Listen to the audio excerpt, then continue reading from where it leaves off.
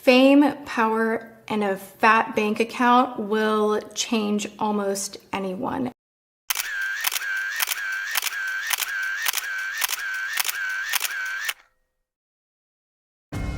Because this behavior is not normal, it's not okay. Cracking someone's sexuality is not an escape room.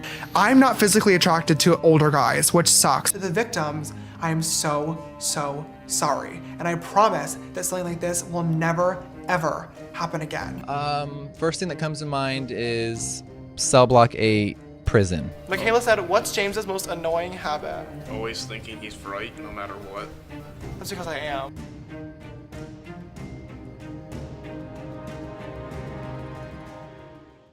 I know I'm not the only person that gets really frustrated when I see somebody that just seems to be an absolutely terrible human being rising in their fame and their influence. It's really irritating because it just doesn't seem fair. You know what I'm saying? There's so many good people out there that deserve to have fame and fortune and influence that just never make it. But one of the things that you realize as you start to get older is that life just isn't fair, is what it comes down to. It's just not. And I feel like with James Charles specifically, he's really just not a good person. He's arrogant, he's rude, he's a know-it-all, and he's been like that since the beginning of his career. From ignorant tweets about Ebola to fighting with literal children on Twitter, all the way up until just this past week where he went on this rant about why Roe versus Wade was overturned and was 100% wrong and broadcast these wrong information out to his millions of viewers. James has proven time and time again that he is not someone that we should be putting into any sphere of influence or listening to or looking up to. Quite the opposite. The internet has tried to cancel James Charles so many times and it is not working. So what I want to do in this video is I do not want to try to cancel James Charles because we already know that doesn't work. So what's the point in that? What I would like to do in this video is establish that pattern of behavior that I personally missed when James was getting his come up. I know I missed it. I have a feeling a lot of other people missed it too. All of those warning signs. So that if we see these warning signs in an up and coming person, we can notice them early and maybe stop their rise before they get that influence and power. So that's what we are talking about in this very first part of a multi-part series. And that series is called Behind the Controversy, James Charles. And it's starting right now. Hello, my friend. Welcome back to my channel. If you have been here before, hi. Good to see you again. If you are new here, my name is Jen. You have stumbled upon a channel called Jen Love. And on the channel Jen Love, we mostly talk makeup news. We talk about what is happening right now in the industry. I have a weekly makeup news show called What's Up in Makeup that goes live every Sunday and Monday. But also on this channel, on Fridays, I like to dig deeper into a topic. Sometimes it's something current and sometimes it's things from the past that I feel like we as a community can learn from. And I feel like there is a lot of lesson to be learned in the story of James Charles. But in order to tell the story, we need to go back to the very beginning with the birth of baby James Charles. No worries, there is no video footage.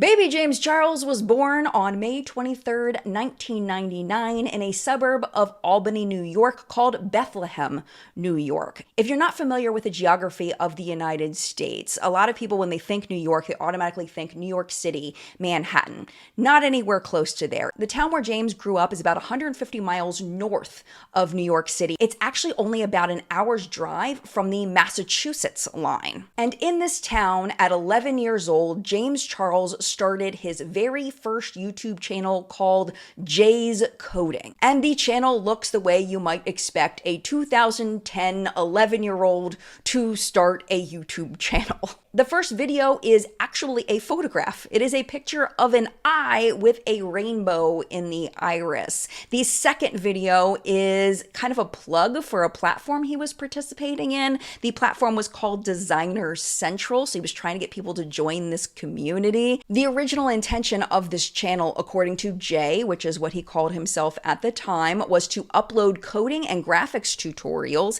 and videos every Saturday with the goal of YouTube partnership. And YouTube partnership, if you're not familiar, that's how all of us that make YouTube videos for a living, that's how we earn money. So from the very beginning, from 11 years old, James's goal was to make money creating content, which of course, most people when they start a YouTube channel, maybe not most, but a lot of people when they start a YouTube channel, that is a goal. So that's absolutely perfectly normal. The reason why I'm pointing it out now is that this is the beginning of a thread that we are going to connect throughout this video. The first time we actually see James's face is a video where he is speaking like an American politician named Sarah Palin. If you're not familiar with her, she was the running mate to John McCain when John McCain ran against Barack Obama and lost. She was the Alaska governor. She was being mocked a lot in the media at the time, so James did a little impression of her. Good afternoon, America. Sarah Palin here. Happy Halloween to all my fellow Americans and happy Day of the Dead or whatever to all my Mexican homies out there. The next 4 and final 4 videos on Jay's coding also had absolutely nothing to do with coding, but may have been inspired by the people he was meeting in this coding community that he was involved in. So what I'm gathering from looking at this is that this coding community that he was getting into, it was a lot of follow for follow. You follow me and watch my stuff, I'll follow you and watch your stuff. And supposedly people in that community were asking James to sing, so he did. Hi everyone, this is James here. So I've been getting a lot of requests lately to put out a video of like myself singing and doing like a shout out video. So today I'm gonna do it because I have nothing else to do and I'm really bored. So I'm gonna do the shout outs first and then I'll sing like a part of a few songs that some people have asked. I will tell you my favorite one of these is Pumped Up Kicks. I literally cannot listen to Pumped Up Kicks without hearing 11-year-old James Charles in my head. Every time that song comes on, I hear that breathy James Charles singing Pumped Up Kicks. All the other kids with the pumped up kicks, you better run, outrun my gun. The thread I'm beginning here is a pattern of behavior that we see in James throughout the years, and it's when he makes a choice. He says he's doing it because he was told to do it, because it was requested, because it was highly requested to do this thing, not because he wanted to do it. I personally feel like James did this to protect himself, because as a child, singing on the internet is a vulnerable position. It's a vulnerable thing to do. And in saying that someone requested it, he can protect himself emotionally and say, well, it's not that I think I'm good at singing. I'm only singing because Emily told me to. And this protection tactic is going to come back over and over and over again. I was able to find 2 YouTube channels that James created before he created the one that we know today as James Charles. The first one isn't verified, but really does seem like him. It only has 1 video on it. It was created in 2013 with the channel description, "Hi, I'm James and I'm 13. I like to sing, shop, vlog, and do hair." And the one video that is on this YouTube channel is the most 2013 version of James that I can imagine. And it's him singing the Cup song with some kids from his school. In 2013, I was an elementary school teacher, and the grip that this song had on my students was like no other. It was an interesting time to be a teacher. It was an interesting time to be a kid. I am absolutely not surprised that this is the video that's on this channel. The caption on the video reads, "Hey everyone, James here. We promised you an a cappella cover, and it's finally here." Again, this is the same thing. We're seeing this again. The second channel is verified to be James's. There's a bunch of videos over there, and actually in 2018, James did a reaction video to some of the videos that are on this channel. 2014 James is very awkward, but of course he's awkward. He's 15. Hey guys, it's Friday and you know what that means. New video! Woohoo! Today I have a special guest star. My mom. Hello, everybody. I also found an alternate Instagram account of his from 2013 where we can see some of his hair skills. But the James Charles Instagram and YouTube channels that we know now actually weren't originally named James Charles. They were named J. Charles Beauty. The Instagram account was started in the summer of 2015, and a few months later, James started the YouTube channel, but he didn't post anything on it until March of 2016. His first video tutorial was called Blue blue brown serpent, and he created this look using Makeup Geek, Morphe, MAC, and Ofra Cosmetics products. And this is where we start seeing James being strategic in the content that he's creating.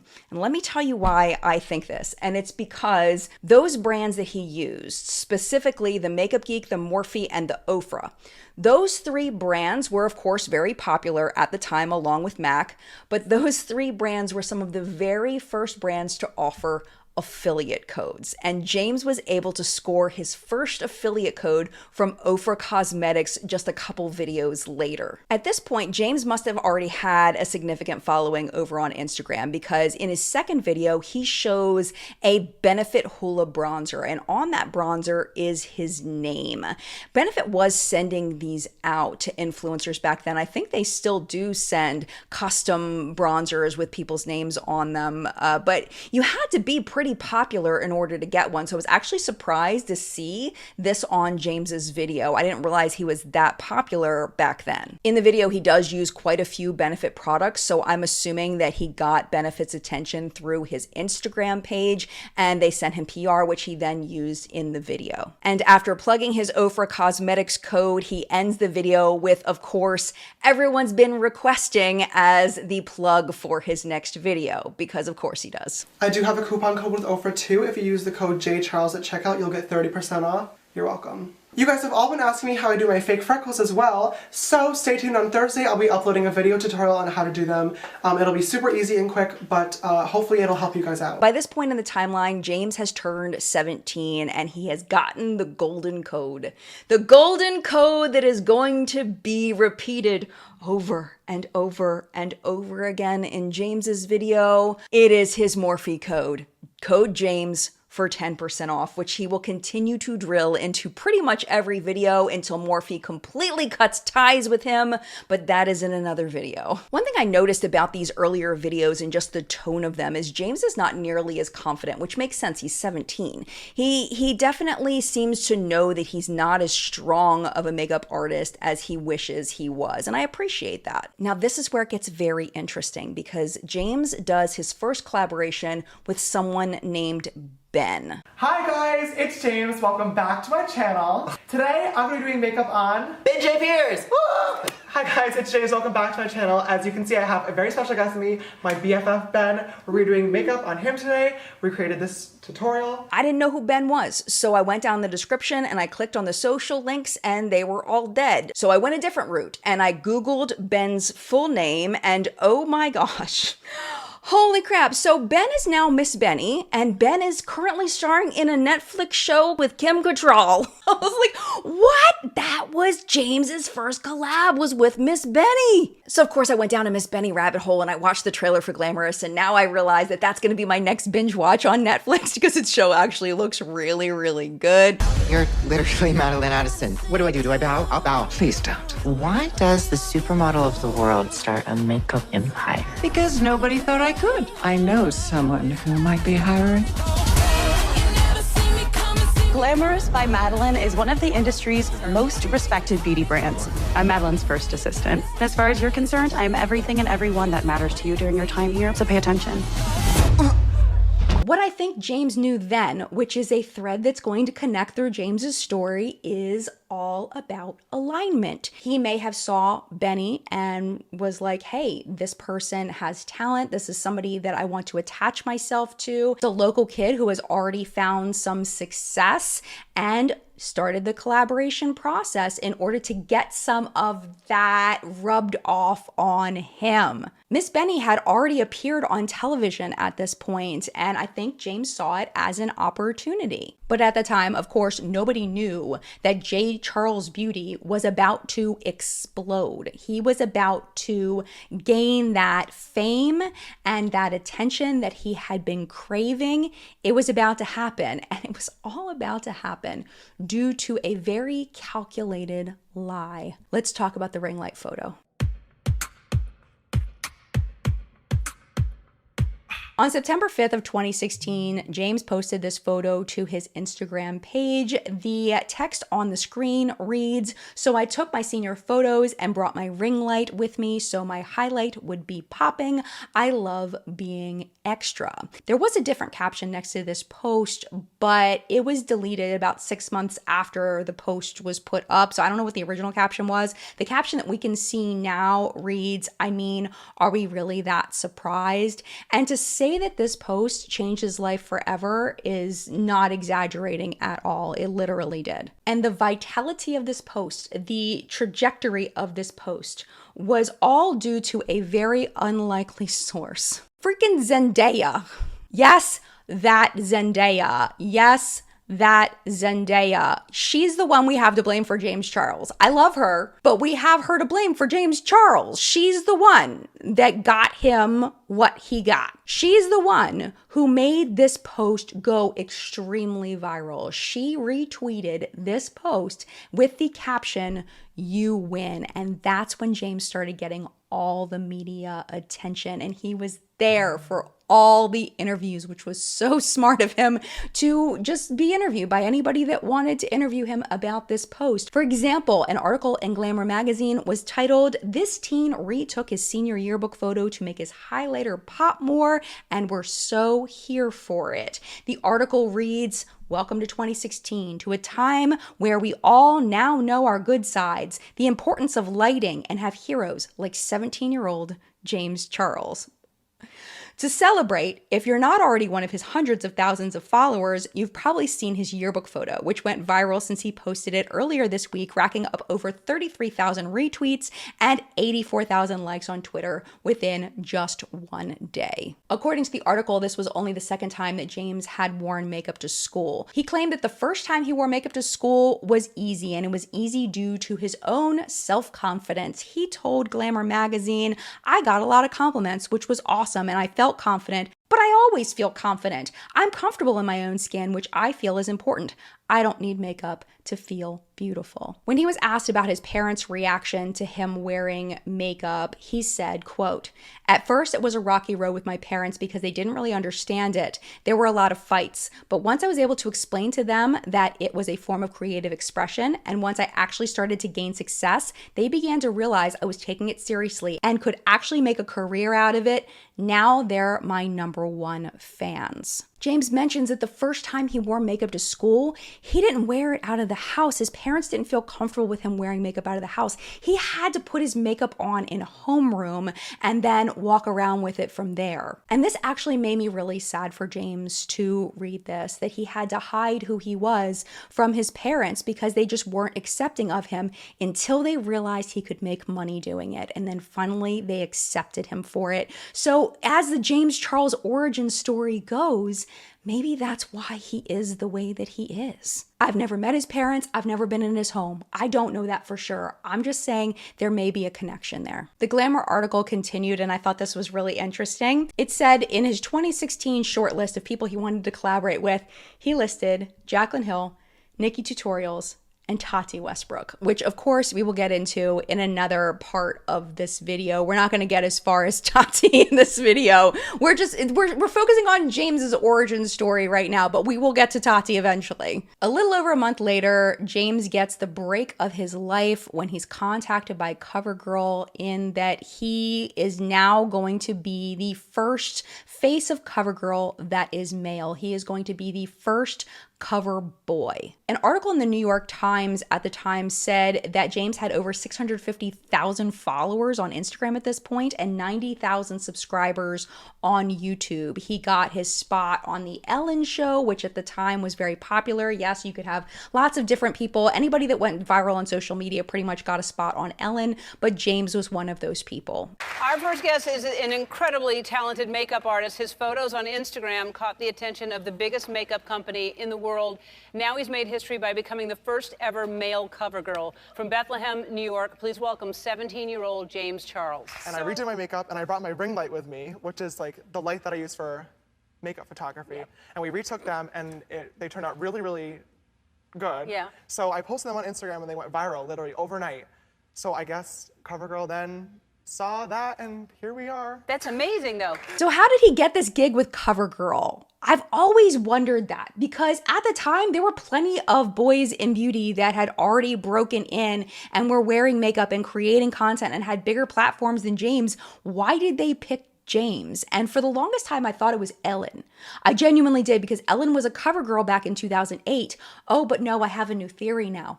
I'm gonna blame Zendaya, because Zendaya was a CoverGirl back in January of that very year. And what CoverGirl did after they made James the first cover boy was they hooked the two of them up to film a video together. And this video, y'all, this video is out. It's off the hook. Okay, the premise of the video is it's a 10-minute makeup challenge. And they gave both Zendaya and James Charles some CoverGirl makeup, CoverGirl tools, which really didn't look like they were very high quality, and told them to make a makeup look in 10 minutes. They end up pretty much creating the exact same makeup look, but to be fair, it looks like they're kind of going off of each other. It doesn't look like James is directly copying Zendaya's look, but the looks end up almost exactly the same, except for one major difference in that James's looks like complete crap. It looks terrible, and I don't blame him, because if I was in that situation where I was with freaking Zendaya in a room and filming with her with a 10-minute time limit and terrible tools and potentially mediocre makeup,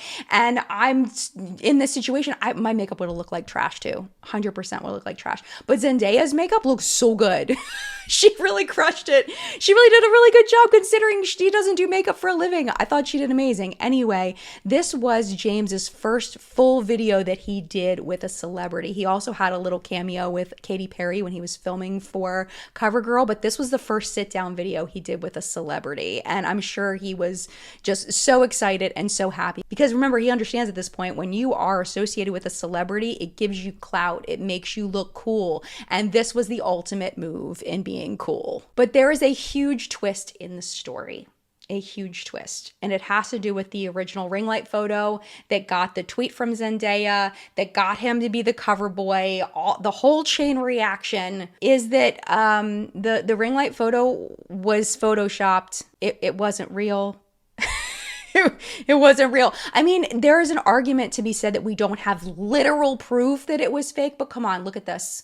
Look, when we're looking at this with the 2024 eyes, right? This thing's so photoshopped. It's not even funny. But at the time, I don't think we really knew enough about editing photos in order to point this out, because we all believed it. I believed it until Thomas Halbert decided that he was going to expose James. Thomas Halbert, if you're not familiar with them, they were a boy in beauty that was trying to make it about the same time that James was. And it looks like maybe they had some kind of argument, something like that, and their friendship was over. So Thomas decided to expose James on Twitter. He tweeted, quote, "Do you want me to post the combo about you editing your yearbook pic and how the ring light tweet is fake, since you want to switch up?" And then he continues in another tweet, at James Charles, "Recall when you emailed the yearbook company asking if you could edit your photos? Your come up is a scam, sis. I rebuke your tomfoolery." Then Thomas posted the side-by-side photos, the original photo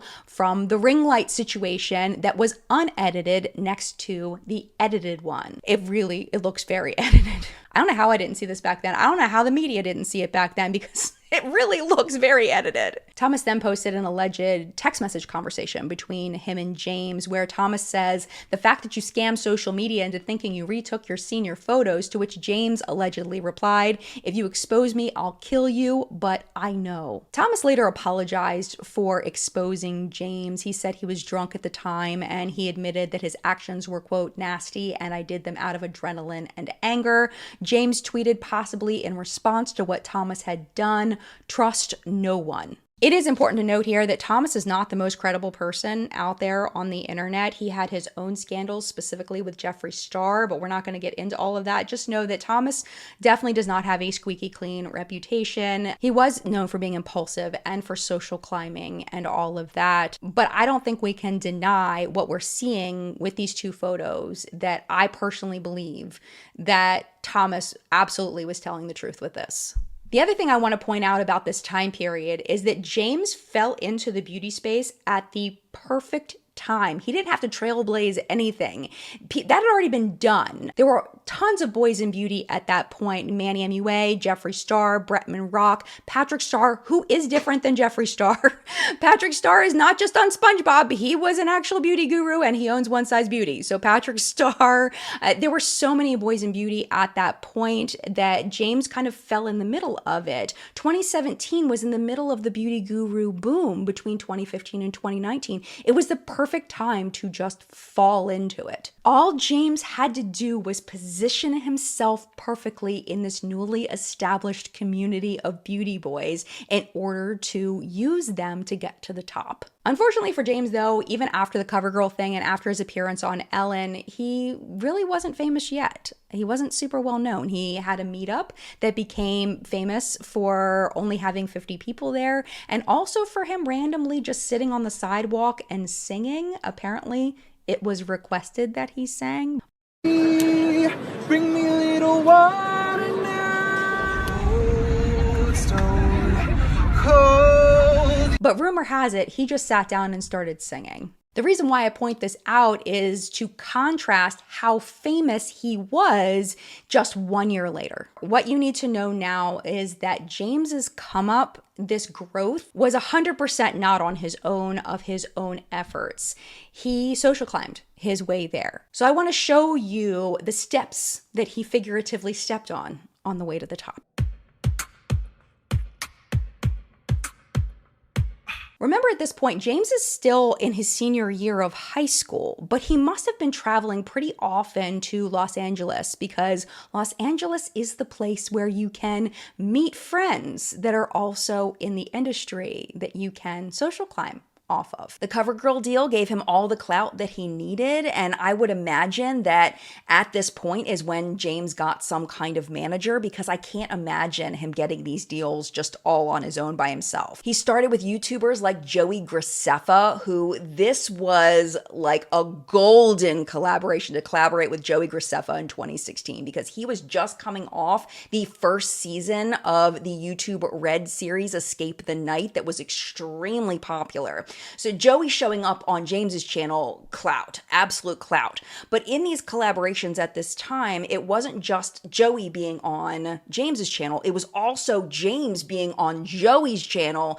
And again, back then, audience would often subscribe to the other person during these collaborations. That doesn't happen nearly as much anymore, and I think that's why there are less of them. But back then, you could get tens, hundreds of thousands of subscribers just by collaborating with someone with millions of subscribers. Over this next year, James collaborated with a bunch of other YouTubers. We had Rachel from RCL Beauty 101, Ricky Dillon, Amanda Ensing, Tana Mojo, and also drag queen Pheromone, and one that I want to spend a little time on, Dance Mom star Maggie Ziegler. Now, his friendship with Maggie, and he calls it a friendship, started, well, you know what? Let me just let them explain it to you. And she's also one of my closest friends as well. For those of you guys who don't know, me and Maddie have been friends for a long periodically time, and we get into that later on in the video. I know, all your videos you have that. Oh my god, queen of being a true fan. I am a fan of you.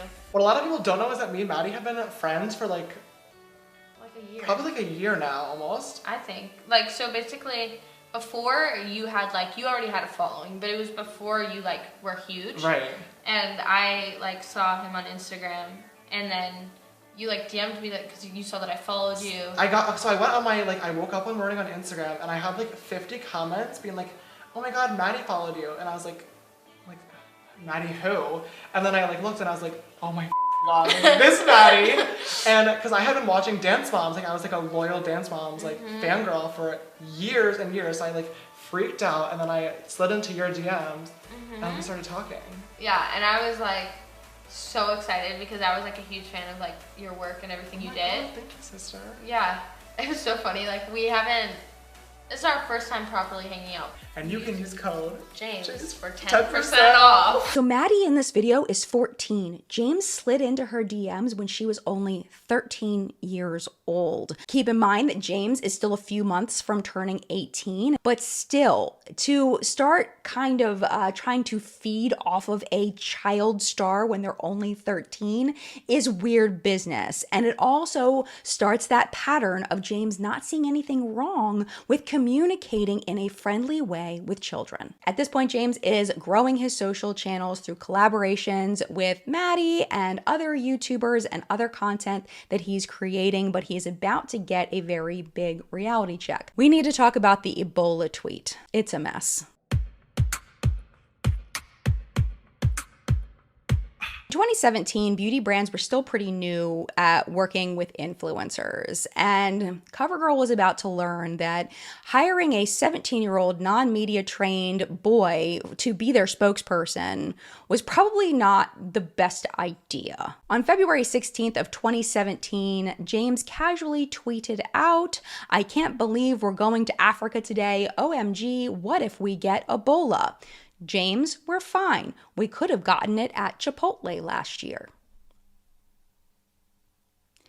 If you don't get his joke, let me explain to you. So according to the World Health Organization, Ebola is a severe, often fatal illness affecting humans and other primates. Case fatality rates range from 25% to 90% fatality in past outbreaks. Why James was probably thinking about this is that in 2014 to 2016, there was a huge Ebola outbreak in West Africa that killed a ton of people. It was the largest and most complex Ebola outbreak since Ebola was discovered by scientists in 1976. So James comments to his friend about his fear of getting Ebola. His friend doesn't know what Ebola is. He only knows what E. coli is. Completely different thing, completely different. Why his friend was probably thinking about E. coli was that Chipotle had a problem with E. coli in their products. In 2015, they had a food safety crisis where people were getting really sick from E. coli from their products. Right around the same time that James was about to travel to South Africa, which he just called Africa, the United States government declared that this E. coli problem that Chipotle was having had been declared over. The backlash commenting on James's tweet was swift and it was strong. Most people accused James of just being ignorant and disrespectful to an entire continent of people, which of course he was being. Affinity magazine founder and journalist Evelyn V. Woodson wrote in her article about James's tweet, "By tweeting that, he is continuing to spread the ignorance people have about Africa. He is spreading false information." James could have simply taken the tweet down, admitted that he was wrong, and apologized, but of course he didn't do that. Instead, he got extremely defensive and tweeted, "Block and move on, James, block and move on." And then in response to somebody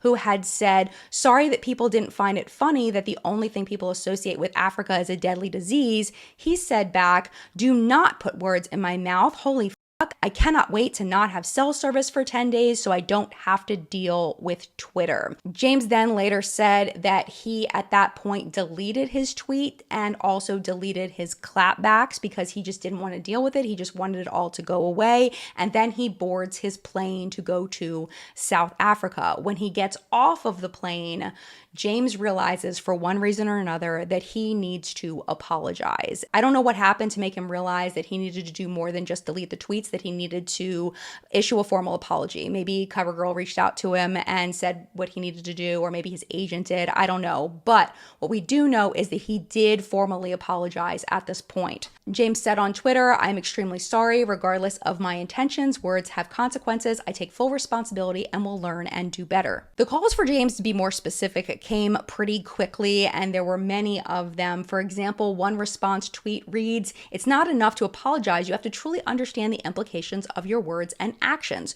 So 30 minutes later, James released a Notes app apology that it seems that he wrote personally. He's very adamant about that he didn't want to take the exact words of the PR agency or whoever was telling him what to write. He wanted to write it himself. So this is what he wrote. And normally I would just summarize this, but I think for context, you need to hear James's words directly from him. This is what he said. Okay, I'm not going to post a bullshit apology. I was told what to say, and that's not how an apology should work.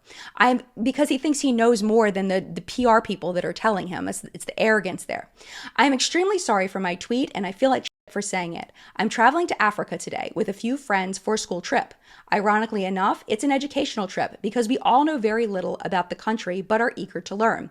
I am aware that the tweet was extremely offensive and degrading. I posted it to make fun of my friend's mistake but did not think about what the tweet as a whole was implying. It was never my intent to offend anyone, and I am sorry. As a white cis male, I recognize my privilege and would never want to take that for granted, but I up. I deleted everything before my plane took off, hoping that it would go away, which is completely the wrong way to handle problems such as this. I just landed a little while ago and am just now seeing to where this has blown up to, and I don't want anyone to think I don't care or am not sorry. I could not see or say anything while in the air. I passed out and did not buy Wi-Fi. I feel awful for posting what I said. I understand why what I said was offensive and ignorant. I look forward to exploring the country and learning more about the people and culture because clearly I know very little and have a lot to learn. So one thing you may have noticed is that he calls Africa a country twice. What he says later, because he does apologize for this, is that he meant South Africa, but I really do think that he probably thought Africa was a country. I genuinely do, because I don't think he would make that mistake twice if you thought that. But anyway, I digress.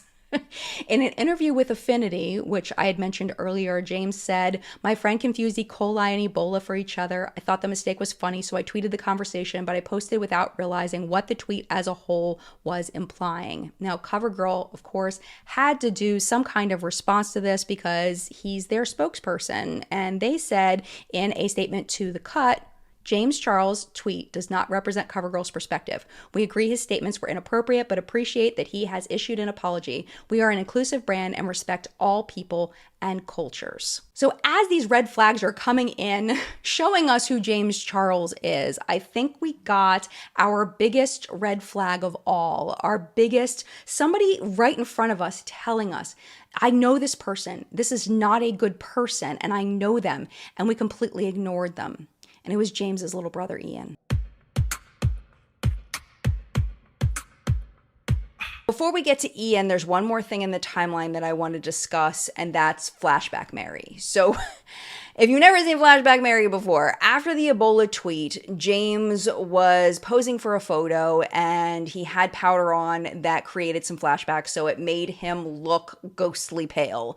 I thought that this photo on the screen was the original photo, but it's actually not. The original photo is this one, but it was photoshopped and edited in order to make him look even more pale. So Flashback Mary was what this look was coined and named, and it became a meme. And this photo was then developed because of it, and it was kind of everywhere for a while. James, being the social chess player that he is, he used this as an opportunity to gain clout. He saw that his face was going viral, and it didn't matter why it was his face that people were retweeting and sharing as a meme, and he did everything he could to capitalize on that, including creating a makeup tutorial where he recreated Flashback Mary in a parody sort of way. He also eventually did a collaboration with some other YouTubers where he brought back Flashback Mary as a Halloween costume. Okay. Flashback Mary. Flashback Mary.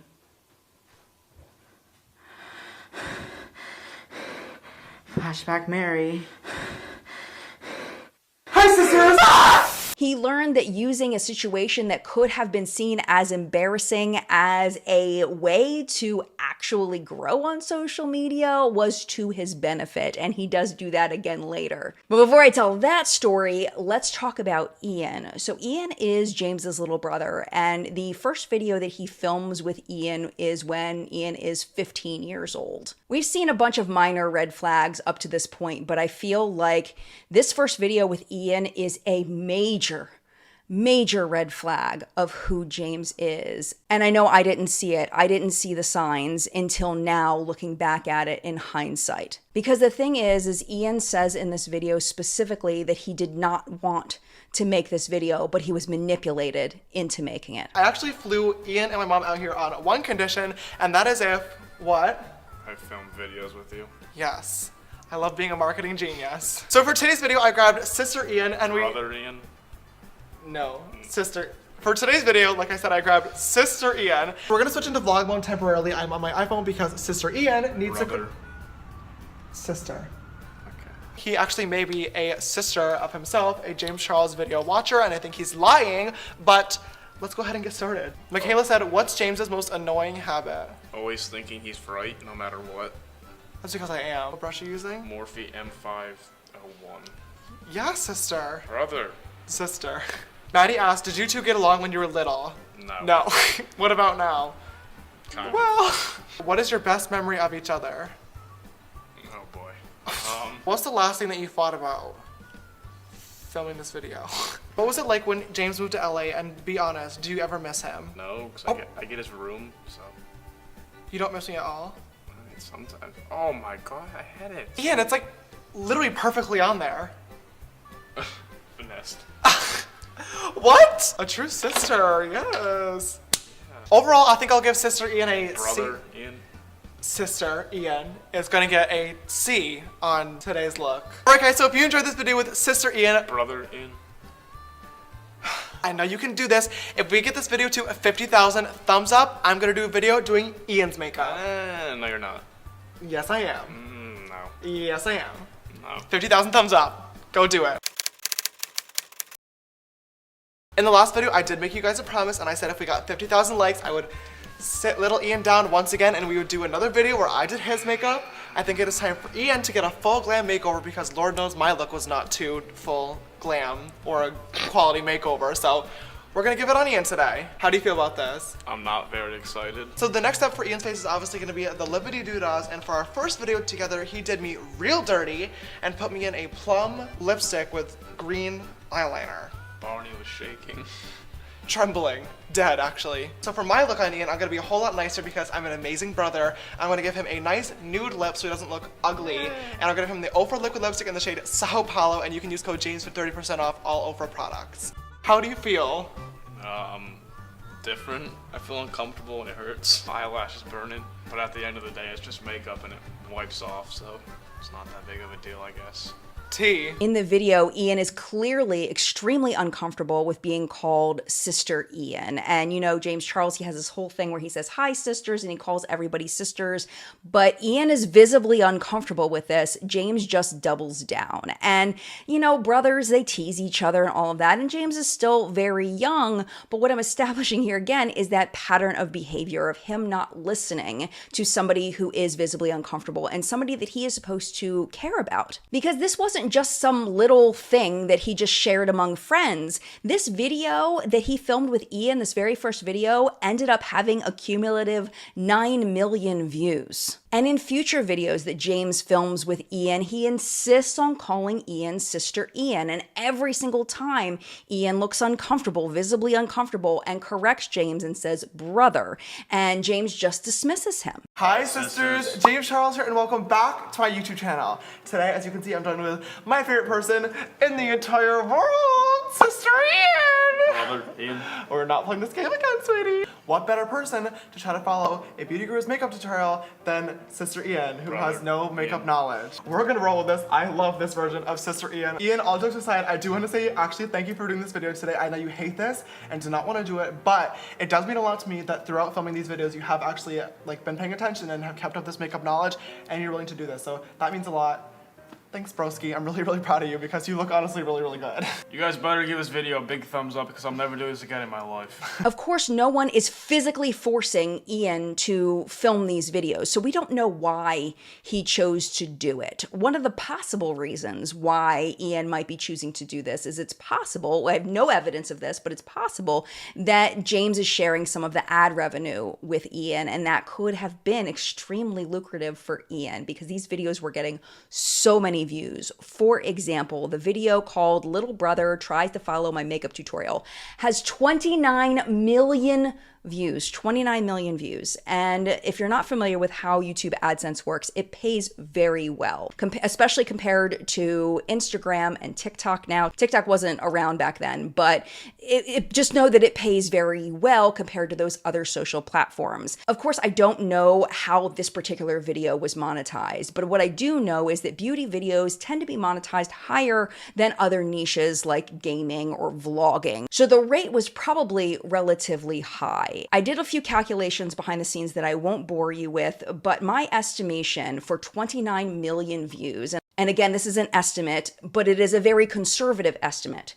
I estimate that James made about $175,000 just from the ads on this video. Honestly, it was probably more. And that's just one video with Ian. He filmed quite a few videos with his brother. Even if he gave Ian a quarter of that, that would be about $44,000 that Ian made for just an hour or two of his time. And I don't know a lot of people that for spending a couple of hours doing something that makes you a little uncomfortable for $44,000, a lot of people would say yes to that. That is a year's salary for a lot of people for just a couple of hours worth of work. It's more than a year's salary for a lot of people. So I would understand why Ian would do something like this if that were the situation. I didn't watch every single video that James filmed with Ian. I only watched the first few of them that they filmed. And it made me really, really sad for Ian. And I don't know, again, all we know is what people show us on the internet. But just Ian's body language during these, you can tell he's absolutely miserable and really doesn't want to be there, but James is insisting, James is egging him on. There's one particular one that really bothered me as a parent, and that was the one that came after the video that I just mentioned, the one where Ian puts on his makeup like James. James essentially forces him to keep that makeup on and go out in public. All right, I'm gonna take this makeup off. Nope. What the hell? I have a little bit of a surprise for you. What? Come in, guys. Why is there a camera crew in here? Well, not only are you following my makeup tutorial today, but you're also gonna be living a day in my life today. No. Uh-huh.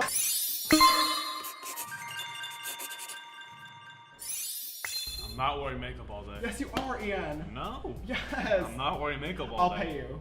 I bet. Hi, sisters. Oh my god. Already getting stared at. Welcome to my world. My nails? Yeah.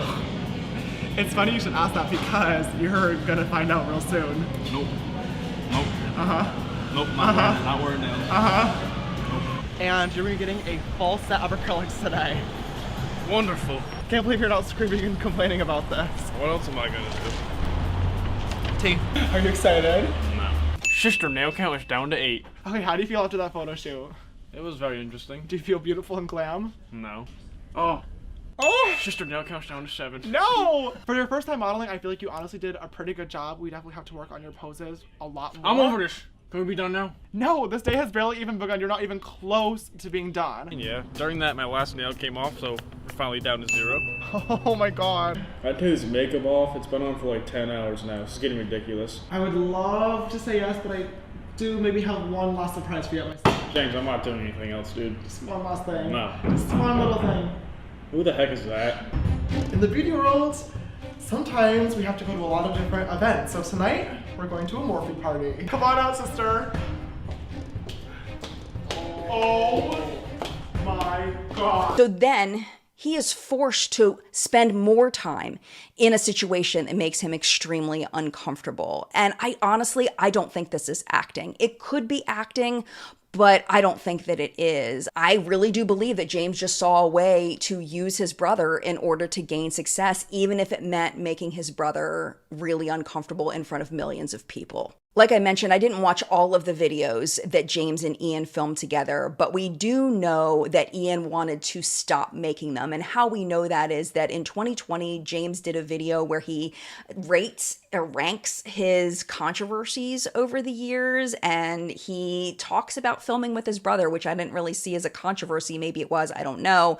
But when he talked about that, he mentioned how he knew that he was never going to have Ian back on the channel because Ian didn't want to. This next one is a brother and sister. And I really want to put this in May Do It Again if I had the chance, because personally I would do it again if I had the chance, but I know that Ian would not. I'm gonna put this in probably not again, but happy for the experience, just to set expectations that unfortunately brother and sister will probably not be coming back. But I loved doing this, and I know that Ian did as well. I brought him onto my channel to film a bunch of different videos together, and we had so much fun while doing it. It brought us a lot closer, and you guys love the videos as well. But throughout the process, Ian just realized that social media wasn't really for him. He has now since moved to New York and is a signed model with IMG Worldwide, which I am so incredibly proud of him for, but being a social media influencer was just not the path that he wanted to take. And of course, as a brother, I respect him for that. Yeah, I think that's why I would put it there. And I think it's just the mom in me. It really bothers me that he keeps insisting that Ian enjoyed making these videos when he told James multiple times that he didn't like making them. So again, this is a recurring theme of somebody telling James something very strongly and James ignoring them, thinking he knows better or thinking that he knows more, or just in general not respecting the people that he's around. And that thread continues into James's next controversy. Do you remember when James was tweeting from a movie theater? And that got him into a bunch of trouble because he ended up arguing with literal children on Twitter and making himself look like a complete ass. If you don't remember, I'm about to tell you the story.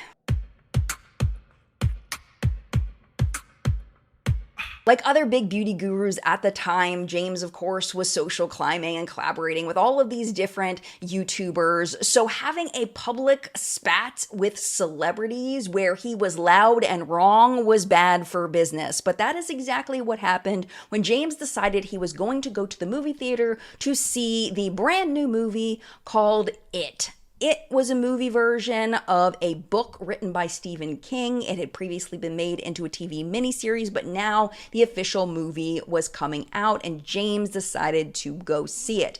He sits down in the movie theater and then he tweets this. Okay, 5 minutes in and it is already awful. Stay tuned for updates. Not long after that, he tweeted again, and he was saying that he'd been texting his friend. Her name is Lauren Gray. At the time, she was very big on the app called Musical.ly that eventually evolved into TikTok. So he's tweeting to Lauren and saying, you know, I'm predicting the movie and I'm getting everything right, and this movie is awful. People started responding to James's tweets, first being like, okay, so you're 5 minutes into the movie. How can you say whether it's good or bad? It's only 5 minutes in. And also, you're texting and tweeting. How are you paying attention to the movie to know whether it's good or not? And also, why are you on your phone in a movie theater? I think that was the thing that really irritated people, is that he was on his phone in the movie theater, which is very against social norms here in the US. I don't know about other countries, but that's just something you just do not do. And James made it sound like that was a normal behavior. And he kept saying, you know, this is normal. People kept telling him, no, it's not normal. Nobody does that. He tweets again saying, why am I being attacked for saying I didn't like a movie? LMFAO, y'all need to find something better to do with your lives. And then he tweets, I didn't like it because it seemed as though it was branded to be a horror movie. I was not scared. I did not enjoy. Get over it. Then he starts quote tweeting people that are criticizing his movie etiquette. And he says back to somebody who says that they don't ever do that. He says, do you want a cookie or something? And he's arguing back and forth with people on Twitter, just doubling down and tripling down and quadrupling down on this terrible behavior until Finn Wolfhard, who is one of the stars of It, you may know him as Mike from Stranger Things. He was 14 at the time and he decided he was going to tweet at James. And he said, quote, Why are you on your phone in the movie theater? Rule 1. I'm assuming somebody had tagged Finn in it, and that's why he decided to respond. James quote tweeted Finn and said, "I just got dragged by a legendary child actor. I'm kinda honored." I think James resonated on this for a little bit and realized how bad for business it is to be loud and wrong against a celebrity who may have other celebrity friends that may stop you from getting other opportunities. And he probably saw the snowball effect of fighting with Finn, so he decided he was going to formally apologize. But it's a shaky apology. He's in his Uber, and here's the clip. I want to personally apologize to Finn and anybody else involved with the making of the movie It. I saw it a few nights ago in theaters with friends, and I personally was disappointed in the movie. So therefore, during the movie and after, I tweeted saying it was awful, which was the social media over-exaggerator coming out in me, but it was rude and obnoxious, and I'm apologizing for it because that was wrong. The movie, if I'm being honest, was not awful at all. It was a fantastically made movie. The acting was great. The cinematography was absolutely beautiful. The plot development was great. The character development was absolutely great.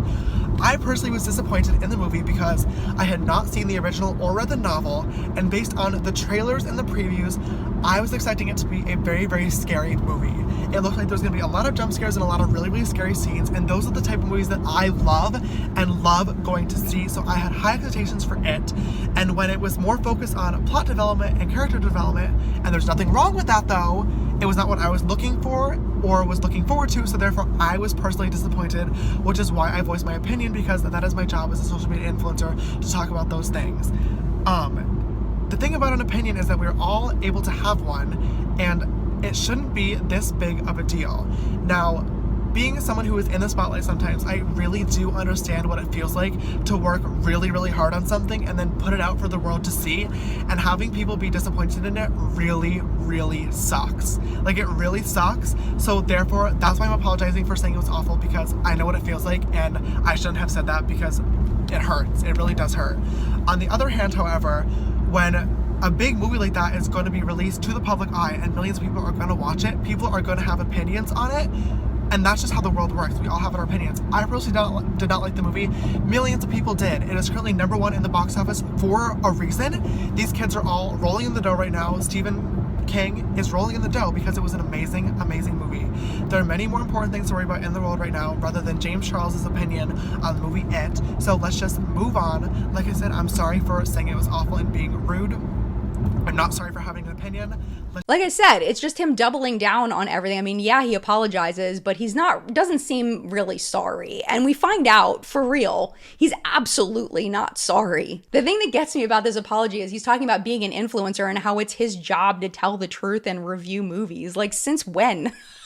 Since when does this man tell the truth about movies? Like, he's not a movie reviewer. When has he ever been a movie? I don't know. Maybe I missed that era of James Charlesness when he was a movie reviewer. I don't know. But I never saw that as being his role. But clearly he wanted to use that as part of an excuse as to why he needed to tell everybody his opinions about the movie before he had even really given it a fair shot. But it doesn't end there, because of course it doesn't. And like we were talking about earlier, James is playing chess. He's thinking about how strategically he can use this moment in order to grow his following, in order to make more money, in order to exploit the situation. And it works, because a few weeks later, he uploaded a tutorial to his YouTube channel of him putting his makeup on like the villain from It. His name is Pennywise. Hiya, sisters! James Charles here, and welcome back to my YouTube channel. I know everybody's gonna say that this is the most hypocritical, ironic video of 2017 so far, and you're probably right. It'll be way too good of an opportunity to pass up. So at this point, a couple of the other child actors that are in the movie start talking about James. We used to call it subtweeting. Now that now that Twitter is called X, it's sub-Xing. I don't know what it's called, but basically it means that you are talking about somebody without naming them specifically. Wyatt Oleff tweeted out, "When you decide to exploit a movie that you hate for money and attention, cause why not?" This led to a back and forth between James and Wyatt. Wyatt's fans started attacking James. James asked Wyatt to have his fans back off. He did tell his fans to back off, to which James responded, "Thank you, sister." Wyatt responds, "Brother, but okay." What do you think James said back? We know what he's done to his own brother. You think he's going to show any more respect to Wyatt? Absolutely not.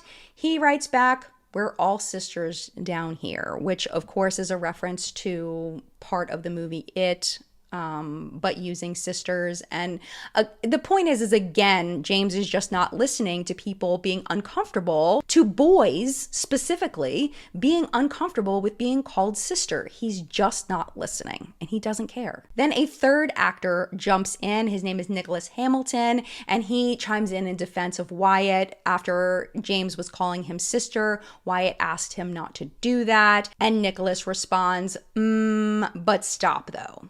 We know what Wyatt was accusing James of capitalizing on this moment, of using their movie in order to gain money for himself while also trashing the movie. We know that that's real because James tweeted that it was real. He tweeted this photo of a man sleeping, hugging a bunch of money, saying, "Me sleeping next week when my It tutorial goes live, and half of the views are from angry stans calling me a hypocrite because I said I hated it." James knows exactly what he's doing. He knows what to do, and he knows how to manipulate situations, and he doesn't care who he hurts. And he's shown us that over and over and over again. I do know what some of you, especially maybe James Charles fans that have made it this far into the video, I know you're probably thinking, none of this is important. These are all very silly things. They're very trivial things. Why does it matter that he photoshopped his picture? Why does it matter that he called his brother sister and his brother didn't like it? Why does it matter that he's social climbing by using other YouTubers? Everybody did that at that time. Why does it matter that he's getting in Twitter fights with child celebrities? And my answer to you is that these are trivial things. I 100% agree with you. These are not serious situations, like at all. Like I get it, and I am with you on that.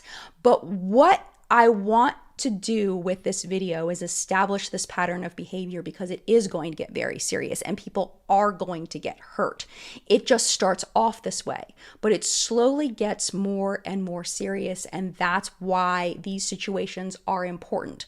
On their own, they're trivial. Together in a collection with knowing James's future behavior, it's important. He has a pattern of manipulation for personal gain. He has a pattern of not listening when somebody tells him to stop. He has a pattern of not listening and then doubling down when he is 100% wrong. He has a pattern of using people in order to grow his social channels and gain money and fame. These are patterns that lead up to the James Charles that we know right now. This stuff in this video is absolutely not serious, but again, it's going to get serious.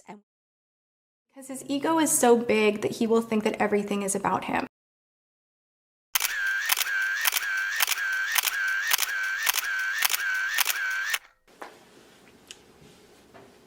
But he's just too far gone at this point, and the behavior that I don't think I can even talk about, like the DMs that I'm getting and the things that I'm hearing, are so gross that I don't think that I can protect that. We also have very similar Taste. guys too. Hot. Masculine. Straight. I've never been like this while filming a video before. I don't know why I'm so scared. First wish would be for my dear friend James to get a boyfriend so I can get a little bit more personal space.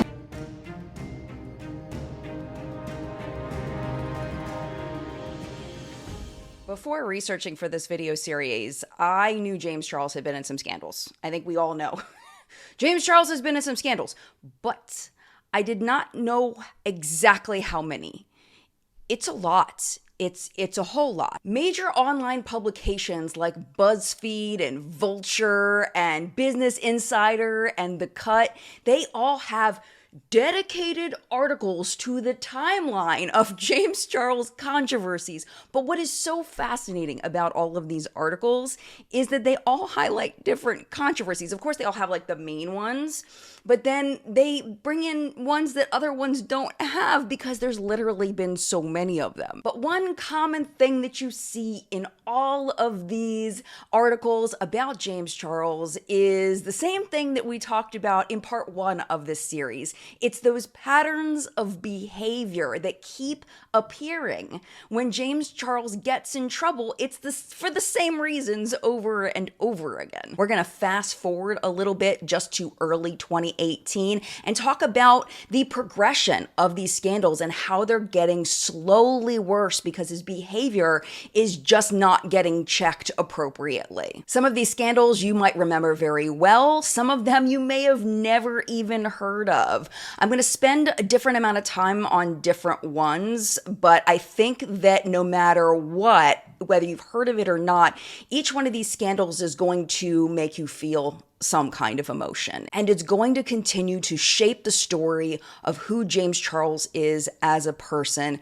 This is just going to be scandals that cover the year of 2018 and a little bit into the spring of 2019. My man has done some things, and we do continue to see those patterns of behavior that we're going to talk about. I am going to try to present this as objectively as I humanly can. At the end of it, I am going to, of course, tell you my opinions and the connections that I've made, and I'm super curious whether we are making the same connections or we can kind of build off of each other's ideas and kind of come to new connections as a collective brain of thought. Just a quick trigger warning, this video is going to cover some sensitive topics, including sexual manipulation, racism, ableism, and bullying. If those kinds of topics bother you, please take care of yourself first. Where we are picking up is March of 2018, and it's important for us to remember how far and how fast James has grown since he started his YouTube channel in 2016. He has grown exponentially. He now has millions of followers across platforms. He has his sister's apparel line that's basically his merch. He is huge. He has been collaborating and building up that alignment with celebrities in his space. And just in that short period of time between the last video and this video, he has built up that repertoire of collabs with Vine stars Christine Sadelko and Elijah Daniel, as well as the rightfully canceled Colleen Ballinger, Laura Lee, the Dolan twins, and one of his dream collabs from that bucket list that he talked about when he first was interviewed about his spot as the first cover boy for CoverGirl, Nikki Tutorials. The collaboration I want to focus on in this part is the collaboration that he did with Shane Dawson and Shane's now husband, Ryland. In that video that was uploaded to James's channel, Shane and Ryland are doing James's makeup. Shane's got one side, Ryland's got the other side, and they're just chatting as they do his makeup. Both of them are just kind of asking James random questions, and then Shane asks him this. Who's been the rudest celebrity you've ever met? Ariana Grande. Can you talk about this? Yeah, I guess. Have you ever talked about this? No. This is everything. Hello, how have you been hyped? This is Gigi Gorgeous on YouTube Red. It's everything. I haven't really talked about it because I really like Ariana. I guess I just had a really crappy experience with her, but I went to her show here in LA, and that's when I met Kim Kardashian for the first time, who was so nice. And I posted a bunch of videos on my story from the night. The next morning I had woken up and she had DM'd me. I was like, oh my God, thank you for coming. And she was so sweet. And I was like, oh, I love you the most ever in the world. To this day, I don't really have hard feelings about it. I think she's so talented. But she had followed me and DM'd me, and I was like, oh my God, love you the most ever, like, thank you. And she was like, oh my God, wish I knew you were coming, like, I would have loved to have you backstage. And I was like, oh. This is right after, like, all my scandals started happening, so I was getting, like, a bunch of really, really angry tweets from her fans that were really mad that she had followed me, and literally 4 hours later, I started getting tweets being like, wow, Ariana unfollowed James, like, the rat gets what he deserves, like, wow, love karma, and I was like, what the heck? So I checked, and she did actually unfollow me, like, literally 3 hours after she Maybe followed you me just in the first tweet place. too much. Probably. But I messaged her back, and I was like, hey, like, did I do something wrong? And she literally was like, hey, babe, like, I just saw a lot of angry tweets from my fans, and I would never want to disappoint them, so I unfollowed. And I sent back, like, a very, like, strong worded message to her, and I was like, you have 100 million fans, it's really disappointing that you would, like, stoop to the level of listening to people bullying me just to, like, appease them, but okay. I've always looked up to Ariana, and I think she's one of the most talented vocalists, like, of our generation, but it just really sucked that, like, I was literally getting bullied by her fans, and instead of, like, just ignoring it and, like, building a friendship, she literally, like, listened to them and unfollowed, which is just, like, saying that, like, that's okay to do. Yeah, she could have done nothing, ignored it, and just kept DMing you. Yeah, like, it wouldn't have been that deep. That was a disappointing interaction. I found this answer absolutely fascinating because, number one, he says it so quickly. exactly. Like it's like it falls out of his face that it's Ariana Grande as the rudest celebrity. And of course, James, being the very self-centered person that he has presented himself to be over and over and over again, he doesn't think about what an association with him would mean for Ariana, that maybe she is separating from him because she wants to protect her own brand. He just sees it as a slight on himself. And really, when you think about it, what is Ariana Grande getting out of being friends with James Charles? If we're thinking about an alignment perspective that James has built his platform on, what's Ariana Grande getting out of it? What is James getting out of it? How could this hurt Ariana Grande by being associated with James? I will tell you, in my opinion, I feel like the risk of being associated with James is much higher than any potential gain that Ariana could get with a friendship with him. So that makes absolute total sense to me. Now, this is where my research took a little bit of a turn, because that was the scandal that I was researching. And that's really all I have to say about it. But then as I'm watching this video, I noticed something else and I was like, oh, this is bad. This is really, really bad. If you are not familiar, Shane used to have a character that he played. It was a racist depiction of Black women that he called Shanae. At the time, Shane was selling merch with Shanae's face on it, and he is proudly wearing it in this video with James Charles. If you are not sure or don't understand why Shanae might be offensive, allow me to introduce you to someone who was kind enough to explain and share her time about how this particular character affected her throughout her childhood. Her name is Selena, and originally she had posted her feelings to the Shane Dawson subreddit about how Shanae affected her as a young Black girl growing up. In that post, she also links a YouTube video where she explains it a bit further. I'm going to play a clip from Selena's video now. A lot of it started to frustrate me pretty quickly as his channel began to grow in popularity and more middle school kids started to hear about it. When I would get angry and I would bob my head, people would be like, okay, Shanae, you know, the whole Z snap. I was called ghetto. I was called a bunch of things. People told me I was gonna have 10 baby daddies. And while these stereotypes did exist before Shane Dawson,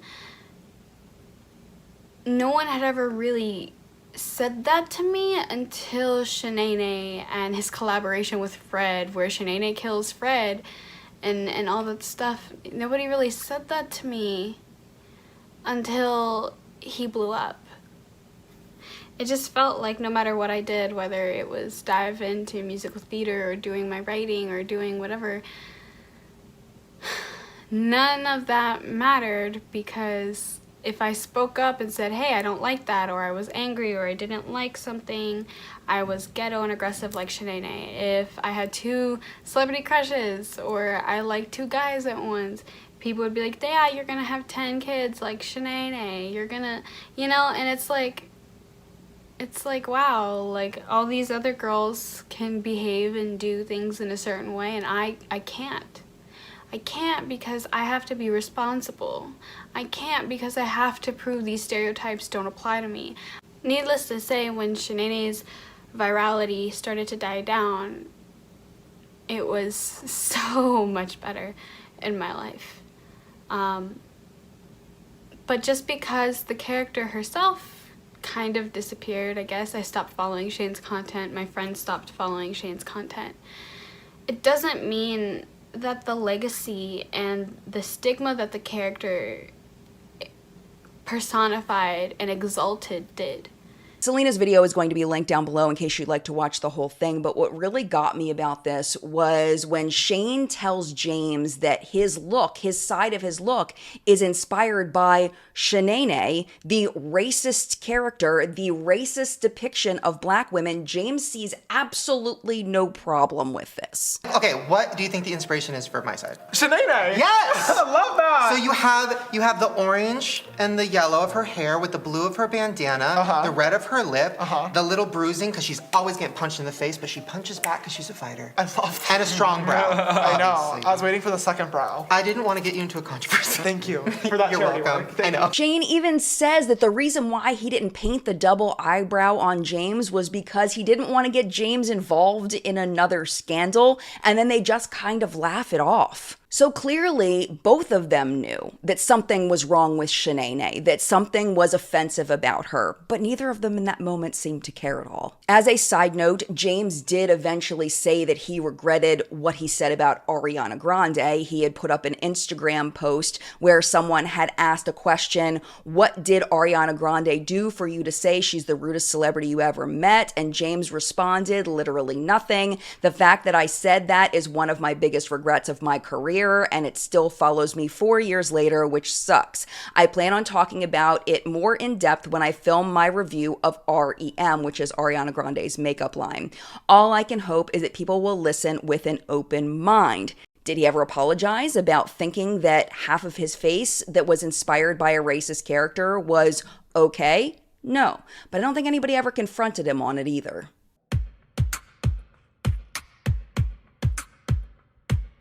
I don't know why James's team, because he had a management team at this point, did not tell James to close his Twitter account. Because if James had just stopped tweeting, a lot of the things that we're going to be talking about today as controversies never would have happened. And this is a perfect example. So off the cuff, on July 26, 2018, James tweeted a simple, unpunctuated opinion: slow walkers are the worst people on the planet. And as I was looking up this controversy and what happened, I noticed someone that I recognized, and her platforms are K-Swizz, and this is what she had to say.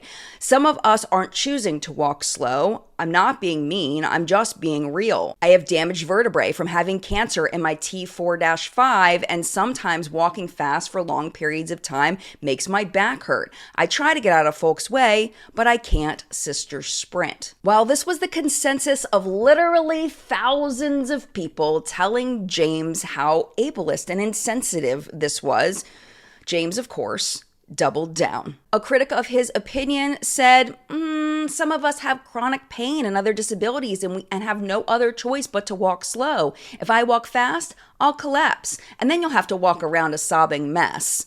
To me, that sounds like a very lighthearted way of confronting James about how rude he's being without being mean about it. But James quote tweeted it, which will bring attention to this person, his millions of followers. It will bring attention to this person, and this person may then get attacked. James quote tweets and says, "This was the most annoying tweet of the century."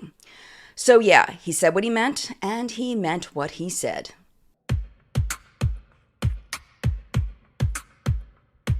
We're going to switch gears here for a second because I want to kind of explain something. One of the biggest questions that I got on the last video was, how did people not see this? I saw it. How did people not see it? I knew he was a terrible person. Why are people believing that he's not a terrible person? I think it's because of the Lost Redemption arc that James started, but it never really... It was just kind of a thought, I guess, because he goes back to just being terrible after this. But I want to share this part with you because I think it's important to the story in why people, including myself, at this point in July of 2018, gave James another chance. It was a video that he filmed called "Sneaking into a Beauty Convention in Disguise, This Gets Real." To be fair to myself, I did not follow James very closely. I didn't watch his videos very often at all, maybe one a month, if that. I really wasn't a close follower of him, but of course, I knew who he was, and I absolutely didn't see the Shanae video because that would have been a 100% deal breaker, and the Shanae stuff I didn't even know about until this past week. So just so you know, I wasn't really following him close enough to realize what a trash human being he was when this happened. So this is what happened. James hired a special effects artist to change his face so that he could attend BeautyCon, which is a beauty convention It's where influencers can meet their fans. It's where people can interact with brands.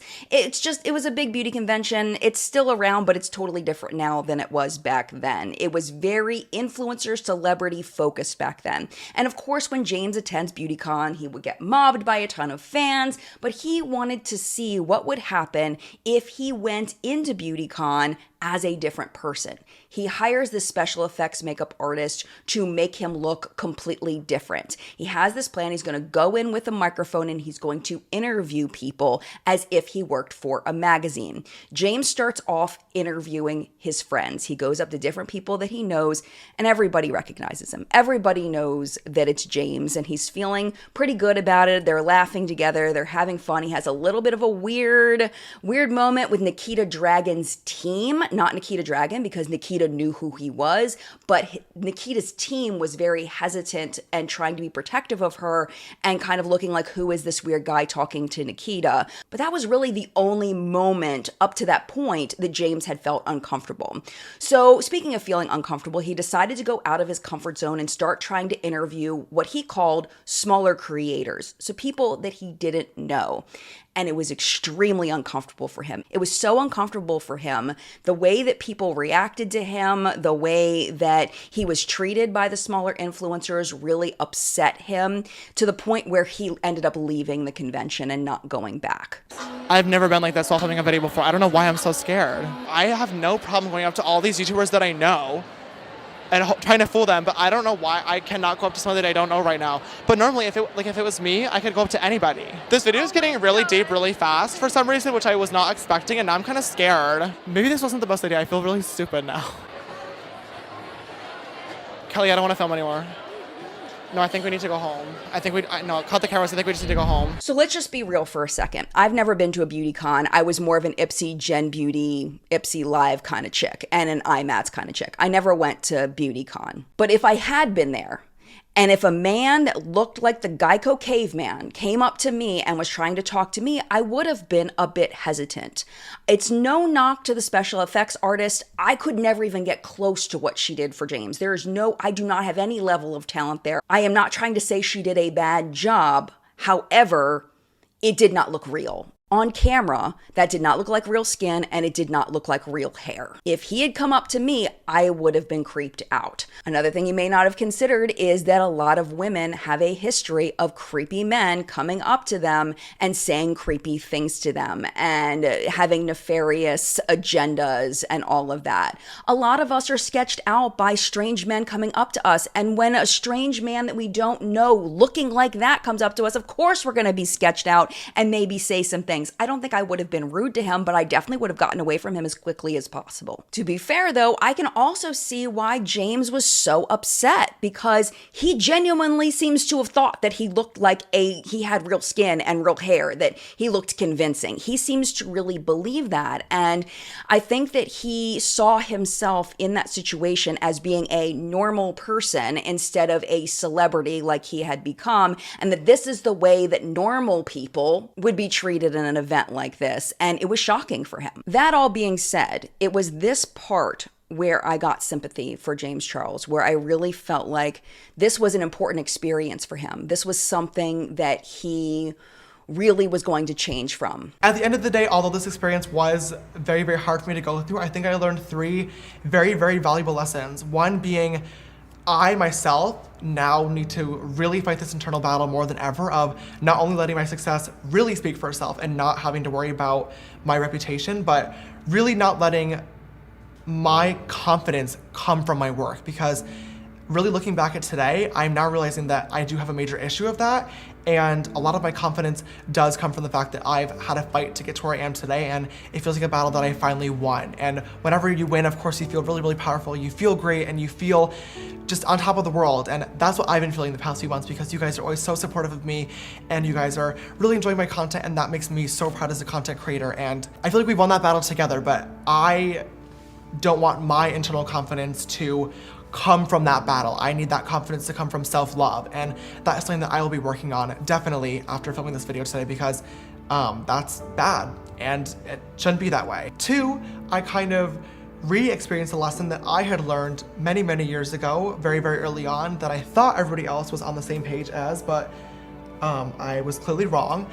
And that is that no matter who you're talking to, you always need to be polite, no matter who they are, what they look like, what their size is, what their color is, what their makeup looks like, what their hair looks like, because you never know who you're really talking to. I've done the same thing early on to a lot of different people, and I ruined a lot of relationships and friendships and reputations, being my own, that I had to fix for a very, very long time. So I really hope that that's a lesson that a lot of people were able to take from this video, because it's a valuable one, and you should always treat people how you want to be treated. That's something that I have really taught myself to live by within the past few years of the beauty community, because it's a dog-eat-dog world, and at the end of the day, you just need to be supportive of everyone, because we're all in the same business and we're all fighting together. And last but finally not least, 3, I learned that I should never, ever in my entire life let my facial hair grow out to a full beard, because it looks the absolute worst.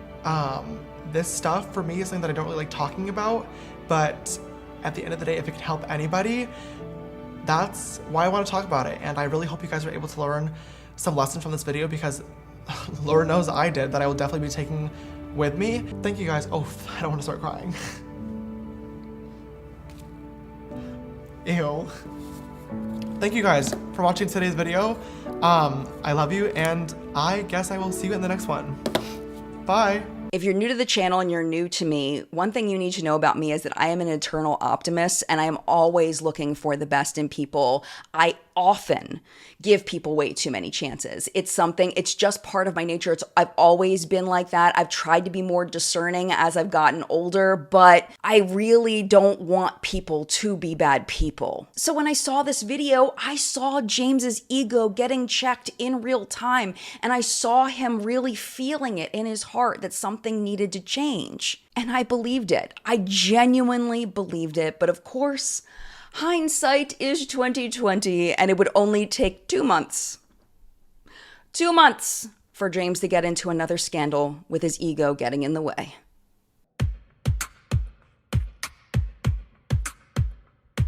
In September of 2018, there was a little event in our beauty community that was coined Dramageddon. Eventually, it was called Dramageddon 1 because there would be a Dramageddon 2, but Dramageddon was happening, and it was bad for a group of influencers. All of the spotlight was on them. James was not involved in it at all. James was still uploading and thriving and doing his thing. And in that thing, he was doing more collabs with more people, getting that alignment with people who were popular in the space. In just the months between April and September of 2018, James collabed with singer Zavia, another collaboration with Tana Mojo, in a helicopter.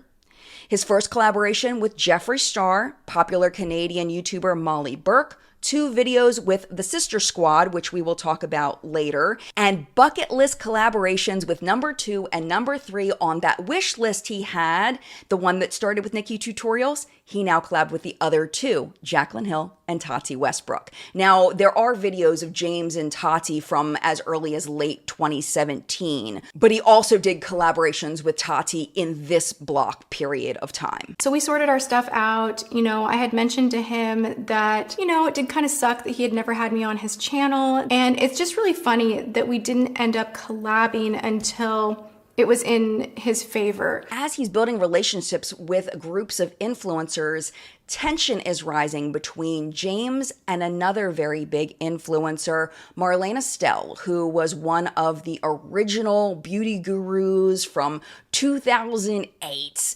Marlena was one of the first influencers to open a makeup company, if not the first one. Makeup Geek was very, very popular at the time. Actually, in James's very first video that we talked about last time, James specifically uses quite a few Makeup Geek products in that video because Makeup Geek was one of the first companies to offer affiliate marketing. There was a link where influencers could earn commissions off of that link, and it appeared that James really wanted one of those. Here is a photo of Marlena and James from right around that time when James still had the really big eyebrows. This was right after the CoverGirl deal went through. What started this conflict between Marlena and James was a video that Marlena uploaded in August of 2018. It was a very controversial video that she titled My Truth Regarding the Beauty Community. And in that video, she talked about how Makeup Geek was trying to hire big influencers to talk about Makeup Geek, but suddenly, out of nowhere,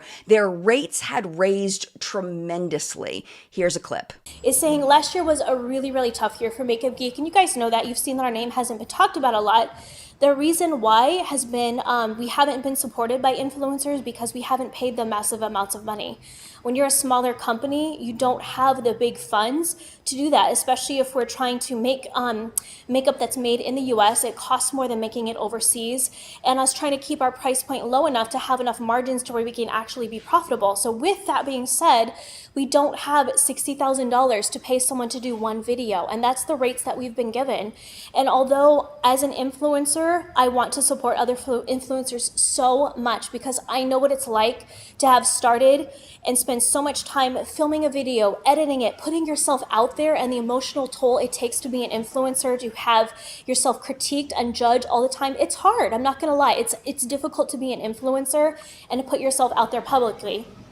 However, there's a difference between making a good living for yourself and charging so much that there comes a sense of entitlement. And I think that's where the problem is right now. So James is over at Tati's house and they're filming a video together and they're talking about Marlena's video. This clip was archived by a drama channel called Sebastian Williams. I took this clip directly from his video. That's why there's music in the background, but I think it's really important to the story. There was a video that just went up recently by Marlena Stell, the owner of Makeup Geek, and it was talking about her truth of the industry. It really created quite the ruckus. I have never had so many hate comments on videos about product placement before. So understand now that James now has this tension against Marlena. He thinks that she is basically ruining things for bigger creators by blowing up their spot and talking about how much they are asking for a dedicated video on a product. And James is pissed about it. He's really mad about it. That is the environment, that is the relationship that is going on when Marlena tweets about that she is going to be part of a Netflix documentary about the beauty industry. On September 27th of 2018, Marlena tweeted, "Huge props to @Netflix for showing behind the scenes of the beauty industry. Who wants to watch it when it comes out? Let @Netflix know how big this community is." To which James replied, "Wait, what?" He quickly, impulsively, in my opinion, followed up with, "Hi @Netflix, let's make a documentary on the behind the scenes of the beauty industry and why the community is plummeting." Because remember, this is post-Dramageddon. I already have a full outline of it done that highlights faults on all sides in a non-biased way and a platform of millions that want to know more. Email me. And then another tweet that says, "Oh, I am livid right now." His next tweet, I think, is the one that really sent Marlena over the edge. It says, "This woman knows nothing about the industry other than blaming her bad business decisions and personal issues on influencers. @Netflix, this is absurd. And I'd love to get in a room together to show you the non-biased outline I've already made on the subject that documents all sides." Keep in mind here that James is saying that Marlena knows nothing, yet she uploaded her first YouTube tutorial on April 19th of 2008.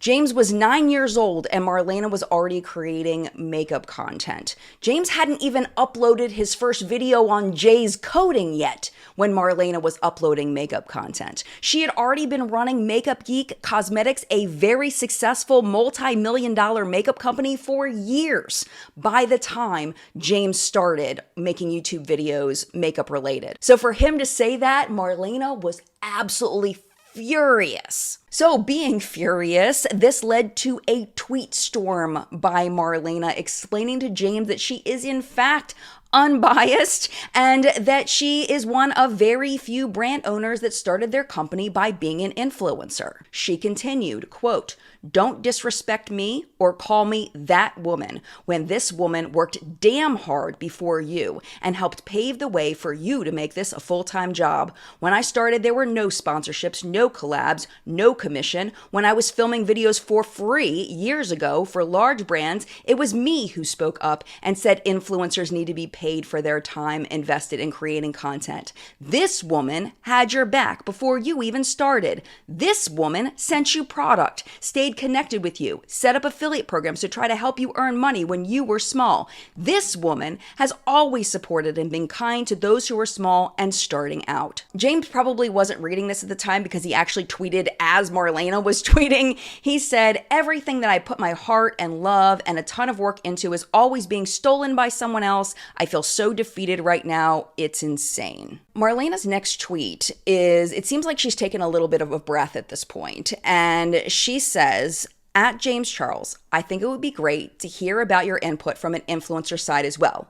I didn't approach Netflix. They approached me and want to understand everything about the beauty industry. Nothing drama related. DM me privately if you would like." But things were not over because it wasn't just about James and Marlena at this point. Because James had made this public and Marlena had yelled back publicly, now fans of both James and Marlena were chiming in. And I remember this very vividly as I'm watching all of this go down on Twitter, that I noticed someone that I recognized. Her name is Renee. I recognized her from our community. I always loved reading what Renee had to say about my videos, so I was very curious to read what she had to say about this. This is what she said at the time. "So disrespectful and arrogant. At Marlena Stell created her brand from the ground up. Hard work. She did not earn it from selling out to Morphe with discount codes. You've been a beauty influencer for a few years now, and now you think you know it all? What a joke." James then retweeted Renee and said, "I went from being a consumer who couldn't afford 3 foundation shades for my kit to being a small influencer to being a large influencer to being at the top and working/consulting directly with brand CEOs on campaigns and marketing. I've seen all sides. Don't try it, Renee." And this in my research is when I cringed really hard because I forgot that I got myself involved in this. In full transparency, I'm just going to show you what I said at the time because I feel like that's important. Again, remember, I'm coming off of the whole, he went to BeautyCon and he's learned and he's changed thing. That's where my mind is at this point. So I say to him, "I love you, James, but..." I know.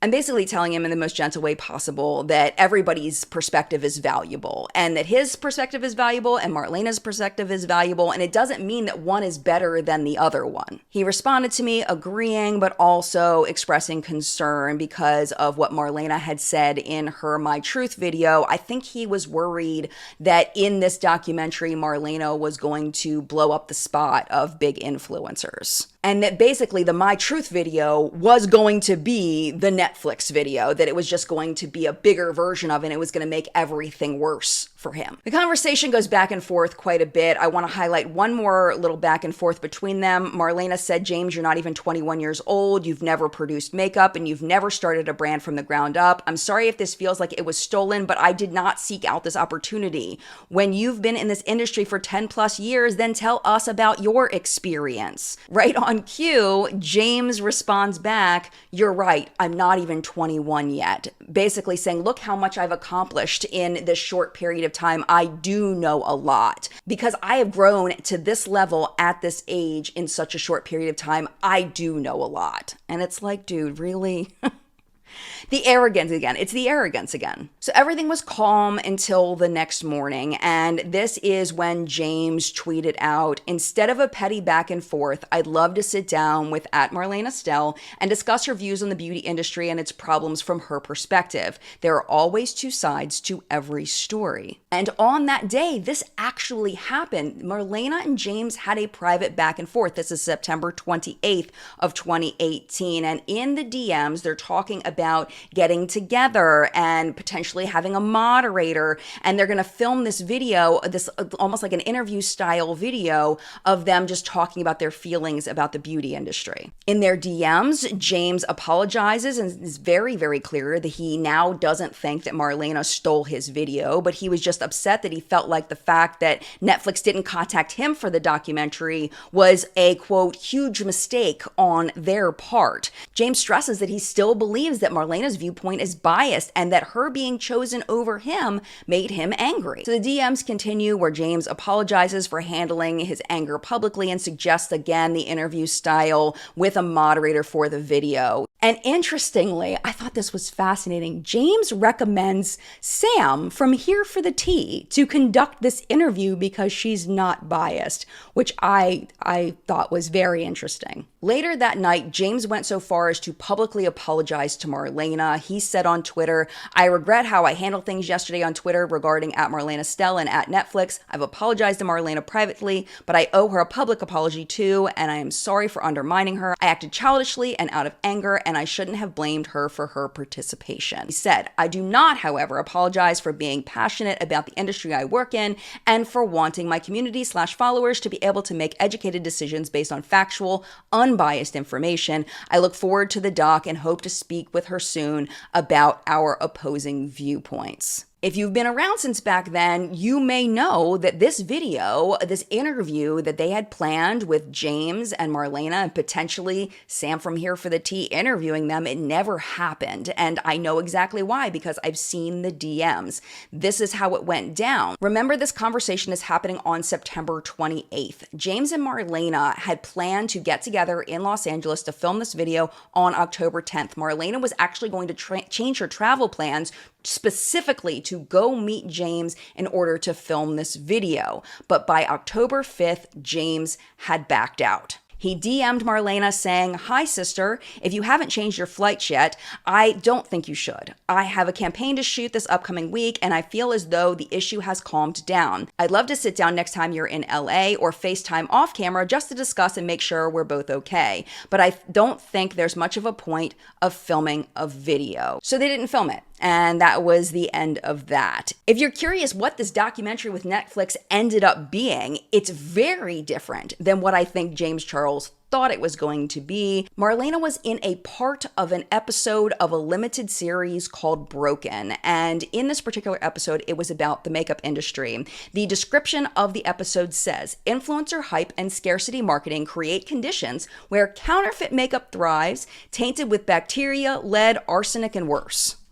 That's the description of the episode that Marlena was in. Nothing about Dramageddon, nothing about how much influencers are paid, like none of that. Nothing that I think James thought this was going to be about. In Marlena's part of the documentary, it basically focuses on her because she was one of the original beauty influencers. She saw everything grow from filming in your room on a freaking potato all the way to where it was then. So she was the perfect person to tap in for this particular documentary. James wouldn't have been the perfect person because, like I said, he was 9 when Marlena filmed her first video. He was still very, very much a child when she started Makeup Geek. And in context, Marlena was perfect for this part. James, it wouldn't have even made any sense. But James, being who James is, assumed he knew what the documentary was going to be about and blasted Marlena for stealing his idea and completely jumping to so many conclusions and blasting her to all of his followers when he had no idea what he was talking about. It's that arrogance again. He didn't ask. He assumed. He impulse tweeted mean, horrible things and got his fans to attack Marlena for something she absolutely did not deserve. A little less than a year later, Marlena released a video called Dear Influencers, and she goes into a lot in that video, which is now private. But in that video, she does go into a little more detail about what happened between her and James, and she talks about how they were going to film a video together and how that got canceled because James pulled out of the deal. I was trying to plan a time to go to LA. I'm not living in LA anymore, and I was like, okay, if I'm going to book this ticket, like, this needs to be serious because I'm taking time. I've got 2 companies I'm running. I'm busy. I can't just be booking flights to get down to LA, so this better be sure. But I was smart and I didn't book my ticket because I had a gut feeling. I was like, he's going to back out. So as soon as the publicity from all of that died down, sure enough, he canceled on me. And I was pissed at that because I had taken my time, not only 1, to agree to sit down with someone that just bashed me publicly, but 2, who I had specifically said, don't waste my time. If I'm going to take that effort, book a flight, fly down to LA, take time away from me running my companies to do this, it's got to be done. After Dear Influencers came out, people were asking James what happened in the situation, and he tweeted that they had talked things out privately and that he had apologized publicly and said that he respected her and had no further comment. I think something that I'm really, really big on is respect. and it was really hard to see the way he was treating Marlena from Makeup Geek. Like, I did not like that. I also don't think that it's cool to publicly shame a woman who paved the way. Get off your high horse and have some respect. You don't have any for the people who are in this industry longer than you, and that's the sad fact. We are now in October of 2018, and James has gotten himself quite the reputation online for his inappropriate sexual comments towards specifically straight men. One of his most frequent targets was his friend, Grayson Dolan. Grayson was part of a group that was called the Sister Squad, and the Sister Squad was James, Grayson, his brother Ethan, and Emma Chamberlain. And this friend group, I did not pay any attention to this. I had no idea this even existed. That's how big YouTube is like a series can get 30 million views and be this ongoing thing that a whole generation of people are watching and engaged with. And I had no idea it even existed. I genuinely didn't. But apparently the Sister Squad videos, it was a big deal. And one of the recurring themes in the Sister Squad's videos was James hitting on Grayson and Grayson being visibly uncomfortable. Nick over at The Viewer's Voice did a video on this a while back, and he has a little compilation of clips of James making Grayson uncomfortable. I'm gonna play that for you now. Nick's whole video is gonna be linked below. Like a big nutcracker. I don't know if I'm still gonna collect nutcrackers. Oh my god. Ready? Set. What is it? Go! Oh, what the Just kidding! Okay. And we got you some multi-tool so you can really stab something. Okay. Hopefully me when we're camping. We have some rope in case you want to tie something up. Oh my god! You know how much I love survival and camping and just like nature and then being with the wild. Okay, it's good enough. What's going on?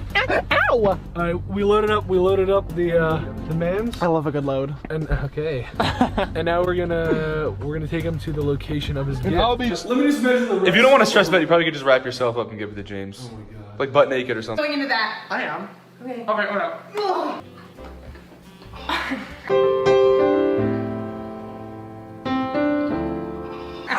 And push them together. Push the tips together. Don't say that. I'm not pushing the tips together. Stop. And then my stick can go into the box. I'd rather stick in the box. Oh, no. Jesus Christ.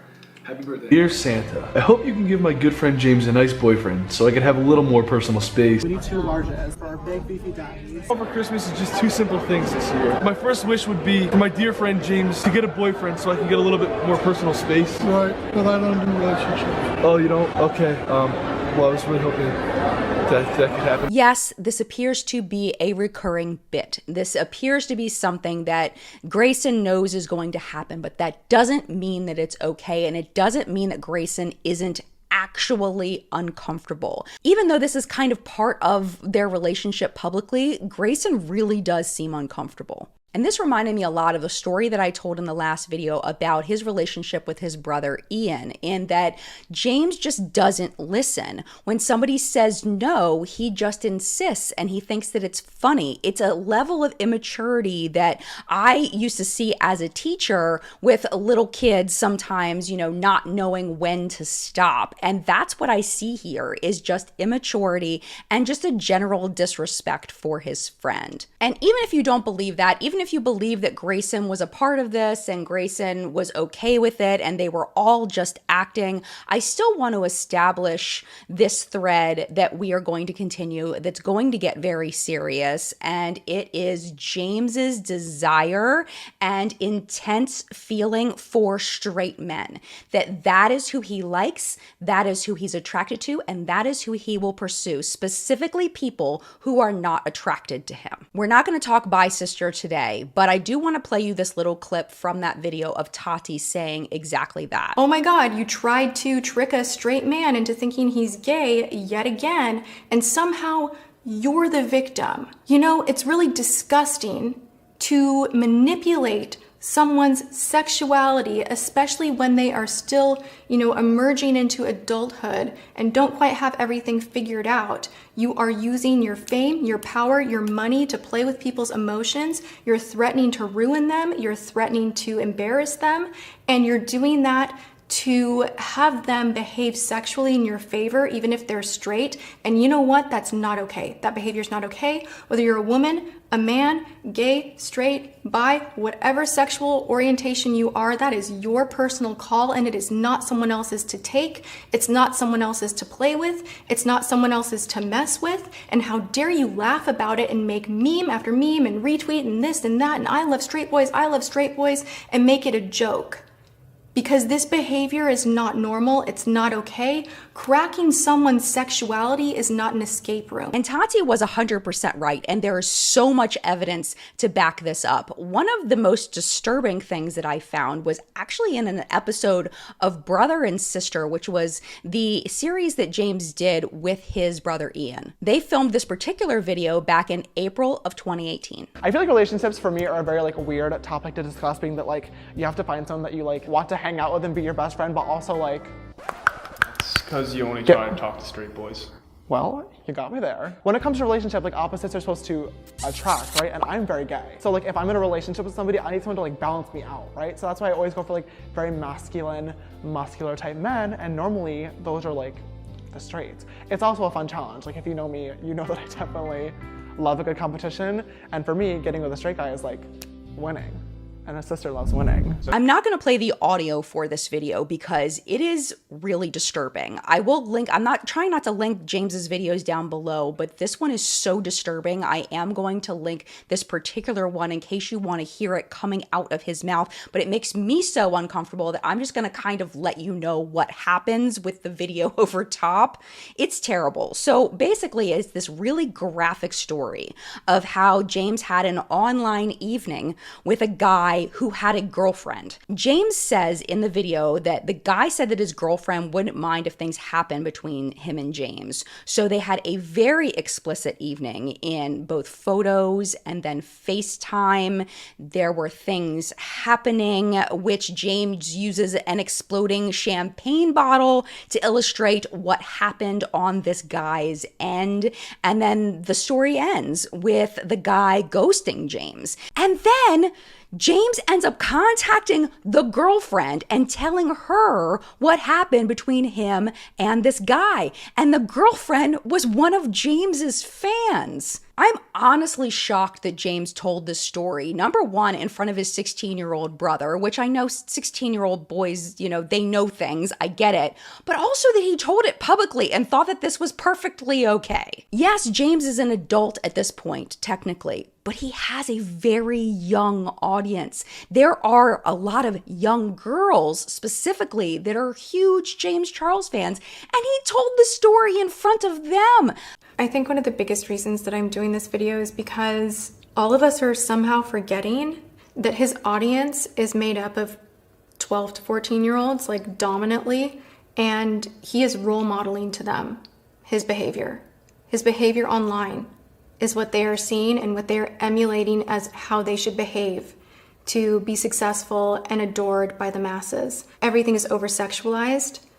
And that's the huge underlayer to this all, that I finally have had enough. I'll show you later the age range of James's fans during this time. It's literally elementary school and middle school age girls. Of course, it is not James's responsibility to babysit his young fans. It's the parents' responsibility to make sure that their kids are watching something that's appropriate for them. But at the same time, if you know you have young fans like that, you would think that maybe you'd be a little considerate of them. Maybe show that a little bit of care before you upload a story like that. And even more, because the hook on this series is that it includes James's very cute 16-year-old brother. Of course, the young girls are going to come see Ian and want to see Ian in the video with James. This particular video is going to attract even more young girls who may have a crush on Ian. It's just extremely, extremely irresponsible. And yeah, I see the argument that it's not his responsibility. It just shows a lack of caring. And the other thing is that why is he telling the story at all? Like, I don't understand why he's saying, like, this seems like a very private story that involves embarrassment of other people. Like, why would you even tell the story in the first place to your millions of viewers? I don't know. It just seems like he's just inappropriately venting. We see this pattern with James over and over and over again, where he sees a straight man and he sees it as a challenge. He sees it as a game to play to see if he can get this straight man to fall in love with him. And then he gets very upset when that straight man then says, I'm straight. I'm not interested in you like that. James has never hid this either. This has been part of his persona. There was another video that he did with Ian, the one or very early on, where he had Ian be him for the day, and they're sitting there in their Uber, and he's making Ian, being him, leave thirst messages for different straight men on Instagram. Do you have another way that we can pass the time a lot better? How's that? If you know me, you know that I haven't exactly had the best luck when it comes to relationships, but I'm pretty well known on the Instagram game for being the thirst commentator of the century. Yeah, and? So now you have to do that. Oh my god. First, I think we need to go comment on my two boyfriends' pages already, being the Dolan twins. So let's go to Ethan's page first. How about this one? What do you think would be a good caption for this one? Someone that you would say? Yeah. Whack me with a snowboard. Good one! I love that! Yeah. That's not how you spell board. Uh-huh. Ooh, what about this one? What could you say about this? Jump up that waterfall onto me. Oh, I love that. Love that vibe. Alright, I feel like that's enough. It's never enough. I think our last one should probably be on Shawn Mendes because he's also my husband. Of course he is. Oh yeah, wish I was that kangaroo. Oh, what were you gonna say? You're already on it. Punch me in the face. Love that. Like a kangaroo. What? Love that. This did backfire, however. In one instance, this backfired, and that was when James decided he was going to hit on his celebrity crush, Shawn Mendes. So this is how I imagine this went down. That James is just on Instagram like he does, and he's just scrolling, and he sees Shawn Mendes is live, and he joins the live. And there he sees Shawn in some kind of kitchen, and he's practicing his juggling skills, and James being overly confident, feeling good about making straight men uncomfortable by hitting on them in public, he decides to hit on Shawn Mendes during his live stream.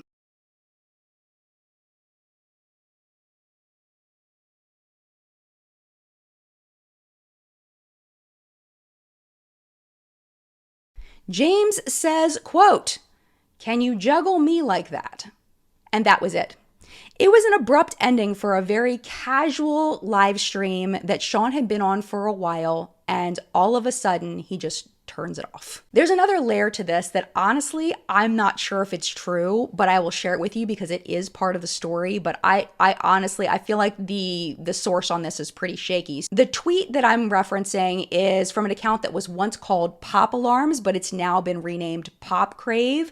They tweeted that a random Twitter account called @BecauseIHadYou said that they had been at a secret album session with Shawn, and that Shawn had said he disliked James because he consistently comments weird shit on his posts. The account Because I Had You is inactive. I do not trust that this was a real account, and Shawn denies it. But at the time, it seems like James believed what Pop Alarms was saying because he tweeted, "My comments on a friend's and boys' content have always been lighthearted and in a joking manner. I've been supporting @Shawn Mendes since Vine and am a fan like anyone else, and would never want to make anyone uncomfortable. I'm upset, embarrassed, and sorry he felt sexually harassed," with a sad emoji. About an hour and a half later, James tweeted part of a private Twitter conversation that he had with Shawn Mendes, where Shawn says, "Hey James, sorry about all this. I've never said I don't like you or that you made me uncomfortable. Your comments actually make me laugh and I love them.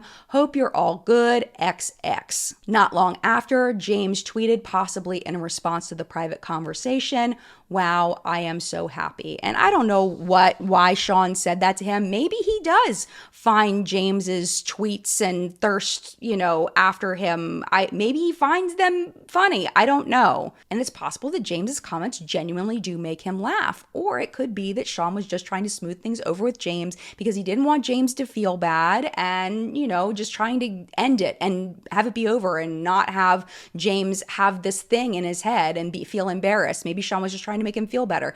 I don't know. I don't think we'll ever know.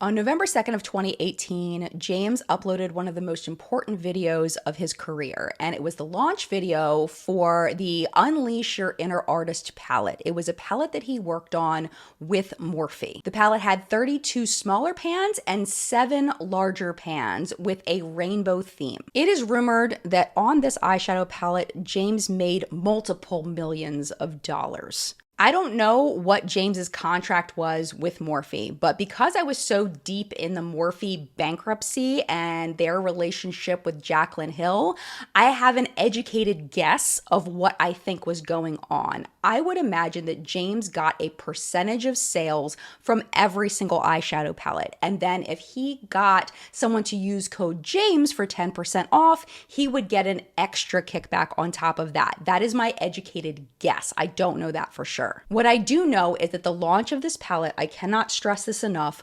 was huge. It sold out very, very quickly. But James and the world were about to get a visual of how popular he actually was, because Morphe was opening a store in the UK, and as part of that opening, James was going to cut the ribbon to open the store. The ribbon cutting was supposed to be at 4 p.m., but people started showing up early.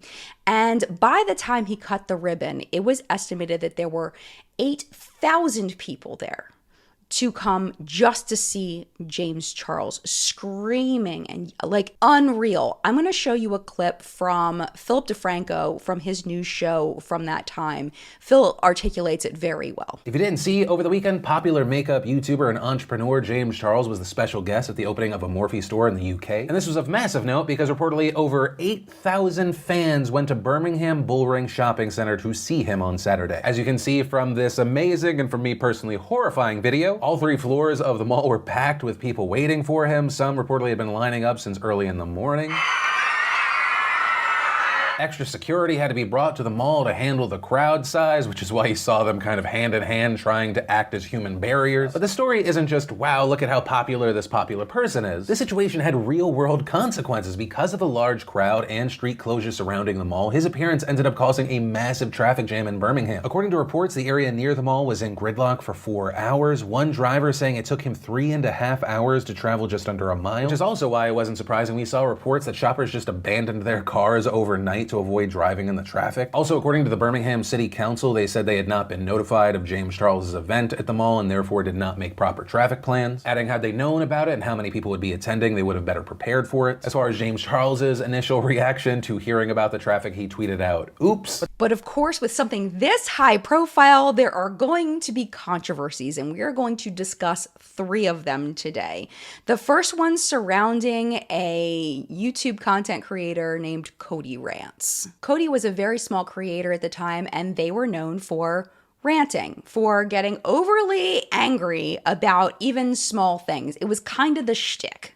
I want to make it very clear. The hives that I'm getting on my eyes are not from my makeup remover or base. I've used both of the products for years. Never had hives from them. I use them literally every day. I got a sister slay wherever I go. But James did not warn me about the staining. He didn't tell any of us. I watched all his promotions on the palette. He didn't say that it would look like I have eyeshadow on still after I tried to remove it. I can safely say you should skip using the color Skip. People are trying to say because it's a pressed pigment that I should know that pressed pigments can stain. None of the others did this. Explain that, Mr. Charles. I don't care what formula it has, but you should never, ever try to promote a product that does this to another human being. James responded to Cody's post of this on Twitter with, most pinks and purples and reds all stain certain skin types. This is common knowledge to all makeup lovers. You accusing me of lying to fans and not caring about people is a ridiculous cry for attention. If you have hives, consult your dermatologist, not me for likes on Twitter. And then there's, of course, a back and forth between Cody and James. Cody replies, ridiculous cry for attention, sister, then explain to me why other pinks, reds, and purples have never stained me before. I was trying to bring it to people's attention because nobody was talking about it. The way you're reacting to this shows me your true colors. To which James responded, you can bring it to people's attention without making a 2-minute long rant video accusing me of lying, deceiving people, and not caring about my fans.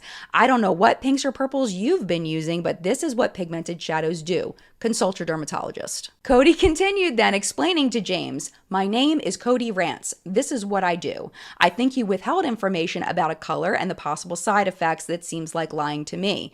I think if you cared about your fans, you would warn them. I've used Morphe pinks, purples, and reds. None of them did this. And the public reaction to this was very pro-James. Cody got wrecked over this. Most people were just saying that Cody was just way too over the top for what had happened. And I think Cody at the time was just kind of trying to do the shtick and wasn't thinking about people outside of their current audience seeing it. I promise you I would leave this next part out if I didn't think that it was relative, but it involves me again, because at the time on my channel, I was one of the few people talking about ingredients in cosmetic products. I was digging super deep in them. I was getting super nerdy. I was learning about cosmetic ingredients, and I found some things going on with James's palette that I wanted to bring to the public's attention. I will link that video down below for you if you want to watch it in its entirety.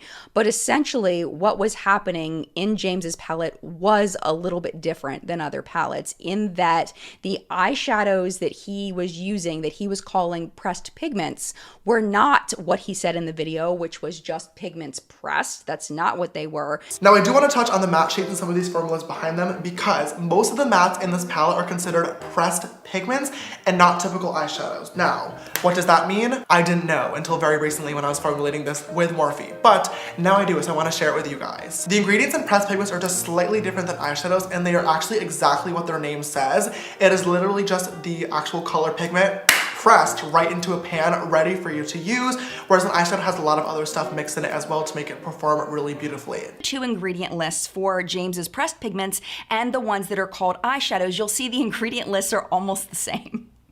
They're almost exactly the same. Now, we don't know what the concentrations are of pigment versus these other ingredients.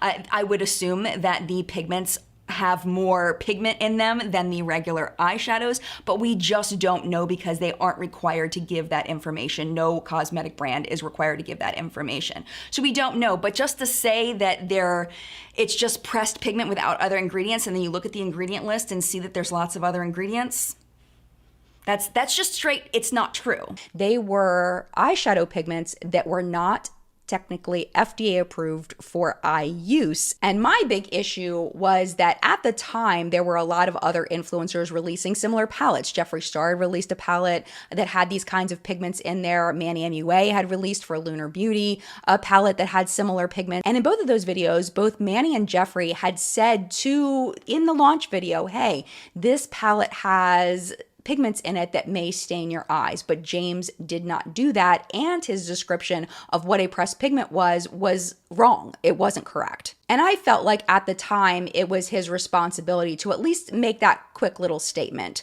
On the back of the eyeshadow palette, to Morphe's credit, there was a little teeny tiny little eye, and some of the eyeshadows were listed with the eye, and some of them were listed with the eyeball and with a line through it, saying that they weren't eye safe. Now that is not standard, never has been, and I have never seen that on an eyeshadow palette since then. Usually it says very clearly on there, shades blah blah blah blah blah blah blah blah are not FDA approved for eye use. Now, if you've never heard me talk about this before, just very quickly, these pigments are approved almost everywhere else in the world, if not everywhere else in the world for eye use. It's an FDA thing in the US. It's very odd. I personally feel like they should be approved for eye use, but if people have a sensitivity to them, you should definitely keep an eye out for it because allergic reactions to these pigments are absolutely real, but I don't believe the FDA has good reason to keep these not approved for eye use. That's just my little side thing. But because they're not FDA approved for eye use, I felt like it needed to be a little more apparent than just a little eye with the line through it. James did respond to that video in a very lengthy post on my video. I will put it on the screen for you so you can read it in its entirety if you'd like. In summary, he says the video was well done, but because he doesn't do reviews or talk about ingredients, he didn't know about the pigments or think to touch on the risks of the video, which I honestly believe him, that he doesn't have and has never had an issue with pigments before, but admitted, quote, "I definitely agree that I should have mentioned it and warned people with sensitive eyes of the staining." He then said he created the palette for makeup artists thinking that the staining was common knowledge, but recognized that everyone might not know that. And then James puts it back on customers saying that they should know whether or not they have sensitive skin, what their allergies are, and do their proper research on a product before buying it. And then he talks about the conflict with Cody and how it isn't his responsibility to give every single disclaimer and that he would have apologized if Cody went about things differently. James finishes the post by saying, "I wish Cody the best and I hope they are okay. And thank you, Jen, for expressing your thoughts on this manner in a respectful way." Even now, I don't think that Morphe told James about the pressed pigments. I think that that was a dropped ball on Morphe's part. Even though I clearly am not a James Charles fan, I personally don't hold him responsible for ingredients in the eyeshadow palette that Morphe made. And after the whole Jaclyn Hill lipstick debacle that we found out later after all of this happened, that Morphe was the one that ordered the hairy lipsticks, which is a whole nother story. I could go off on a real long tangent on that one. But Morphe, to me, they're irresponsible makeup makers. At least they were before they declared bankruptcy. I don't know about them now. But I blame Morphe 100% on this, even now. Before we move on to the next controversy surrounding his palette, I do want to let you know that there was a class action lawsuit filed against Morphe specifically for these pressed pigments in their eyeshadow palettes. And you'll notice at the top of the class action, there is James Charles's eyeshadow palette being stated as a problem for Morphe having these pigments in their palettes. Because Cody deactivated their Twitter, I'm not able to look this up, but I remember very vividly Cody tweeting that they were going to look into being a part of this class action lawsuit. You may be wondering what happened with this class action lawsuit. It's dead. It don't exist anymore because back in early 2022, when Morphe declared bankruptcy, the class action was what they call stayed or put on hold, and then it was administratively closed due to the bankruptcy itself. So we don't know what would have happened if a judge had actually gotten this on their desk. We'll never know. But of course, we are not done with controversies surrounding the James Charles Morphe palette. Let's move on to controversy number 2 out of 3. And this time we're talking about a creator named Lauren Godwin, who again, like we were talking about how I didn't know about the Sister Squad. I did not know about Lauren Godwin until this video when I was researching. She's got so many millions of followers. I don't know. But anyway, I'm not on TikTok that often, so that's probably why I didn't recognize her. But I do remember all of this going down. I just didn't really pay much attention to it. So what happened is that the day after Christmas in 2018, remember James's palette just launched a couple months before, Lauren decided she was going to troll and she was going to rage bait, and she put up a TikTok of her destroying the James Charles eyeshadow palette with a version of The Grinch playing in the background.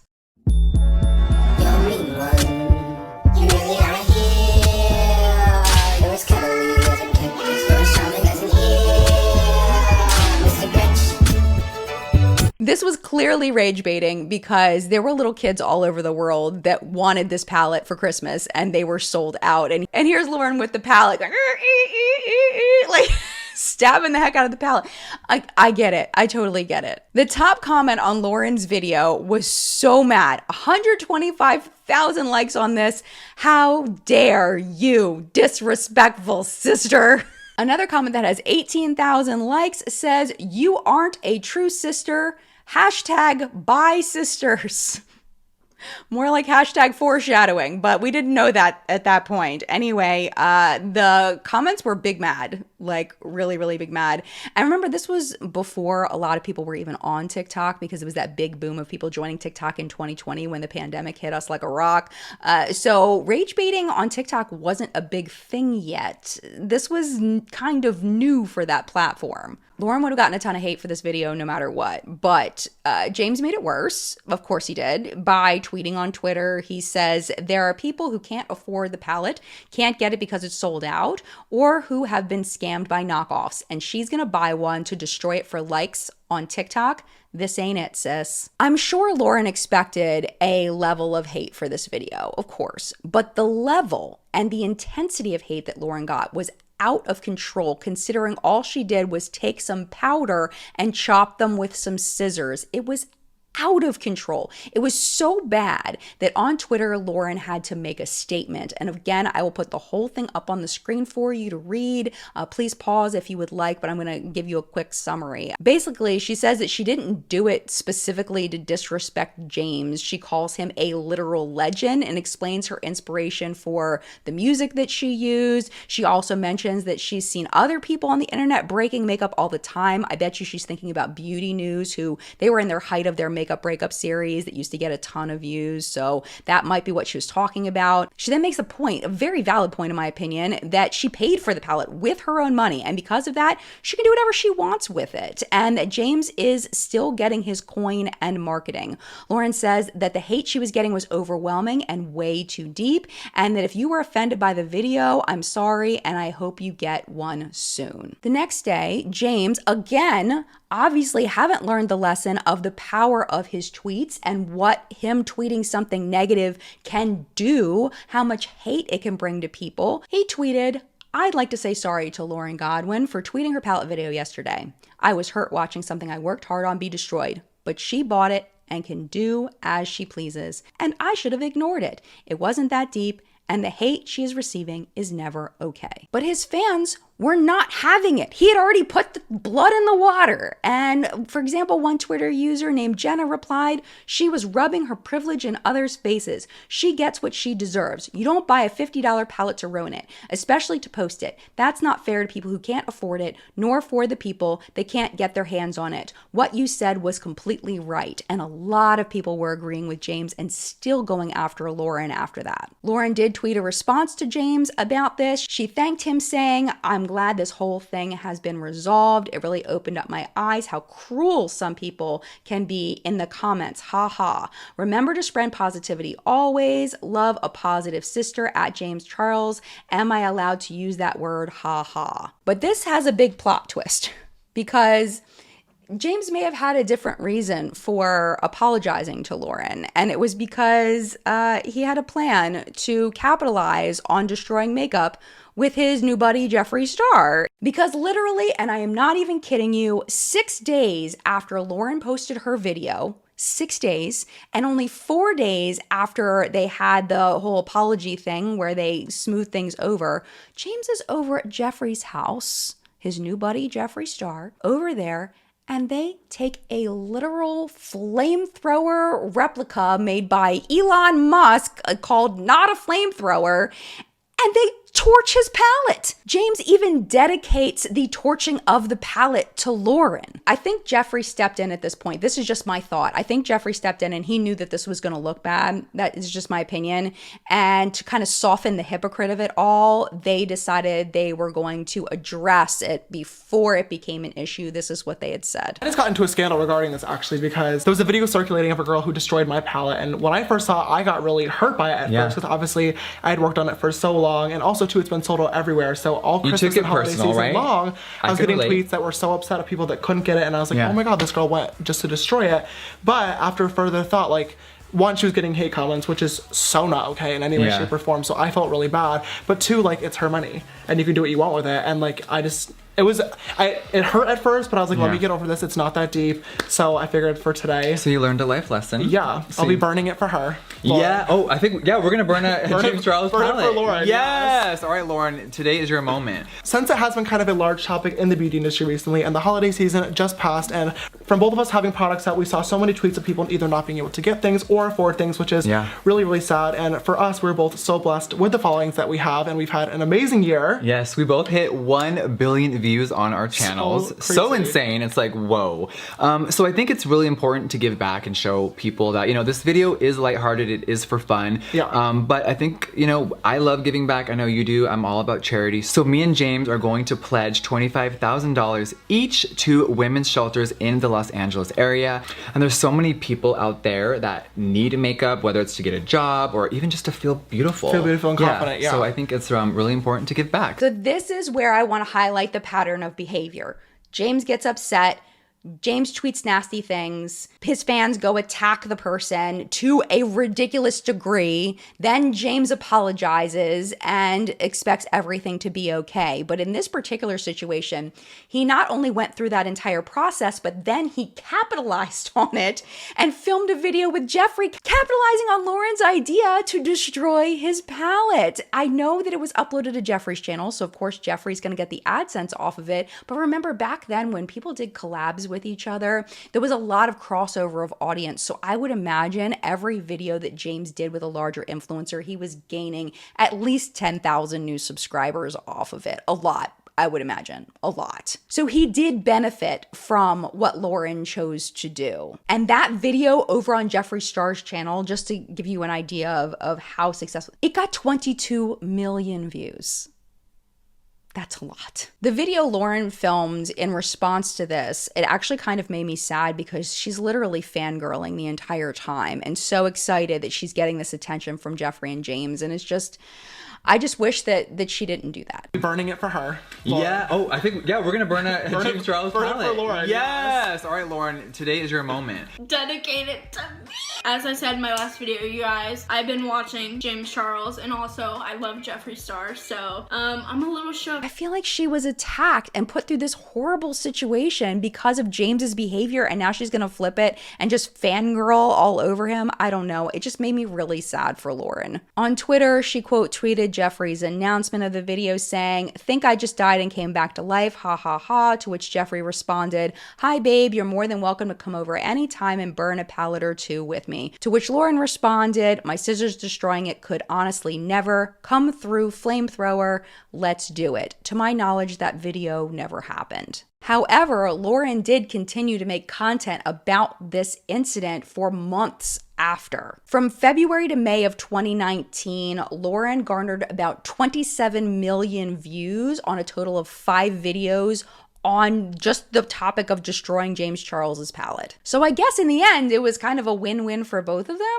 I guess. Before I end the story, I just want to stress, please don't send any hate over to Lauren for being a fan of Jeffree and James back then. I don't know whether she's still a fan of them or not, and a lot of things have happened and come to light since 2019. So please take that into consideration, and please do not send Lauren any hate for her feelings in 2019 because we really don't know how she feels now. The final scandal that I wanted to talk about follows the same pattern of James getting upset and sending hate to somebody because he's upset and not thinking about the consequences of his actions. And the target this time is a UK-based influencer named Ruben DeMade, and Ruben was only 13 years old. The reason why James was feuding with Ruben was because Ruben filmed a video saying he had some issues with his eyeshadow palette. That's it. That's the reason. You may actually remember Ruben from the clip I showed earlier of BeautyCon. Ruben was one of the creators that James went up to when he was feeling comfortable in his costume and talked to Ruben, and they had a very friendly interaction. But all the things went downhill in November of 2018. Right after the palette launch, it was a couple weeks after, Ruben was in the States and he ended up filming with a very popular YouTuber at the time, Amanda Ensing. This video was uploaded to Amanda's channel and it is private private, but I was able to go through a back door somehow through the Wayback Machine and was able to watch this video in full, which doesn't typically happen with the Wayback Machine. So I was quite surprised. Because I had that context of watching the entire video, what I noticed was they were literally just reviewing the palette. They said both positive things and things that they thought could be better. It was literally just a review. Based on James's overblown reaction and his just vitriol he spewed at Ruben, you would think that Ruben said terrible things about him and called him all kinds of names, but Ruben was so nice. He really was. He tried so hard to say the positives. I just felt so bad for him. If you'd like to watch some clips of this video, it was archived by a drama channel called What's the Tea? That video will be linked down below for you. Here are a couple of clips. His campaign video was so good. It's everything. It was totally on brand for him, and I love that. Yeah, because it was a bit of music. I loved it. I'm just losing pigment on the deep blue. That's the only one. I'm losing a lot on the dark one too because I have it in the crease, but when I'm building it downwards, it's just disappearing. You have a lot of fallout. Yeah, I know. I don't have that much fallout. Thank God I have baking. Imagine if I didn't have baking. I got this palette. I need to use the white, but the brush I just tried to use did nothing for me, so that's great. Okay, look, I'm gonna take the white. Is it like a translucent white? No, I think it's really white.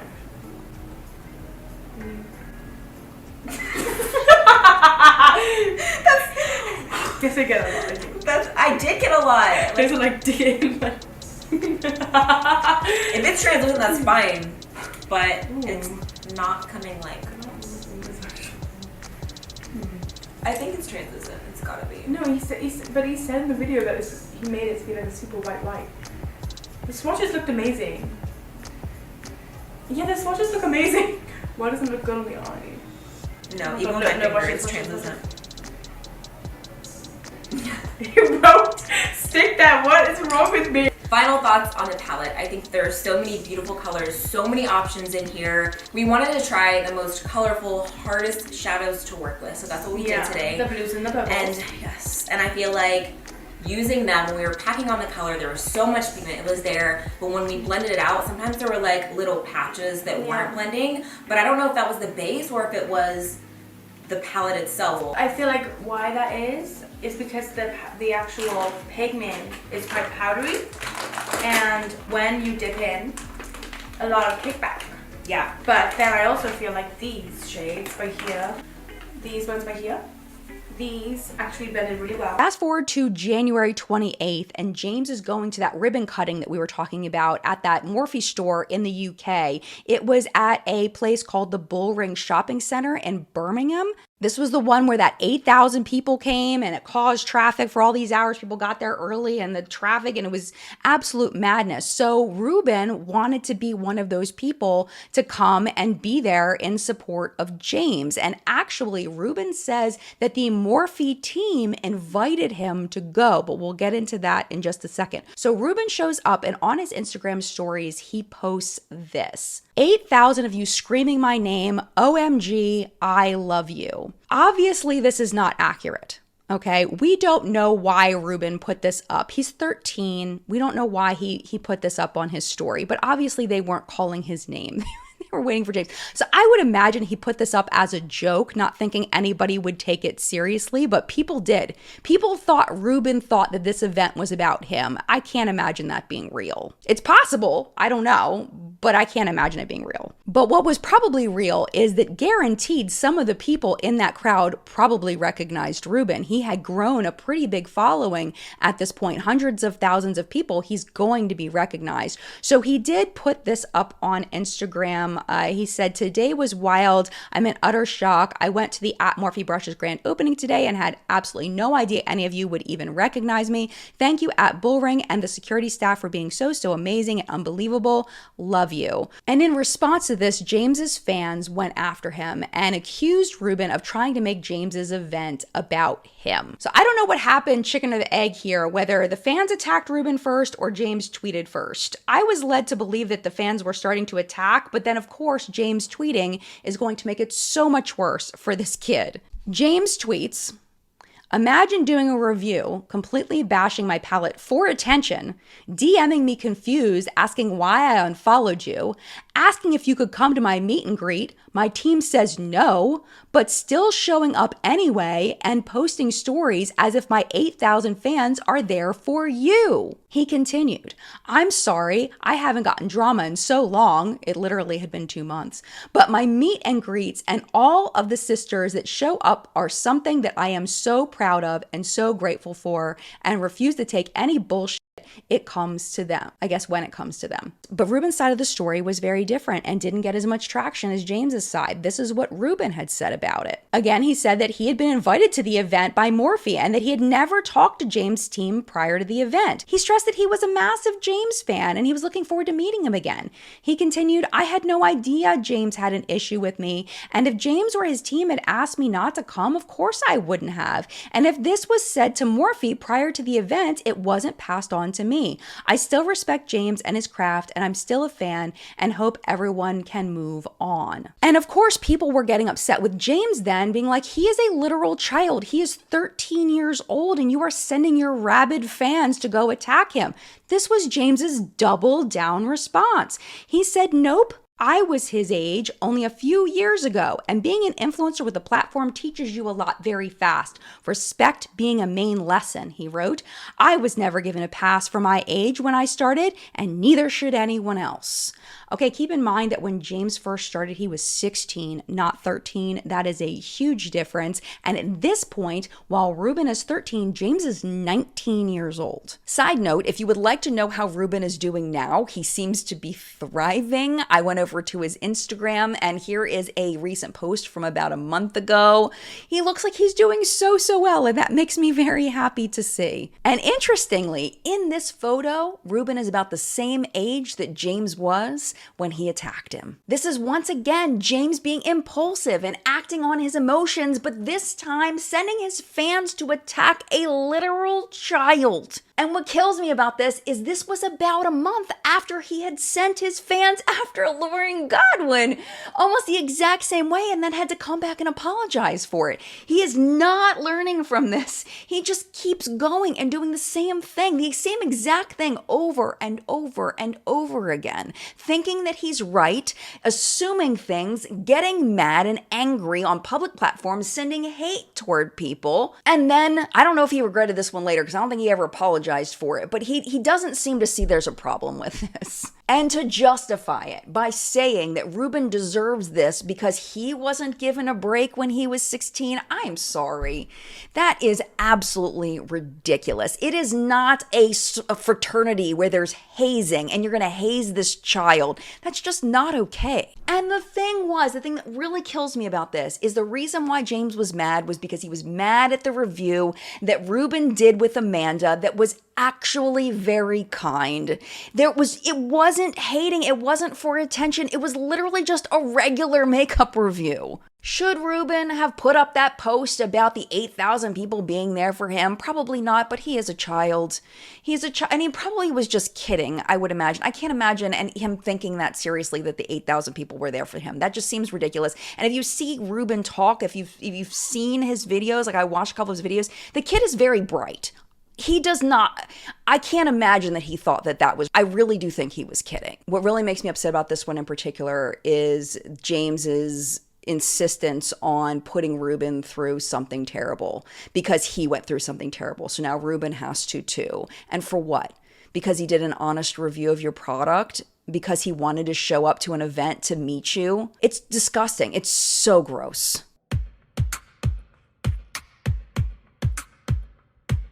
After the opening of the Morphe store and all of the issues that his 8,000 fans caused in that area, the media accepted him as a legitimate celebrity. And he did this piece with ABC News. It was a two-part thing, where part of it was an interview, just like a sit-down one-on-one interview, and the other part was him meeting his fans at a place called the Sugar Factory. And at the Sugar Factory, his fans would have the opportunity to ask him questions. Take a look at these fans. Okay, this is March of 2019. Take a look at these fans. Look how old they are. I would dare to say, and I don't know this for a fact, but I would dare to say that these kids are probably mostly between the ages of 11 and 14 with some exceptions. But there were some very interesting things that happened in this video. And one of the things that I zeroed in on was kind of the point that I was making with Ian in the last video, when Ian was asked about how good of a brother James was. James's mom is asked what kind of kid James was. This is her response. I'm wondering, Mom, what was it like raising such a special James? Oh, God. James still is spirited. That's a good way to put it. Which, yes, is very intense. He is very stubborn. He always has been, even since he was a baby. Very articulate, but just because he's so headstrong, he was just very hard to raise. You told me what the pediatrician told you. Yes. What did she say to you? James didn't sleep through the night for probably 2.5 years. So my husband and I went to the doctor, pulling our hair out because we didn't know what to do. And she said to us, James isn't going to be an easy child to parent, but he's going to do great things in life. So I'll never forget that because she was so on the money. I'm watching this and I'm like, James's mom tried to tell us. Last time it was his brother, and now it's his mom talking about what a he is. Like, what's the other clip I want to show you from this is when he talks about dealing with bullies online and how he handles them. He basically says that he sicks his fans on people, that he doesn't let people get away with bullying him. I wanted to know sort of how you deal with bullies out there. Bullies online, bullies in real life. How have you dealt with them, and how would you help advise people to deal with the bullies in their life? For me, I've always had a very, very thick skin. I did get bullied a lot in high school, and I personally just ignored it. And I would try really hard to not pay attention.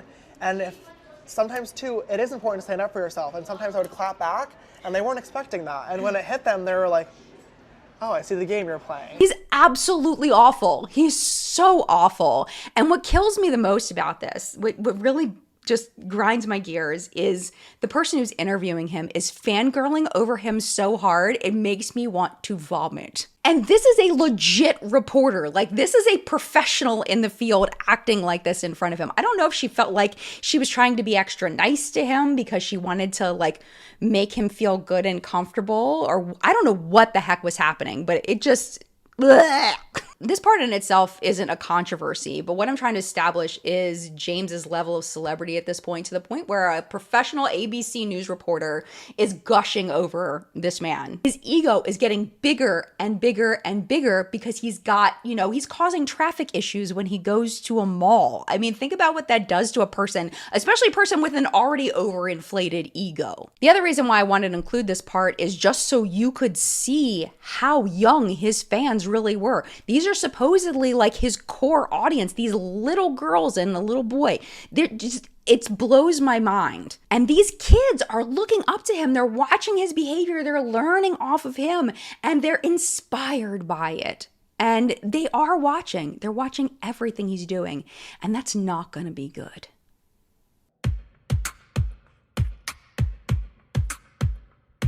We have made it, my friends, to Coachella of 2019. The infamous Coachella, the Sugar Bear Hair Coachella, the Gage Gomez Coachella, the Assless Chaps Coachella that 17 magazine coined Buttchella. I'm not kidding, it's real. But the part we are focusing on today is 100% not going to be James's butt. We do not want to focus on that. We're going to focus on Gage Gomez because that is a story that really does reinforce everything I've been saying up to this point, and also is a segue into what is going to happen next. It is very important to note here that Gage is not a child. Gage is actually a year older than James. And in this story, I will tell you right now, it is a lot of he said, he said. We have Gage's side, we have James's side. Here's how it went down. So both sides agree that they started talking informally, Gage and James, back in January of 2019. So this is around the same time that he was feuding with Lauren Godwin. I don't have screenshots of this, but Gage says that he told James multiple times that he was straight. James denies that and says that Gage always told him that he was bi-curious. This term is going to be very important to the story, so just to make sure we're clear, the definition of bi-curious is that a person believes they are attracted to a specific gender, but they're not sure they may be attracted to another gender. So in this case, Gage said that he was straight, but thought maybe he might be attracted to men. I've kind of debated back and forth how I wanted to organize telling you the story. I think what I'm going to do is I'm going to show you the screenshots of their conversation first. Now, these were acquired again by Nick from The Viewer's Voice. Again, his full video is linked down below. What Nick does is he reads every single text message out loud in his video. I'm not going to do that today. It's a lot, so I'm just going to kind of give you the idea of what is said here, but please feel free to pause and read the whole thing, or you can of course go over to Nick's video and listen to Nick read it. I read through every single text message, and this is what I put together based on what they actually said, and also just kind of connecting the dots because it is really long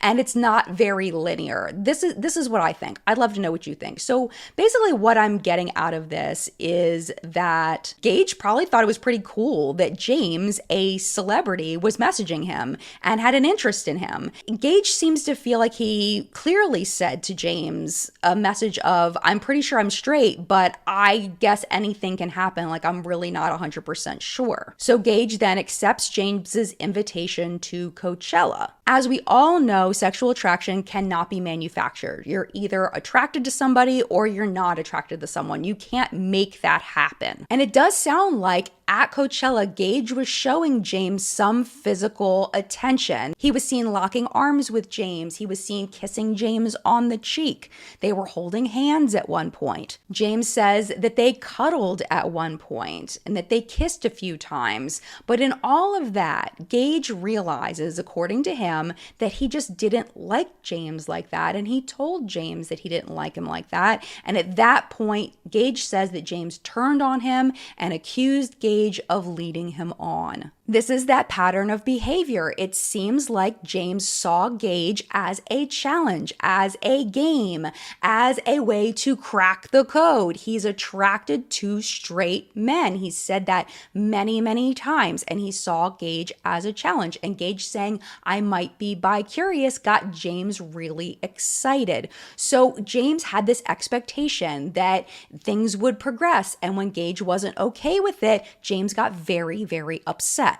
In my opinion, James got upset at Gage because he realized he wasn't going to win the game, that Gage wasn't, in fact, going to want a relationship with him. Because I think what's really, really important to note here is that Gage did not owe James intimacy. At any point in a relationship, if any person says they do not want to be intimate, that needs to be respected by the other person, period. It doesn't matter what gender the people are. But according to these text messages, it seems like not only did James not respect Gage's choice, but he accused Gage of using him for views and likes and to grow his own social platforms. Because remember, James is all about alignment, so it makes sense that he's accusing Gage of having his own same behaviors. He's projecting what he believes, what he does to other people. James social climbs, so of course he is going to accuse Gage of social climbing, whether he is or not, whether there's evidence of it or not, when really it seems like Gage just realized that he wasn't into James. And that was as deep as it was. James says in one message to Gage, he says, I did not set my expectations at anything. You came saying you wanted to make things right in person and test out how it would feel to be in a relationship. You did not come saying, I'm straight, we are just friends, but I want to meet you. Or I would never have said come. And you know that. I may have wanted more than what was realistic, but your actions and words were what caused that. Because it sounds like Gage actually had a genuine interest in James and thought maybe this could be a thing, but he gets there and things get real and he realized that it's not going to be a thing, and James gets really, really mad at him. Gage then tells James that he was bi-curious and he did come with genuine intentions just to see how it would be to be in a relationship, and it just didn't work out. But James insists over and over again that Gage was using him and that this wasn't real. And I personally believe that James doesn't allow Gage's side, what Gage is telling him, to be an option because it's too painful. It's too painful for James to admit that he lost. It's too painful to admit that Gage is just not attracted to him. Instead, it's better to put it back on Gage and say that it was his fault, that he never really liked James in the first place. In the text message thread, Gage is talking to James about how he wants to upload a video explaining his side in order to clear his name. The reason why Gage wants to do this is because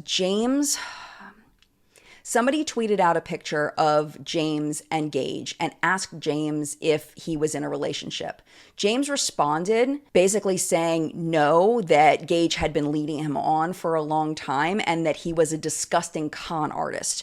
So Gage is giving James a heads up and saying, look, I have to make a video now to smooth things over, to tell people that I'm not the person that you said that I was. Now, James tries to convince him to just put it in an Instagram story, but Gage is like, no, it's so much easier to put it in a YouTube video, and also it is going to be too long to put in an Instagram story. Like, I just want to record a YouTube video and that'll be it. So that's what he decides to do.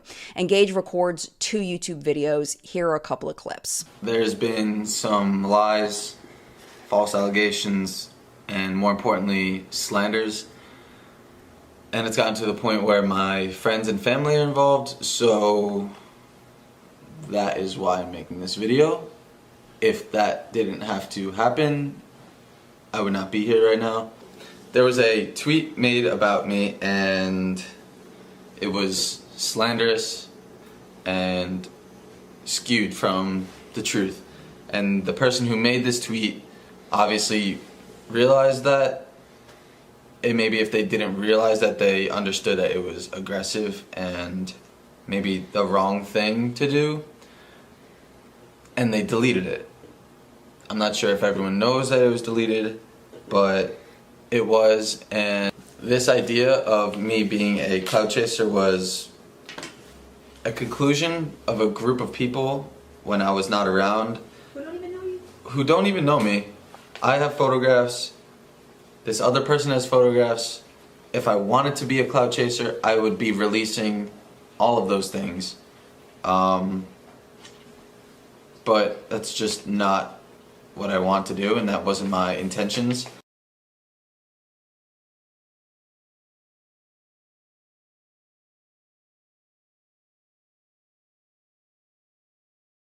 January 2019, I receive a DM from this person.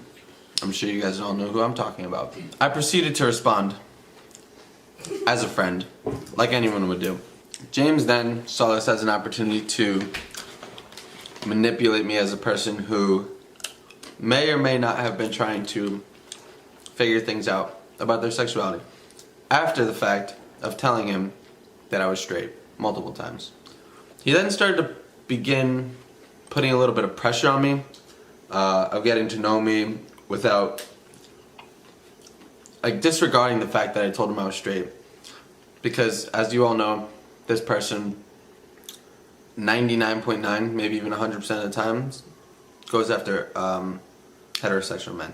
He mentions a lot that he had to grow up a lot faster than everyone else around him because of how fast he grew on social media and publicly. I have matured and grown up way faster than anybody else my age. We also have very similar taste in guys too. Hot. Masculine. Straight. We just want what we can't have. So he's not stupid. He's not an idiot. He knows he's going after straight boys. He constantly kept telling me while we were hanging out at Coachella that he appreciated that I was always 100% honest with him.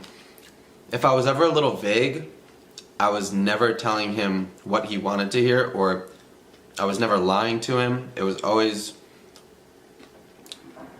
how I felt at the time, and he knew that. It was a great time. One of the best weekends of my life, not gonna lie, it was a lot of fun. There was some points where I guess he was not sure how I was feeling, even though I was telling him the whole time I wasn't into, I guess you could say, experimenting at that time. He proceeded to get extremely upset with me because of that, and kind of tried to play his emotions and push his emotions onto me to kind of guilt me into trying something that I didn't want to do.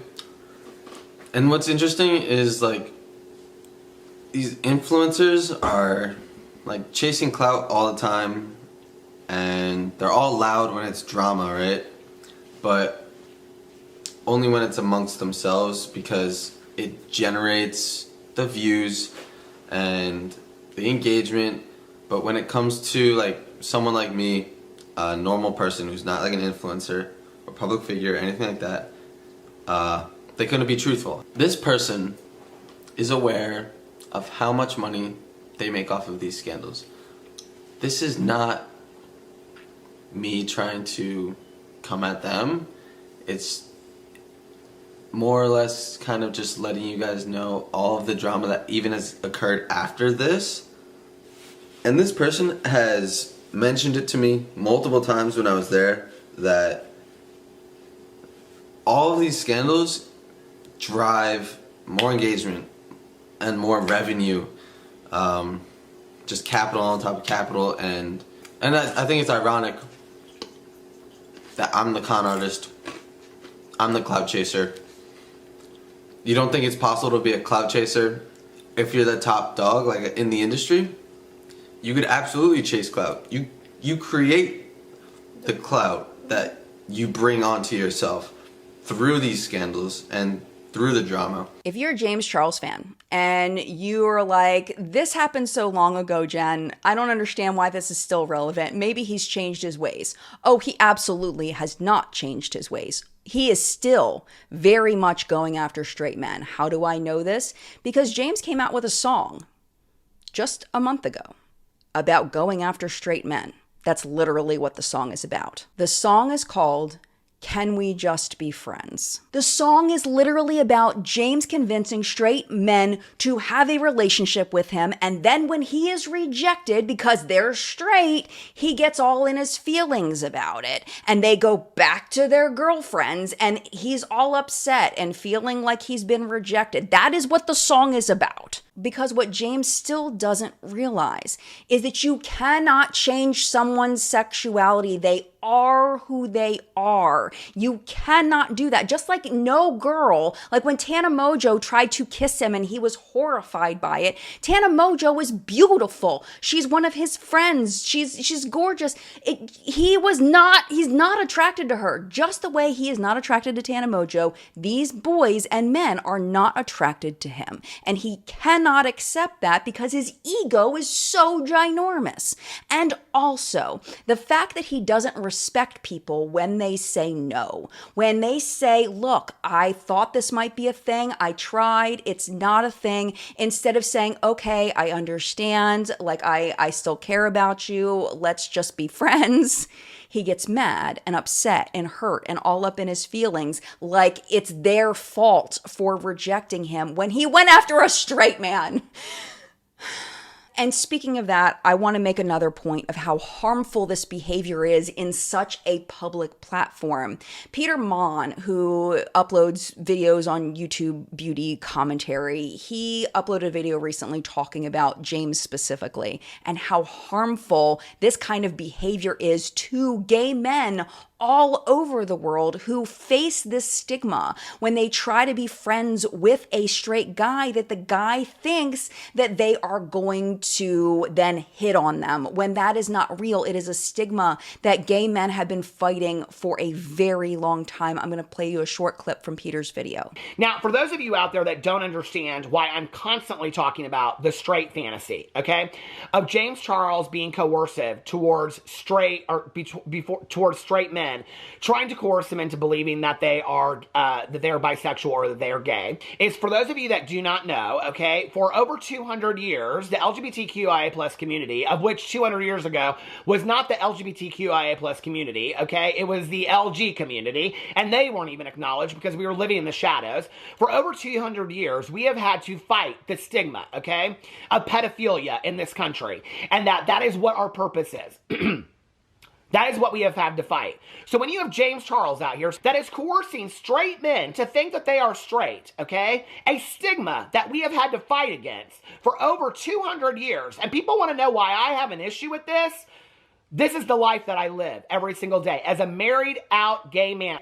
And it's not just the people that are anti-LGBTQIA+, it's people that are in our own community, like James Charles as well, okay? Through part 2 of this video, we have continued those threads that we established in part 1. Manipulation, not listening when people tell him to stop, and not taking responsibility for his actions and then doubling down on the terrible behavior.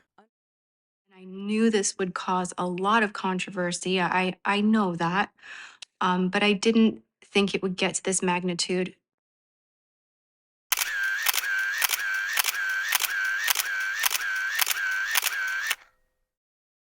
James, the things that I said in my past video are not all true. I also want to give a quick shout out to Sugar Bear Hair. I'm having one of those days where it's like smacked in my face. Homeboy is exclusive to her? I'm just like, oh my God, time and place. Boys have been a topic that I've talked a lot about, and it's a topic that I wish I hadn't. James then saw this as an opportunity to manipulate me as a person. There is a lot of stuff behind the scenes that I need to share with you guys. And I told him basically that it's not your story to tell.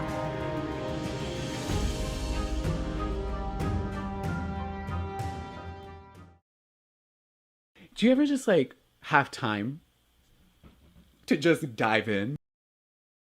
On May 21st of 2019, YouTube decided to make a big change on their platform, and the change was in direct response to a scandal that was happening and being covered by mainstream media. That scandal involved 3 people in our beauty space, predominantly James Charles, Tati Westbrook, and Jeffree Star. Essentially, what people were doing was they were using live counts on places like Social Blade, watching people's subscriber counts going up and down to see who was winning this particular scandal. YouTube did not like that, so therefore they cut off people's ability to view that information. That change is still in effect today. Time magazine even covered the story, and in that article, they talked about how our beauty space was one of the most powerful, not only due to the sales that the beauty space generated for many different companies, but because we were, quote, ripe for drama. Were they wrong? I don't think so. But this is the thing, my friends, is that as we were watching these subscriber counts go up and down, I mean, hundreds of subscribers lost and gained within seconds, and millions lost and gained in days. We were watching this. We didn't really know what was happening or whether we were going the right direction or not. Were we subscribing and unsubscribing from the right people? And there was no way we could have known that because the story of what actually happened during this time period was told in many different pieces by many different people over the next 3 years. And if you know me, you know I am a very linear thinker. I like everything to be laid out. It's the neurodivergent in me. So when I was researching for this section of the James Charles Behind the Controversy series, it took me a really long time, but I was determined to put this story in order to take all of the voices, compile them into a timeline. When they gave a date, I filled it into the timeline, and that's the way I'm going to be telling you this story today. All of the voices all together in order, telling a complete story, and I am very interested to see if you are like me and your opinion about what happened during what we called Dramageddon 2, if your opinion changed in the same ways that mine did. This, my friends, is the story of pride, betrayal, arrogance, and yes, it's the story of vitamins. But like with parts 1 and 2 of the series, we are going to focus mostly on James Charles and how his patterns of behavior continued during this time period. But we're also going to focus on the other characters in this story and how they contributed to, honestly, why I think James Charles still has a platform today, despite all of the things that we now know about who he presents himself to be. Because when Tati Westbrook uploaded Bye Sister, there was so much that we didn't know was going to happen. So as we move into this story that we're talking about today, it's very important to remember literally how famous James was at this time. And I don't say famous lightly. He wasn't just creating regular content on YouTube. His collaborations with celebrities had increased dramatically. So at this point, along with all of the celebrities he collaborated with in the last parts, he has now collaborated with Antonio Garza, the Ace Family, Jeffree Star, Liza Koshy, a joint video with Kim Kardashian and her makeup artist Mario Day Devanovic, Kylie Jenner, Mr. Kate, David Dobrik and the Vlog Squad, Jenna Marbles and Iggy Azalea. He was collaborating with some really big names at the time. These videos were getting between 8 and 45 million views apiece.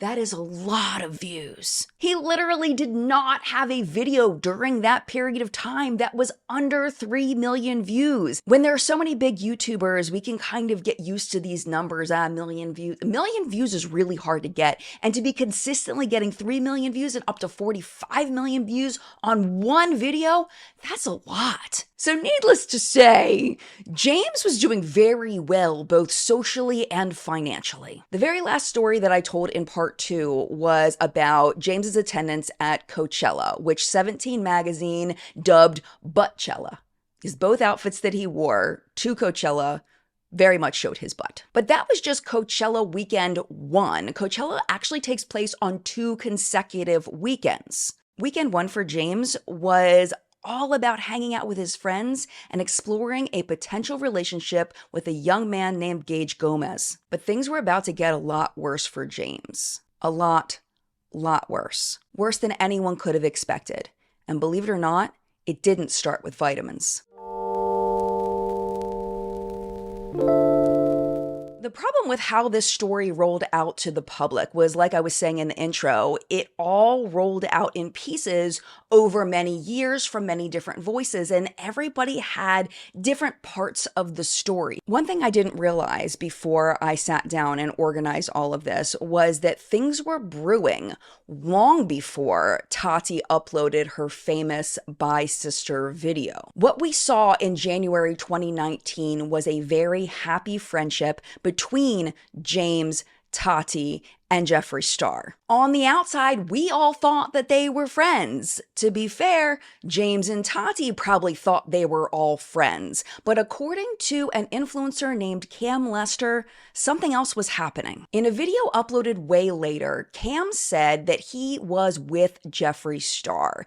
And while he was hanging out with him, Jeffree was on a phone call with another influencer named Shane Dawson. And in this phone call, the two men were bad-mouthing James. Shane had already completed one redemption documentary for Jeffree Star that was called The Secret World of Jeffree Star, and the two had become very fast friends. They were such good friends that even at this point, Shane and Jeffree were working together to develop a collaboration eyeshadow palette for Jeffree Star Cosmetics. They would eventually be called the Conspiracy Palette. According to Cam, he was sitting there listening to Jeffree and Shane talk badly about James, and he was conflicted because he was friends with Jeffree. He had met James before, they had always had a friendly relationship, but his friendship was really with Jeffree. So he had to decide, was he going to tell James that Jeffree and Shane were talking bad about him? And he decided not to, which he would later say that he regretted. And I remember Shane Dawson called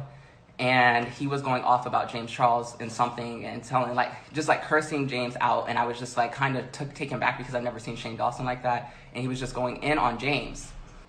3 months later, James had his scandal. And I always remember holding that and being like, OMG, maybe I could have came to James and maybe gave him a warning or told him something happened or something was about to happen, and I felt it. And I always felt a little guilty for not ever saying anything or confessing to James because he helped me in the beginning, and I felt like I wasn't a true friend, and I really am apologetic towards James for not speaking up and not having the courage at the time to speak up for him, because I knew 3 months before he had that scandal, something bad was going to happen. Now, Cam was not clear about the actual date of when this happened. We don't know if this was early February, mid-February, late February, and there's a big reason why this matters. And it's because on February 14th, the birthday dinner took place. You know the birthday dinner, right? I'm just like, oh my God, time and place. And you did it at my birthday dinner. If you do not know, please indulge me as I give you all of the details. What is better than celebrating your birthday surrounded by friends and family? I guess that depends on who your friends and family are, right? The star of this birthday dinner was none other than Tati Westbrook herself. She was celebrating her 37th birthday. Tati was at the top of her game in 2019. She had launched a vitamin company called Halo Beauty with the hair, skin, and nail supplement, and had recently launched a kiwi vitamin, and that was supposed to be to help your skin to slow the aging process from the inside out. Her YouTube videos at the time were earning her about 1 million views, sometimes a little less, sometimes a little more than 1 million views per video. And it wasn't like she had to have a banger to get 1 million views, like this was a sensational video to get 1 million views. Oh no, these were typical videos. So for example, Sisters Do My Makeup got over 1 million views. Awful Products Save You Cash got over 1 million views. These were just regular Tati videos. If you're not familiar with Tati, it's important to understand what Tati did and how she did it. Tati jumped into the makeup review space when people were just starting to tire of tutorials. People had kind of figured out how they like to do their makeup. There were still, of course, people watching tutorials, but makeup reviews started becoming very popular, and that's when Tati became very popular. And the way that she reviewed things is she was very thorough, she's very talented, and she also presented herself to be extremely honest. When beauty reviews boomed, Tati boomed too. In preparation for this video, I watched hours of Tati's content from back in 2019, and what I noticed was that unlike James and other people that were growing really fast at the time, Tati's strategy was really to just provide content that her audience would love. She didn't have celebrities coming on her channel, and she wasn't doing a lot of collabs with other influencers. And the other thing I noticed is that even though she was very popular, she wasn't going on the same brand trips that all of the other influencers were going on. She wasn't tripping with Tarte or beaching with Benefit or whatever all of the other influencers of her size were doing. Tati was just kind of on an island by herself. I don't even think she had a Morphe code because all she does is recommend James's Morphe code, which is odd because I feel like every other big influencer of the time had and was regularly using Morphe and talking about their Morphe code and earning commission. Tati wasn't. And the reason why I stress this is I think that this being on an island, this not being invited to events, this lack of social connection with her peers years is what led to her friendship with Jeffree Star. The pairing was weird, okay? It was weird for a lot of us because Jeffree seemed to be the polar opposite of who Tati seemed to be. Jeffree had a racist past. He was very materialistic. He was known for going off on people and being mean to people, outright laughing in people's faces as they went through horrible times. Like, that was who Jeffree presented himself to be, where Tati was kind of like your aunt or your big sister, helping you to pick out makeup. She never got herself into drama. She just stayed in her little corner and she reviewed her makeup with a smile on her face, with her beautiful background and her talented makeup looks. And it really was extremely different. So when the two of them became friends, people were confused. For their first collaboration, one video went live on Jeffree's channel, one went live on Tati's channel. On Jeffree's channel, they got ready together on a private jet. And in the comment section of that video, the audience was very welcoming to Tati. They were excited to see her. They were happy to see her. They were celebrating this new friendship.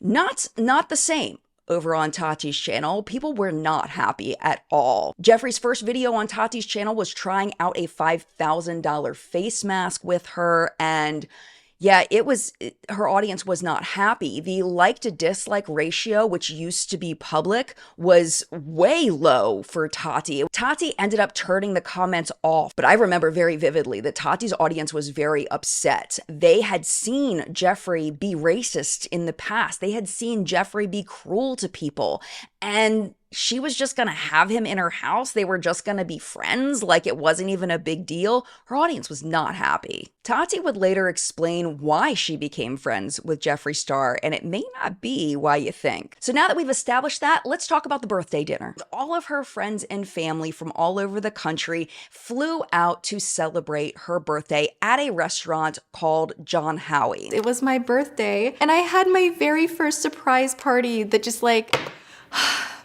I could cry thinking about it right now. In fact, when I was surprised initially, I hit the ground and I was crying for a second, and then I realized oh my gosh, don't be that weirdo that is on the floor crying. Cause no joke, I have footage of it. It's never before seen. You will not find this on Instagram. My husband is the best. He's so the best. He pulled off the most incredible surprise party in Seattle and had people that I adore and love, in Seattle attend, but also people from LA flew. A lot of you guys saw on IG that Jeffree and James were there, and it was the best ever. It was so much fun. And we ended up the day after the party going to the Space Needle. Everyone's kind of cheering for, Sister James and Jeffree, and they spot him, or they spot both of them, and everybody's kind of going wild. And I just have always been that person to kind of fall back. I've known my role quite a bit, and I've been around long enough that I've hung out with big YouTubers before, and I've always kind of been the small fry. I've been the one to kind of let me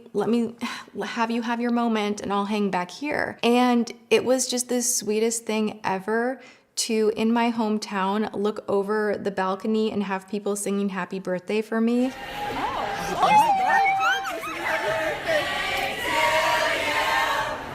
Happy birthday, dear Tati.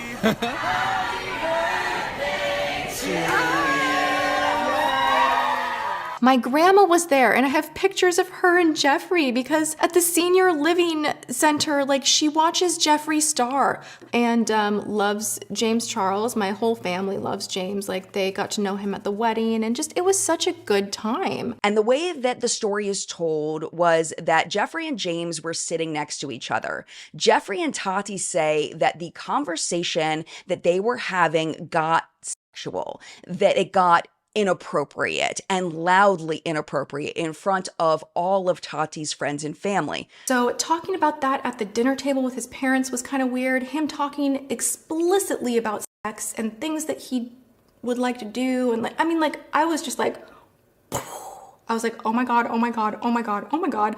I am used to this around, everyone else.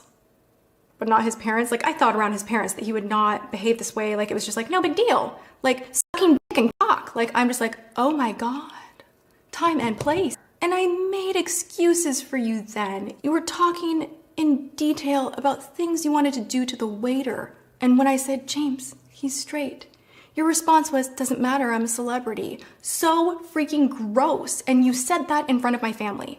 Things further escalated at my birthday. Every time James Charles's back was turned, Jeffrey would tell me that James Charles was out of control. He even texted and called me the following morning to apologize for James Charles's behavior at my birthday dinner and how embarrassed he was for me.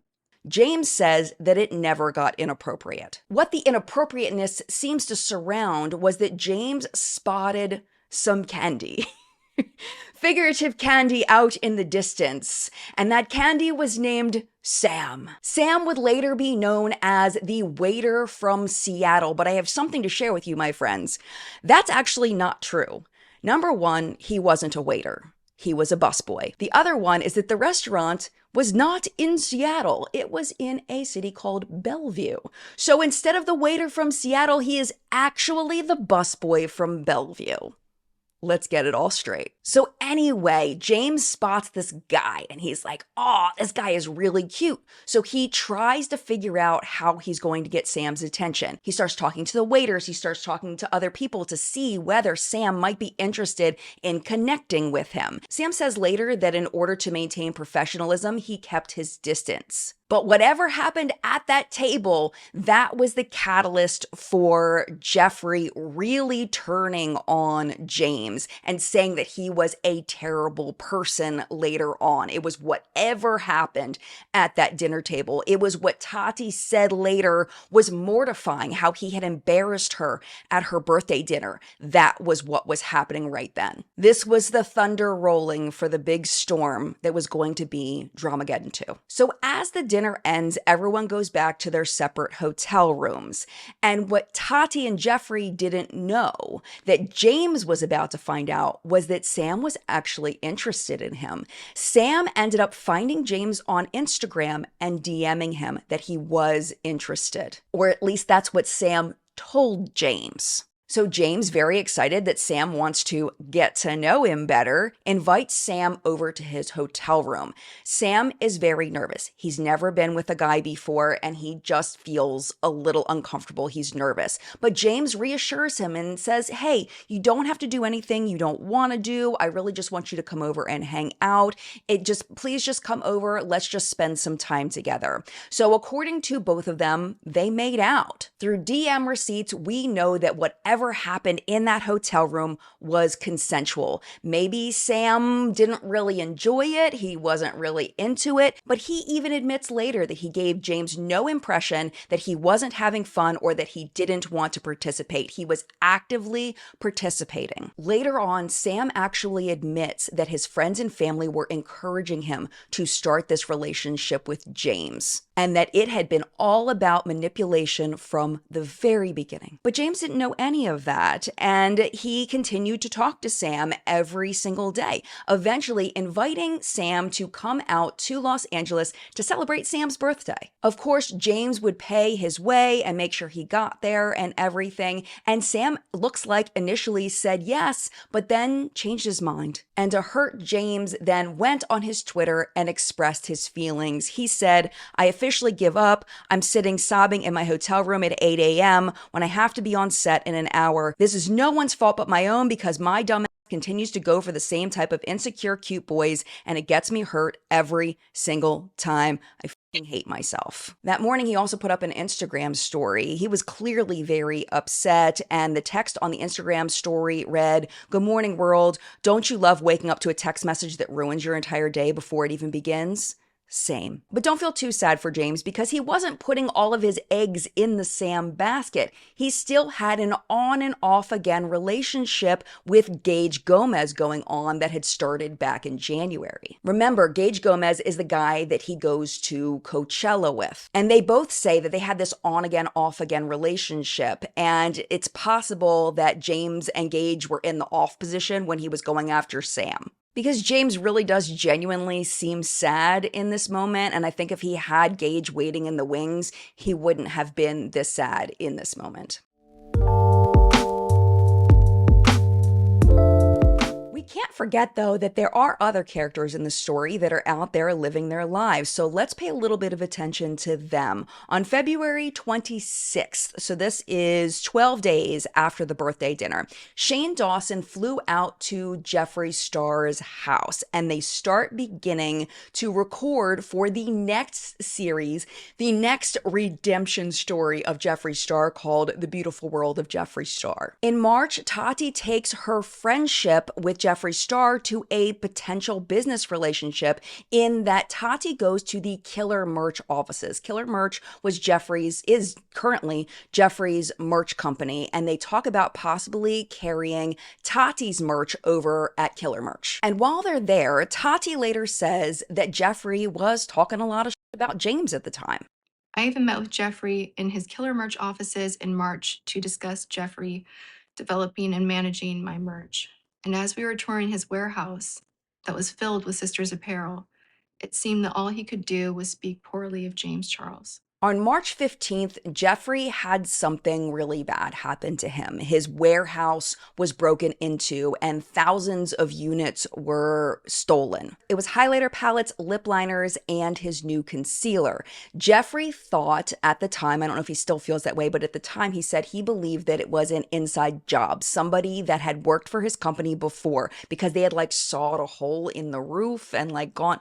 It's a strange story, but anyway, he was going through this situation where he had thousands and thousands of units of his products stolen. In early April, Tati got closer with Shane Dawson. She actually went over to his house and they had a really deep conversation where Tati says that she basically poured out her heart to Shane. She was hoping that maybe one day he would tell her story of the things that she had been through because Shane was into doing all of these different documentaries on different people. She told him really personal details about her life, and Shane was very empathetic and said that he was an empath and that he felt her pain and he comforted her and made her feel very safe. Shane came over one afternoon in April and I opened up and shared things that I've only shared with my closest of friends. I shared that I had been the victim of sexual assault. I spoke about my faith and told him how deeply I feel for others. He shared with me that he was an empath and that he could feel all of my pain. He pledged his unending friendship and loyalty to me forever in this life and in the next one. At this point, Shane gains Tati's complete trust, even though they haven't known each other very long. Meanwhile, James Charles has moved on from Sam, and that switch that was flipped to off for Gage Gomez has clearly been flipped to on. Gage is telling James that he is bi-curious, and James is excited about this and offers to fly Gage out to see him, to go to Coachella with him and his friends. James had acquired these artist passes for weekend one from SeatGeek, and he had enough to include Gage in his friend group for the event. Are you ready for Buttchella? I did talk a little bit about this in the last segment, but I want to give you a little more information that I have found since then that's going to set us up for what is to come after. It's important to know the dates of this and how it all shakes out. So the first weekend, the one where Gage went, was April 12th to April 14th, 2019 at Buttchella, which, I mean, if you've got a nice butt, if you can show your butt, I'm not shaming the buttness. It was there. It was hard to miss. But James had an absolute right to wear whatever outfit he wanted to, but I also have the right to go with 17 magazine and call it Buttchella. So at Buttchella, Gage is seen kissing James on the cheek. They're seen locking arms. They're showing each other a small amount of affection publicly. Publicly, things seem to be going well, but once they get alone, it seems like James was upset about something. He was crying, and Gage asked him, "Is the reason why you're crying because I won't kiss you?" And James said yes, so Gage kissed him. James says he wasn't just crying because Gage wouldn't kiss him, it was because he was dealing with a bunch of other things. This is interesting though, because it does seem like James might have been manipulated manipulating Gage in this, trying to get Gage to engage in a romantic relationship, because he said that Gage was sending him mixed messages, and that was part of the reason why he was upset. But James insists that Gage kissed him of his own free will multiple times. But by April 16th, 2 days after the conclusion of Coachella, James and Gage are officially over. I put these text messages on the screen last time, but I'll throw them up again just in case. The gist of it is that Gage is insisting, I was bi-curious. I wasn't sure if I liked you. That's why I went. And when I got there and, everything was happening, I realized that I just wasn't interested in having a relationship with you. And James is insisting that Gage is lying about that he just used James in order to get tickets to Coachella. And they just kind of go back and forth like that, sticking to their individual stories. Gage actually asks James if they can have a face-to-face conversation about it, but James refuses. So James, being upset that this relationship that he had hoped for was now over, sees this tweet. And the tweet is a few pictures, a little collage of James with Gage showing affection publicly at Coachella, asking James if he's in a new relationship. James is hurt and he lashes out publicly. He says, nope, unfortunately, I'm still very single. This boy played me for months on end and is a disgusting con artist. I'm thankful I had my friends with me. So Gage sees this and he is very upset because obviously he doesn't think that he's a disgusting con artist, and he can't believe that James is tweeting this about him. Like, there's a picture of him and James is tweeting that he is a disgusting con artist, and Gage is super upset about this. He texts James and he's like, you know what? You said this about me publicly and I need to clear my name. So I'm going to be making a video about this and telling everybody what happened. And James is like, oh, don't do that. Please don't do that. You're going to make everything worse. Please don't make a video. And Gage is like, I have to make a video because you slandered my name. So now I have to say my side because people are going to think I'm a disgusting con artist, and I'm not. That conversation ends and James is, of course, very upset. And being upset, he decides he wants to go have some fun. He wants to go to Coachella weekend 2, but there's a big problem. And the problem is he doesn't have artist passes. SeatGeek only gave him artist passes for the first weekend. He doesn't even have tickets for the second weekend. So he contacts SeatGeek and he's like, hey, or his management team, somebody contacts SeatGeek, tries to see if they have artist passes for weekend 2. They don't.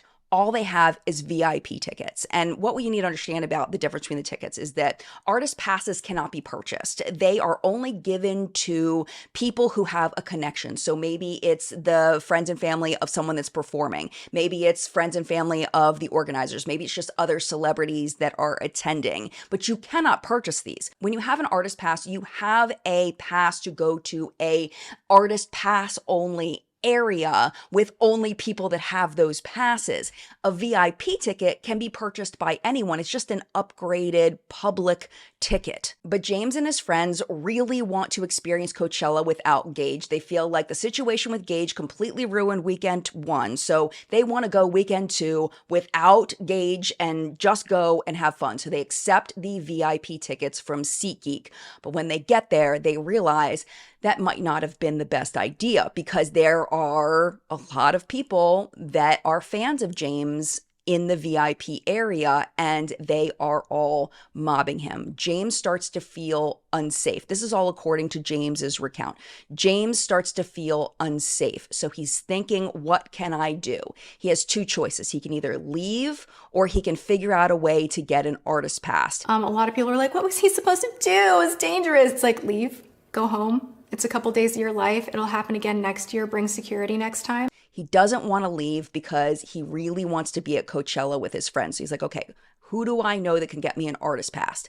Nikita Dragun. Nikita might be able to get me an artist pass because I know she's here with Sugar Bear Hair, which was a very popular social media gummy vitamin company. Nikita was there with Sugar Bear Hair. So he's like, okay, I'll text Nikita and I'll ask her, maybe Sugar Bear Hair can get us artist passes as well and get us out of here to safety. So he texts Nikita. Nikita hooks James up with the Sugar Bear Hair team. The Sugar Bear Hair team agrees to give James the artist passes, but on one condition. He has to upload one Instagram story with a swipe up to purchase promoting their new sleep vitamins. We don't know if James was thinking about Tati in that moment or not. All we know is that James accepted the deal. So James stays at weekend 2, has a great time with his friends with the artist passes provided by Sugar Bear Hair. He goes home and goes about his life, but he knows he needs to upload his video. And at this point, we do know that he is thinking about Tati and how this swipe up is going to affect her. So he texts her and he's like, hey mom, because he called her mom. Hey mom, I have this video that I have to do for Sugar Bear Hair. They saved me at Coachella and I told them I would do this. Tati was very, very upset about this. She was very disappointed. And James, at that point, he had to do it because he had already agreed to it. He'd already accepted what they had given him. And now it was his time to give it back. And Tati's whole point was, why didn't you just leave rather than stab me in the back? And this is where I want to interject some of my opinion, because I have been watching so much of these people's content and I've watched these videos with a fine-tooth comb, really attending to what's happening here. And I think that the crux of why James didn't leave was that Tati and James were not friends. I'll say that again. Tati and James were not friends. They had a different type of relationship. Tati even said that she was more of a mentor to James than a friend. Like, I always envisioned that he would grow up. At some point, we'd kind of meet up as friends because he would be an adult. I wrapped as much love as I could around this kid, more from like a parental stance than like a best friend stance. But I don't think she really internalized what that truly meant. So for example, if you think about the way you would treat a parent or a teacher is different than the way you would treat an actual friend of yours. Tati's 37. James is 19 years old. He is not thinking of Tati as a friend. That doesn't mean he didn't care about her. It was just a different type of relationship. James might have been thinking in the moment, yeah, she's going to be upset at first, but she'll get over it. It'll be fine. She cares about me unconditionally. She's mom. She's my mentor. She can't be that upset. She's got to understand I'm just out there living my best life. Like, why? Like, I understand she's going to be mad, but she'll be fine. She'll get over it. She didn't get over it. And I think it was because Tati's expectations for James were way too high. Tati was treating James as if he was a fellow 37-year-old instead of a 19-year-old. She expected him to behave like a full-grown, fully formed brained adult. And he wasn't. He just wasn't. So James uploads his Sugar Bear Hair swipe up video on Instagram and he mentions the hair, skin, and nail vitamins, but he mostly focuses on the sleep vitamins. All right, sisters, we are officially back home. I am alive and well. The dust is gone. I showered this morning and I'm still not sick. Fingers crossed that it stays that way. Knock on frickin' wood. I am not trying to die because I have a lot going on the next few days, but yeah, hope everyone's having a beautiful Monday and an amazing start to their brand new week. I also want to give a quick shout out to Sugar Bear Hair. I met their team weekend 1 at Coachella and they really helped me and my friends out with sister security because it was crazy. Hello, editing Jen here. I realized something as I was rewatching this clip. When Tati talks about in By Sister that James had over a week to tell her about the Sugar Bear Hair sponsorship, this is why. And, you know, James Charles, he had 9 days after Coachella to talk to me. He knows where I live. It's not far from him. He could have come face to face and chatted with me because he knew that this would hurt me. Brands know what they're doing. And that leads me to believe that this was orchestrated beforehand, but he had an emotional conflict because of me and promises he made to me behind the scenes.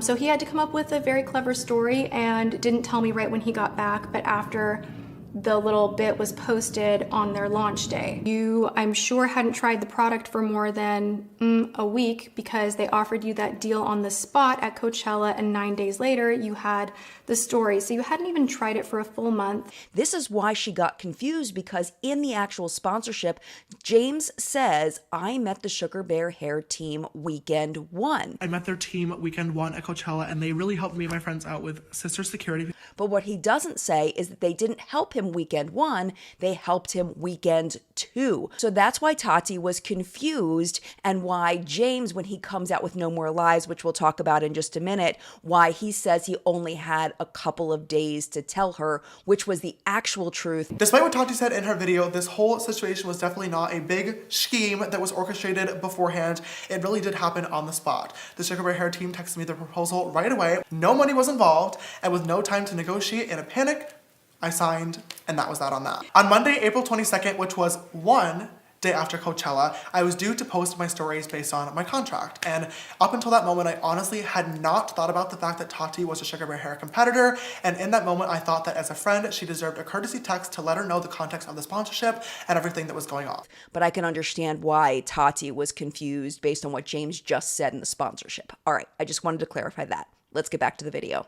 You guys probably already know about their iconic hair vitamins, but they just came out with brand new vegan sleep vitamins. And first of all, taste so bomb, but most importantly, I've been dealing with a lot of anxiety recently, and it always comes late at night when I'm laying in bed thinking, which is not fun or fresh. So I've been taking these 30 minutes before bed, and they've been really helping. So if you guys want to check them out, you can swipe up. Meanwhile, while James is uploading his video and upsetting Tati, Gage fulfilled on his promise to upload a video talking about what happened between him and James. It's very short and it's very to the point. The purpose of making this is I just wanted to speak my side. There's been some lies, false allegations, and more importantly, slanders. And it's gotten to the point where my friends and family are involved, so that is why I'm making this video. There was a tweet made about me, and it was slanderous. And the person who made this tweet obviously realized that. And maybe if they didn't realize that, they understood that it was aggressive and maybe the wrong thing to do. And they deleted it. I'm not sure if everyone knows that it was deleted, but it was. I have photographs. This other person has photographs. If I wanted to be a clout chaser, I would be releasing all of those things, but that's just not what I want to do, and that wasn't my intentions. But James may not have known at the time that Gage had uploaded this video, and he may not have known in that moment what Tati was going to do very publicly next, because he was actually hopping on a short flight to San Francisco for some very exciting meetings. When he lands, he sees Tati's Instagram story. It is a lengthy Instagram story of Tati very hurt. Hey guys, who is having a crappy day? Raise your hand right now. I just wanted to hop on. I don't even really know why. I never get in these moods to just like vent or do a rant or anything like that, but I'm literally sitting here in my studio like I can't film. And this never happens to me, where I feel like I'm here, I know what I should be doing, I should be working, I should film, and I just can't because I'm stressed out and I feel really lost, and I feel in my community especially, like I feel really lonely. And through this whole journey of YouTube, I feel like I have been someone who's been super supportive to my friends, and it's been really crap to feel like, not that you should do things to get support, but like, you know, should support one another. That's how it should be. And you know, I'm having one of those days where it's like smacked in my face of what's what, and having to take a look at things and realize what they are and not wanting to realize what they are. When you do so much for people in your life and they not only don't return the favor, but they just don't even see you. Like, I get it. I can get it. I'm just so upset. I feel really used, and that's the bad part of Hollywood. Welcome to business. Everybody says what they need to say and uses who they need to use to get ahead, and I have had about enough. That's all you can do sometimes is take a deep breath, vent it out, talk to your friends, have a cry, suck it up, stand up, move past. So fans that are watching this friendship closely put 2 and 2 together and they start tagging James. Like, is she talking about you? Is this about you, James? Is this about you, James? Is this about you, James? And James knows it's about him. And Tati knows it's about him, even though she didn't say James' name directly. Pretty much everybody knows it's about James. So James now getting off his plane, he's in a panic and he's like, oh my gosh, this is terrible. Tati's so hurt. I need to talk to her. So he texts Tati and Tati won't text him back. So he texts Tati's husband, James. Now, for the sake of this video, because they're both named James, it's going to get really confusing really fast. So from here on, I'm going to call Tati's husband JW for James Westbrook. I don't think he goes by that. That's not his name. But I just need us to be very clear who we're talking about. James is always going to be James Charles. JW will always be Tati's husband, James. It's just for clarity purposes. So he's texting Tati. She's not texting him back. So he texts JW and is like, hey, Tati won't text me back. After she's done filming, will you get her to text me back? And he's not texting James back. So in a panic, again, they're not talking to him.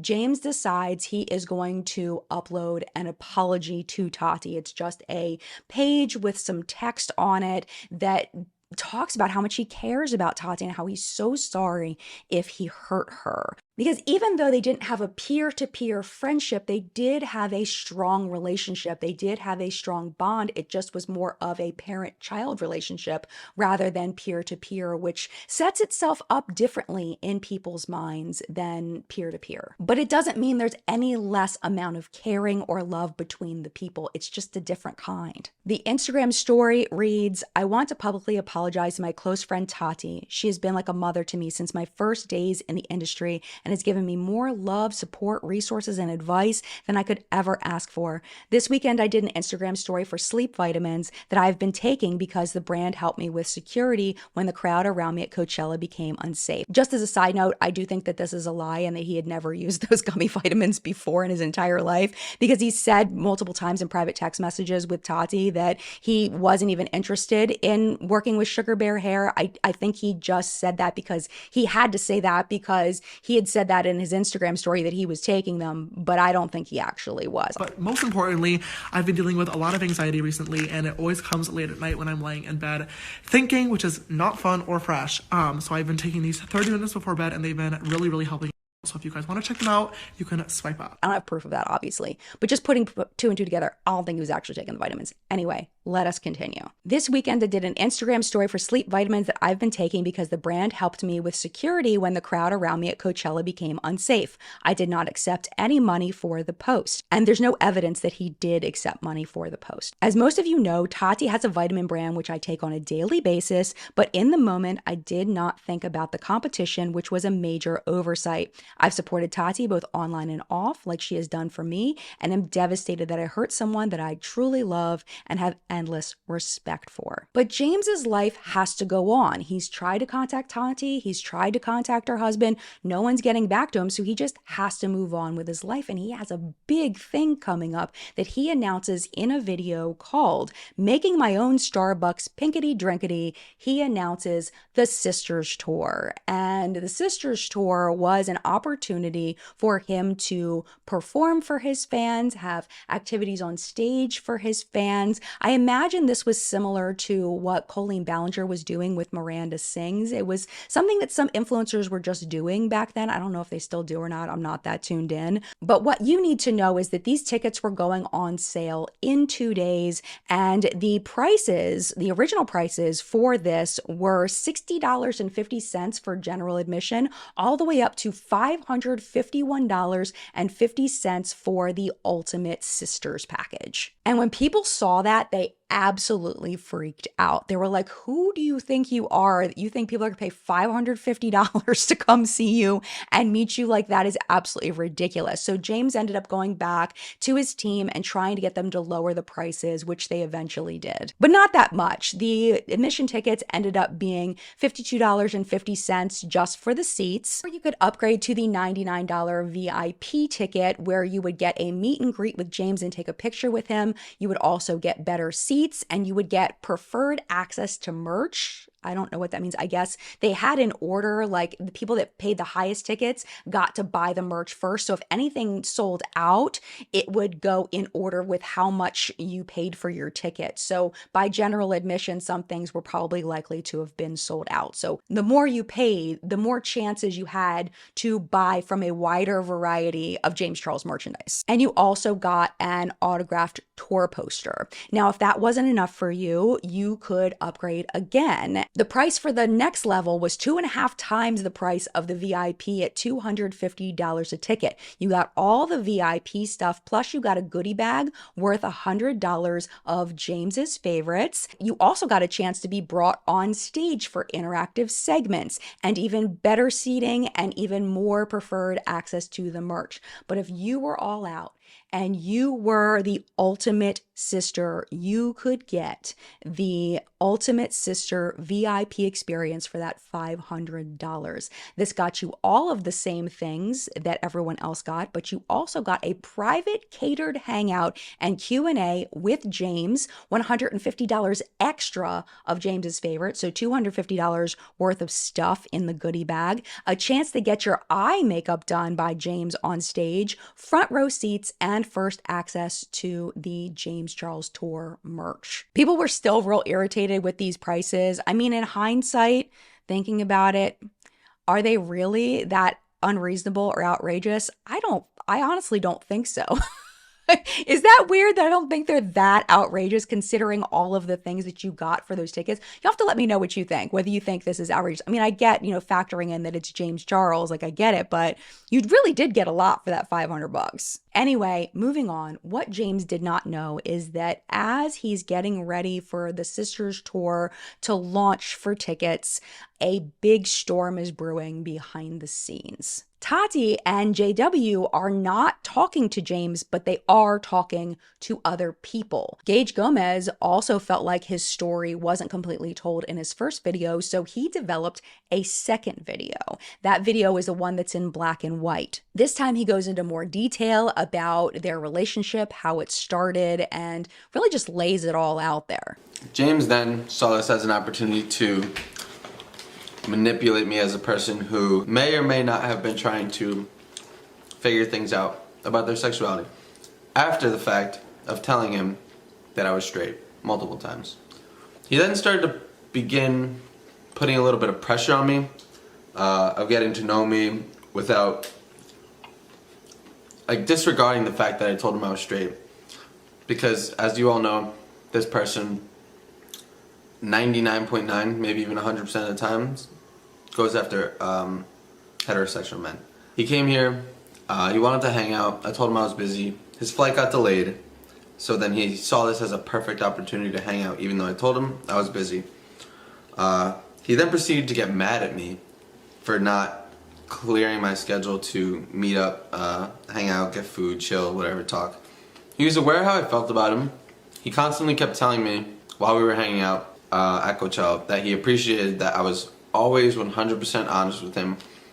If I was ever a little vague, I was never telling him what he wanted to hear, or I was never lying to him. It was always how I felt at the time, and he knew that. So then invited me to Coachella, and I denied the first time he asked me. I denied both times he asked me. He asked me like one day, and the next day after he asked me again. I said no.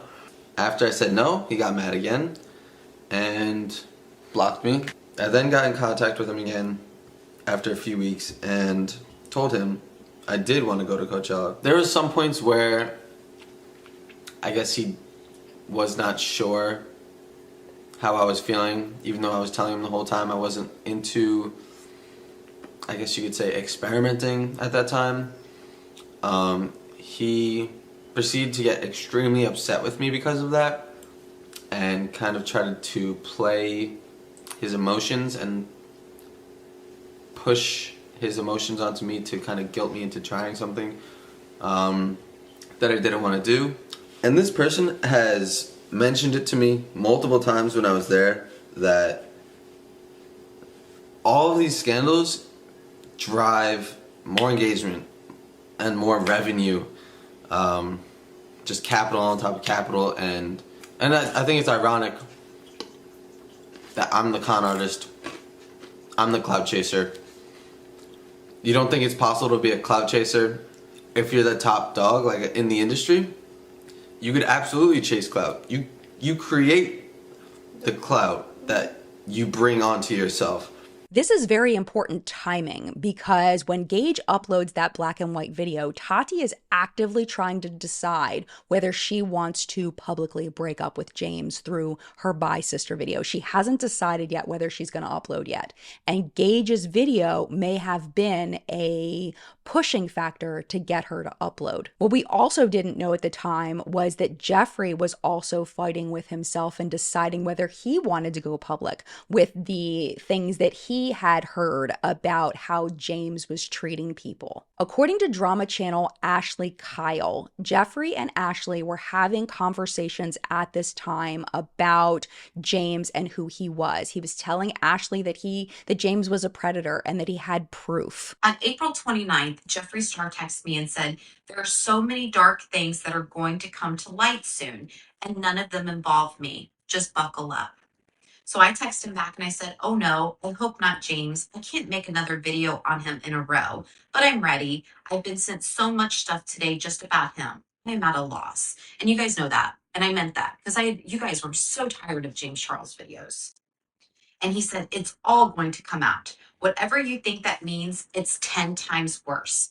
He's a monster." So I said, "Oh my God, Jeffree, you have me shook right now. You were so close to him." And he said, "We all were. Shane, Tati, the Dolans, Emma, we are all done." And I said, "Wow, that's disappointing. I had a lot of hope for him." And then you see the next text message and it says, "Oh my God, that's disgusting." Well, that's because Jeffree Star had sent me a voice note.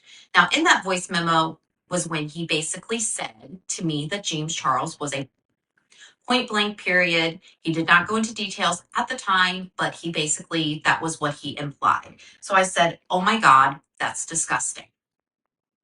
And he said, "We're all questioning if he has a soul." He's telling Ashley that shit is about to hit the fan and that James's friends are starting to turn on him, including the entire Sister Squad, Emma Chamberlain, Ethan, and Grayson Dolan. And of course, he tells Ashley that Tati is also done with him. So on May 1st, Jeffree Star texted me again and he said, "It's far from over. Gage got out safe." And that was after we had uploaded our video where James had sent us all of the text messages between him and Gage. So he said, "Wait for the others." He said, "Shane and I feel like this weekend something bad is going to happen with all of this.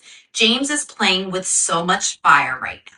He goes on to say, "Manny 2.0 calling it now. Wait for someone to upload their video on James this week. You're gonna gag." Which I can only assume is Jeffree talking about that he thought that Bye Sister was going to go live. And this may be evidence that what Tati was saying about Jeffree manipulating her behind the scenes may have been true. That Jeffree was talking in Tati's ear about James being a predator and telling her that he had all these people were turning on him and everything was coming out. Gage had come out and told his story, and Jeffree assured Tati that more people were going to come out. And as Gage's video starts to get traction, there are other people on the internet, verified, unverified accounts, people saying that they also had inappropriate interactions with James. So this statement that I'm about to read, the person said this actually wasn't real, but this is what she said at the time, and this is what Tati and everybody else watching thought was real. The account said, "Throwback to when James Charles catfished the entire soccer team in high school, pretending to be a girl so he could get pics. So glad to know he's still predatory." As if life wasn't complicated enough for James during this time period, on May 2nd, he gets a random text message from Sam, the waiter from Seattle, also known as the busboy from Bellevue. He gets this text message. But what James doesn't know, he may have suspicions, but he doesn't know This is a trap. Sam tells James that he's changed his mind, that he regrets his decision, and that he is gay, and he does want to open up that communication and possibly be in a relationship with him. James responds, hey, I can't be in a relationship with you right now. He had a lot going on, legitimately. But Sam's goal isn't to actually get in a relationship with James. It's to get unblocked because he's trying to trap James into saying something that he can then put on social media to expose him. Sam asks to be unblocked after a friendly conversation, and James decides to unblock him. Sam decides then to call James, which Sam then illegally records. So when Sam gets on the phone with James, he right away asks him, hey, were you seeing Gage at the same time you were talking to me? And James is clearly not in the mood for this. He is going through a lot right now, and he is not putting up with it. I don't want to play it for you because it was recorded illegally. So just know that it is a recording of Sam holding his phone and someone recording Sam holding his phone, and James just like rubbing his face like, what the dude, like, I just, was I seeing Gage? Not at that moment, whatever. And basically, James ends up hanging up on him. About 10 days later, Sam actually puts this illegally recorded clip in the video that he puts up talking about his relationship with James. But we're not quite there yet because we have two other players that are now going to enter the chessboard, and that's Gabriel Zamora and Nikita Dragun. It's important to know that Gabriel and Nikita have now been through a lot together. They were part of Dramageddon 1 with Manny MUA, Laura Lee, and of course Jeffree Star. But Gabriel and Nikita are very good friends. And Gabriel had gotten a reputation for keeping it 100. It was his whole thing that he was going to be the one to be honest and real and tell the truth. So Gabriel, being on that truth quest, uploaded a video called Makeup and Opinions. And about halfway through the video, he starts talking about Tati and James. Holly Sonne, James betraying Tati and having his mom do his dirty work. I guess I'm confused. And this is just me. I don't get where the betrayal was. Like, if we're keeping it 100, this is just my opinion, and I'm just going based off of, let's first go based off of what we just seen on the internet, right? IG stories were posted. Moments later, she's crying on the internet. There's no communication, personal communication behind the scenes. It's made out to be this big, thing. James apologizes on IG stories. Correct me if I'm wrong down below. He apologizes on IG stories. Then all these videos are made because it's literally my recommended. Because it's popular videos with thousands of views. Only thing I can think of as to why she was upset is because he posted that Sugar Bear Hair thing. Well, that's her #1 competitor. And I'm like, well, Sugar Bear Hair was around before her. Homeboy is exclusive to her? Do you ever just have time to just dive in? Sometimes I have time, not even gonna lie. And I was like, let me dive into this. Let me explore the situation a little bit more. And I, for some reason, cannot find out what he did. Cool. The only thing I can think of, I'm like, okay, so what did he do to make her cry? Promote Sugar Bear Hair? My favorite thing to do in a situation is always play devil's advocate. I know for a fact that there is a influencer coming out with a vitamin collaboration, and it's not with either brand that we're discussing. And this is someone who, I'm trying to find my nose contour brush. Okay. This is someone who James is friends with. James has had on his channel. So I'm confused as to, wait, so he can't promote that? And even then, I saw a video that said, well, how would so-and-so feel if Gabriel promoted a competitor? Bitch, if I want to promote the KKW brightening powder, or if I want to promote the Dragun Beauty brightening powder, trust me when I tell you, Nikita don't give a fuck. Okay? So that little storyline, we can diminish. It's not even just her crying over vitamins. It's the fact that all these channels and all these people are just continuously making videos on it, talking about it, making this a thing. And I'm like, really, over vitamins? But because it started publicly, it had to end and be addressed publicly. Does that make sense? So if you're going to go on the internet and cry and heavily imply that there's a horrible human being and everybody can get what it is, girl, sit on the internet and talk about it then. Tati would later blame Gabriel Zamora and this video and Gabriel calling her out on the dance floor as the reason why she uploaded, as well as one of the reasons why she uploaded Bye Sister. And I'm going to share a lot of it with you because I feel at this point that I have to, because Gabriel Zamora decided to drag me out on the dance floor by calling me out by name in a video that he made about opinions in makeup. We're always going to experience heartbreak, and that's part of being human. For me, I always like to say that just because because the person next to you is in a full body cast doesn't mean that your broken arm doesn't hurt. Pain is pain. Feel it, let it go the way you do, process things the way you do, but that's private and that's your business, and no one has any to tell you how to feel. So that was so not right on so many levels. I do live a portion of my life online, so what you guys saw in that IG story, that happens to so many of us. Like, we let our emotions lead because we're creatives, and you have access to this piece of technology that allows you to express, you know, so widely and so quickly. I'm a really, really big believer in hitting the pause button, thinking things through. In that moment, I didn't. Meanwhile, Sam, having not gotten what he wanted from the illegally recorded phone call, is still trying to get information from James, and he texts him again that he is bi and that he is interested in him. At this point, it seems like James was completely ignoring him, which was probably a really good idea. This is why in Sam's video, he included a screenshot of me telling him I did not think he was fully straight. This comment had a lot of people really upset and confused as to why I was telling somebody their sexuality, but there's a very simple explanation. Sam and I talked for a very, very long time, and his sexuality, like I said, wavered a lot. Every time that he was a little bit confused, we had open and honest conversations about it, and he always asked me my input, and I gave it to him. I would never out somebody, and I have never, ever tried to manipulate somebody's sexuality, including his, point blank period. But James is not ignoring his relationship with Tati. He continues to try to reach out to her, to talk to her, to reach out to JW and say, hey, I really need to talk to Tati. And still nobody's getting back to him. At this point, the video that Gage uploaded, the black and white one, is blowing up all over social media. Everybody's talking about it, and James feels like he needs to clear the air. So he puts up this Notes app explanation of his side of what happened with the Gage story. Some people believe him, some people don't, but he has put out his side. I'll put it on the screen for you in case you would like to pause to read. I'm not going to read through the entire thing. It's kind of long, but it's basically just him explaining, like I said, his side of what happened. Because James is trying to move on. He is trying to close this chapter because he has a very big event the next day.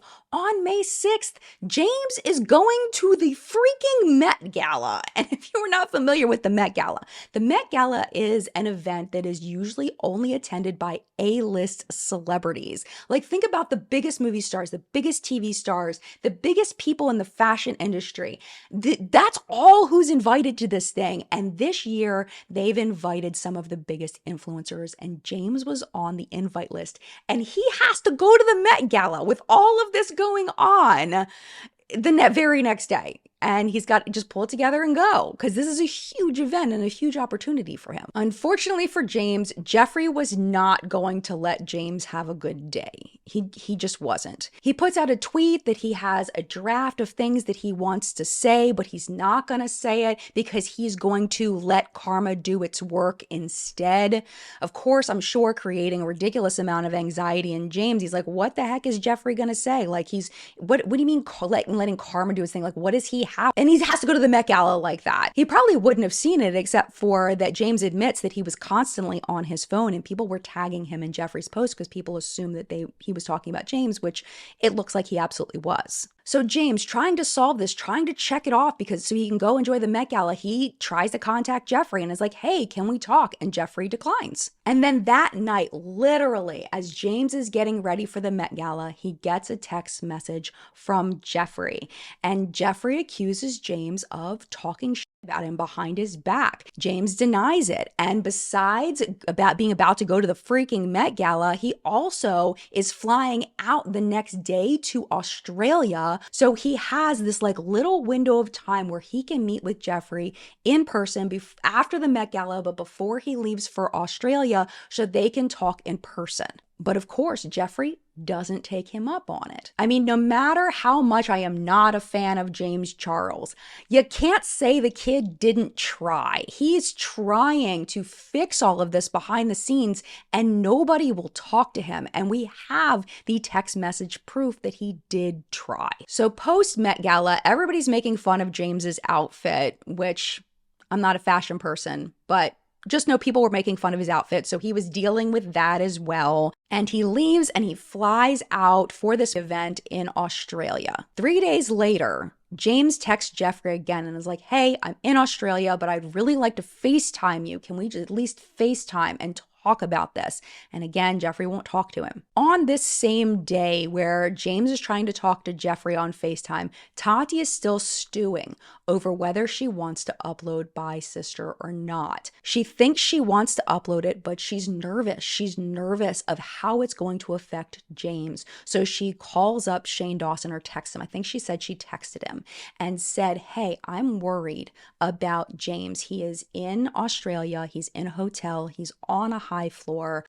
The night before posting my video Bye Sister, I texted Shane sharing my concerns for James Charles, that he was out of the country on the high floor of a hotel and I was afraid for him hurting himself. Shane texted me back and said that I should not be nervous about the 50th floor, that James Charles was a narcissist and that he would never do that. Basically implying that he was too full of himself, too in love with himself to hurt himself. So it seems like this conversation with Shane, possibly conversations with Jeffree, Gage coming out and telling his story, may have been what Tati needed in order to feel like uploading her video was necessary. Tati made the decision to upload Bye Sister and say goodbye to James forever.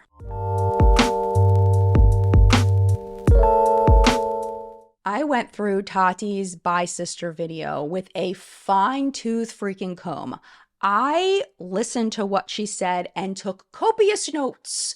7 pages of notes, because what I realized about that video, having rewatched it with my eyes now, is that she really does skip around a whole lot. And her story is not clear. It's almost a stream of consciousness. And it is filled with a ton of emotion, all kinds of complex emotions, all coming together in this perfect storm that became Bye Sister. For context, when Tati sat down to upload this video, this is coming from a place of a person who is significantly older, who has seen James grow from an insecure 17-year-old all the way to an arrogant, selfish 19-year-old. She's watched this evolution happen and she is not able to get through to him. She feels like she's been trying to mentor him, try to give him advice, try to tell him what to do and what to do in order to help his career, in order to help him to not make mistakes, in order to help him not to continually get canceled. And James is ignoring her. He seems to feel like he knows better. And it kind of is reminiscent. The way he treats Tati is kind of like the way he treated Marlene Estelle, in that when Marlene Estelle got that Netflix deal for the documentary, James thought he knew better and attacked Marlena publicly. And this is more of a private version, that he hears Tati, but he's not listening to her because he feels like he knows better. That's the vibe going into Bye Sister. She has told him over and over again to stop messaging guys on social media. He's not listening. She has told him over and over again to stop going after guys who tell him that they are straight. He is not listening. She thinks at the time that Sam was clear about saying that he was straight and James didn't listen. She hears that Gage is saying that James was laying on this huge guilt trip when he said he wasn't interested. This is lining up with things that Tati has seen in the past. She has told him that it is going to bite him in his bulbous ass, and he is not listening, and she doesn't know how to get through to him. And she is currently actively watching James's social life implode before her eyes, and she believes it's because James didn't listen to her. And one thing to back up that there is a history of this is actually a text message between Sam and James, where Sam is breaking up with James essentially and saying he's not interested. He says to James, hey, so I took some time to think about it. In all honesty, I'm pretty sure I'm straight, but I've really enjoyed talking and getting to know you, and maybe that confused me. I don't want you to think I'm leading you on or using you, because I'm pretty sure that's happened to you in the past. And Tati has said, and James has said, that this has happened to him in the past, where he has gone after someone and they seemed interested and then they just weren't. But the thing is that's just dating life. That was basically my entire life from the time I was 18 after I graduated high school until I met my husband.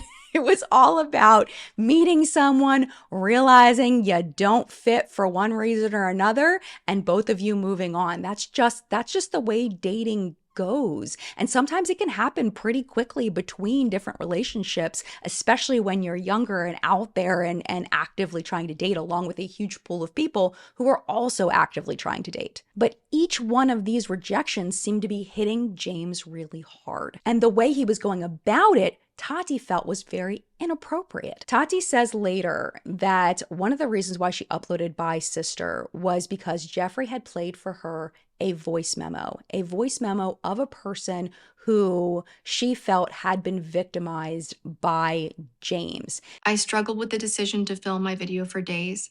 The night before I did film, Jeffree sent me what he claimed was an audio file from an alleged victim and told me to listen to the pain in their voice. The audio was clearly a small portion of a larger conversation. It wasn't enough for me to contact the authorities. It was enough to scare me.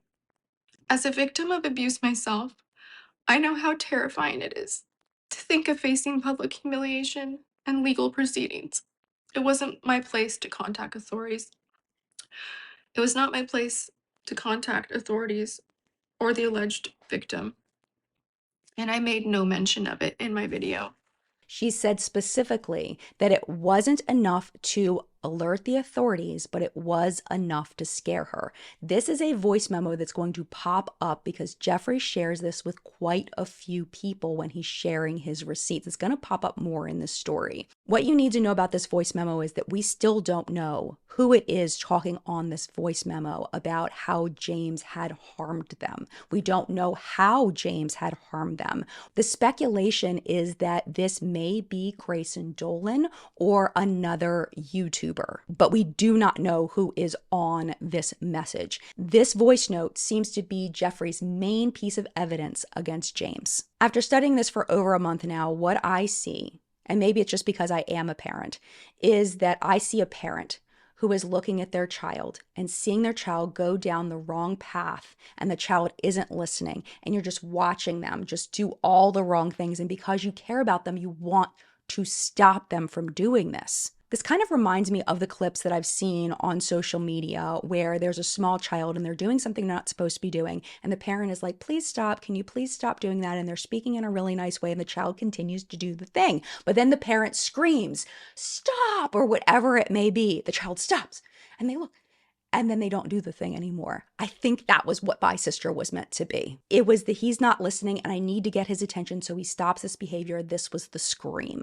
Beyond that, Tati sees this as a general disrespect and a lack of a reciprocal relationship. Tati feels like she has poured so much into James, so much work and so much effort into her relationship with him, and he is just not respecting her. Obviously, so many of you guys understand that this is more than just a sponsored post. It has layers.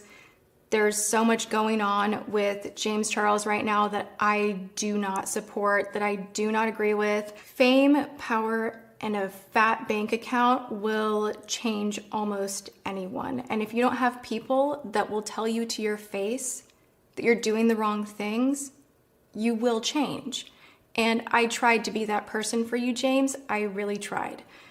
I don't think there's any getting through to you. And he's not giving that back, and she's taking that personally. And then when James takes that Sugar Bear Hair sponsorship, that is the stab in the back that really solidifies that they are not friends. She feels he stabbed her in the back to take care of himself. And she takes that very, very personally. So like I said, I watched Bye Sister all the way through. I took 7 pages of notes, and what it boils down to, the reason why Tati says in that video that she is sharing the story boils down to 2 things. Number 1 is the narrative of personal responsibility, and number 2 is the narrative of saving her own ass. Are these the real reasons? Is this the whole story? I honestly don't think so. This is just what she tells everyone.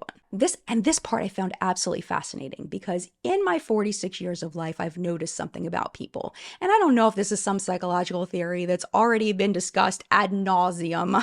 I don't know if this is a thing that's just in my mind, or if this is basically what I've noticed is that And people are passionate, when people are emotional, and they talk about a situation, the beginning of speaking about it is based in that emotion. It is based in the anger or the frustration or the disappointment. But the more the person talks, the more they start hearing it, what they're saying, the more they're working out the situation in their own head. And the more you get toward the end, the more the real reasons come out, because they're kind of figuring it out in real time. And I think that's what's happening with Tati and Bye Sister. In this video, Tati is realizing in real time who she thinks James Charles has become. She starts off Bye Sister in the passion part, in the emotional part, with two reasons why she's making the video. The first one is because she feels like, as a public figure, if she makes a big change in her life, like ending a friendship, she owes it to her audience to tell them and let them know. I feel when you put aspects of your life out online that at some point you are going to have to address them if you make a radical shift. I don't know. That's just what she said. The other thing she said was that she felt like Gabriel Zamora called her out on the dance floor when he made his video about makeup and opinions. And I'm going to share a lot of it with you because I feel at this point that I have to, because Gabriel Zamora decided to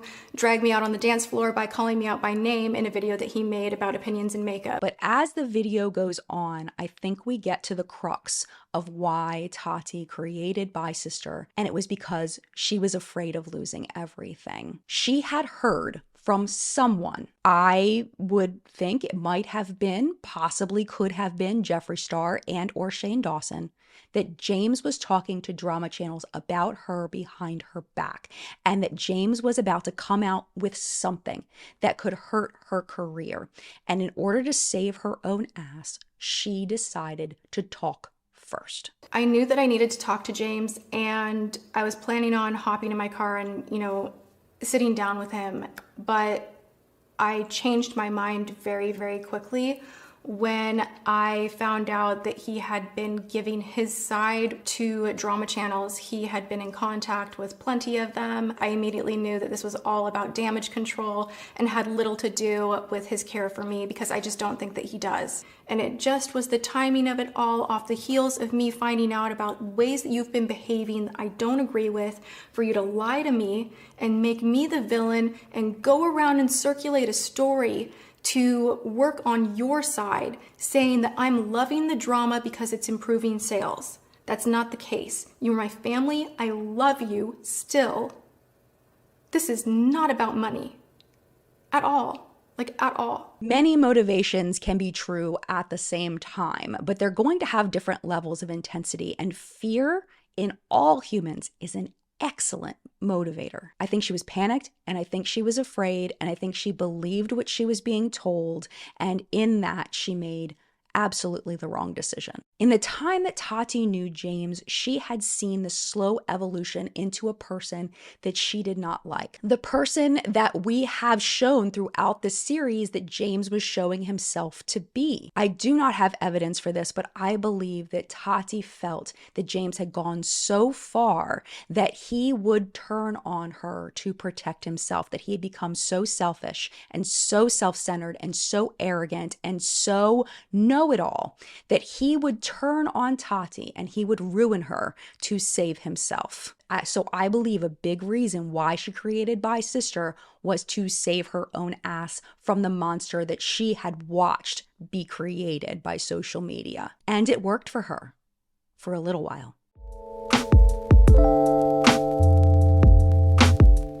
Do you remember when I said in the beginning that we had established in previous episodes of this series that James saw social media as a game to be won, and how you win is through gaining followers, gaining high power friends, and gaining money? All of that was crashing down for him. After Bye Sister, he was losing the game. He started losing followers and losing followers fast. His celebrity friends started unfollowing him. And I imagine, I don't have proof of this, but I would imagine he was losing brand deals and sponsorships. He definitely was losing his potential to earn money through Google AdSense, because if all of these subscribers are unsubscribing, that means they're no longer going to watch his videos and he won't earn as many views and therefore earn as much money. This is when the live streams started that I was talking about earlier, where people took the Social Blade, active Social Blade live subscriber counts, and there was a live feed that you could watch actively and watch James's subscriber number go down and Tati's subscriber number go up. It was a thing. Everybody was watching it like it was a fun game, while James's life was literally being destroyed. As reported by Entertainment Tonight, he lost nearly 2 million subscribers in 2 days, which was a YouTube record. In the same time period, also according to Entertainment Tonight, Tati gained 3 million subscribers. People that were unfollowing James at the time included Kim Kardashian, Kylie Jenner, Demi Lovato, Miley Cyrus, Katy Perry, Ricky Dillon, Iggy Azalea, and possibly one of the most painful for James, his celebrity crush, Shawn Mendes. And of course, he was unfollowed by friends of his, Jeffree Star, and the entire Sister Squad, Emma Chamberlain, Grayson, and Ethan Dolan. I do not have an exact timeline of when these people unfollowed him. It could have been other times. All we know is that when all of this went down, none of those people were following James anymore. So shit is actively hitting the fan right now, and James is rightly upset about all of this happening. And in a panic, in emotions, he created a video called Tati. In that, James apologized to both Tati and to her husband. I owe everybody an explanation, but most importantly, I owe 2 important people an apology. To Tati and James Westbrook, I'm sorry for everything that is going on and everything that I've put you through over the past few weeks. Her and her husband have given me so much love and advice and opportunities and a place to stay and a shoulder to cry on at 3 a.m. and support when nobody else would or wanted to. And I'm so disappointed in myself that I ruined a relationship that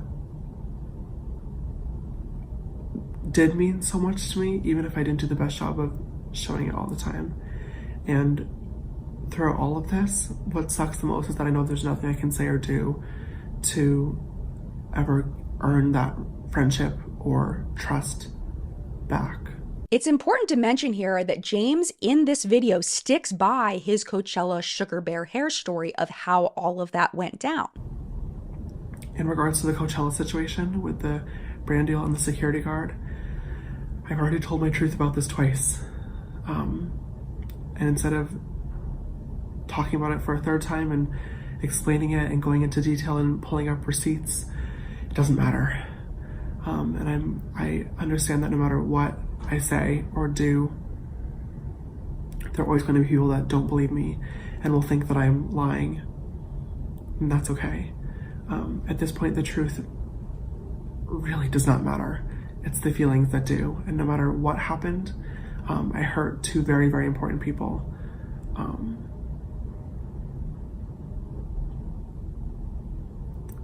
And they've been really, really loyal to me, and I betrayed that.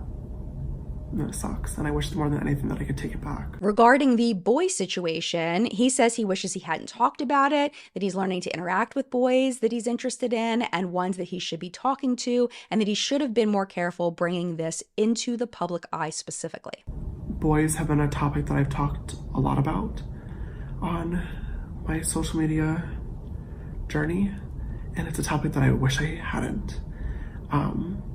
I've been involved with a lot of very unique and strange situations that have left people confused or upset, and I've learned the hard way about ways that I can interact with boys that I'm interested in, and also ones that I should or shouldn't be talking to. He tried to warn him that this was going to happen and that he didn't listen. But coincidentally enough, Tati really was one of the people to sit me down and tell me how it looked from the outside, and let me know, hey, talking to these boys might get you in trouble one day. And she was right. James breaks down in tears when he mentions his mom, because apparently his mom was going on social media trying to defend him, and James tearfully asks his mom not to do that. In regards to my own mother, well, I know you want to defend me and fight for me and go off on comments, but I ask that you don't. This is my problem that I got myself into, and this is my job to deal with this. Mom, I need you to know that you are the most important person in my life,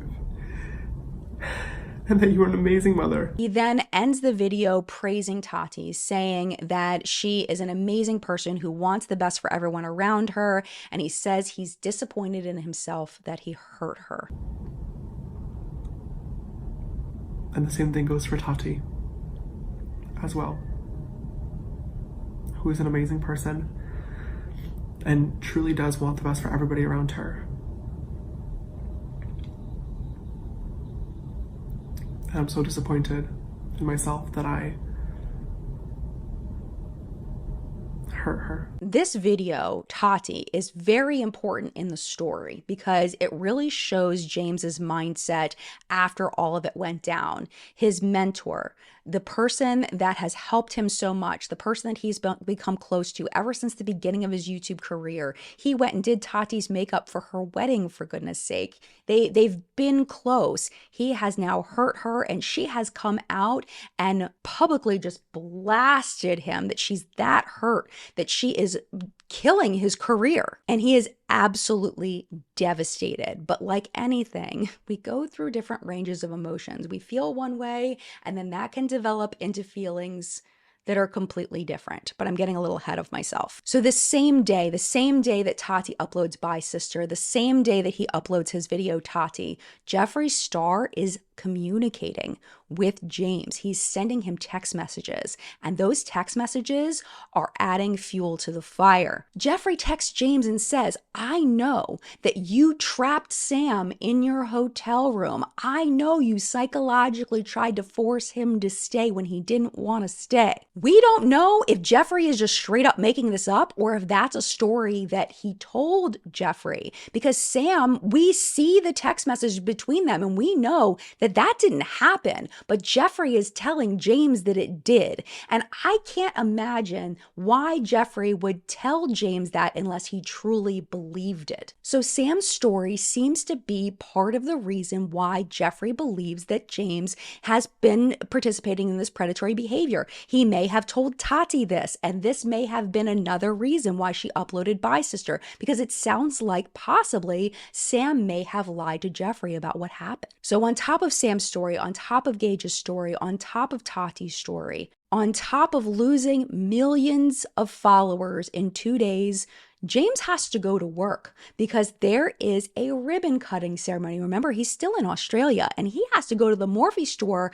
and cut this ribbon. Hello, editing Jen back again. I realized I made a mistake here. I actually got the Australia event mixed up with the Morphe ribbon cutting that happened in England that we talked about in part 2. So what this actually was a pop-up shop for Sisters Apparel that he was doing. So the pop-up shop was supposed to be there until May 17th. And the reason why he was in Australia was to launch this pop-up shop and do a meet and greet. When I was filming, I was confused. So when I say that it was a Morphe event, it was actually a Sisters Apparel pop-up shop. Just wanted to clarify that real quick. All right, back to the video. He shows up 2 hours late, but he gets there, and with a smile on his face, he cuts the ribbon on the Morphe store. After the ribbon cutting, James goes back to his hotel room, and this is when James says that his friends stopped him from making the irreversible decision to end his life. A year ago today, it's officially my scandalversary, woo! A year ago today, May 11th, I was on the Gold Coast in Australia, and I woke up at 4 in the morning, and my whole world got turned upside down, and it, you know, began the worst few weeks, months, year of my entire life. But in a weird, really fucked up way, I'm almost glad that it happened, because I feel like I'm the strongest and like most happy and motivated that I have ever been in my entire life because of it. And I'm really grateful. I'm grateful for my team for always helping me and pushing me to, you know, get up and just work my ass off. I'm helpful to my best friends, especially the ones that were with me in Australia, that kept me from making a really, really dangerous, irreversible choice that I would not have been able to take back. Because if it weren't for them, I would not be alive today. And they know who they are. And I'm just really fucking happy to be here, to be working on exciting projects that I'm proud of, to be happy, to be surrounded by amazing friends and amazing business partners, and most importantly, amazing followers.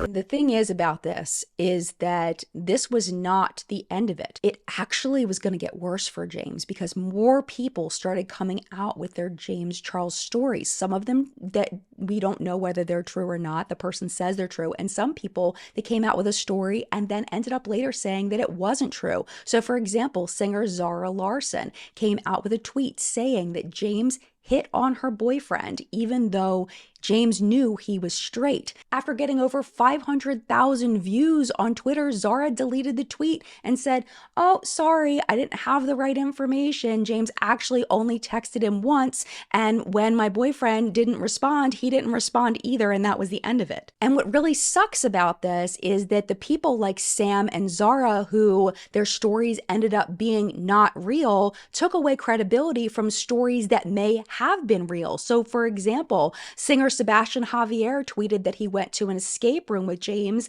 that he was, quote, constantly trying to be touchy with me. And then he went on to say that James made him feel uncomfortable at his house. So if Sebastian was telling the truth, which we don't have any reason to think that he wasn't telling the truth, the fact that there were people that we knew were lying at the time then kind of discredited Sebastian's story, whether it was true or not. We also had freaking Jeffree Star out there on May 12th tweeting calling James a danger to society and congratulating Tati on her growing following. He put up a whole video that was very similar to the video he had put up about Dramageddon 1 when his friends were getting called out for bad behavior in the past. He puts up a video very similar about James gloating. Hold up. Also, I just logged onto the internet for the first time today, and I'm like, oh my god, huge congratulations to Miss Tati Westbrook for hitting 8 million subscribers on YouTube.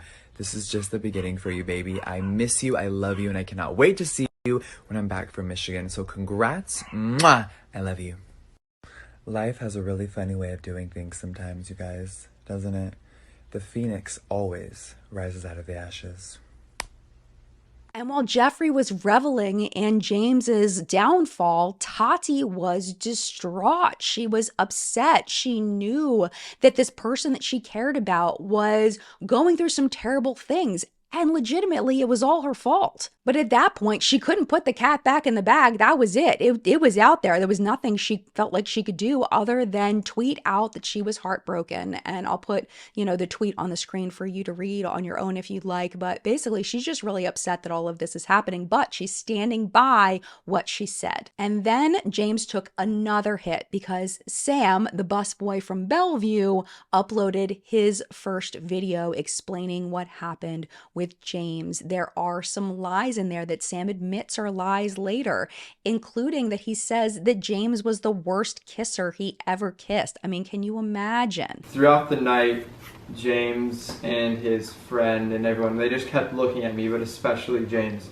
And he was looking at me. Later on that night, he started talking to the other employees about me, asking me if I had a Valentine, 'cause this was on Valentine's Day, and he kept asking the waiters if I was single and that they thought I was very attractive, or he especially thought that I was very attractive, and he wanted to get my phone number and all that. But the wait staff at my restaurant didn't let that happen. The next day, my sister convinced me to direct message James Charles, and I did. We can throw the screenshot up here somewhere in post. We proceeded to talk for a while. It was his last night in Seattle. He actually invited me out to his hotel. At that time, I was bi-curious. I had never done anything with a guy before, and I was curious. We ended up watching a movie, and after that movie, he asked to kiss me. And I was very nervous because I had never done anything with a guy, and I was bi-curious, so I said yes. And we ended up making out for around an hour, and if I'm being honest, he's the worst kisser I've ever kissed. Way too much tongue. Yeah, but besides that, so he didn't want me to leave from the hotel room, and he kept telling me to stay, like, please stay, don't leave me, all this and that, but I really wanted to go home, so I left. To me, I feel like that was kind of unnecessary, and knowing what we know now, that Sam was literally just doing this for clout, that makes sense that he would say something like that about James, whether it was true or not. But believe it or not, it gets even worse. In the timeline, we are at May 13th, and it's been a little over 2 days since all of this went down, and James is asleep in his bed. It's after midnight, and he's woken up by a phone call from his brother, Ian, and Ian is very upset. Ian had tweeted out earlier in the day, "Why does everyone act so tough over the internet?" And Ian says, and James says, that the reason why he tweeted this was because he was going through some things in his personal life, and he was just very upset. But Jeffree Star thought it was about him. Jeffree Star thought that Ian was specifically talking about Jeffree being so tough over the internet. So Jeffree quote tweets Ian and says, "Why is your brother a predator? Why'd you really move back to NYC?" Exactly. Shut the fuck up. James calms his brother down, and he either falls back asleep or he's still awake when at 2 a.m. he gets a text from Jeffree. And the text from Jeffree tells James that things are about to get a lot worse. Jeffree's text says that Grayson, Zach, who is Jeffree's boyfriend Nate's little brother, Zach, so Grayson, Zach, and Sam are all making videos exposing how inappropriate he was with them. Jeffree also sends a text to James's friend Drew, for whatever reason, I don't know why, telling Drew that he shouldn't support James because James is a pedophile and a predator. The next day, Shane Dawson chimes in on social media and talks about tea poisoning. I'll put his whole post on the screen in case you'd like to pause to read. But then something happens that James doesn't expect. He gets a text from Sam apologizing. Sam is upset. He realizes what he has done, and he promises James that he is going to make a video apologizing and setting the record straight. Sam Cook, the boy from Seattle, has called me 9 times and sent me a few different text messages about the situation, trying to make things right. I don't know what it was that flipped in Sam to make him make this decision, but based on the text messages that we later see, Sam and James, everything was consensual, and they know that. They both know that. So I don't know what flipped in Sam to make him change his mind and want to tell the truth, but something has changed. And it's not just Sam that's planning to come to the rescue. James has other friends too. A lot of people have asked me through this series, how does James still have fans? Why does he still have a platform? And I honestly believe that part of the reason why he still has a platform today is because of this part of the story, of how he was redeemed from all of the accusations that happened back with Bisister. 4 days after Bisister, James is still leaking subscribers. He is gushing subscribers, literally hundreds of subscribers every second.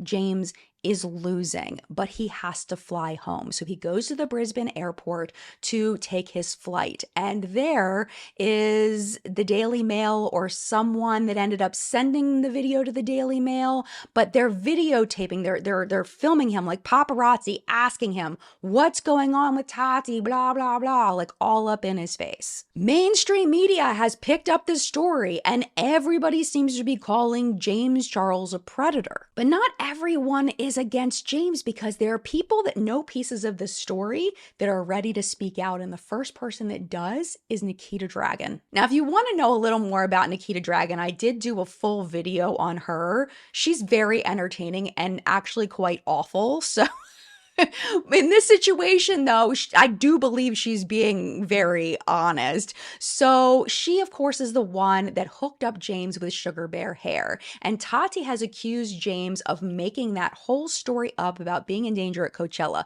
But Nikita has the receipts of when James contacted her. So she posts those publicly on the internet for everybody to see. Gabriel Zamora does an interview with 17 magazine where he goes off about Tati. He says, don't say that shit, meaning that James is a predator or that he's a pedophile or whatever. He's saying this to Tati. Don't say that shit because people really go to jail for that. People really get sued for that. You're omitting information. You're a fraud, Tati Westbrook. You know that there's text messages, there's DMs. We were all in the kitchen talking about the situation. And I think what's really messed up here is that Tati actually never calls James a predator. That was Jeffree Star that did that. That was not Tati.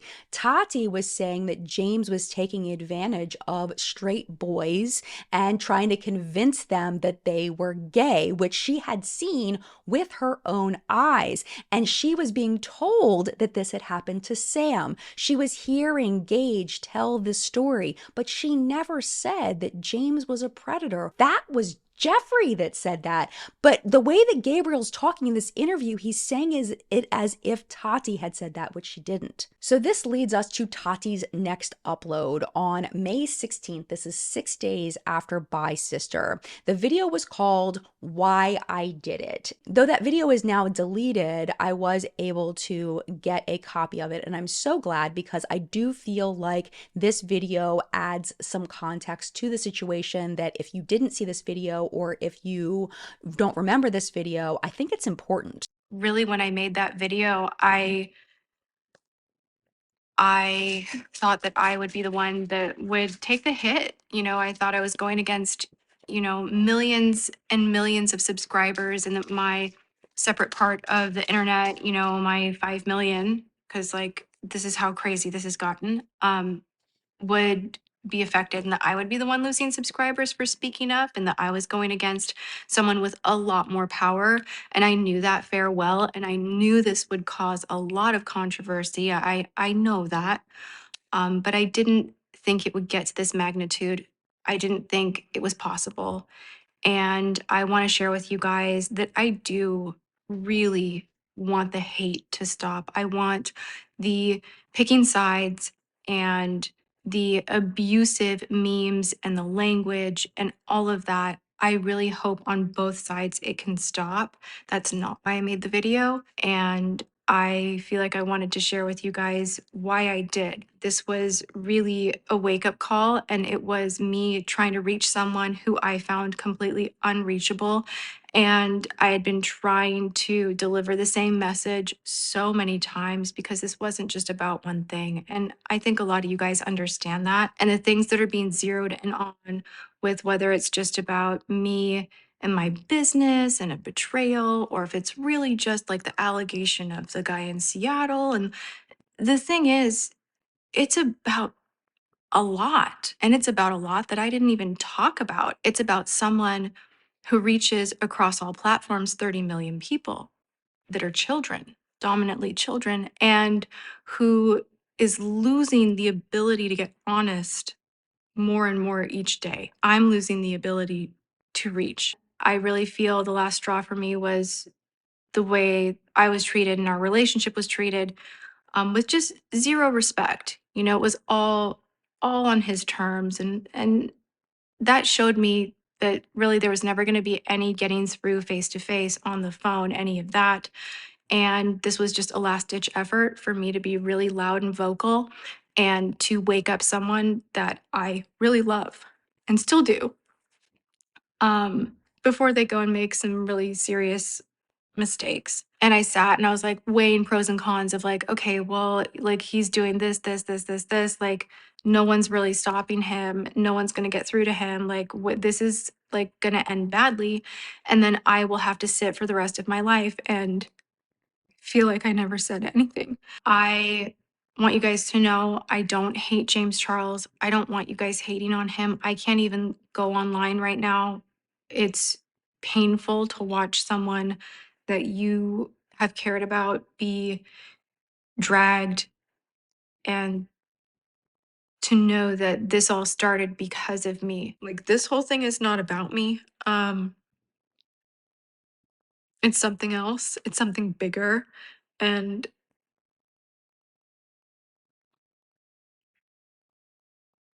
I don't need Team Tati. I don't need any of that. I just want you guys to know that there is no celebration in what's happening. And if I could give all of the new success back and the new subscribers back, I would. That's not why I did this. I don't think his career is over. I don't think he's canceled. I think he needs some help, and I think he needs better people around him. And I know I will never be that person again. I hope he seeks out people that have his best interest and not just people on his payroll, because you need that and you deserve that. And you need to be guided. Like, I'm afraid to come across like I know it all and that I'm like Miss Perfect, because I don't know it all and I fuck up all the time. I really, really hope that you guys see that this is a cut that is much deeper than vitamins. And I felt defensive because I was hearing people say that there was a story about me, and it was just too much all at once. And I did get defensive, and um, I'll defend the things that I believe in and the things that I know I'm doing the right way. I'll do that all day, every day. He did publicly apologize, and I'm just hoping that we can leave it at that and close this up, and that people can drop this and move forward and let some actual healing happen. And I'm going to take a solid timeout. Wow. The internet is the only place where if you cry too much, you're a victim. And if you suck it up and power through, you're a bitch. And I'm just trying to find the middle. At this point, when Tati uploads this video, everything is raining down on James. He is losing subscribers and she is gaining subscribers. She is, in the internet's eyes, winning the drama. But she comes out in this video upset. It really does seem like she did not, when she uploaded Bye Sister, really think about the consequences of that action, which is super strange that she didn't at least think about that this would be the end of her relationship with James. And I think it goes back to what she says next. I think it was that fear taking over. I think it was that self-preservation. I think that that fear, being that stronger motivator, didn't allow her to see past what would happen with her relationship with James, because in her mind, she had the best of intentions, that she was just trying to help James. And I don't think that she really thought about that this might be the end of their friendship. There's another clip that I want to play with you that is going to be some foreshadowing for something I'm going to bring up later. And it's when she talks about why she became friends with James Charles. I want you to just kind of put this in your back pocket for later. You know, I can't say this enough. I love James Charles. I loved him from the moment I met him. I don't know, he was like this underdog kid that everybody took a shit on. Like, that's how I felt for a long time. So I felt like I needed to help him somehow. Like, I need to help him like it was helping me. I know a lot of people are not gonna understand. A lot of people think this is fake, or that they think that there was this like big agenda or anything, and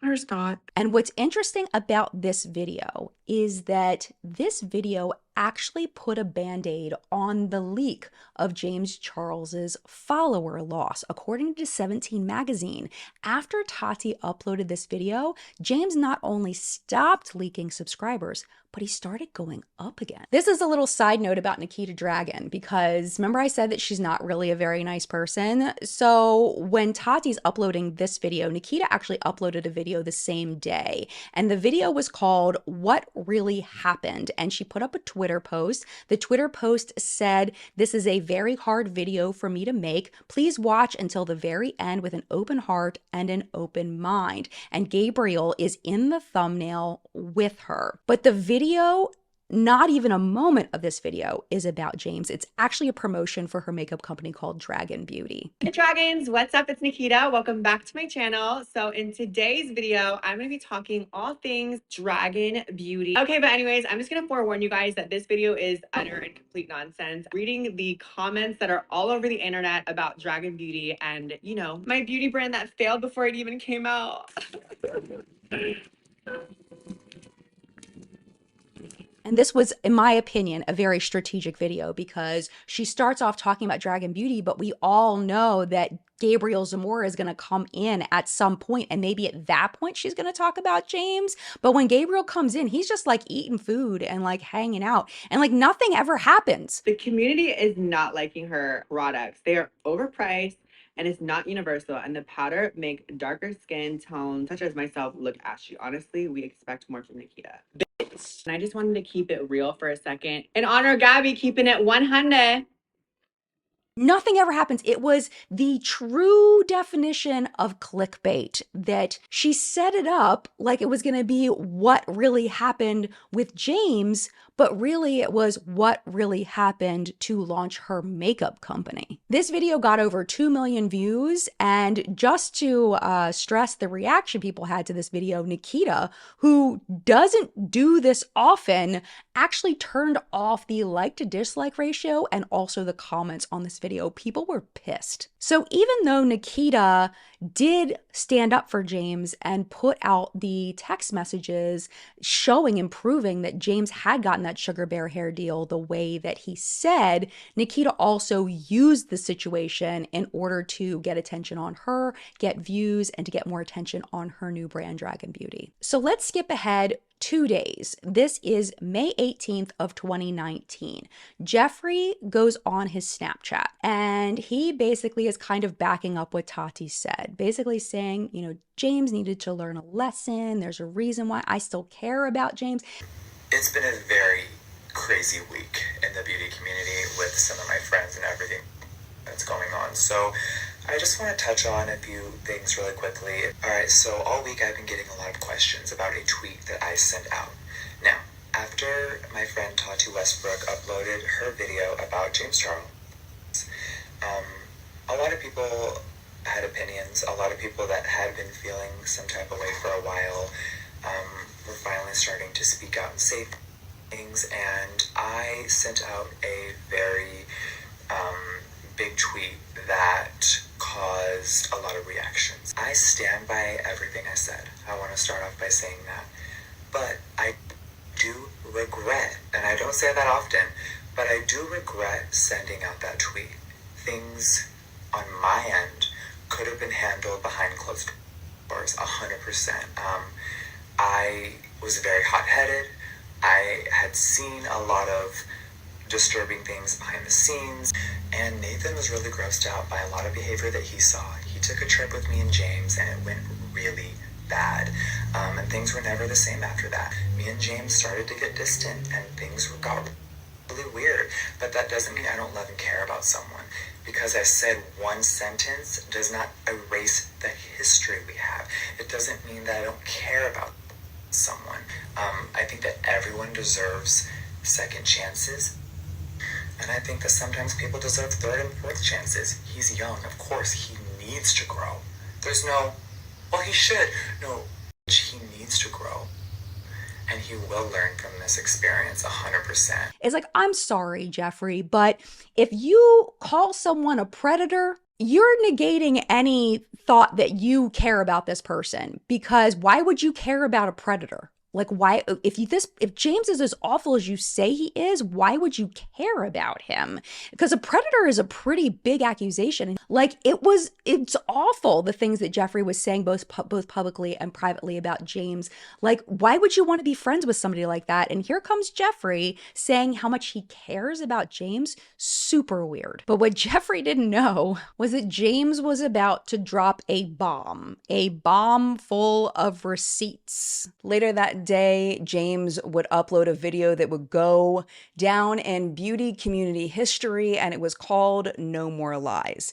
Now, I did the same thing with No More Lies that I did with Bye Sister, and I watched it and I took notes. This time 4 pages, not 7. I took 4 pages of notes to try to really break down what James said. And the difference between Tati's Bye Sister and James's No More Lies, the differences are stark. Tati was kind of all over the place. It was very emotion driven, where James was very, this is what happened, here are the facts, nice and linear, easy to understand, and I think that's why it was so well received. I'm just going to read my notes here of the things that James says in this video. So he explains what happened with Gage at Coachella and how he wanted to attend Weekend 2, and he goes over the Sugar Bear Hair partnership again, and he stresses with the screenshots how he tried to contact Tati and her husband and how they wouldn't respond to him. And I think what got a lot of people on James's side was that the thing that he had done wrong, which was DMing strangers, trying to hook up with people and all of that, and you know, making his love life public.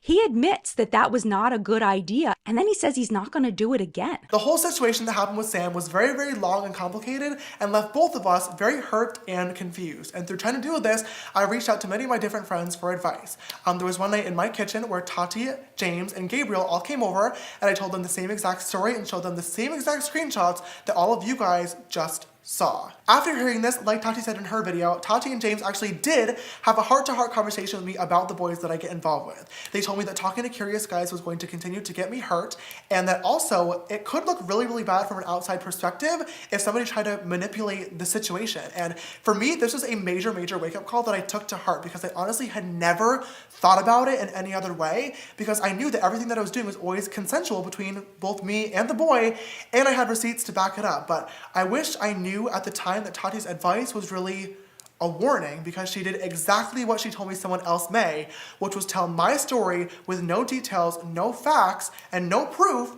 and twist it around, and now serious allegations have surfaced that could permanently damage my career. But all my other friends were having their first kiss underneath the playground slide, or getting into their first relationship and talking all about it. And for me, I was on Poptropica and social media networks trying to make friends and trying to find out what else I was interested in. I never really got the opportunity to experiment with love and learn from that as a growing teenager, and I think that that's honestly left me kind of underdeveloped as a person in a lot of different ways. But love and relationships is something that I have barely any experience in, and I honestly think that that's why I'm a lot less mature than others may be in the situations that I get myself into. I definitely am emotional, and I let that get the best of me sometimes. I can be dramatic, I'm reactive, I'm forward, I'm flirty, and these are qualities that I'm not necessarily proud of at all. But I can confidently say that with each experience, I'm learning more and more, and I've been able to better myself. I do take full responsibility for sending these messages, and this situation has definitely taught me that sending messages that are so forward and direct like this are unacceptable, and I no longer will do that moving forward. We know that James is going to 100% go back on this promise. He is not going to keep this promise. But at the time, we believed, a lot of people, well, I can't say we, because I don't know if you believed him. I know I believed him, and I know a lot of other people believed him too, that he had learned his lesson, but he absolutely did not. And then James zeroes in on Jeffree. And unlike Tati, who has been sympathetic and showing that she cares about James, Jeffree's been gloating this whole time. And I think James knows that, and he handles Jeffree a lot differently. The nail in Jeffree's coffin here is James reveals the text messages of how Jeffree was talking to him and the things he was telling him and the threats and the manipulation that Jeffree was doing behind the scenes to James. And it made Jeffree look really bad, as it should have. I went to check my phone and noticed that Jeffree had texted me a few minutes prior, and I opened my phone to this. I really want to read this text out loud just so you all get to hear exactly what I had to read, but also so I don't miss anything. Grayson is going on camera shortly to finally tell the world how you tried to molest him and touch him in his sleep and made him uncomfortable for months, you sick motherfucker. Next, Zach will be going on camera to tell how twisted and sick you were, trying to get him to like you and then make him feel bad when he didn't want to send you photos back. Then Sam from Seattle will be joining me and Cameron to talk about you trapping him in his hotel room. You need to be locked in prison for a very long time. You need the internet taken away from you. You are a danger to society. As disgusting as it is, I have to admit, bringing up Grayson Dolan was pretty clever. At the height of all these allegations and stories going around, both of the twins unfollowed me, not wanting to be associated, and fans started speculating that the rumors could be as to why. Too bad that aside from our pre-planned collaborative jokes that happened in the Sister Squad videos, me and Grayson flirting, nothing ever happened between us. And when all this went down, I knew Jeffree was lying because the twins were two of the first people to call me and make sure that I was okay. I already mentioned Zach, and I still have no idea who the Cameron Jeffree is referring to in this message is, but he also brought up Sam last, who we also already talked about. Later on that day though, Jeffree was right. Sam did upload a video to his YouTube channel telling the whole story. He left out almost all the details and included an illegally recorded FaceTime call, which was on May 2nd, told you to remember that. But even through all of this, he still managed to get the point across that our interactions were 100% consensual. James then ends the video apologizing to his fans and making the promise that he will be better.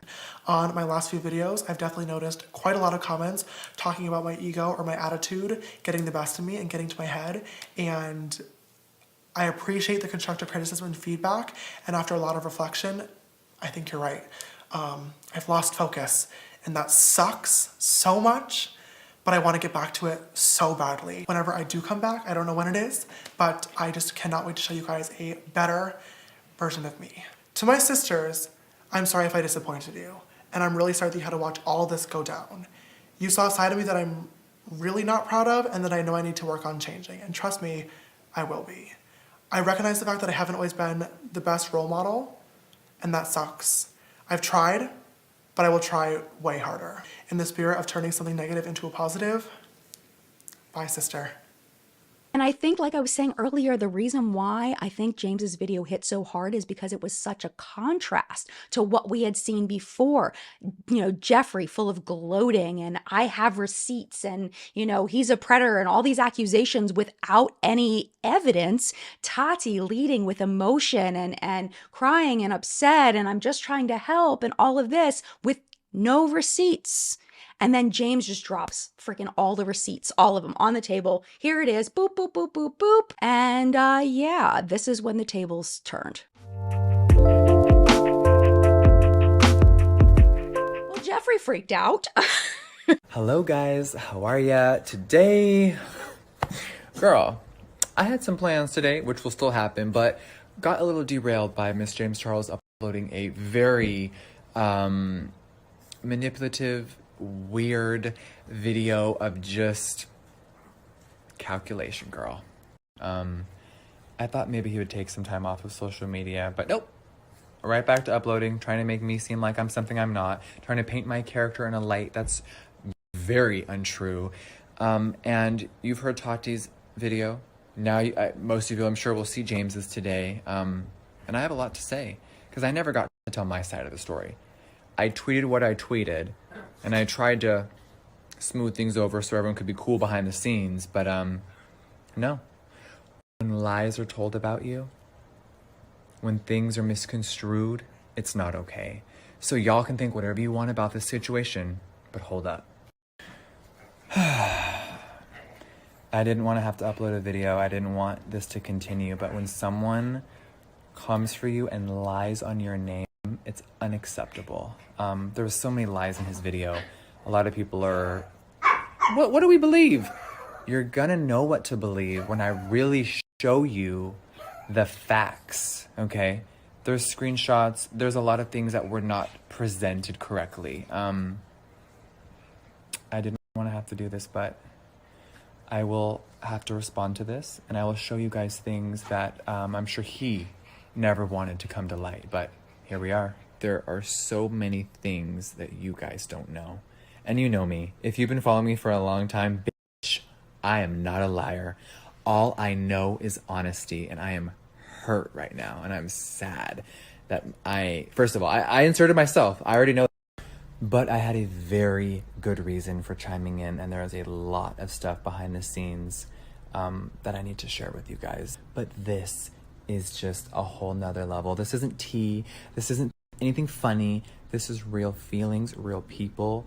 And if it's gonna go public and I'm gonna be dragged through the mud and lied on, then I gotta come forward with a lot more that I didn't want to share. So you guys, please be patient with me. I'm going to take tonight to enjoy it with Nate and just gather all my thoughts. So I will talk to you all in the morning. Thank you. He is very angry, obviously. He talks about how he is going to show everyone the facts. Tati came back with more emotions, talking about how she is going to go on a digital break and that she's so disappointed that James's video was littered with lies and half-truths. And she says again, I stand by what I said in my videos. Because remember, Tati's video is from the perspective of experience. It's also from the perspective of Jeffrey playing her that voice note, telling her that all these people are going to come out with their experiences and all of that. That was what led into Bye Sister. So she's standing by it because she's standing by what she saw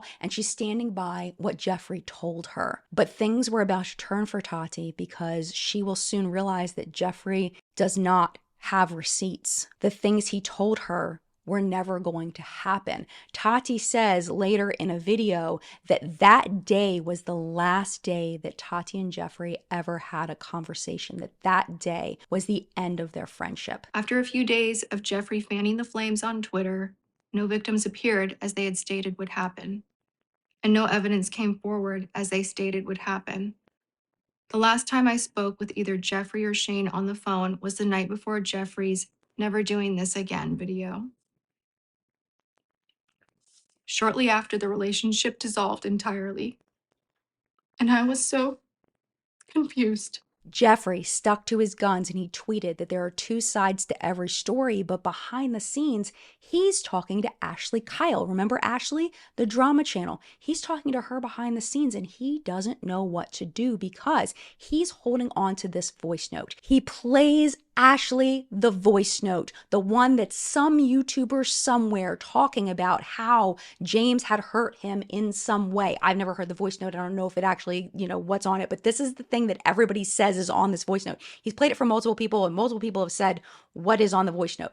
That's what Ashley said was on there. And he asks Ashley, what should I do? Should I play this voice note for the public? This is the evidence. And Ashley's like, it's not your story to tell. You can't play the voice note. And then we're going to come to May 18th, and that was the day before Jeffrey dropped his video. Now, this is something that I really want to discuss. On that day, I had a phone call with Jeffrey, and he was explaining to me that he had a voice note from someone that I shall rename nameless, and that he didn't know what to do with it. He didn't know what type of video to do the next day. And I told him basically that it's not your story to tell. That's what I told him. It is not your story to tell.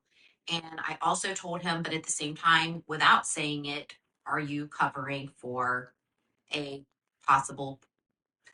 So I told him that was a choice he had to make. That was a video choice he had to make, and he had to decide for himself what he was going to do. And I think that conversation with Ashley was a turning point for Jeffrey because he realized that is literally all he had. He had talked about how Nate's brother Zach had some kind of messages with James, but James had proved in his video that nothing ever happened between him and Zach, and that Jeffrey actually encouraged James to go after Zach. Sam had lied about what had happened to him in the hotel room. The people that Jeffree said were going to come out publicly were not coming out publicly. So literally, it sounds like, from an outside perspective, from what I've seen, all Jeffree had was this voice note, and Ashley's telling him he can't release it. And Ashley is absolutely right. And Jeffree knows if he releases this voice note, he is going to be telling a victim's story for them. And he knows that that is not going to be well received by the public. So he literally has nothing. I know a lot of you are sick and tired of hearing about the subject. I know a lot of you are expecting to get a lot of tea today. I know the whole world is sitting here wondering, what is Jeffree Star going to say next? And I think that this will be one of the most important videos that I ever upload. I have been very outspoken, and sometimes I've spoken too much. And I think that this week was definitely one of those scenarios. Now, most of you have seen some brutal tweets that I sent out last week. A lot of you have seen the vicious text messages that I sent, and I want to let you understand something. Because I said those things, that does not equal me hating James Charles. He has been in my life for a few years now. Are we the best of friends? No. But we had a real connection. I loved and cared about him, and I definitely think I mishandled our friendship. Today, I am not going to give the world what they want. And I don't think that everyone wants this from me, but I think that there is a major portion that thinks Jeffree Star is going to come for James, because I was in a dark place yesterday. I said some things online about pulling receipts and showing things. There are so many things that you guys don't know. And you know me. If you've been following me for a long time, bitch, I am not a liar. All I know is honesty, and I am hurt right now, and I'm sad that first of all, I inserted myself. I already know. But I had a very good reason for chiming in, and there is a lot of stuff behind the scenes that I need to share with you guys. I sat there yesterday and I started to get really angry. I was going to pull voice memos. I was going to pull old text messages from other people that don't want to be involved. And I was just getting into a place where it wasn't healthy, okay? And thank God I'm in the headspace that I am today, because I stopped those feelings. I let them all subside. And I understand that now that isn't okay. I am not going to fuel this fire bigger so everyone can get more entertainment, because behind the scenes, this isn't funny. This is our real lives. And I inserted myself into something publicly that I shouldn't have. And today, I know what people want. They want me to sit here and degrade James. They want me to open up my phone and expose it all. I'm done doing that. And it may be shocking. Some of you may be like, oh, are you just trying to save your own ass? Are you a liar? Are you this? I'm willing to bite the bullet and let anyone think what they want. But today I will not be posting voice memos. I will not be posting text messages. I will not be exposing anything more. This has to stop. Did I jump the gun on a situation that I didn't fully understand and chime in? Absolutely. And I am living with that every day. There's a lot of questions about my tweets, and I want to say that I regret them. I don't regret much in my life, but I regret hitting the send buttons. Before fully accusing an individual of doing anything, I need more facts. Something that I need to say before this is over is that you guys saw a lot of text messages. There were things being told to me that were never proven. There was a lot of rumors, and sadly, I let that get to me. So James, I want to let you know that I should have never sent you those messages. I should have been a better friend. I know that now. And even if we weren't close friends anymore, I should have handled it way differently.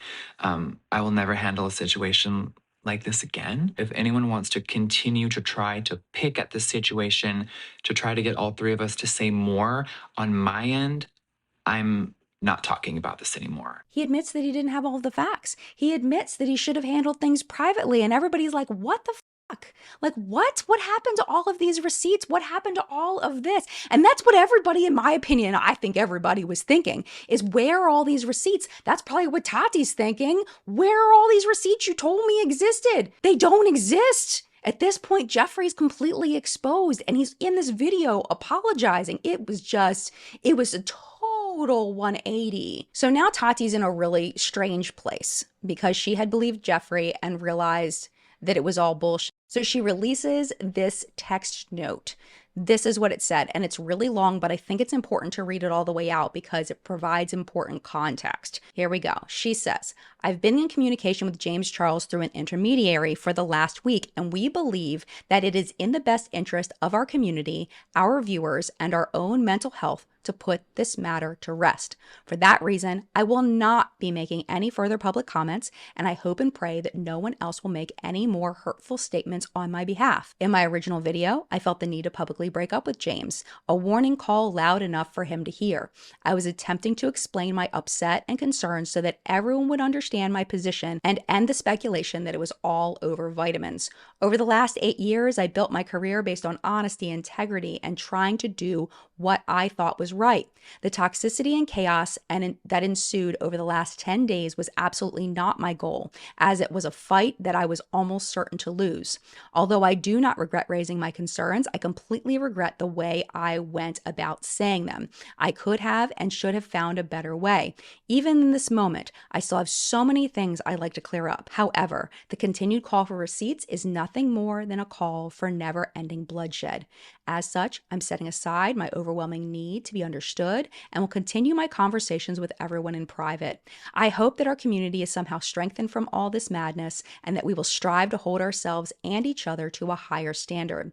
To my audience, I need you to know that I'm blessed to have your support and love making videos for you guys. I'm truly sorry for the hate this brought to our doorstep. I love you and look forward to returning to my regular content soon. The problem with this is that people didn't want to hear I'm being misunderstood.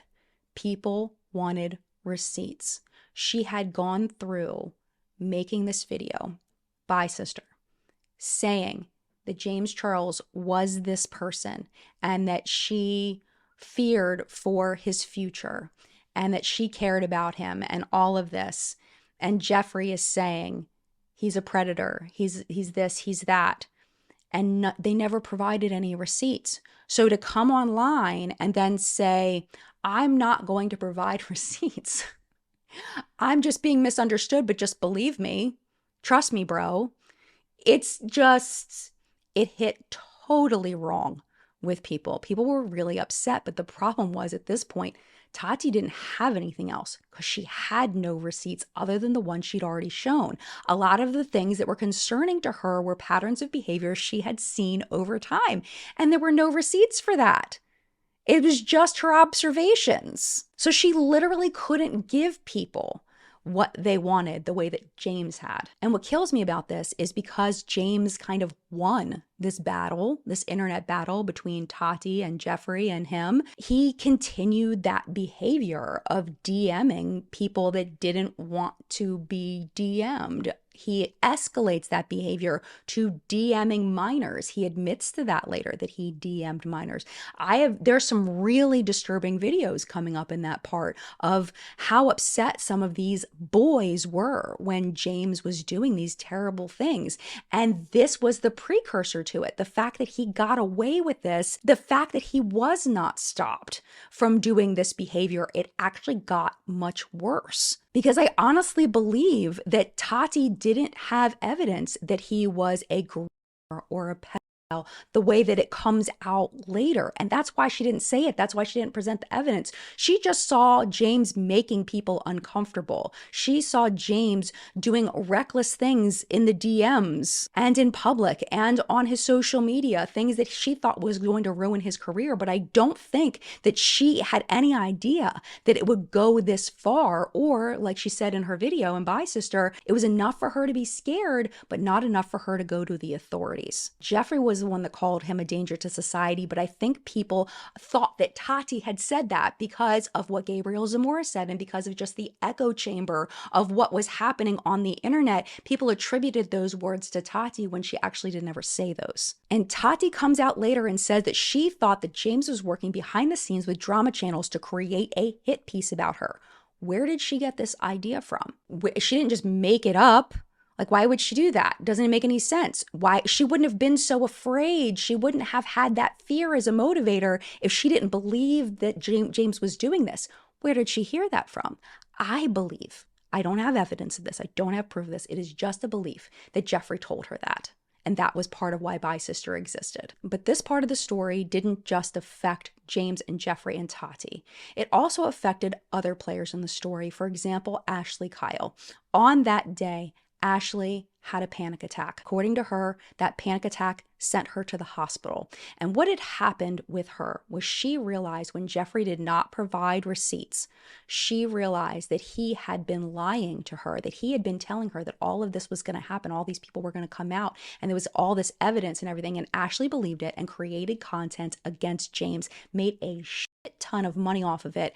And it was this day that Ashley realized that she had made all of that content without actually seeing proof, and she felt terrible about it. She felt so bad about it that it sent her to the hospital. Ashley actually took a break from her channel after that and took some time away. She didn't make any more videos about this particular situation. And when she does come back, she comes back with a video that had actual physical hairy evidence.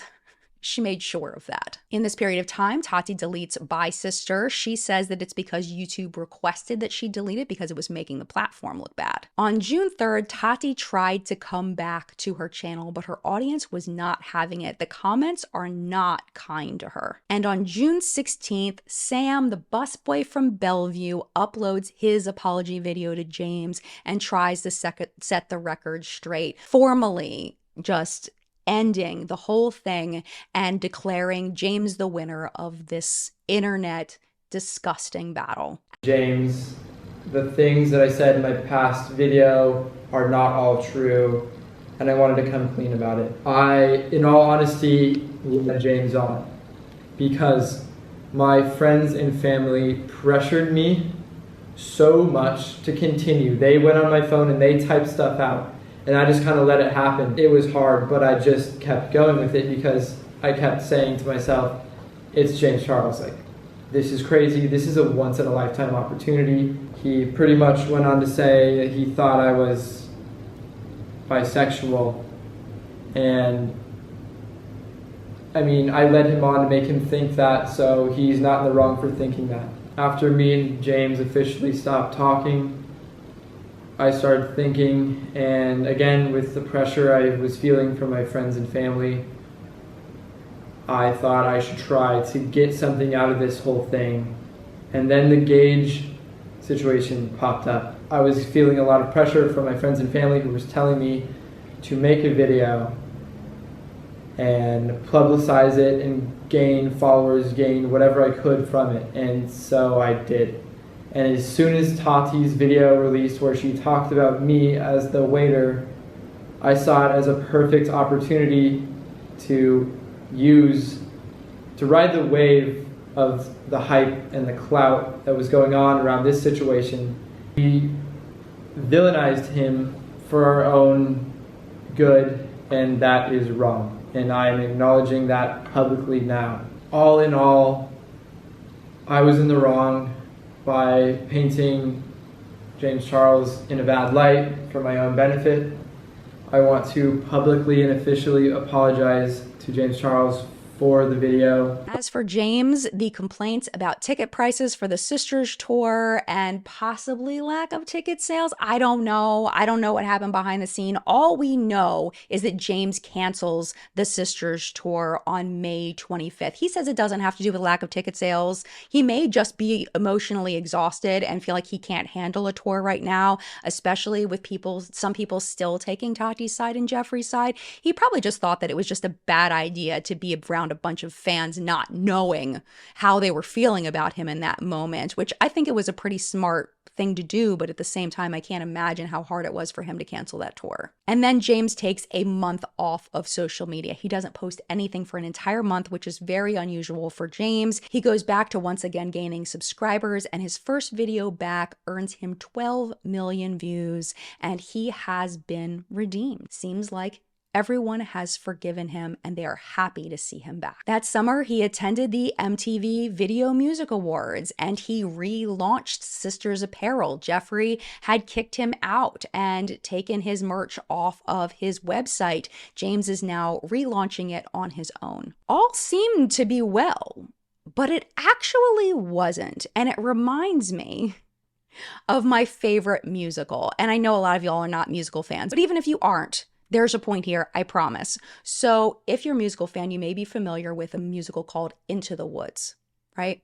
Basically, the premise is there's the baker and his wife, and the baker and his wife go into the woods to break a spell cast on them by a wicked witch. And in their journeys in the woods, they have to gather items, like items from Cinderella and Rapunzel and Jack and the Beanstalk and Little Red Riding Hood, and bring them to the witch.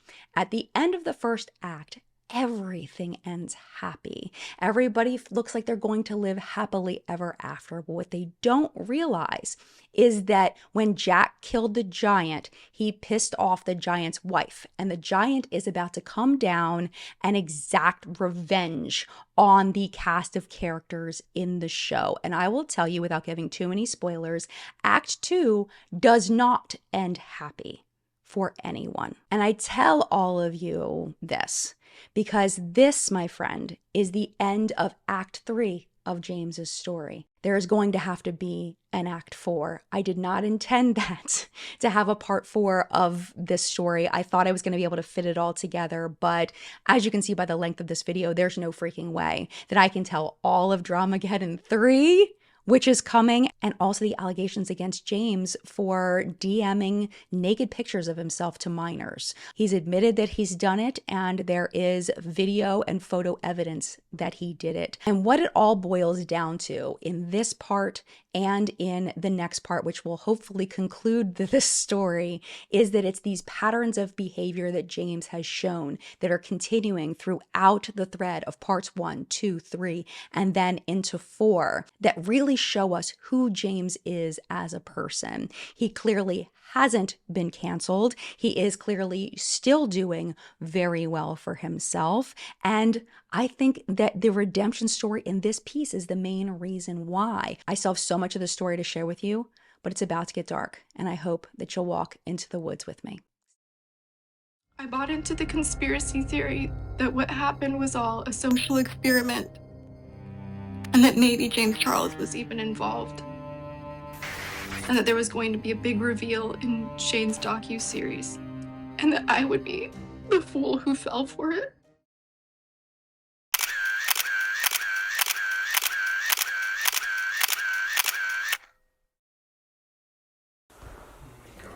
What? I'm just like so nervous, like fourth hand. I know. Oh my god. 43 minutes. I have a weird feeling. This is gonna be like Dramageddon part 2. It wasn't until the series ended in December that I started to realize what had actually happened. Is James Charles a danger to society? Is he a predator? Kim? I'm going to be talking about why I no longer support Jeffree Star Cosmetics, and Shane Dawson. And I just don't want to be one of those people anymore that is scared to speak against Jeffree Star. See you guys in the next video. Oh, and if my body's found dead in a ditch somewhere, it's Jeffree Star.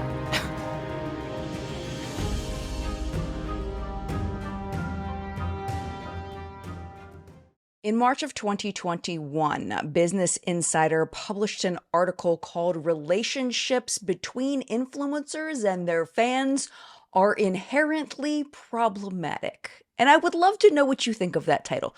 Do you think that is true? In the case of James Charles, I feel like time has told, at least for him, that it is very true. And this article in particular came at a very specific time. It came in the wake of James Charles coming out and saying that he had inappropriately messaged two 16-year-old boys. In a video that he uploaded called Holding Myself Accountable, he explains that he didn't understand the power dynamics at play that were discussed in this particular article. They interviewed a few experts for the Business Insider article, and one of them was Dr. Elizabeth L. Jeglick. She explained very clearly how the fan-celebrity parasocial relationship can lead inadvertently to predatory behavior. She explains, and I think this is a really important point, that even when the relationship is consensual between the star and the fan, because the fan really wants to hold on to this connection, they may do and say things that they normally wouldn't in order to either impress the celebrity or to stay in the celebrity's life. Child and adolescent psychologist Dr. Catherine Williams added, quote, "If you're feeling lonely, it's so easy to then fall prey to messaging back and forth with TikTok stars. So I do think that it's problematic because they're often not real life based relationships." That parasocial relationship changes the entire dynamic of the interactions that they're having in real life. In that, in the fans' perspective, their relationship started way before they started talking, where in the celebrity's eyes, they've never met this person before. And like we'll explore in this video, that power dynamic, that relationship, that parasocial connection really can complicate things. And we actually talked about this some in part 3 of this series, where we explored the relationship that James had with two people, Gage Gomez and Sam Cooke, who were 19 at the time, and how the celebrity fan power dynamic affected their relationships. And Sam and Gage ended up engaging with James, even though both of them say they weren't even sure if they were attracted to people of the same sex. Prior to that, to even add more to the story, we talked about how James has no boundaries when it comes to relationships and sharing about his relationships. Between unabashedly flirting with men who have said that they are straight, to telling explicit stories on his YouTube channel directly to his teenage brother, knowing that the vast majority of his fans were preteen girls, and then the conversation that fellow YouTubers Tati Westbrook and Jeffree Star say happened at her birthday dinner in front of her friends and family, in front of James's parents. James talking about what he would do to the waiter in this very inappropriate setting. I was just like, I was like, oh my God, oh my God, oh my God, oh my God. Like, I am used to this around, everyone else, but not his parents. Like, I thought around his parents that he would not behave this way. Like, it was just like, no big deal. Like, dick and fuck. Like, I'm just like, oh my God, time and place. And you did it at my birthday dinner. And I made excuses for you then. You were talking in detail about things you wanted to do to the waiter. And when I said, James, he's straight, your response was, doesn't matter, I'm a celebrity. So freaking gross. Just over and over again, there are reports of James just being extremely inappropriate, James having no filter when it comes to sharing about his most intimate life. He showed over and over again that he does not care if he makes people uncomfortable, and he doesn't seem to care how his actions affect other people at all. And Tati, his former mentor, had come to him and said, hey, James, this is going to get you in trouble one day. And James said, yeah, I hear you. But clearly, he did not hear Tati, and he's continued that behavior over and over again. I literally, eye to eye, had enough respect for you and love for you and care for you to tell you to go and get some help.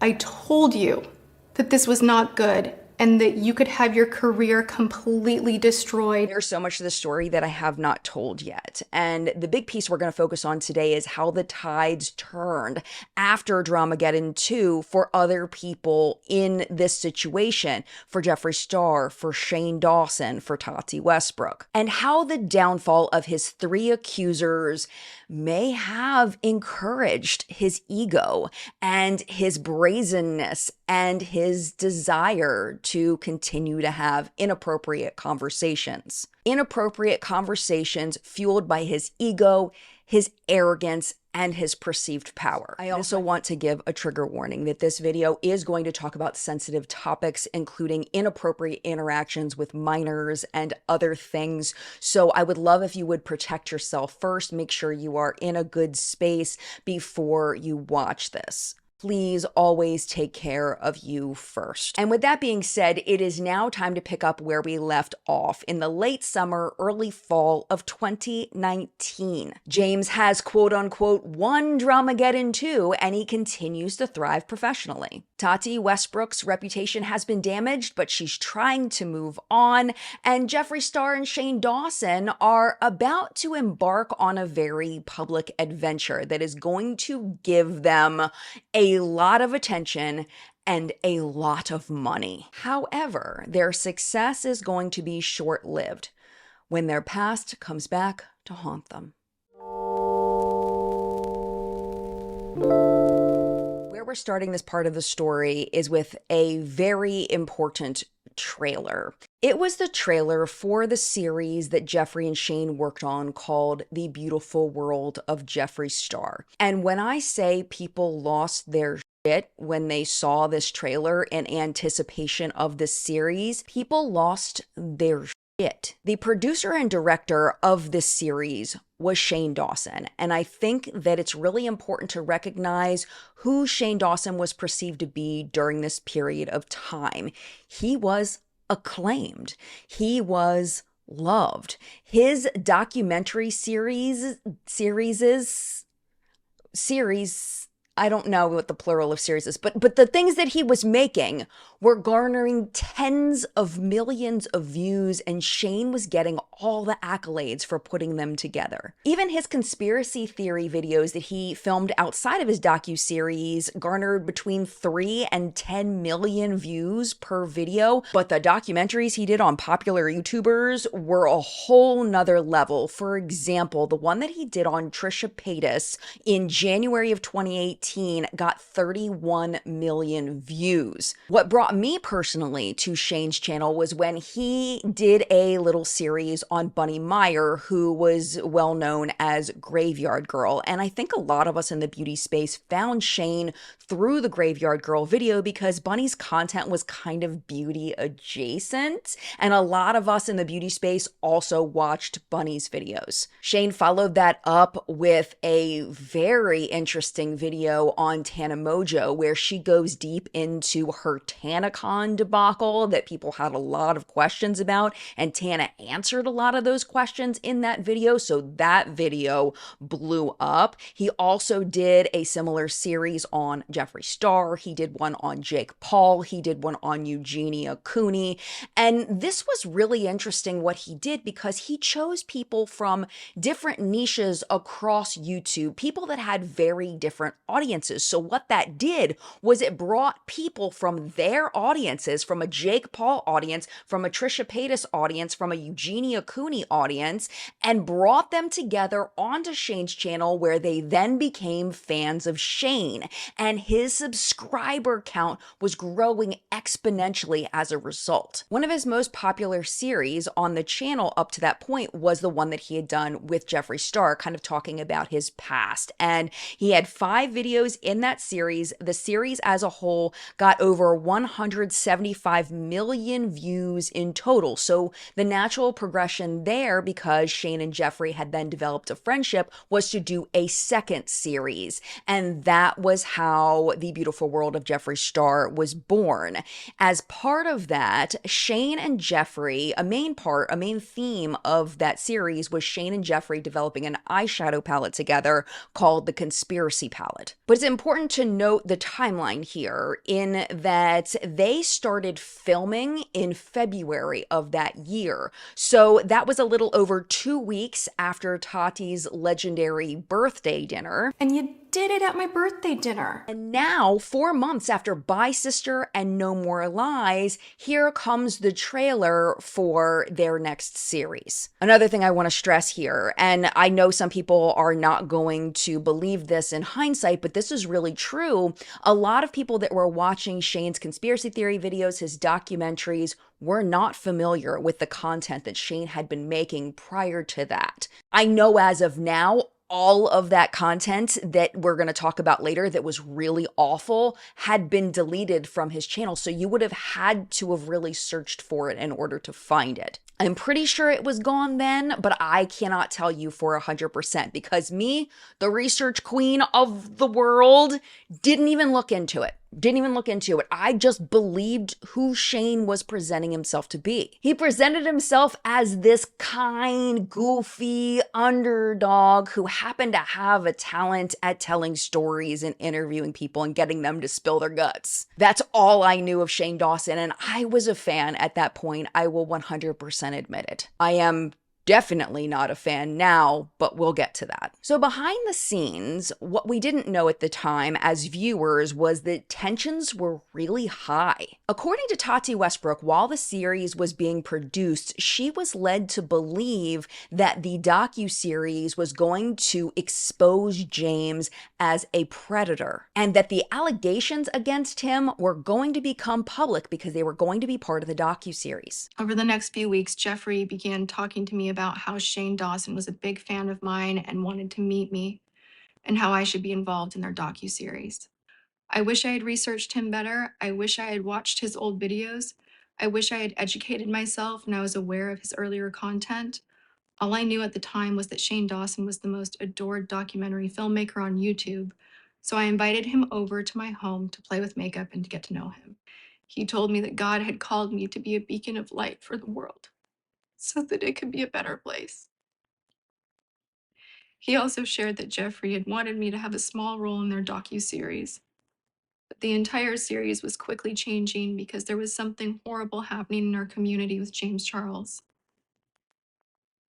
He said that James Charles was a monster with many victims. Yes, I knew that Shane was friends with Jeffrey and that they were working together, but I thought to myself, why would Shane Dawson, the king of truth on YouTube, be turning against James Charles unless these things he was saying were true? Why would Shane sit in my home and spend so many hours telling me these horrific allegations if they were not true? Shane said that James Charles was a monster and that James Charles was hurting minors. Shane said he was planning to interview victims for the docuseries. He told me that something needed to be done to stop him from hurting more people. Over the course of the next few weeks, he and Jeffrey fed me so much information that I felt sick. Almost every day, there was more information and new allegations. Eventually, I started believing what they were saying because they said they had evidence. By the time the drama around James Charles's promotion of Sugar Bear Hair reached its peak, I was beyond gaslit. Shane Dawson didn't just know about my Bye Sister video. He offered to help edit it. He even offered to design the thumbnail and help title it. I declined his offer, but his gesture supported and reinforced for me that he was telling the truth. Why else would he jeopardize his career? So surely Jeffrey was telling the truth too. Keep in mind that up until this point, I didn't even know I was making a video. So how is it that so many editorial outlets knew that something was coming before I had even made a decision to film? The day the video went up, Shane requested to come over to my home and film and document what was happening. I declined. After a few days of Jeffrey fanning the flames on Twitter, no victims appeared as they had stated would happen, and no evidence came forward as they stated would happen. The last time I spoke with either Jeffrey or Shane on the phone was the night before Jeffrey's "Never Doing This Again" video. Shortly after, the relationship dissolved entirely, and I was so confused. And the timeline here is really important because the conversation that Tati's talking about here that happened, she says it happened in late April or early May of 2019. Now, the trailer for the series didn't launch until late August. So imagine you're Tati and you've uploaded Bye Sister and you've essentially torched your friendship with someone that's been in your life for a while that did your wedding makeup, and you have caused this huge internet blow up that has gone to mainstream media. YouTube has changed their policies on how we see subscriber counts due to it. It has been a mess, and you know, because you're Tati Westbrook, you know that you started that, and for 4 months, you are waiting to see whether it was all worth it, whether you made the right choice, because apparently this docuseries that Shane and Jeffree are developing is going to fill in the holes for the public about what was happening behind the scenes. So in late September, Shane drops the trailer for the docuseries, and it starts off with a young lady talking, and her name is Katie Turner. She's talking about being awkward and not popular and accepting that she'll never be prom queen. And that's what the song is about. It's about being an awkward teenager and recognizing that you'll never be popular. Sometimes you don't feel like a winner, and you have to write a song about it. And that's what I did. It sets the stage perfectly for awkward, goofy Shane Dawson and glamorous Jeffree Star working together to help Shane have his moment in the spotlight to finally be the hero of a story. And with the background of Katie's song playing, we see various clips of Shane and Jeffree interacting. We see their friendship. We see them developing products together. We see Shane practicing his makeup skills, which the internet had never seen him do before. We see Shane looking awkward while Jeffree looks like the consummate professional. And then at about 2 minutes and 49 seconds into the 4-minute and 20-second long trailer, we see that the docuseries is going to talk about Dramageddon 2. I'm actually going to play this part for you, and I really hope that I don't get a copyright thing on the music. If I do, I'm going to have to play different music. But hopefully you're hearing the actual song because it really does lend to the story. It's okay, it's alright. The jealousy in my bones won't rattle tonight. Oh. Burn the sash and smash the tiara.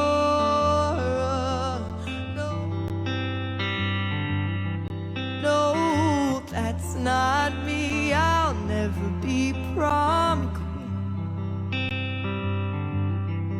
No, that's not me. I'll never be prom queen.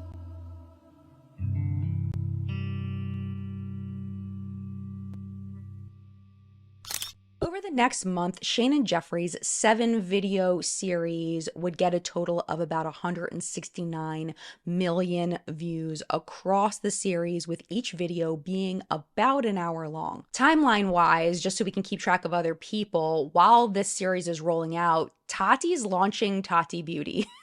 While she's collectively freaking out about what's going to come out in this docuseries, she's launching an entire cosmetic line. I bought into the conspiracy theory that what happened was all a social experiment, and that maybe James Charles was even involved, and that there was going to be a big reveal in Shane's docuseries, and that I would be the fool who fell for it. Shane never reached out to check on me, and he never shared the trailer with me. The last time we spoke on the phone was before Jeffree's apology video, and I asked him to not include the drama in the series. He only texted me after the trailer was live with an audio message telling me to not worry about it. The drama was only going to be 1 episode. For the next few months, I was tormented with subtweets and innuendo that there was a huge drama around the corner. I felt that I was a liability to them and that I knew too much. So I put all of my text messages and other files on a hard drive and told a few people that I was afraid for my life and had given everything to my lawyers. I was hoping that information would leak, as I thought it might keep me safe. My mental and physical health suffered. My businesses suffered. It was all I could do to pull myself together for the launch of Tati Beauty.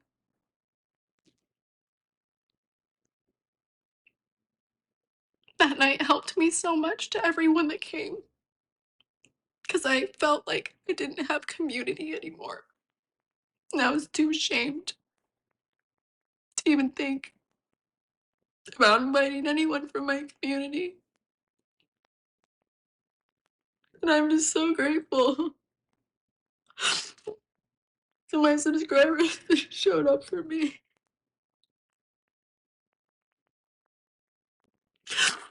And I just hope that you're still there.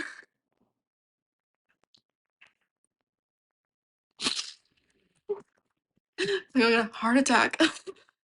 James Charles is, by the way, he's launching a mini version of his palette collaboration that he did with Morphe. So they're trying to go on with their lives, like not knowing what's going to happen. The day after part 4 of Shane's series, we see Tati proving that this is what's going on in her brain. She put up an Instagram post, and that Instagram post was just a few words, and it said, "I seriously cannot wait until all the pieces come together and I finally understand why I went through everything I did." I know I at the time had no idea what that meant. I imagine most people didn't, but now in hindsight, we absolutely do know what it meant. And let's resonate on it for a minute, because Tati is still thinking that Shane's docuseries is going to really give her the why. Why did I throw away my friendship with James Charles? Why did I go through this whole thing? Why am I losing all of these subscribers? Why did I put myself out there like this? The docuseries is going to put those pieces together and really explain it.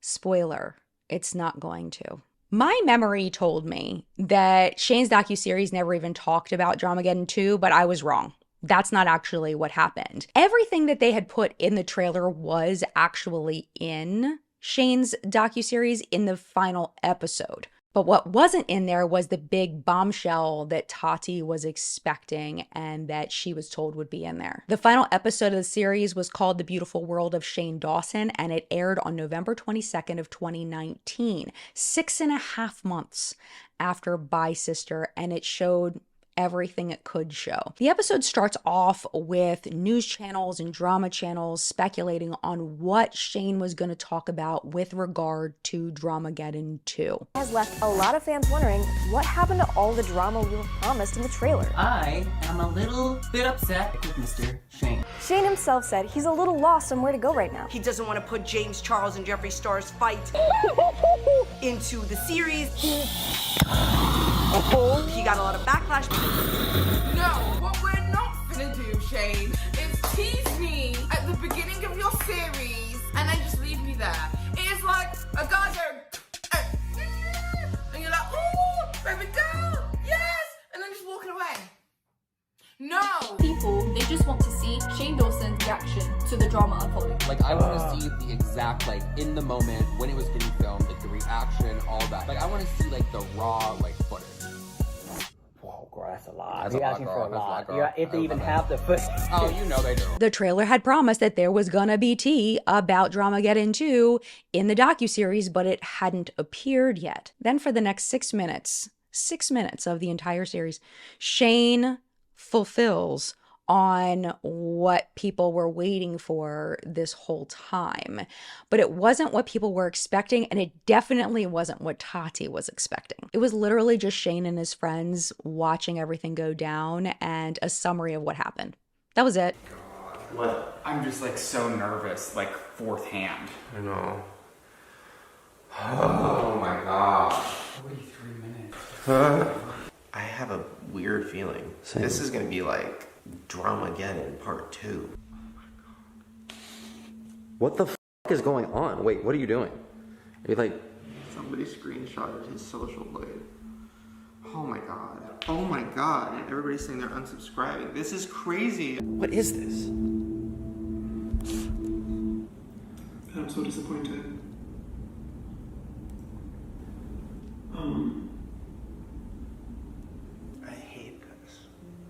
I feel like everything has gone way too far. It's such like a, oh, let's jump on this shit, let's milk this shit, you know, all the drama channels. And I totally get it, like I understand 100%, but like we know this person. We lifted this person up, you know? People have been buying his palette. All these people have been going to his meet and greets. Like everybody lifted this person up and it's so quickly, like I've never seen before, they fucking dropped him down.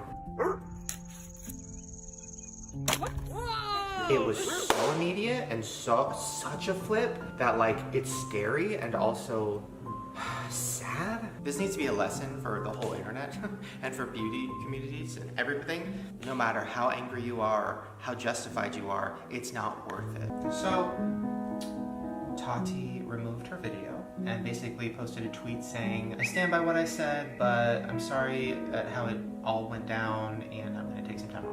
But the most revealing thing for me, and where I think it did stray from that path, was a little piece of him talking to Jeffree Star about everything that was happening. And it sounds like in this clip, he might be talking about the voice note. You know, the voice note that he's been sharing as his big piece of evidence with people like Ashley Kyle. Jeffree didn't post his receipts. So we're here to break down the aftermath of Jeffree Star inserting himself into this ongoing beauty YouTuber drama. Things that I went through by involving myself, I think it was a huge life lesson for me. That's what I mean on a selfish level. But thank God, because I didn't want to go that route. And it's not my job to expose someone else's story when it's about something that is alleged, because no one knows what really happened. It's just, it's not my job. It's not my career. My career is making makeup and having fun and making art, and this has just really sidetracked me, and I'm embarrassed I let it get to this stage, and I'm just glad that I had a fucking full wake-up call. But that was literally it. I feel like that was the only piece that the audience didn't already know. And even that piece, there really wasn't a lot of new information. So in summary, what you need to know about this part is that people were expecting this big expose piece on James Charles. Tati says in a video that she releases later that Jeffree had told her that not only was James a predator, but that he was hurting minors. Tati thought that was going to be in the docuseries. That was what she said she was led to believe. None of it was in there. And when the series ends, I think that it was a general collective thought that we had all been duped into watching a multi-part, many-hour-long commercial for the Jeffree Star Shane Dawson collaboration that was the Conspiracy Collection. And it worked. Y'all, it worked, because supposedly, allegedly, it all went very, very well for them as far as sales. According to Jeffree, the palette broke Jeffree Star Cosmetics records, selling over 1 million palettes in 30 minutes. Rumor has it that the makeup itself ended up netting about $10 million, with the split being 25% to Shane. And then Shane took 25% of what he made and he gave that to his editor. And I think he was a producer on it as well, Andrew. The rest of it went to Jeffree. So if this is true, Shane made about $2.5 million just off of the palette sales. Andrew made about $625,000, and Jeffree made about $7.5 million. So long story short, way too late. Where we're at is that Shane and Jeffree have made a ton of money. James Charles was not exposed, and Tati had publicly ended her relationship with James Charles. She had tarnished her reputation. She had sabotaged her own career in thinking that she was doing the right thing, but Shane was not granting her a redemption arc, and she was figuratively just left there, all alone, holding the bag. After the docuseries ended, to us, publicly, everything was relatively quiet for about the next 5 months or so.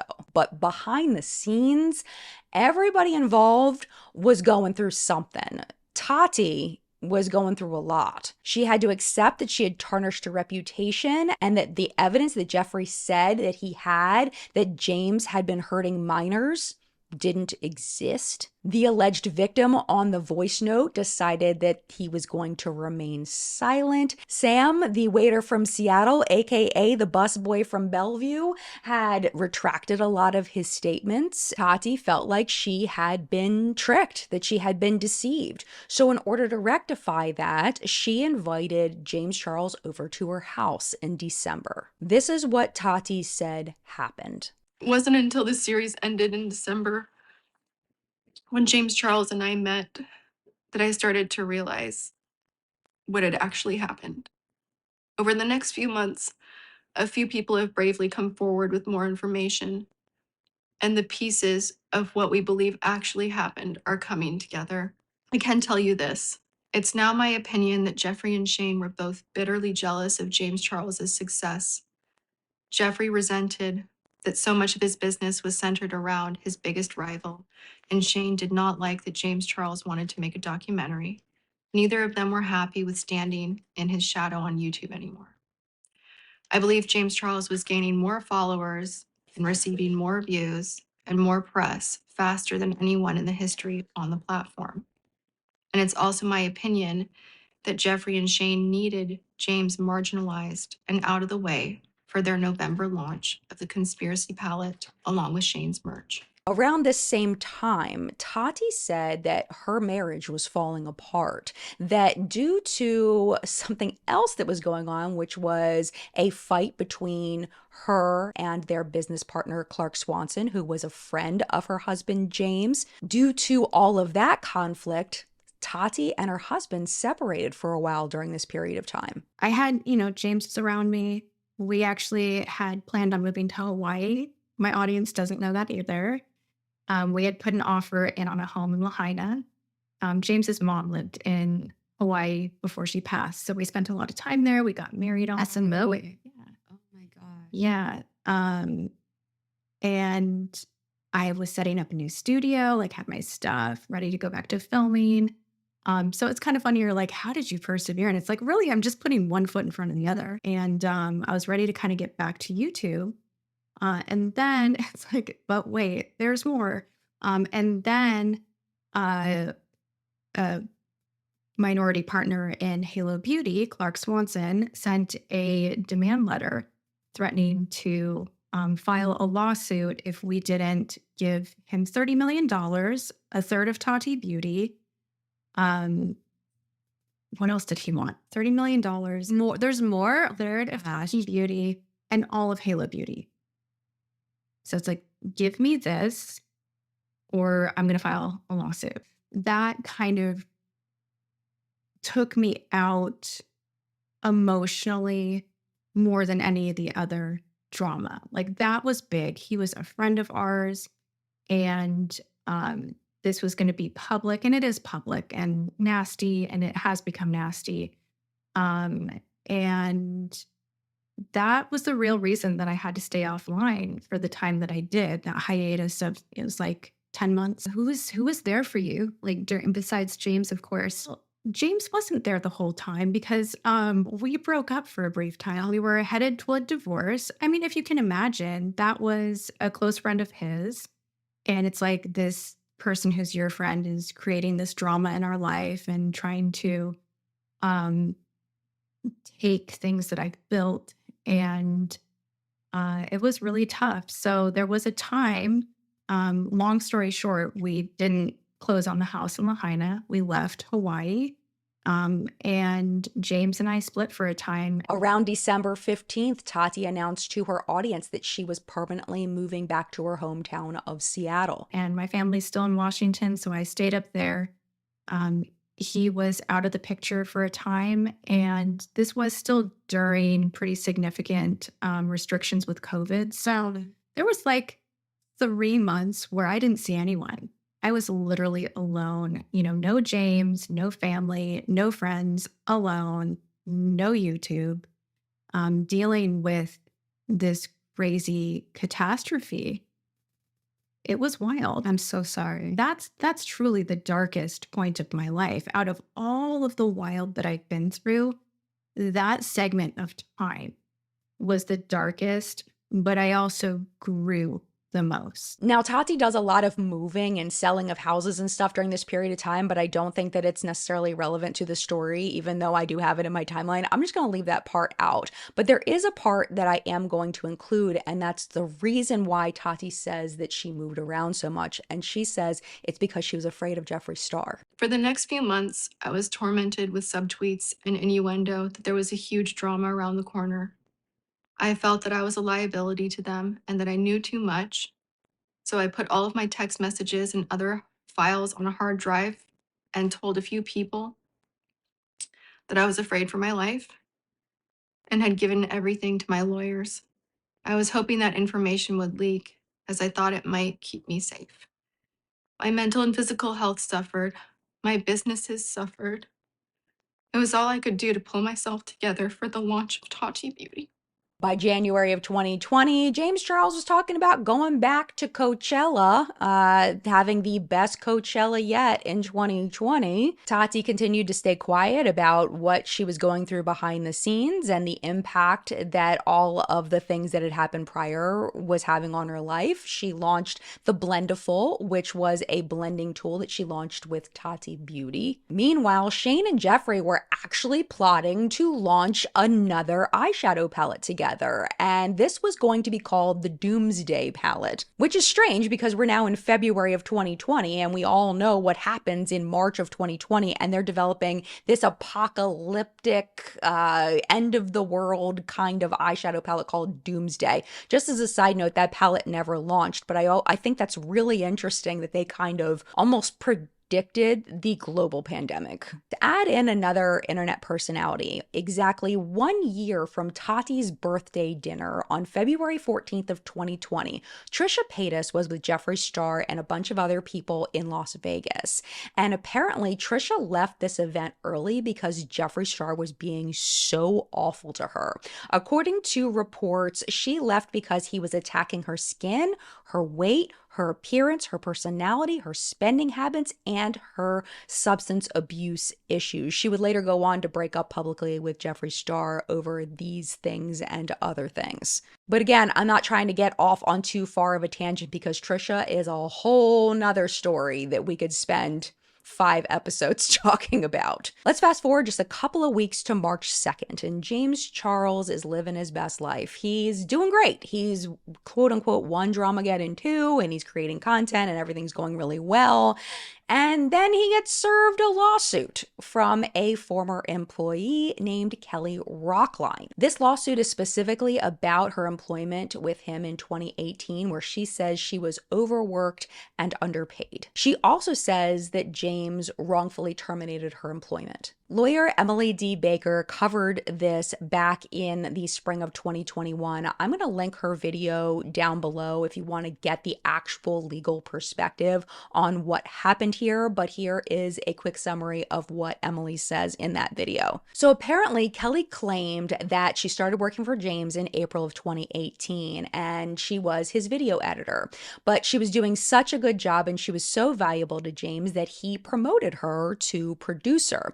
But the problem was that James neglected to hire another video editor to replace that job. And then what I'm gathering happened is that Kelly, at the same pay, became both producer and video editor without a pay raise. Kelly says this led to a 12-hour-a-day, 7-day-a-week work schedule. So Kelly, being a human being, is naturally getting exhausted. And she goes to James and she's like, dude, like, I cannot be producer and video editor. You have got to hire a video editor. And also, I need a raise. And he said that he would give her, at least according to the lawsuit, he would give her a pay raise in 6 months and he would back pay her on the hours that she worked. Because in California, they have a lot of laws protecting people from very long work hours. There's very specific rules as far as overtime pay, and I think that's due to the large presence of the entertainment industry in California. There's lots of protections in place to protect those workers, and James, according to the lawsuit, was not following those rules. So in addition to that, about 5 months after she's working for James, some accident happened. We don't know what happened, but she gets a concussion, and it happens while James is there. He sees her get this concussion, and she ends up going in an ambulance to the hospital. So she's in the hospital caring for her head, and she gets this text message from James, again, according to her. And she says that James was not sympathetic and was wondering why the videos weren't getting edited. In the lawsuit, it says that James said something like, "I want to be your friend, but I'm your employer, and the fact that your health was the reason the video didn't go up doesn't make it a reason for an upload not to take place."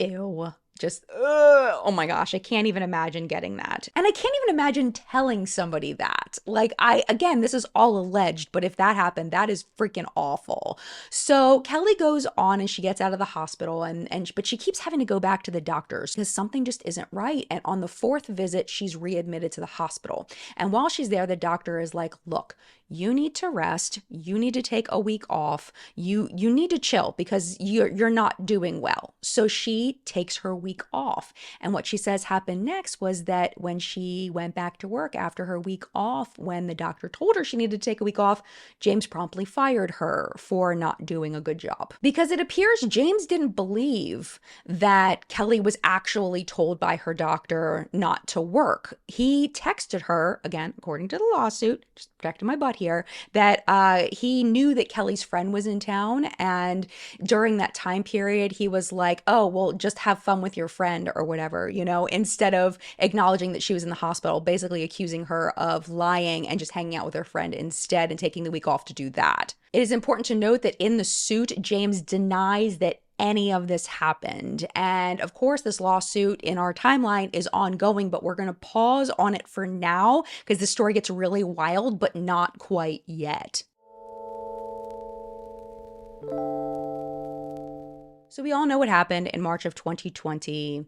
Basically, the entire world shut down due to the spread of COVID-19. By mid-March, after more than 118,000 cases of COVID-19 in 114 countries and 4,291 deaths, the World Health Organization declared that we were in a global pandemic. And online, things were strangely calm between Jeffree Star and James Charles. Jeffree, quote, tweeted a post showing the look that James had done on extremely popular TikToker Charli D'Amelio, complimenting James on his makeup skills. James didn't respond publicly to this, so I don't know what was happening, if anything was happening behind the scenes, but people started wondering, why is Jeffree talking to James? Are they friends again? What is going on? I personally believe that it may have been due to the fact that James was on the verge of a possible huge publicity growth moment of his career, because James had actually somehow scored a reality TV show with YouTube itself called Instant Influencer. And I say that out of cynicism because I know why he got it, obviously. I know how he got it. He was riding high, of course. I'm not a James Charles fan, so I think they came off a little more skeptical than it should have been. It was obvious why YouTube wanted to work with him on the series. So the show was a reality series, and it was a basic format of a competition show where the whole premise is that people are competing to be the next James Charles. Yes, that is the entire plot. Yes, it is still up on YouTube, and you could watch it if you choose. The recurring celebrity judge on the show was a woman named Norvina, who was the CEO, I think still is the CEO, of Anastasia Beverly Hills. And I think that it's important to note, if you were not around during that period of time, how big Norvina was in our space. Norvina had built up this whole thing with Anastasia Beverly Hills where people were trying to get on the ABH PR list and posting and trying to get on this list, and then big celebrations when they got on the list, and then they got these huge PR packages, and then it turned into a big debacle and it all went bad. I actually have a full video on what happened, the rise and fall of the ABHPR list. It's actually one of my first Behind the Controversy videos. I will link that down below if you want to hear that story. But anyway, what you need to know right now is that Norvina was known as the CEO of an extremely popular makeup brand and that she was very in touch with influencer culture. So her being the celebrity judge on this show made a lot of sense, and it was a big win for YouTube and James to have her on the show.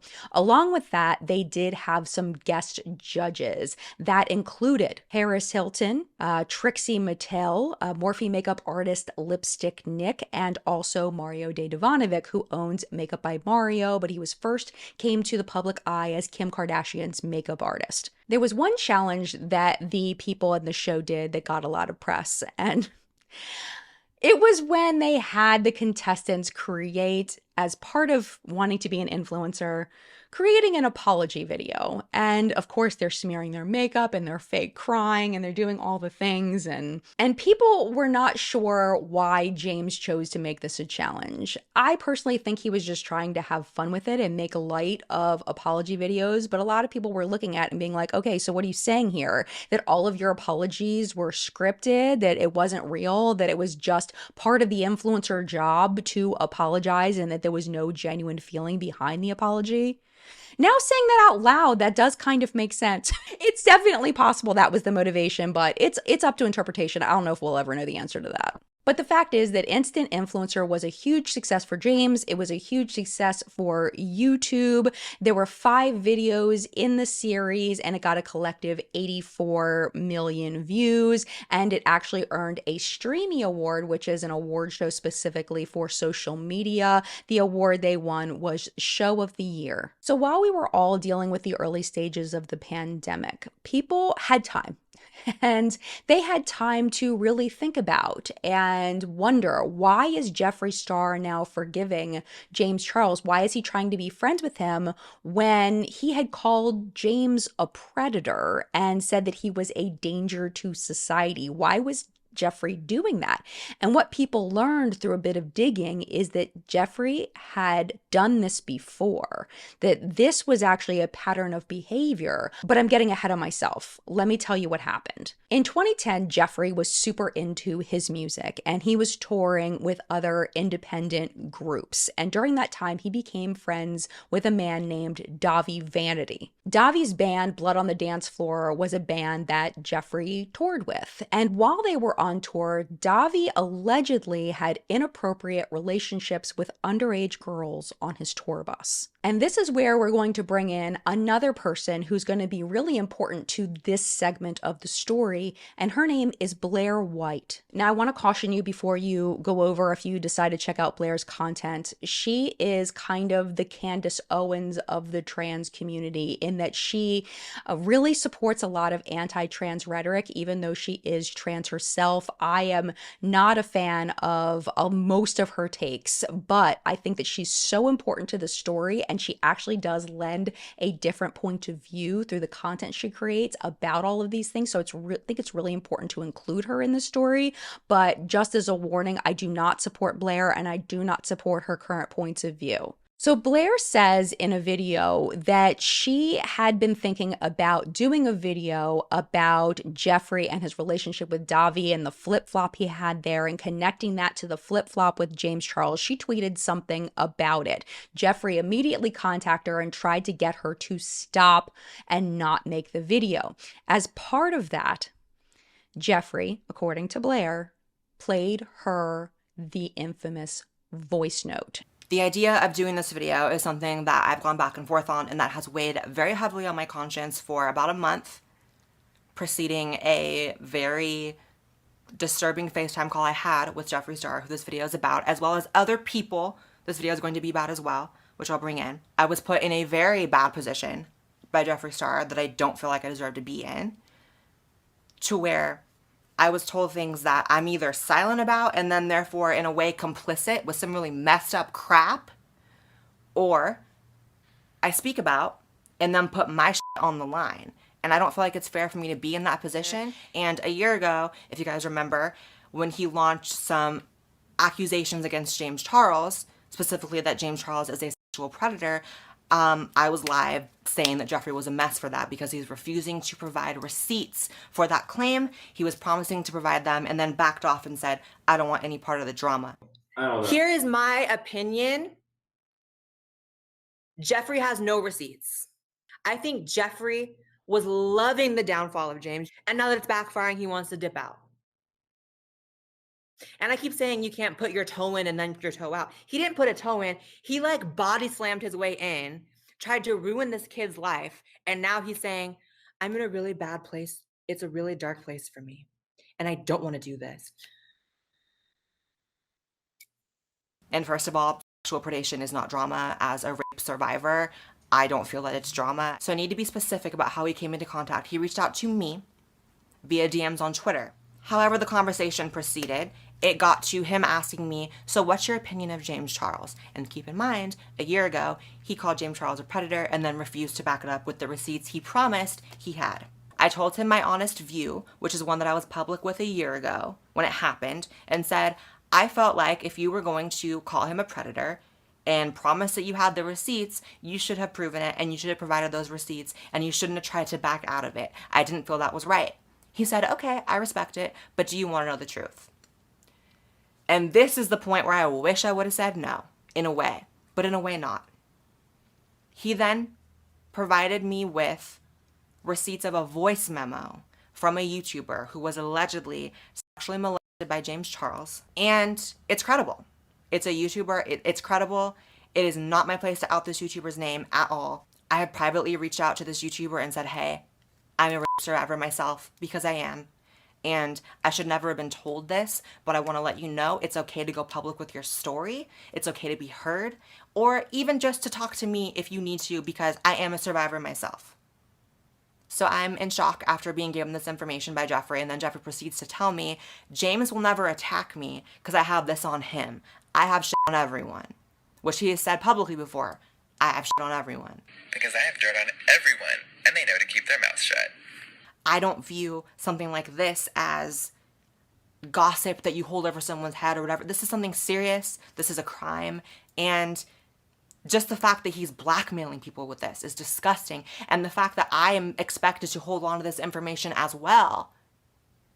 And just the shocking fact that this is our first interaction ever and he's telling me this, I'm like, how many other people know this and have heard this voice memo? And yes, it did take me a month to do this video, but that's because I have been scared. This is something serious. And I want to be very clear, this is not my place to out this person, you know, the victim's name, because this is clearly their story to tell. But you guys have to understand the position I'm in. If I receive credible information that a very famous, very powerful YouTuber is a sexual molester or sexual predator, but am I complicit with helping cover up for a sexual predator by not saying that at least that much is true? That's the battle that's been going on in my head. And part of the reason why I'm doing this video is to come to you guys and ask, if you guys know this information, what would you do with it? Because I don't know. I don't think I can go to the police on someone else's behalf. I'm scared to say names. I'm scared to reveal what I know. But at the same time, how do I hold on to it knowing there's more victims potentially? If someone's just getting away with it. This is the same voice note that he had played for Tati when Tati said that it wasn't enough for her to contact authorities, but it was enough to scare her. I struggled with the decision to film my video for days. The night before I did film, Jeffree sent me what he claimed was an audio file from an alleged victim and told me to listen to the pain in their voice. The audio was clearly a small portion of a larger conversation. It wasn't enough for me to contact the authorities. It was enough to scare me. And then you see the next text message and it says, oh my God, that's disgusting. Well, that's because Jeffree Star had sent me a voice note. Now, in that voice memo was when he basically said to me that James Charles was a point blank period. He did not go into details at the time, but he basically, that was what he implied. So I said, oh my God, that's disgusting.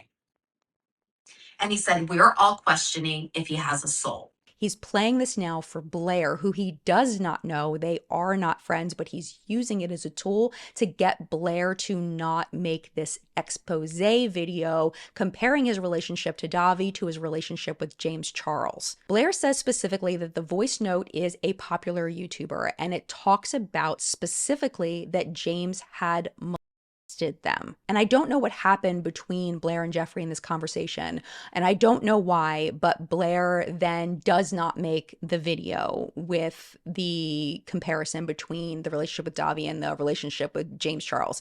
The strategy worked, and he got Blair to not make it. Jeffree decided that instead of letting Blair make the expose video and having it be on Blair's term, what he was going to do was he was going to go on an interview with a man named Chris Hansen. And you may have heard that name before because Chris Hansen, he's mostly known for a series called To Catch a Predator.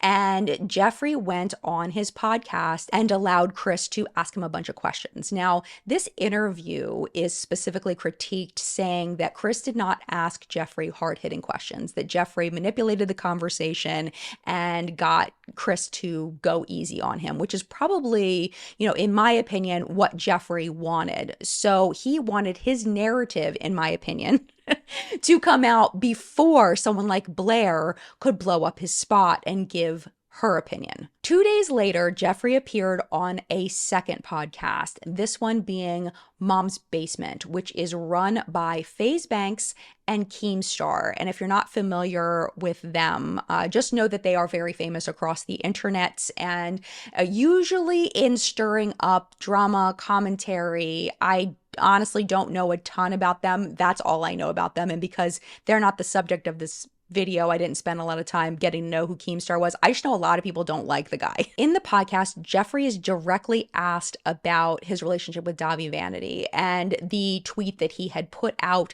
many, many years ago that he had seen Davi do inappropriate things with young girls, but then later on, he ended up going on tour with Davi. And why would you then become friends with somebody if you know that they are this terrible person, right? But no, I never saw an illegal crime. And when I talked to Chris Hansen, we'll talk about that. That's crazy. I told him that I saw inappropriate things, and people are taking that and running with it. Like, well, if you saw inappropriate things, you should have told some. No, I'm talking about when you're dancing on stage. Yeah, you grind on people, you slap their ass. It was all part of the show, but when you tell someone that doesn't understand the rock world or that world, they take even what I'm saying right now out of context. Yeah. So you can't win. People are getting hung up on it. Okay, so it's an old tweet from you, Jeffree, that says, I'm going to speak the truth until I die. We saw Davi bring underage girls to his hotel room and do sexual things 100%. So that's the thing where they're like, yes, he saw. Yeah. Was that you assuming that happened? No, that's people in the music scene telling me and me speaking for them. Okay. Did I see with my own eyes? No. Were we on tour a few times and there was always people around? Yeah, and I mentioned this yesterday and people were kind of shook. Mothers would bring their daughters to these shows. I mean, that's such a misleading tweet, isn't it? That's so misleading. Which part? No? We saw Davi bring underage girls to his hotel rooms and do things 100% illegal. Of course, people are going to interpret that as you seeing that with your own eyes. Oh, of course. Here, I'm telling people, did I see a crime or anything actual illegal? No. Other people did and told me that at the time. And then it was not proven for children themselves, a grown mother. As his band members say, Jeffree, I've been in his world for years and I've lived on the tour bus and I've never seen anything. So that's why I did the last tour. Did I ever actually see anything? No. So my tweets were other people saying that, or maybe I'm saying it wrong. No. And people are connecting that, hey, you called this person out and then you worked with a pedophile again. And I'm like, oh, we're not doing this. He was never my brother. I was convinced by people and him that he was not who people thought he was. And it worked for a short amount of time. And then things really came to light and we all said, F you. All his band members quit and it all fell apart and we all said bye. And get this was Jeffree's answer. He said that because he didn't see things with his own eyes like he had claimed publicly that he did, he decided going on tour with Davi a year later in 2012 was an okay thing to do. Does that sound familiar? I have been very outspoken, and sometimes I've spoken too much. And I think that this week was definitely one of those scenarios. Now, most of you have seen some brutal tweets that I sent out last week. A lot of you have seen the vicious text messages that I sent, and I want to let you understand something. Because I said those things, that does not equal me hating James Charles. He has been in my life for a few years now. Are we the best of friends? No. But we had a real connection. I loved and cared about him, and I definitely think I mishandled our friendship. Today, I am not going to give the world what they want. And I don't think that everyone wants this from me, but I think that there is a major portion that thinks Jeffree Star is going to come for James, because I was in a dark place yesterday. I said some things online about pulling receipts and showing things. There are so many things that you guys don't know. And you know me. If you've been following me for a long time, bitch, I am not a liar.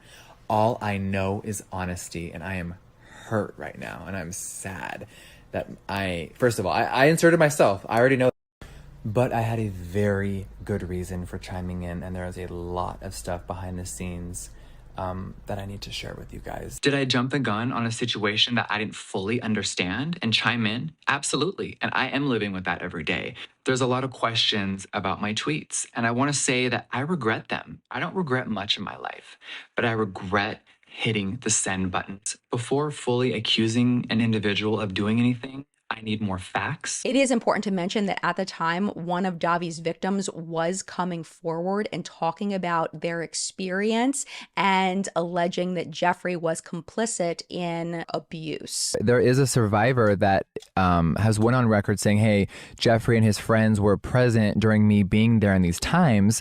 And 10 years ago, I don't remember that person. And I'm not going to pretend to follow a narrative of what people want me to say that I saw. But I never saw a child alone. Can I with ask this you a man. question? Have any of these victims come forward and put you in a time and a place where you would have seen? Yeah, one person has said that they saw me in an environment where they were alone with him and kissing. And I'm like, you guys, absolutely not. So as a collective, people that were watching this go down, people were like, so he accused publicly Davi of doing inappropriate things with minors. He said it publicly that he had seen it with his own eyes, that this had happened. And then he later said he didn't see it, and it was just people telling him that it happened and that he didn't have all of the facts. And it directly paralleled what happened with James, in that he had said that James was a predator and that he, was a danger to society. And then later on was like, people lied to me. I didn't have all the facts. Repetitive behavior. I do want to play you one part of the interview, and it's when they're discussing Bye Sister and how all of that came to be. Here are a few clips that I edited together for brevity. But there's this other situation that happened recently with James Charles, where when that whole thing went down, like you put out some tweets saying that there's a reason why my boyfriend isn't letting James come over to our house anymore. I'm not going to talk to him. Haven't seen him since Tottie's birthday. He's a danger to society. And then you had a follow-up tweet where it was like basically saying, everyone keeps asking me for receipts. I have much to say. What's going on with that? Like, what was the ending of all that? Like, where did that all end up? I'll tell you. Okay, I'll tell you the ending. Is James one thing? Okay. Real quick. Is James Charles a danger to society? Is he a predator? Keem. Listen. That was a long pause. Long ass fucking pause though. I have to ask this. Listen. There's a long pause because it's a very complicated situation. So before I answer, the ending banks was me, James, and Tati all making peace. And why? I know, but like it's the same scenario though, because like if James is actually a danger, right? Then this is the opportunity, like the Darby thing, where you can say something. You know what I mean? Or is like maybe you shouldn't have put that tweet out. Like which one is it? Like I'm sorry, Jeffree, but I have to ask. No, and I'm 100% comfortable with that. It's going to upset a lot of people, but the truth is that someone, and right now I legally can't say who, told us a few things. And we trusted that person's opinion. And then another person said some things that was friends with that man. And it really convinced us that he was a predator. Is this another case of what happened before with the other guy? No, this is Is there a possibility of that? Because, I mean, they were telling you about this guy, which turned out to be true now. Is this possible with James? Yeah, it's similar, but it's people that are in our community that are saying things, and I don't know if they're true or not. But this is exactly the same thing that happened before, right? It's actually not. What? So if you want, we can pause, and I can go in another room and play Banks what I have on my phone, and he can determine if he would have sent the same tweet. At the end of the day, I'm not going to out a victim of James Charles. Okay. Yeah, It's real because I don't know if it's real, and I'll go to the other room and play these subjects to the subject that we've been because everyone wants to make me like, you ruined James Charles' career. No, Tati did and uploaded a 40-minute video about him, and she should have never uploaded that. Yeah, that's why. But she did, and for some reason, James thinks that me and Shane tried to ruin his life and orchestrated the whole thing. Like we fucking care. Okay. Shane was coming out with this documentary on the beauty community, right? Which I was really excited about, right? And all this James Charles, Tati stuff was totally going to be involved. And then it morphed in to your guys' collaboration on your makeup. So like what happens? There had to have been a falling out behind the scenes that stopped that documentary from happening the way it was originally supposed to be, you know? See, I wish it was juicier than that, but me and Shane really from the get-go wanted to show the business side about how to really create makeup. And I think that his trailer really insinuated that there was going to be a lot more drama.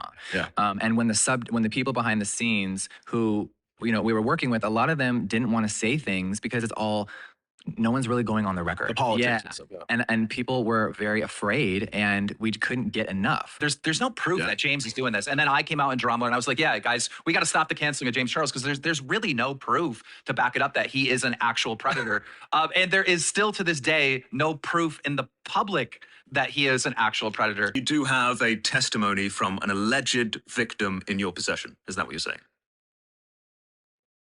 Yeah, he does. That's what he said. It's just not someone saying this is an entire crime. It's just people told us some things. And I don't know till this day if they're true because they shut up and got quiet when the whole world and CNN cared about James, Tati, Jeffrey. Well, can you at least say what they were? The allegations, can we call it that? I don't know. What do you call it? Can we say what they were? Without saying the victim's name, the alleged victim's name, the person's name, or giving references which would give it away. It's still an allegation. I just don't feel I can't. I wouldn't want you to anyway because it's just one of those things. Like this is like it's so people on YouTube and again all these filters. This will be talked about for a month now. People are very like desensitized to these subjects, but at the end of the day, these are serious. Everyone thinks it's tea and views and money. Not you guys specifically, but people out there do, and they really use this stuff, and it's really gross. What really upsets me about this is that Jeffrey has this voice note, right, of an alleged victim telling their story. Jeffrey has said that he believes that this person is credible and this really happened. But he's just going to go ahead and just be friends with James Charles again. He's just going to kiss his butt and try to reconnect knowing that James did this to that person. And he's doing that, it seems, because that information can't be made public. Not because it didn't happen, but because it can't be made public. So that to me shows me that Jeffrey didn't care really about the victims. All he cared was about the public perception of his association with somebody who did awful things. If people don't know or don't have the evidence that this person did awful things, oh, absolutely fine to be friends with them. But only when that evidence is going to come out would that person then be shunned. It is so fucked up. So fucked up. And based on what Tati said and what Jeffrey has said, it seems that the predator allegations are believable. They say that they've seen patterns of behavior. They've heard this voice note. They know that he does things like this. But they're both cool with James now? Like how? How? Remember, we don't know this yet, but Tati has had that meeting with James in December talking about, comparing notes, saying that Jeffrey and Shane had manipulated them. But that doesn't negate what Tati's seen with her own eyes. That paired with what we know James is going to do in 2021, sending pictures of himself to minors, we know now that James is a predator and they were seeing those signs back then. It's possible, and to me probable, that they feel like they just didn't have enough evidence that they could share publicly in order to make the case publicly, but they knew privately. And that's where I have a sticking point in my mind. Tati has said, James has said that Tati tried to convince him to stop his behavior before it got worse, and it does get worse. There was about to be a bunch of people that were going to speak out and tell their stories about Jeffree being a piece of shit. That maybe if they spoke out, maybe if they told their stories, something would happen. And then began the snowball of what people thought, including me, would be the forever cancellation of Jeffree Star.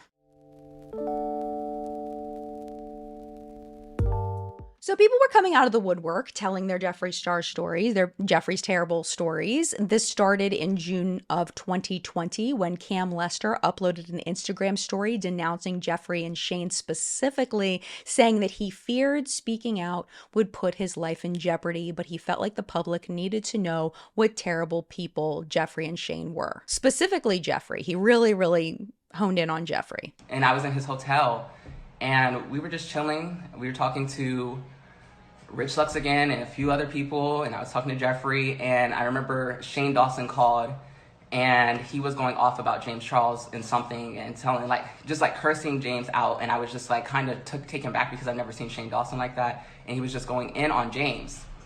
And I was like, oh, is there there's something brewing, there's something going on with James and Shane and Jeffree. So I was just uncomfortable, and I just was like, I'm gonna stay over here. But I knew from there, Shane wasn't the person that he was perceived online. 3 months later, James had his scandal.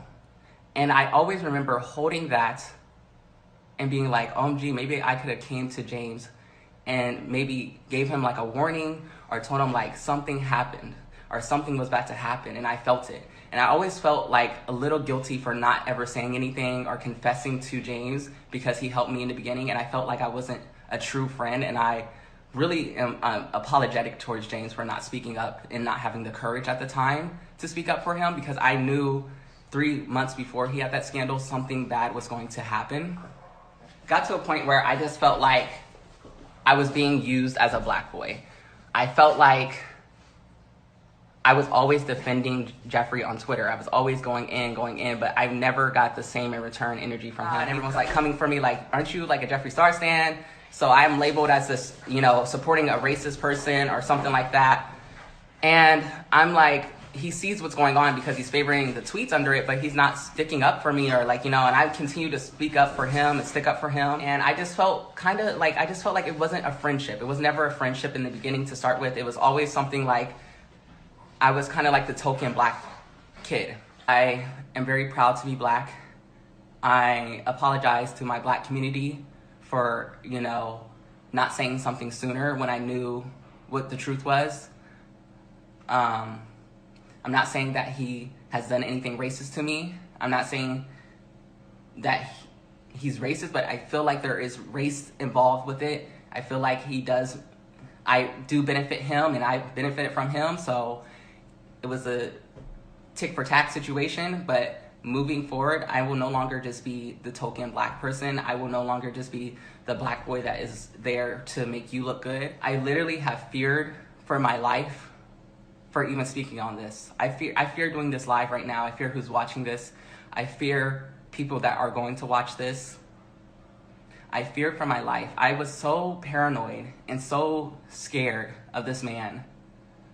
I thought that he could hire a hitter and kill me because he knows my PR address and he knows my address, he knows where I live, and he'll hire someone to kill me.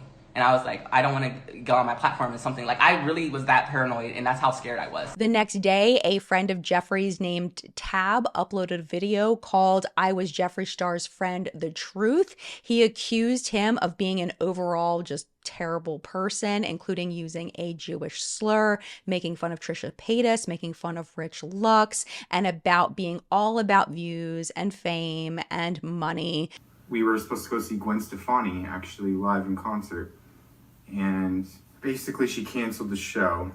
So we were all figuring out what we were going to do for the night, and I had stepped outside on the patio, and Jeffree told me, wow, I can't believe she canceled the show, and continued to say a very derogatory word towards Jewish people. It starts with a K. I'm not going to repeat the word, but That's what he said. He was a security guard. So when we were walking to his hotel room, which was a couple of rooms down from Jeffrey's at the time, and I'm not going to mention his name, but he had told me a story about how he was an ex-police officer, and he had got fired in Miami for saying the N-word on the job, and Jeffrey flew him from Miami to be his personal bodyguard or security guard or whatever, knowing that about his past. We get back from the club, it's probably around 5 in the morning, and there had been a friend earlier in the night that was in the room that didn't attend the club with us. I'm not going to mention the name, but they had continued to make fun of this person all day, talk about how bad their skin was, body shame them, talk about their weight, talk about their past drug abuse, talk about their recovery, just the most disgusting, horrible things for him, his crew who does hair and makeup, who works in industry, to say. He had brought up Black China, a woman of color, and talking about how stupid she was. And there was a particular time in the night where this guy named Rich Lux, or whatever his name is, he had come up to the hotel room with 2 security guards or whatever that was about, and he had bought Jeffrey a gift from Hermes, the same store we were at earlier. And Jeffrey let him stay in the room for a good 10-15 minutes. The second he left the room, Jeffrey tells me and everyone else in the room, like, yeah, he got me the cheapest thing in the store. And it's just funny, I already have that. The reason why I mention that is because he has a tendency to just talk bad about everybody, and it really just sucks. And the way that he talks and treats people when not being filmed and not on the internet is a completely different situation than what he posts on the internet.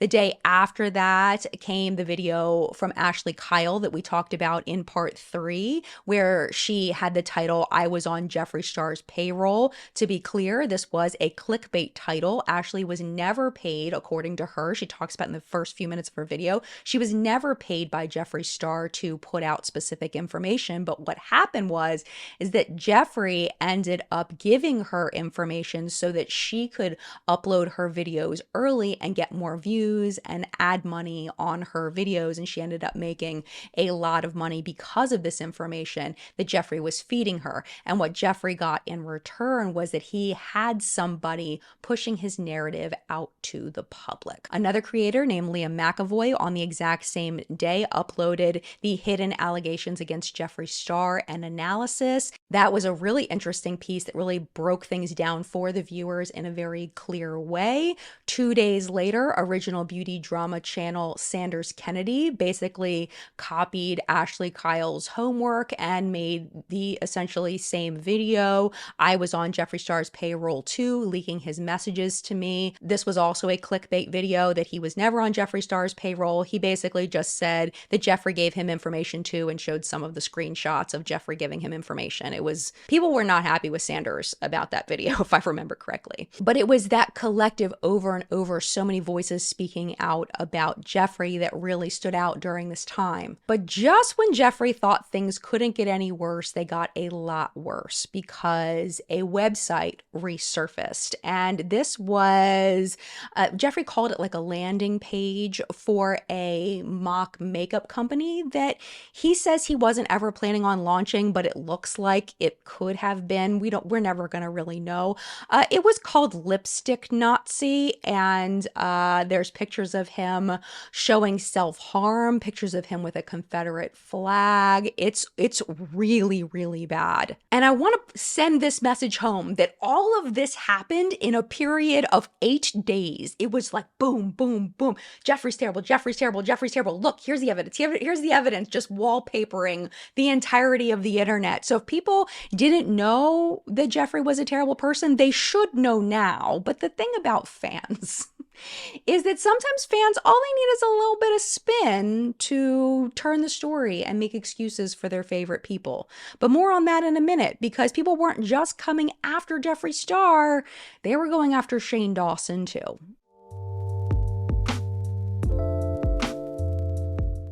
Remember how I said that Shane had reinvented himself as this like quirky documentary filmmaker, this underdog, this fun-loving, caring guy? Yeah, a lot of people that didn't know that wasn't who he used to be were about to find out. People started sharing the content that Shane had been making with his entire chest, and it was terrible. If this video were about Shane, I would show you all of the things, but there's enough gross in this video without me adding. Just know it's terrible, like the things he used to do. He was trying to be like a Howard Stern, shock jock kind of character, and the things that he used to do on his channel, imagine the worst things that you could possibly do to be offensive. He did all of them, like all of them. And after I found out this about Shane, I watched some of his old content, and it's not even funny. The content's awful. Like, it's terribly produced. I don't even know why anybody would even watch that stuff other than to validate their own feelings of racism or sexism or or all the things that he showed in those videos. It was terrible. The content was awful. So as people are finding things and they're blowing up Shane's spot all over social media, Shane freaked out and he put up a post on Twitter that went down in history as one of the most atrocious Twitter I don't even know what it was. Let's just talk about it. It was called Welcome to the Circus. The big thing you need to know about it was his big announcement about leaving the beauty community. And me, as a person who had been in the beauty community for a really long time, I was like, what? Like, at this point, I've been on the platform for 8 years producing beauty content, and Shane's gonna come in as a tourist and sell a bunch of stuff, make millions of dollars, and then just be like, I'm leaving the beauty community. And it's like, bitch, get on your cruise ship and just get out of here. You never were a citizen of our country. Like, can you imagine like going to a country and like claiming you're a citizen and then just being like, you know what, never mind. Like, I'm just gonna leave. Like, that was the vibe. So the Welcome to the Circus post, it is very, very long. It's really, really long. So I'm gonna put screenshots on the video for you, but I'm also gonna link it down below so you can read it at your leisure, and maybe it'll be an easier format for you, because I do think that it's worth reading all the way through, but it's just, I can't read the whole thing in this. It's too much. So I'm just gonna summarize it for you. This is what you need to know. He vehemently denies having any part of Tati's bi-sister, and that he regrets including clips in his trailer for The Beautiful World of Jeffree Star.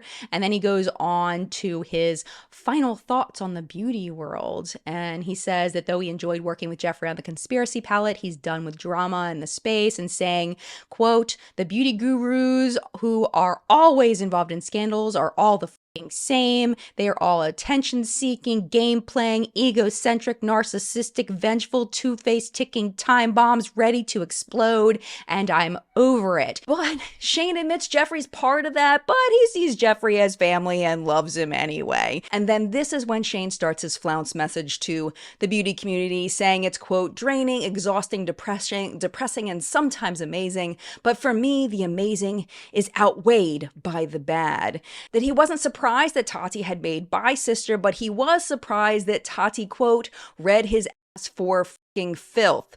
Shane says he believes Tati had good intentions, but understands that Tati probably regrets making the video. And that James isn't a poor, innocent, sweet angel, and that Jeffree is the top of the dramatic guru list. Then comes the quote that people remember. Do I think James is the devil? No. Do I think he was a young, egocentric, power-hungry guru who needed to be served a slice of humble pie the size of the fucking Empire State Building? Yes. Regarding Tati, he felt like she was sick of being treated like shit by so many in the beauty world and finally snapped, and that Jeffree was upset with James and was probably excited to see him fail. He's Jeffree fucking Star. What do you expect? I guess I missed the part where he got baptized and devoted his life to Christ. I mean, this post is awful. He does say that Jeffree took things too far and he regrets his part in it. Shane stresses that this was over a year ago and he's tired of the drama channels talking about it, and then he apologizes to Tati and James for putting bi-sister and No More Lies in his trailer because it opened old wounds. And then he says something, I'm paraphrasing, of course, it's something that I often say with my friend Audra.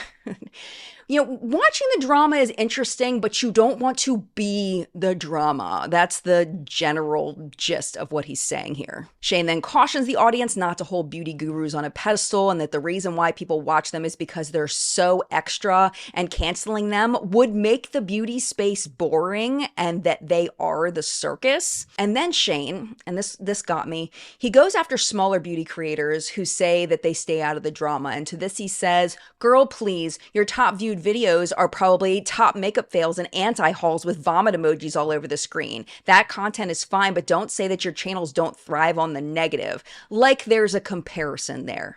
Anyway, the final hurrah begins, telling people to enjoy the circus and unsubscribe from him and others if people don't like certain content. And he requests that people not take the beauty world too seriously. The next part's probably something he should not have said based on what happens next. He says, "I need to get back to why I started YouTube back in 2005, and that was to make things that bring me joy, not drama, and to make movies one day." Hashtag foreshadowing. Then we get to the last slide, which is One Last Edition, which was posted shortly after when people started reacting to the rest of the post. And this is where he kind of clarifies things. He says it wasn't okay for the internet to bully James, and he felt it went too far. And that, quote, "me saying he needed to be humbled isn't mean, it's honest." And he said that in his own video. Should the humbling have happened off camera? Yes, which I said, but I guess I didn't word that right. And I'm sorry if my humor regarding Tati's videos seemed like I was making light of the situation. Humor is how I deal with stuff, especially when it involves the insanity of the beauty world. Then he says he's leaving Twitter for a few months and that he's sorry and that it wasn't the tea people wanted, but I'm officially done with tea. So the next day, Shane deleted the tweets. They were gone. And he could not put the toothpaste back in the tube, as I have heard recently. Love that phrase now.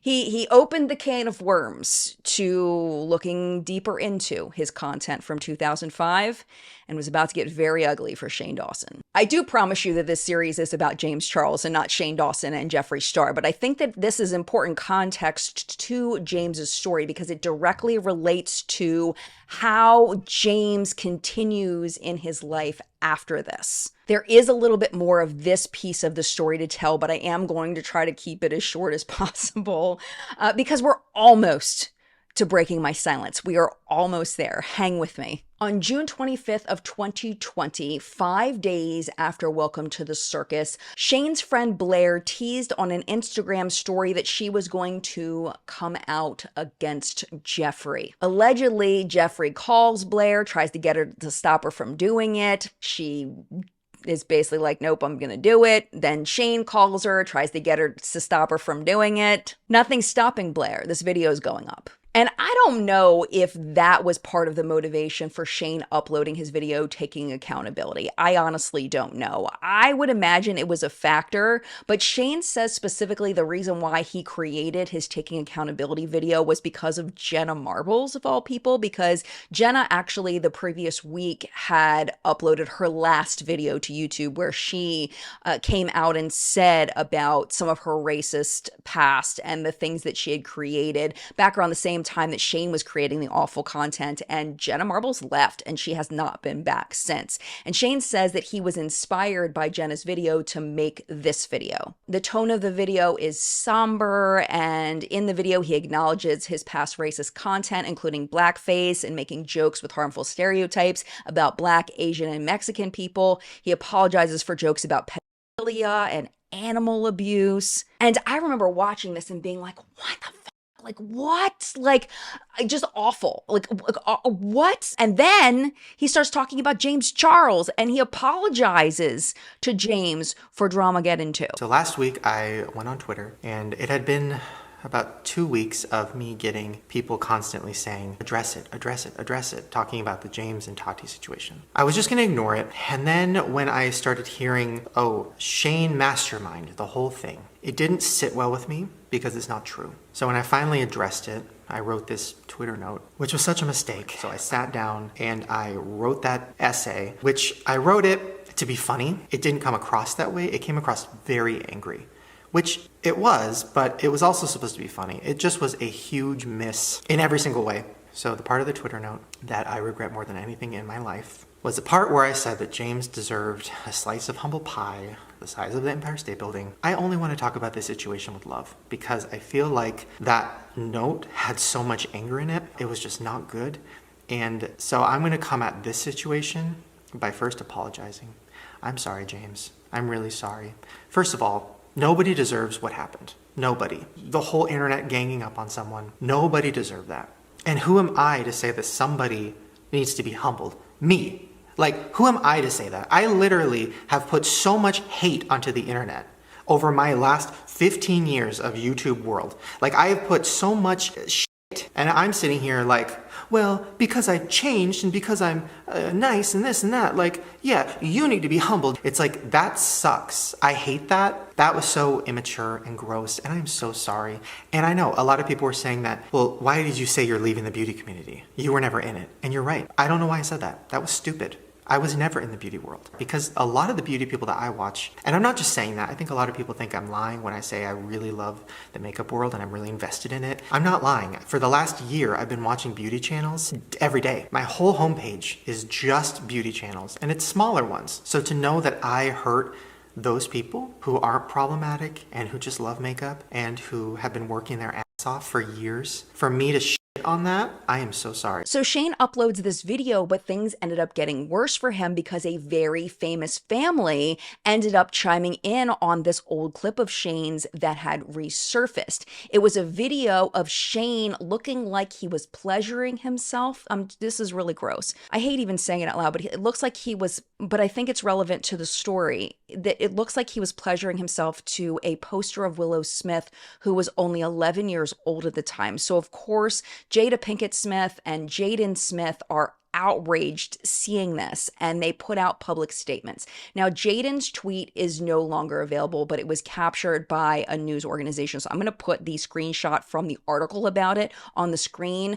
Jada's post is still up, and this story did make mainstream media. It was horrible. Like there's just no words to describe how terrible Shane's content was back then. Like, I don't know how YouTube at that time even allowed this content to exist. Like, it makes absolutely no sense to me. And what you need to know about Shane and this part of the story is that his channel never fully recovered. He didn't upload any content to his channel for about 3 months before he did come back. Unfortunately, millions of fans were excited to see him when he did come back. But like I said, his channel never fully recovered. Prior to all of this, his videos were averaging about 26 million views per video. And now he's averaging about 4.5 million views a video. And in any other context, that's sounds like an amazing success story, like what I would kill to get 40.5 million views on a video that Shane's getting right now. But this is an 83% decrease in the amount of views Shane was getting. And what's important about the taking accountability video and what Shane talks about James in that video is that he admits that he didn't have all of the story. He didn't have all of the facts, and he believed things that were being told to him. The same story that Tati has told, the same story that Jeffree has told. They're all kind of blaming each other at this point. And I think this collective apology was a vindication of sorts in the public eye, because it gives the impression that all three of them were just making everything up and that James wasn't at all a predator, that he was 100% innocent, which was actually not true. But we didn't know that at the time. All we saw was the three people that accused him of being a predator had all apologized to him. But we do need to get back to Blair, because remember, Blair is sitting on this video that she's going to upload that Jeffree and Shane have both begged her not to upload. Blair uploads it, and it is called "By Jeffree Star, You're a Monster." And one of the reasons I definitely decided to do this video and made me so sick is that Jeffree went on a podcast recently and teased the same receipt, the same voice memo from the YouTuber who was allegedly sexually molested by James Charles to FaZe Banks and Keemstar. So if you want, we can pause and I can go in another room and play Banks what I have on my phone, and he can determine if he would have sent the same tweet. So you're running around telling these people like it's hot, fun, gossip, whatever. And like I said before, it's not to me.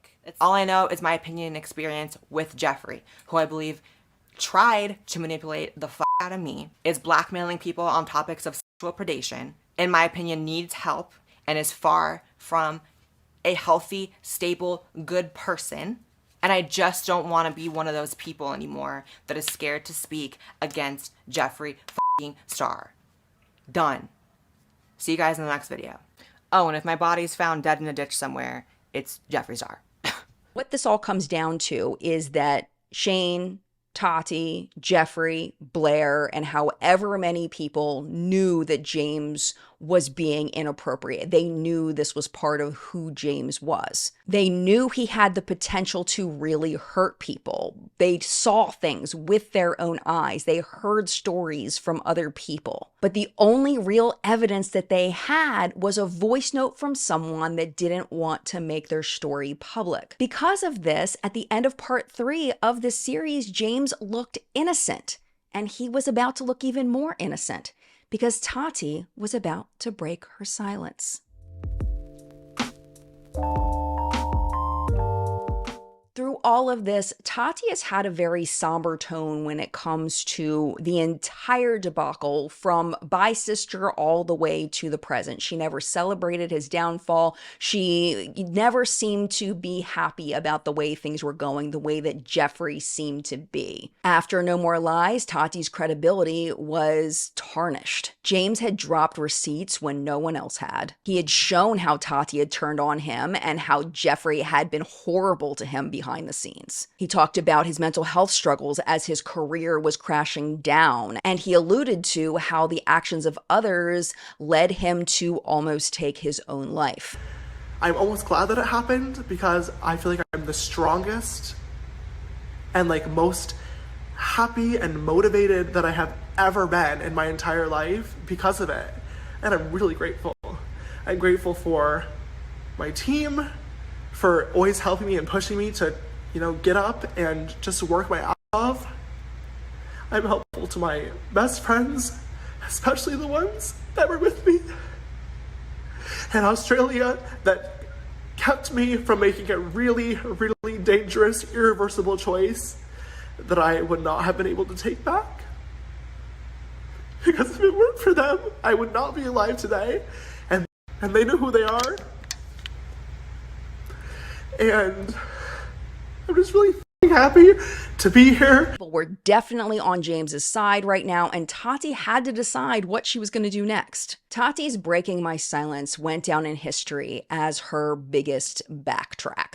I've been playing clips of it throughout the series because it fills holes in the timeline as to what was happening behind the scenes that we didn't know as it was happening. What I want to talk about in this part of this video is why people had a problem with Breaking My Silence. What was the big issue people had with it? The first thing was that there were so many disconnects between the information and the tone of Bi-Sister versus Breaking My Silence. In Bi-Sister, Tati said that she was uploading because she felt betrayed and because she felt like James was going down the wrong path and she needed to figure out how to get his attention to stop him.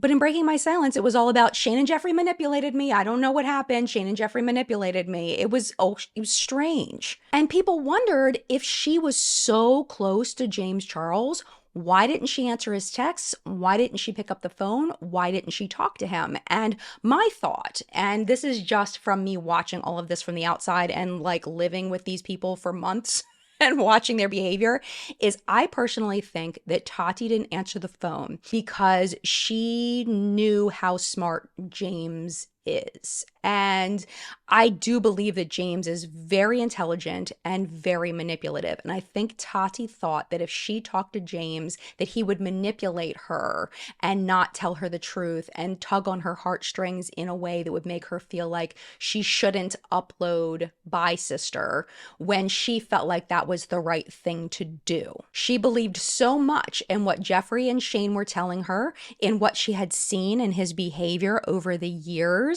She believed so much in that she had that feeling she really needed to upload Bi-Sister, and talking to James may have stopped her and she didn't want to stop. That's just my thought. That's just what I think. And I think she felt conflicted in the same way that Blair felt conflicted. Jeffree had played Tati the voice note, and she felt like she needed to do something, even though she couldn't go to the police, she couldn't make the victim speak out, she couldn't stop him in that way, but maybe creating Bi-Sister behavior would be the thing that would stop him from escalating into more harmful behavior. Similar to the way that Blair was saying, what am I supposed to do with this information? Now I'm burdened with this. What do I do now? I think Tati may have had a very similar feeling. I think Tati knew that James had the potential of really hurting somebody, but because he hadn't done it yet, it put her in a very strange position. And Tati thought that all of that information was going to be exposed in Shane's documentary, and when it wasn't, all she could do was apologize. That was it. Because most of the things, it seems, that Jeffree had told her seemed to be lies. And building on that, I think people also felt a disconnect in the difference of the tone of the two videos. The first video, Tati seemed to be in control. She's like, this is it, this is what's happening, this is the way that it is, and this is how I feel, and this is what I need to do.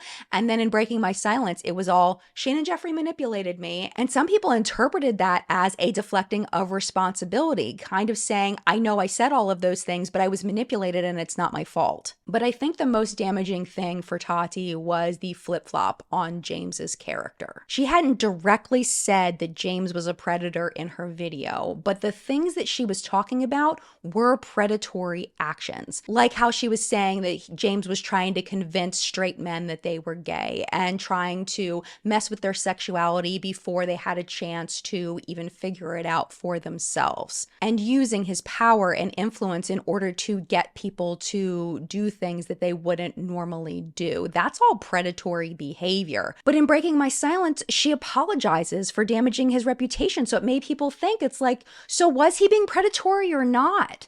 Back in December 2019, after Shane and Jeffree's series ended, James Charles came to my LA home and we compared DMs, texts, and stories about what had happened behind the scenes. We apologized to each other, forgave each other, and agreed to wait patiently until it was safe for me to share my story. Since that night, James Charles has repeatedly said that he wanted to be beside me for this video. But I felt it was important that I do it alone. Because he deserves my first apology. And I am really sorry, James. And I've said that privately, but I want you to hear it publicly. I'm sorry. Was it all based on Jeffree not knowing all of the facts? Is that what the whole thing was based on? It didn't seem to be at the time. In Breaking My Silence, I think the biggest thing for Tati fans was a loss of a trust in Tati's judgment, that she would trust her emotions over her rational brain. And people used her age as a reasoning for this, that she was the oldest person involved in the situation, that she should have been less emotional and been more practical. Apologizing to James was seen as a big backtrack, and in that, it was to a lot of people a sign of weakness. And also a lack of accountability for her part in uploading Bye Sister. In looking back, a lot of people blame Breaking My Silence for the lifting up of James Charles, for the final vindication, for the encouragement of his ego and his behavior to continue. Because I think Breaking My Silence was the final piece in leaving James Charles completely unchecked. And this is what may have led to the escalation that gets so bad that he starts DMing pictures of himself to minors. And just a warning, this story is about to get horrible. I would say I'm not very good at being sympathetic. I used to have, and I mean still to this day do have, every YouTuber has an ego and we'd all be lying if we said we didn't. Yeah. There's a level to narcissism to this job, 1,000,000%.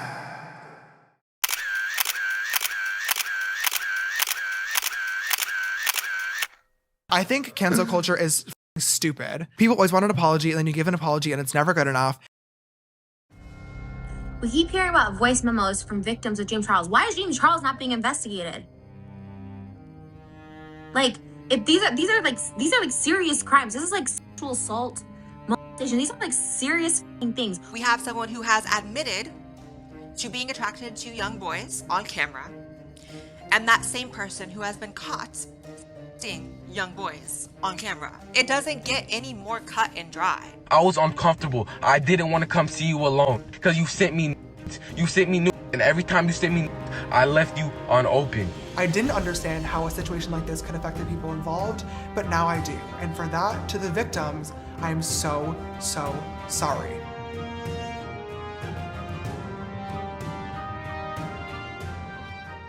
Today we're focusing on the accusations against James for inappropriate behavior with minors. And in that, huge trigger warning is that we are going to be talking about some sensitive topics today. And if that is too much for you, please, please, please take care of yourself first and make sure that you're okay before you watch content like this. So with that, we are about to jump into the accusations against James Charles. But before we do, we need to pick up where we left off, which was when Tati uploaded Breaking My Silence and the effect that that had on our beauty space. And we're starting with the effect that that had on Shane Dawson because it was wild.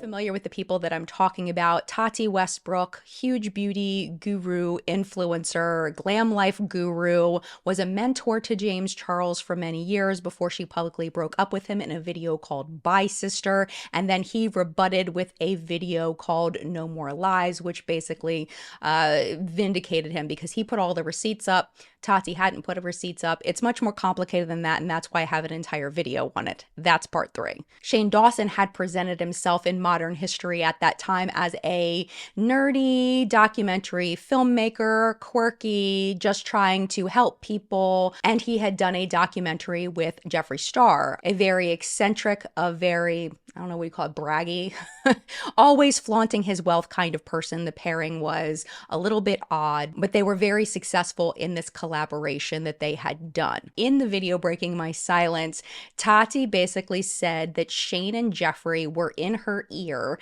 and that's why she made Bye Sister, that they had told her all of these things that they didn't have evidence for that ended up not coming out in Shane and Jeffree's docuseries, and it was because of them that she uploaded Bye Sister, which was a pivotal moment in our beauty space and in the history of YouTube. So for some unknown reason, Breaking My Silence goes live and Shane decides that he is going to live stream his reaction to watching Breaking My Silence. And you can hear his, I think there was his fiance at the time, it's his husband now, Ryland, in the background, like commenting, and Shane is losing, like he's losing it. He even says, I'm losing my mind. I'm losing my mind. It's wild. Let me just show you the clip. So sure. Oh, of course. Is that another ad? Another ad. I'm losing my mind. I'm losing my mind. This is so f***ed. This is, oh my God. Okay. I'm live because I can't even process. I need a drink of water. I can't process this. This is insane.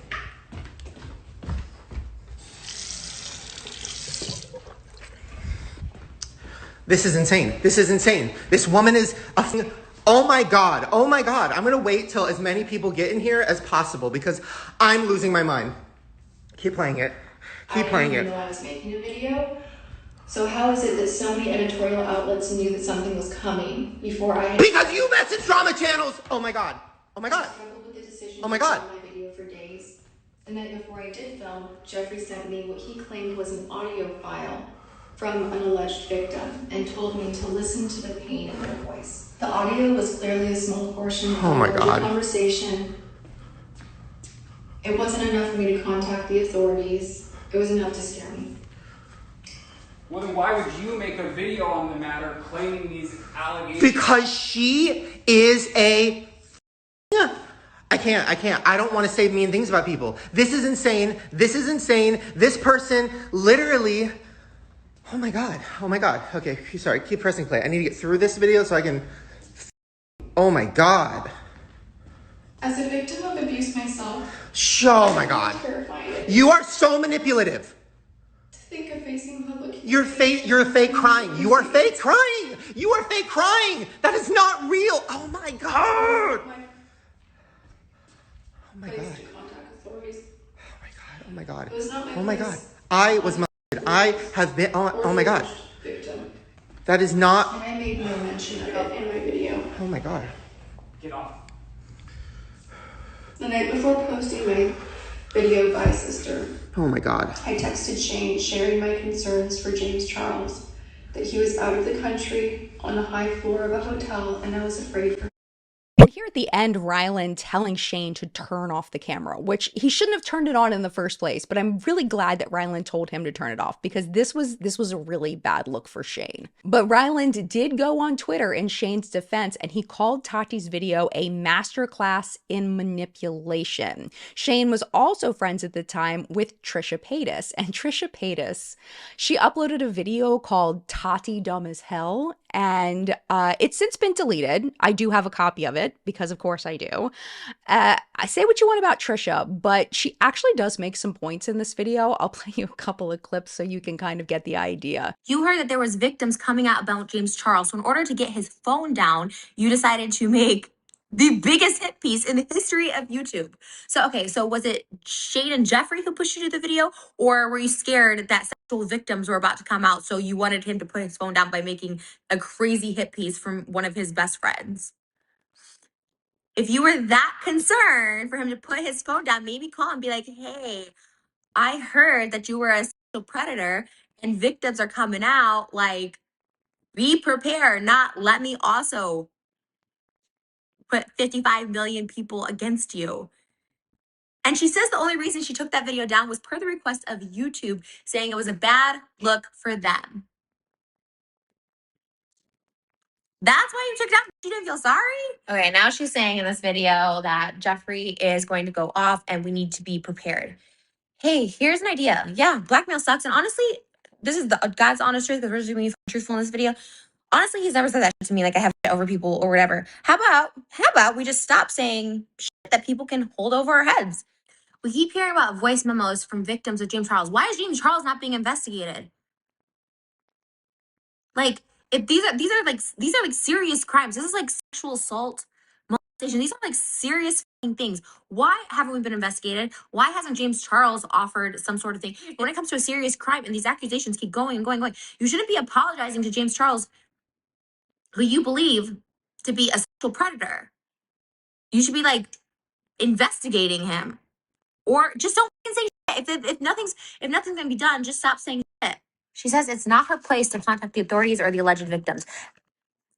And how is it your place to make a YouTube video to an audience that you share with James Charles to 55 million people? How is that your place? I would love to know you're rationalizing that. It's not your place to contact the cops for sexual assault or go to the person being accused, your friend being accused of sexual assault. No, just blast it on YouTube to perpetuate a rumor even more. I'm done. I can't watch anymore. There's 8 minutes. I didn't do it. If you completed the Tati Westbrook challenge, I applaud you. I have it. Oh my God, girl. Thank you for providing me with this entertainment today. But girl, get off the internet. Take a break, yo. Like this, I can't believe this is serious right now. I can't. This is, oh my, please. Oh God. Please never delete this video because it's so iconic. As a consequence to everything we talked about in part 4, Jeffrey socially, professionally is crashing. And that's evidenced in Morphe's reaction to everything going down on social media. Morphe was one of, if not the biggest retailer for Shane and Jeffrey's collaboration palette called Conspiracy. As a reaction to all of this going down, Morphe pulled the palette, which was a huge seller for them, from shelves and also from their website. And not long after, they publicly announced that they were cutting all ties with Jeffree Star. And I think that it's really important to pause here and recognize what a big deal this was for Morphe. Jeffrey was a cash cow for Morphe. Jeffrey, when he did like a ribbon cutting for a Morphe store, thousands of people would show up. I mean, he had so many sales for Morphe. Them cutting ties with him was a huge deal financially for the company. But that said a lot about Jeffrey's current reputation, that even with all that money that was going to be lost, Morphe and their parent company, Forma at the time, felt like that this was important enough to drop him, that the financial loss of keeping him would be worse than the financial loss of letting him go. So in order to contend with that, Jeffree uploaded a video called Doing What's Right. This video was awful. It was like the video he had done Never Doing This Again, but with this opulent background and a Black Lives Matter deflection that was just gross, especially happening in the summer of 2020. It was just really inappropriate. It is literally one of the most obnoxious videos I've ever seen, but if I have to see it, you have to see it too. So I'm just going to play you a short clip though, so you can get the point. Did I slip up? Am I human? Have I done some fucked up things? Of course I have. But at the end of the day, today, once again, I will not be exposing anyone. For everyone saying Jeffree's gonna be coming with the receipts and we all need to get ready to forgive, that is the opposite of who I am. I know this may sound shocking coming from my mouth, but when you accept that you are the problem, you can become the solution. And I've definitely put myself in the victim mentality before when I knew I was wrong and I didn't want to admit it, I wasn't ready to and I was too insecure. But today, there are no excuses. I'm someone that has impulse control and I'm fully admitting my flaws and I hope that people can learn from me. I know there's a lot of people waiting for me to address this situation. Now, I didn't try to take anyone down. I'm not a villain in a movie. This isn't a Netflix series with a crazy storyline. I know it sounds like it, and trust me, I'm sure I'd watch it as well, but this is my real life. Now, did I mix myself up in drama? Did I speak on things I shouldn't have speak on? Of course I did. Did I believe certain things instead of asking the source? Did I get caught up in the hype? Did I do dumb shit? And did I not just simply call James Charles and ask questions myself? 100%. And that is my fault. I would like to personally apologize to James Charles for the words that I've said and for my actions. If I was really close with someone, I should have had the ability to just simply call them and ask and say, hey, these were the things that were being said to me. Instead, I didn't. I let people really gas me up, get me going behind the scenes, and I really fell for a lot of things and I got caught up in the hype. It's disgusting, it's awful, and none of it should have happened. So James, I am truly sorry for my actions and my behavior. And did I get swept up into the bullshit again? Of course I did. And for that, I'm forever embarrassed of. Now, Breonna Taylor still has no justice. Black trans women are being murdered every day and the news is silent. Elijah McClain has no justice. And the countless other people who are murdered every single day while everyone just goes about their business like nothing's happening.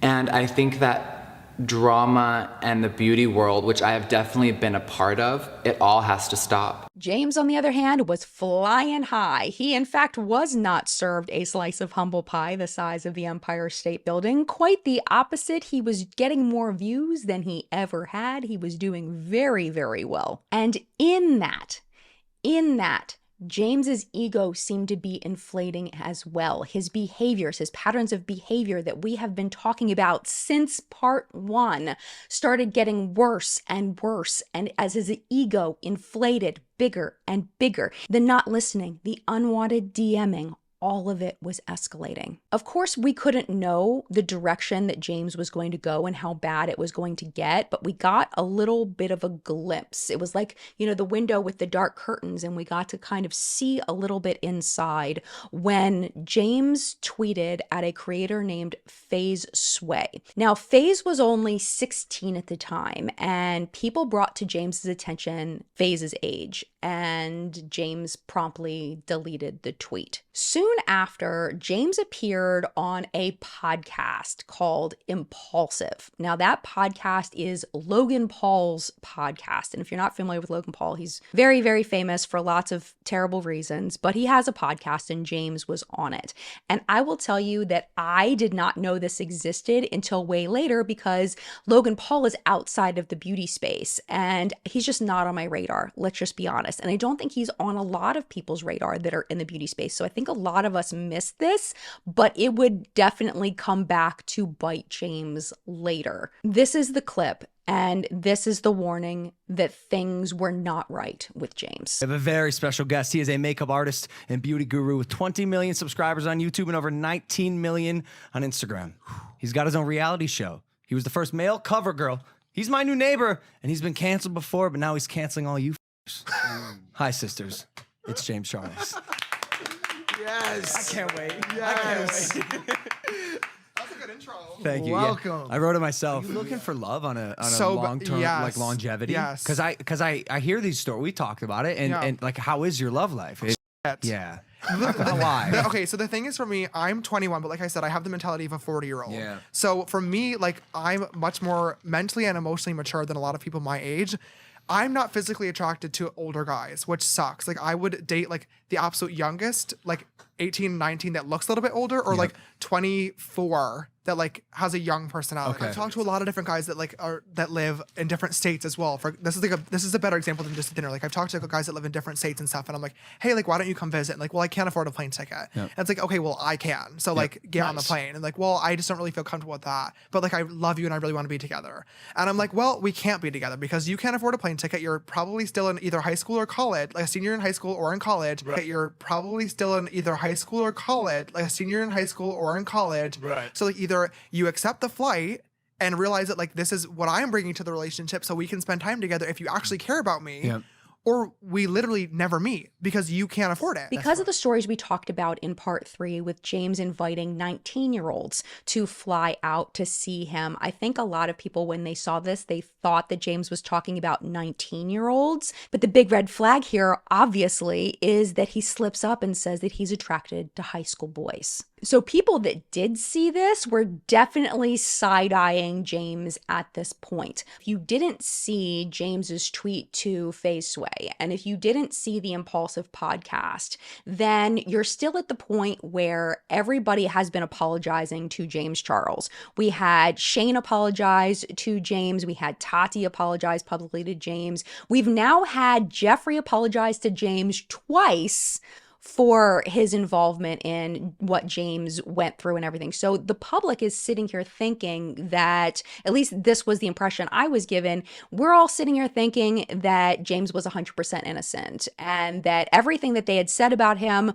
was based on lies or manipulation or whatever, and that none of it was true. I've seen some TikToks about dudes baiting you. Every once in a while, yeah. Yeah. But I feel like now it doesn't work anymore because Okay. all the comments like you're so f***ing stupid. Like every It's time that also- people it's do also it, just like it's pathetic. Up. Yeah, that it's is so so dumb. I always say crimes of the heart are like the worst. Like I just like anything from like cheating or using someone in that kind of way is just like Yeah, it's really stupid. But I will say, like, after everything that happened last year and me having to like get in front of millions of people and prove that I wasn't a f***ing sexual predator, like that kind of helped my narrative, my case now. Where like when people do try to do that, everyone's like, "You're so like this, like cut it out, like leave him be." I think it was the general opinion that the predator allegations were fake, that he wasn't actually a predator. But what we didn't know is behind the scenes, he was being a predator. Actually, and in 8 months he was going to apologize for it. The first story that came out of a young boy that had been contacted by James and sent inappropriate pictures was a 14-year-old boy named Ethan. Ethan looks like a child. I have a 16-year-old and a 13-year-old, and Ethan looks like a kid that would go to school with my kids. He absolutely does not look 18. So Ethan uploads this video called Dear James Charles, No More Sister, and that happened on July 27th of 2020. And me not knowing anything, like I just think that's cool. Like James Charles, like 18, 17 million followers, like wants me to add him on Snap. Like not even in a clout way. Like I'm just saying, like that's dope. Like in an influencer, like everybody knows who he is pretty much. I was like, that's awesome.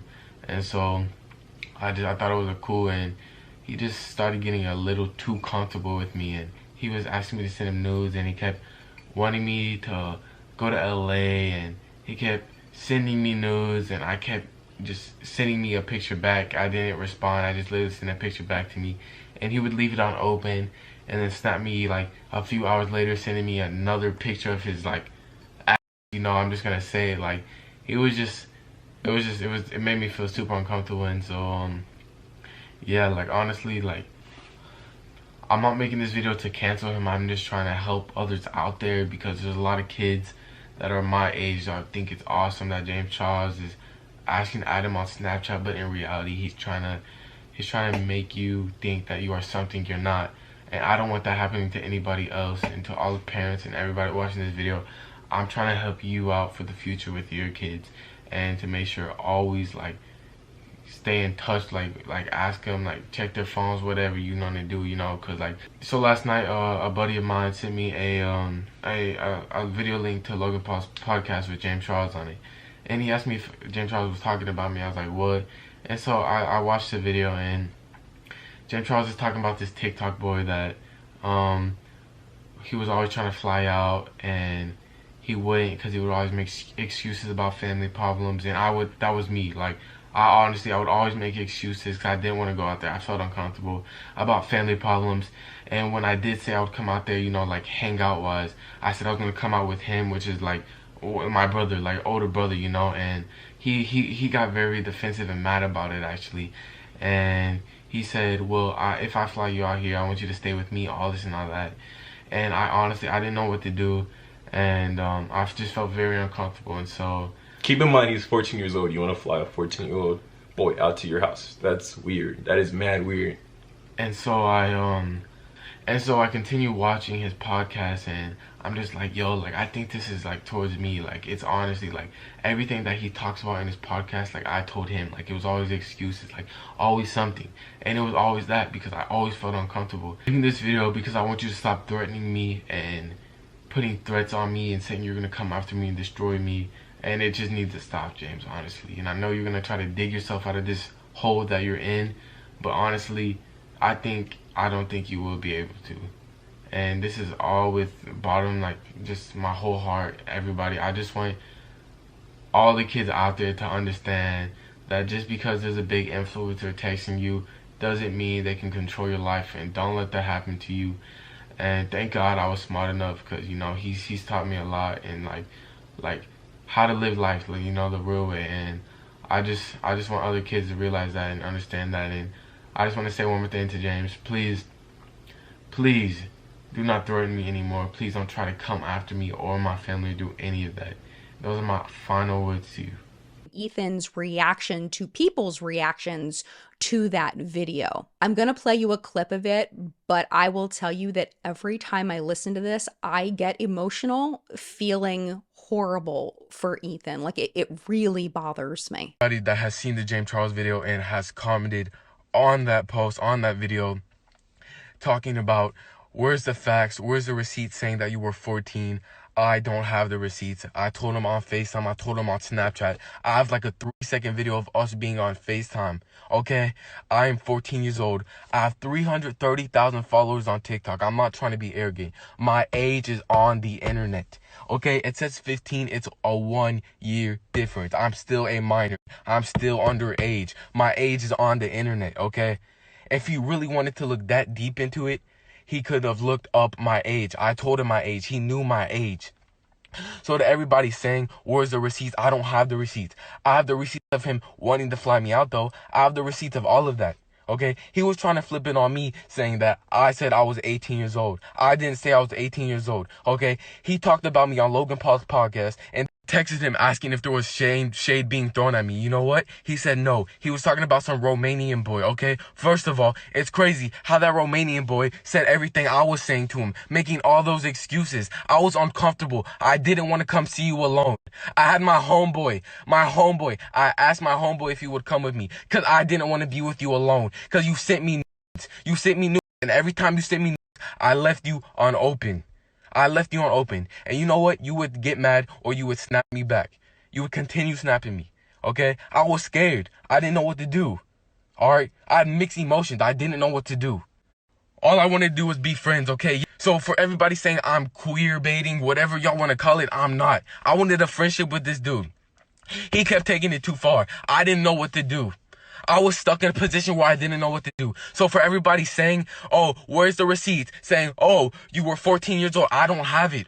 I don't have the receipts. At the time, I wasn't thinking this would happen. I started feeling uncomfortable, and I thought I would have to come out to the public talking about this whole situation, because there might be kids out there my age that this has happened to, and they want to get it out, but they're too afraid. So I'm standing up for myself, just as well as these other kids that it's probably happened to. Come on now, Jay. What makes you think that this one is not true, okay? What makes you think that he wasn't talking to a 14-year-old boy, huh? Oh, there's no receipt saying I'm 14 years old. My age is on the internet. I am a public figure. I have 330,000 followers on TikTok. I have a fan base. I have people that care about me. He knew my TikTok. I have little girls commenting on my Instagram. There's no one older than 18 in my Instagram comments. I don't have facial hair. I don't have any facial hair. You see that? No, I don't look 18 years old.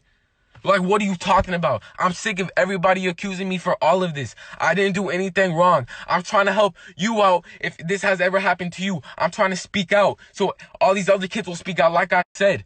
I'm just trying to help everybody. I'm sick of this. Like, come on, when are we all going to come together and cancel this dude? He deserves to be imprisoned. Come on now, my age is on the internet like I said. And for everybody talking about this should have been done behind the screen, police authorities, all that. I'm trying to get this out there. So just in case your daughter, your son, maybe yourself is dealing with this, I'm trying to get kids to speak out on this situation. This is the thing that gets me, is that James is going to continue, and you're going to hear this theme throughout this video. James is going to continue to say that these boys lied to him and said that they were 18. And what I have to say to that is completely 100% irrelevant, because they were children and James was the adult. And it is James's responsibility as the adult to make sure he is not sending inappropriate pictures to minors. Period. Point blank. Period. I do, however, want to make sure that I do tell you every piece of this story. And in that, I do have to mention to you that Ethan does have some credibility issues from stories that have circled the internet. One of them is from a girl that says that she knows Ethan personally. She said that Ethan lied about his age all the time and that he did bait James. So these two guys, Ethan and Zay, are trying to claim that James Charles baited them. What I think is funny about it is that a month ago, they texted me, since I've known them for 2 or 3 years now. They live a good 20-30 minutes away from me. James commented on one of my videos and they saw it, so they FaceTimed me. Keep in mind, the only time they've ever reached out to me is whenever I've hit a success. But they saw that James commented on one of my videos. So Ethan and Zay snap call me. I answered the call and they were like, hey, we saw that James commented on your video. Like, that's super cool. And I was just freaking out. And I was like, oh my gosh, yes, he did. And then Ethan was like, well, I actually talked to James. And Zay was like, yeah, he talks to James. And I was like, oh, like, that's so cool, whatever, whatever. And then he proceeded to tell me that he DM'd him and that James actually responded and he thought that was crazy. He's telling me how it was so cool that James had talked to him and that they Snapchatted each other. He was just basically bragging about how James talks to him and how he flirts with James and all this stuff. He told me, he's like, I'm not gay, but like, it's James Charles, so I'm gonna flirt with him. Keep in mind, Ethan has told me before that he's 17, about to turn 18. So when I hear that he told James that he was 14, and then I saw that James posted screenshots saying he's 18, I believed it, because he lied to me about his age. Basically, Ethan claims that James baited him, James was sending him booty pics, and that he felt so uncomfortable. He felt like his family's life was in danger because he was being hit on after he DM'd someone, saying that he was trying to shoot his shot, knowing their sexuality, lying about their age. But in his video, he says everything opposite of what actually happened, and I know because he told me. I get what she's saying, and I get that maybe Ethan did do all of those things. Absolutely. But again, it's not Ethan's responsibility to be the mature one here. He is 14 years old. It is James's responsibility to make sure that he's being appropriate. Sending nudes to someone that is that young is creepy and it's disgusting, period. No matter what Ethan did, again, it was James's responsibility. This story about Ethan, paired with what he had said just a couple of weeks before on the Impulsive podcast, really puts pieces together, at least in my mind. If you know the story, you know that it's going to escalate and get a lot worse. But before it does, I do think that it's important to set up who James was presenting himself to be at that moment in time so we can talk about the people, the public's reaction to what was happening. And to be honest, James was presenting himself exactly the way that he had been presenting himself since the beginning of his career, as an asshole. We are now in early August of 2020, and James and a fellow beauty guru, Manny MUA, both made a choice that was obnoxious and stupid. They had seen that Alicia Keys was going to launch a cosmetic line. And if you're not familiar with this story about Alicia Keys, back in 2016, she had decided she was going to go makeup free to events. She had never said that she was not wearing makeup at all, but she was really embracing her natural self and kind of having a rebellious moment that if I don't want to wear makeup, I don't have to, and I'm going to do what I want to do. She would later say, about the time I went through my own experience of really feeling rebellious about what people were telling me, what the world, society was telling me, what I was supposed to look like, because I fell into that. I subscribed to it. So when Alicia announced that she was going to come out with a cosmetic line, Manny and James went after her. Manny tweeted, quote, "Does anyone else get slightly irritated when celebs come out with entire makeup lines, especially when those celebs don't even wear makeup?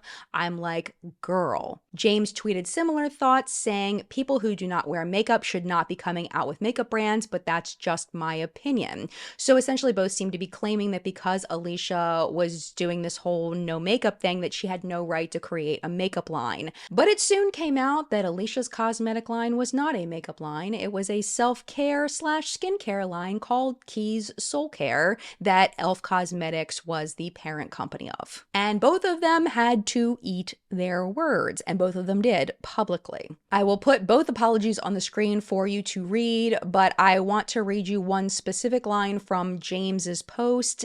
It says, quote, "I am not the gatekeeper of makeup. Anyone should be able to secure their bag, and it's not up to me which brands people should or shouldn't support." So this is reinforcing that theme that we've been talking about James being impulsive and going off at the mouth and acting like he knows something when he doesn't. We've been talking about this since part 2 when he went after Marlene Estelle for the Netflix documentary. It's the same behavior years later. And if you thought that he was learning the lesson now, no, he didn't learn it, because 2 weeks later he got in trouble for a very similar situation, this time with Lauren Conrad. Lauren had just launched her makeup line and she sent out PR packages, and in that she made a mistake. Here is the video of James unboxing his PR package. Okay, so I've already been having a really weird day. Maybe one day I'll tell you guys about it, but honestly probably not, because I probably can't. But I've just been really sitting here thinking like, wow, could this actually get any weirder or any worse? And it just did. I just opened a PR package from a new makeup brand from somebody who has no business having a makeup brand. And I just wanted to show you guys some of these products, okay? This is the liquid highlighter that I just opened up. Notice anything weird about it? There's no highlighter in there, nor is there a cap, and it's not even sealed. Like, I actually just received this piece of plastic in a PR box. I'm gonna cover the brand. This is the eyeliner that I just got. You notice the tip is white, right? That's because there's no ink in the actual eyeliner pen. Like, stop making makeup brands. Stop! I mean, it's just mean. It's just a mean video. Clearly something happened where something was accidentally sent to him. I was accidentally sent someone's opened lunch utensils, you know, like the plastic with the napkin and the salt and pepper and a spork in it. It was open and I got it sent in a PR box. Like, things happen sometimes. I can't remember what the brand was, but it was a thing. So all I did was I emailed the brand and I was like, hey, just so you know, you may want to be careful about your lunch utensils. And they were like, oh my gosh, and they felt too bad, and that was the end of it, right? So clearly something has happened. And my whole thing in calling out brands is, if you're going to say something publicly, then there should be a reason to, right? It's a danger to the consumer. There's something dirty, or there's something that's not right. There's mold. There's something that the consumer needs to know. You're not just roasting somebody because a mistake happened, which clearly is what happened here. Now, Lauren Conrad did respond to this, and this is what she said. For those asking about the empty components sent to James, let me tell you a fun story. The woman who put together the gifts, it was me, decided to fill a makeup bag full of empty samples to make sure everything would fit inside. When beauty products arrived and it was time to fill all the makeup bags, she, again me, accidentally included the bag full of empties with the others, and it was sent out. She, hand raise emoji, will be let go immediately. And I don't think Lauren could have handled this any better. I mean, this is such an oh shit moment. Like, horrible. So James 2 weeks ago, he's going after Alicia Keys, thinking he knows that she's launching some kind of makeup line. He finds out it's skincare and wellness and has to eat his words. Now he's got Lauren, who's just very sweetly admitting that she accidentally did this. And James has just roasted the crap out of her. Now James is forced to apologize again, this time in an Instagram story. And it's just the text on the screen. It says, wanted to write an apology to Lauren Conrad for my stories earlier. I've been on the verge of tears all day long from a ton of things going wrong, and opening her PR package was the icing on the cake of weird things happening today. My stories talking about the products were supposed to be funny, but they just came across as nasty because I was so upset, not with her, but with other things that happened today. Lauren and I spoke privately about the misunderstanding and are both good. So that happened. That was a thing. James still hasn't learned. He still thinks he knows everything, and he still goes off at the mouth. Meanwhile, just as a side note, in case you're wondering what other people are doing, Jeffrey's now selling his house in Calabasas. Tati is now putting her house on the market, the LA house. Forma and Morphe have now gone through on their promise to launch hair, skin, and nail vitamins with their new company called Such Good Everything. And about a month after James's Instagram debacle with Lauren Conrad, he gets himself into another scandal, this time with a clothing company called Teddy Fresh. If you are not familiar, Teddy Fresh is a clothing line owned by Hila Klein. She is the wife of Ethan Klein. They have a podcast called, it's either H3 Podcast or H3H3 Podcast.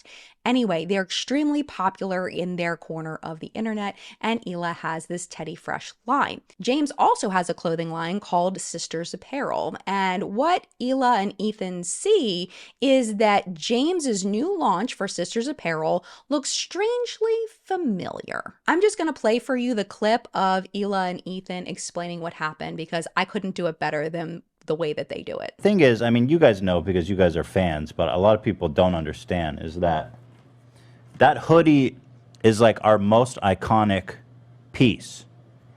And it's our #1 seller. It has been for years. And like James Charles making, it's exactly the same hoodie. I think in this case, it just kind of hurt because it's a fellow YouTuber who's actually got way bigger influence than we do. Yeah, way big. And so it just kind of hurts. Color blocking is very popular, and a lot of people do color blocks. And I would never dream of saying, you know, oh, you own color block. We own color blocking, and you're stealing. So, but the thing is here is that I'm having a hard time with his merch because this is the exact same design as Hila's.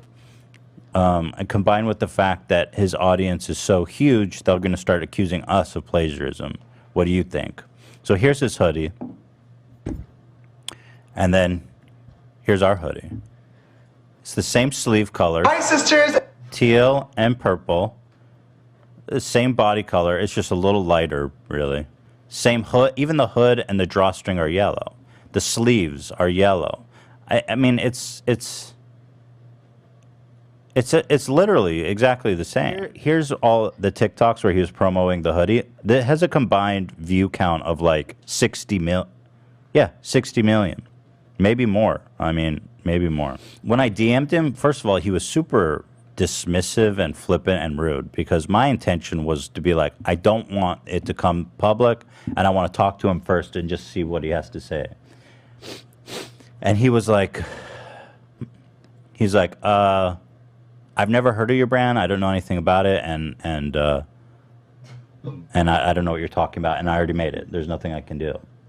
And he was like super rude too. He's like, why are you even messaging me? He said, why are you even messaging me? Are you just trying to start drama? Mm-hmm. But if I was trying to start drama, I would have just tweeted and not messaged him. And then he goes like, well, we should resolve this in the DMs. And then he says, I asked what you wanted to do and you didn't respond, which is not true. I said, I mean, he said he's going to sell them anyway. So what is there to do about it? Well, but it's literally not true. He said, I'm going to talk to my design team and get back to you. And 3 days passed. And so I was like, well, there's just nothing's going to happen. And I have to protect our brand and your work because, again, he's going to sell 1 billion of these hoodies and he's just going to kill this style, which is our, frankly, bread and butter. I mean, I don't know if it's going to kill the style, but it's fine. I think that it was fine to make it public just so people are aware, and that's it. Yeah. Just leave it at that.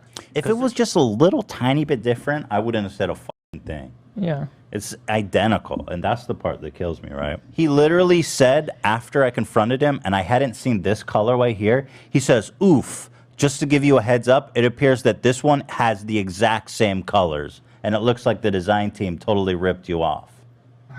He literally said that. Bye, sisters. And I said, wow, so it doesn't seem like a coincidence, does it? And he said, it's not. He says, it does not appear to be a coincidence.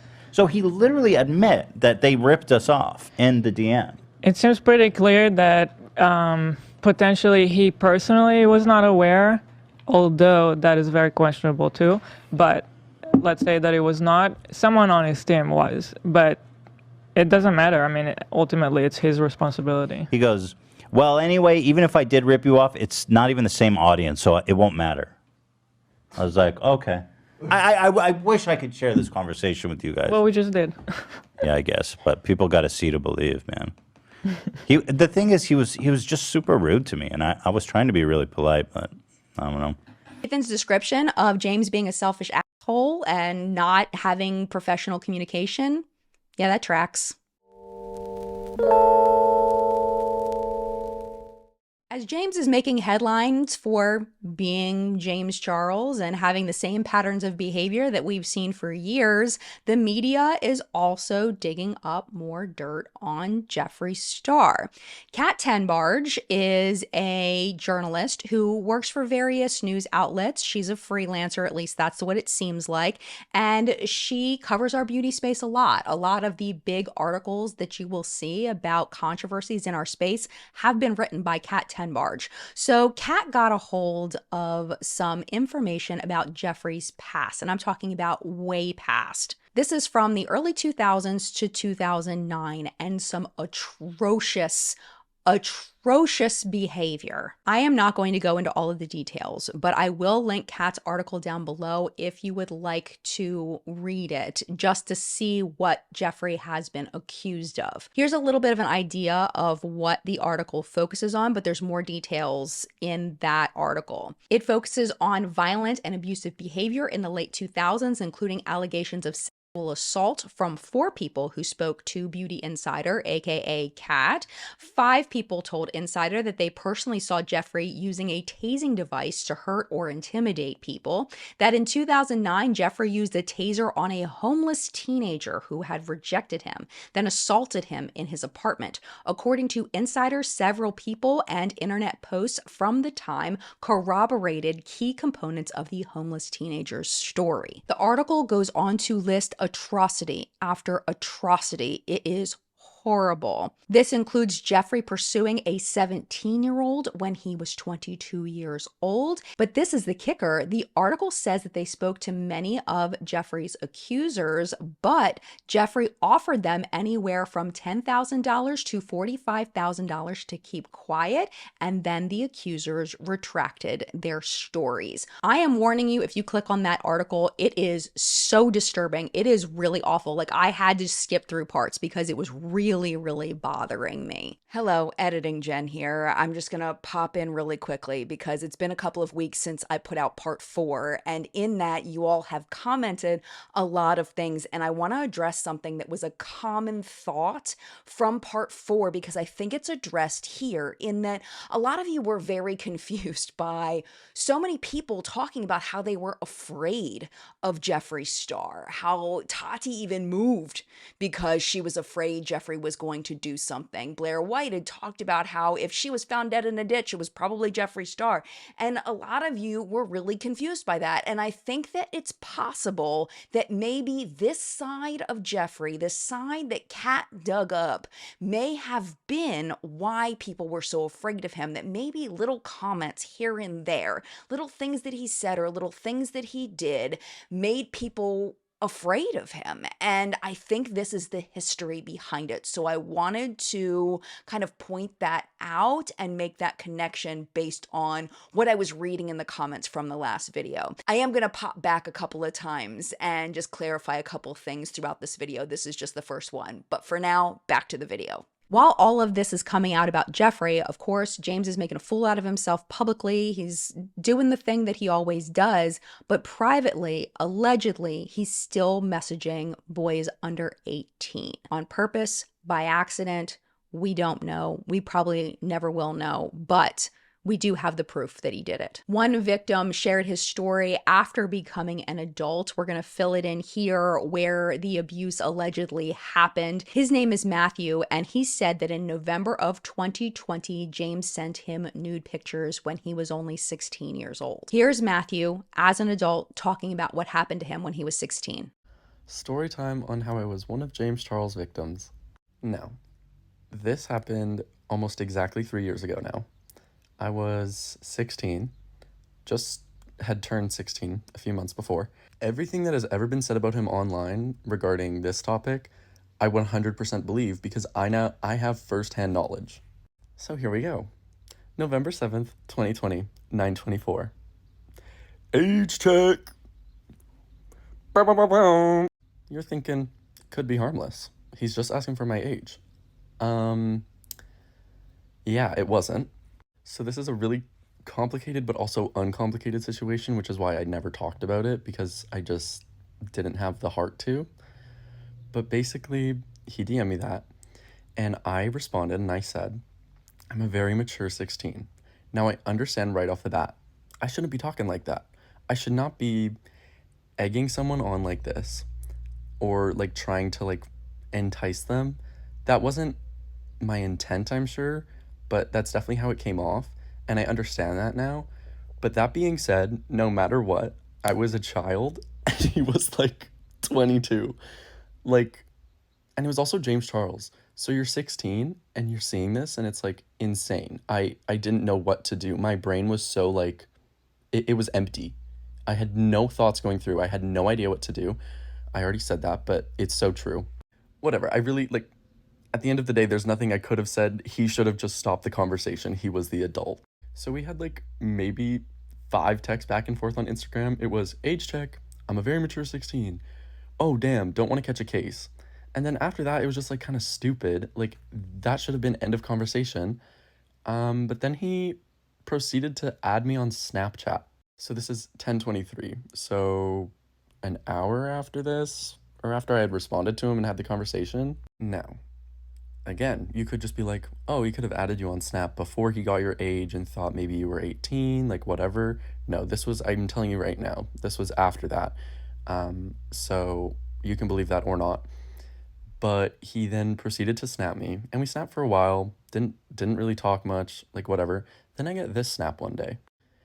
Now, this is November 24th, 2020, James Charles. I don't know if this was the actual snap. I don't have any screenshots of my snaps, but I opened this snap and I swear to God, it was a full app of like him in a mirror, something, whatever. And I was just like, oh, what the fuck? To which he responded, what did I send? I said, you just sent a child your ass pic, actually.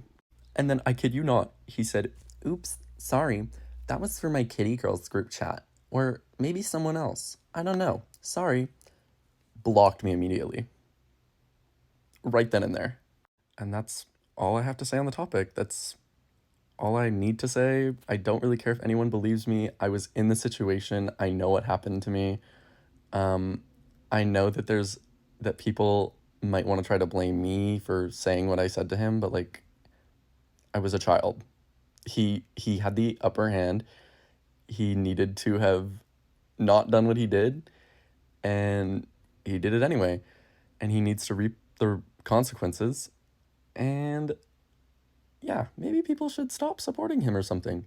Keeping up with the timeline, as Matthew is saying that James is sending him these inappropriate pictures right around the same time James's show with YouTube called Instant Influencer won a Streamy for Best Show of the Year, which is an internet award show. Yeah, he's winning awards while he's allegedly doing the stuff behind the scenes. Absolutely gross. So happy new year. We have made it to 2021 and James is still allegedly DMing naked pictures of himself to minors. The story that finally broke James and made him have to admit publicly that he was doing this was a 16-year-old named Isaiah. Again, even though Isaiah's story is public, I don't feel comfortable showing his face because he is 16, but again, trust me, this boy looks like a child. To my knowledge, this was the first time that James was specifically accused of grooming. Just so we all have the same definition here, according to RAINN, which is the US's largest anti-sexual violence organization, grooming behaviors are manipulative in nature and are used to gain access to a potential victim, coerce them to agree to the abuse, and reduce the risk of being caught. Grooming takes many forms, but often follows a specific pattern of a victim being chosen, the abuser gaining access to the victim, isolating them, developing trust and keeping secrets, desensitizing them to discussion of sexual topics, and then an attempt by the abusers to normalize the abusive behavior. In short, grooming is a psychological tactic used by abusers to get the person that they are abusing to agree to things that they wouldn't normally agree with, and then to keep it a secret. Now that this is clear, let's listen to what Isaiah said happened. So trigger warning, I will be talking about grooming and James Charles, so if you get triggered by any of those, keep scrolling, but if not, watch this video, please.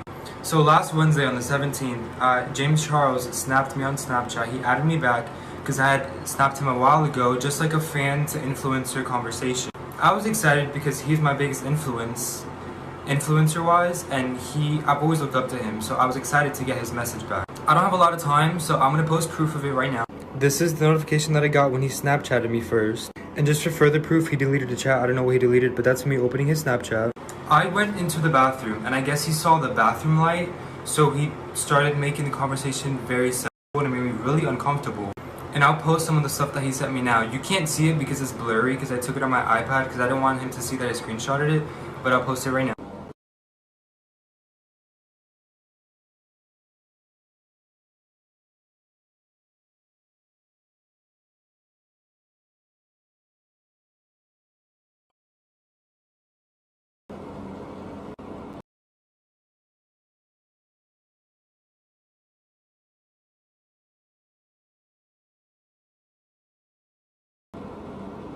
He proceeded to send me explicit pictures of his body. So after sending me that first picture of his body, explicitly, he sent me multiple after that, and I'll post them now. I was getting really uncomfortable, so I told him my age. I told him I'm 16. Meanwhile, he's 21. He's a grown man. And then he proceeds to say, oh, but I didn't even get to see meaning my body. And after telling him, like, no, like, I'm not gonna send it to you, he kept on asking for pictures and videos of body hair and me flexing and stuff. He proceeded to ask to FaceTime me, which I then said no to, and then I asked why. And this is what he said.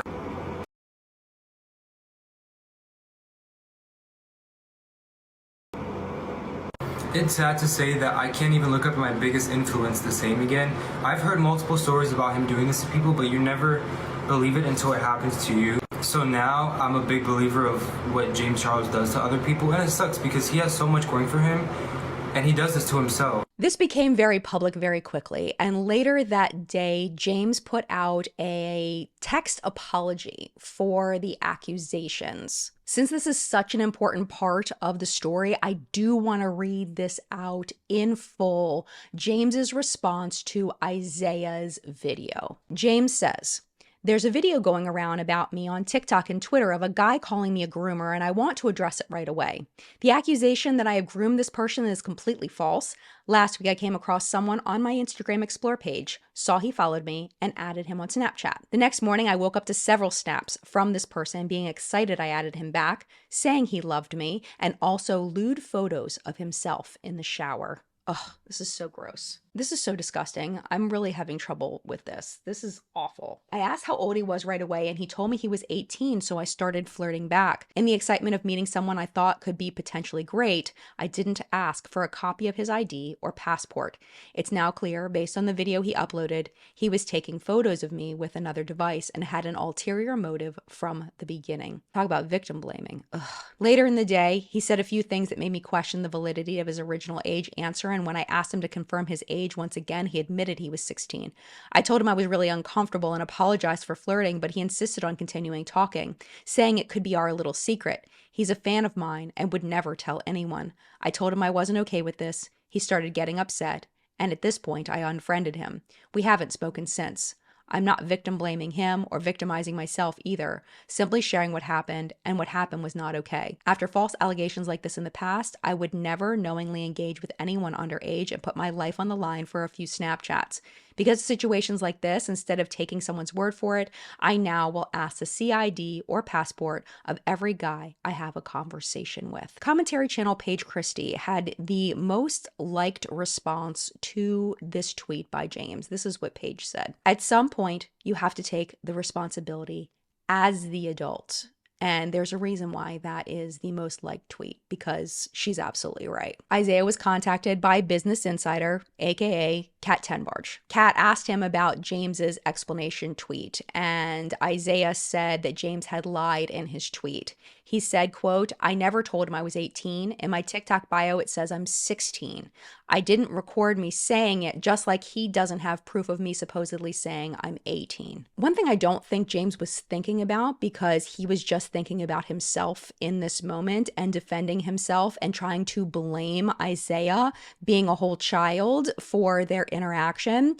I don't think James thought through where he said that Isaiah had sent him pictures of himself in the shower. And I think this just lends to how selfish James Charles is and how detached he is from reality and what this really meant. That it was so important for James to defend himself that he didn't realize he was incriminating himself in that post. 5 days later, on March 31st of 2021, James filmed a video called Holding Myself Accountable, and he recognizes that this video is going to go live on April 1st, and of course, he says in the video that it's April Fool's Day, but he wanted to address it right away. I'm going to play you one part of the video that I feel like is the crux of James's message. In case anybody isn't aware of what's going on, within the past couple of weeks, 2 different people, both under the age of 18, have recently come forward saying that they had inappropriate messages with me on social media.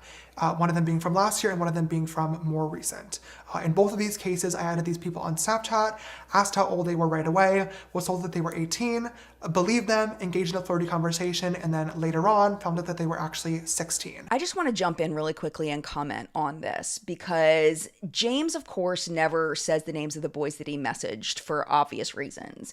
It is probable, in my opinion, that one of them is Isaiah, but after literal months of research on this and really sticking with that timeline, I cannot figure out who the second 16-year-old is. It is possible that it's so buried that I can't find it, but the only person that seems to fit this description in the timeline is Ethan, who was 14, not 16. Matthew also fits the timeline here, but he doesn't tell his story until years later. So I personally think he's probably talking about Ethan here, but just keep in mind he was 14, not 16. Upon finding out, I was immediately embarrassed and blocked both people. Later on, when I saw them making videos about it and those videos going viral, my immediate reaction, completely honestly, was to be really, really upset. I wanted to get on camera and film another No More Lies video where I gather all my receipts and all my screenshots and try to tell my side of the story and then just move on from the situation.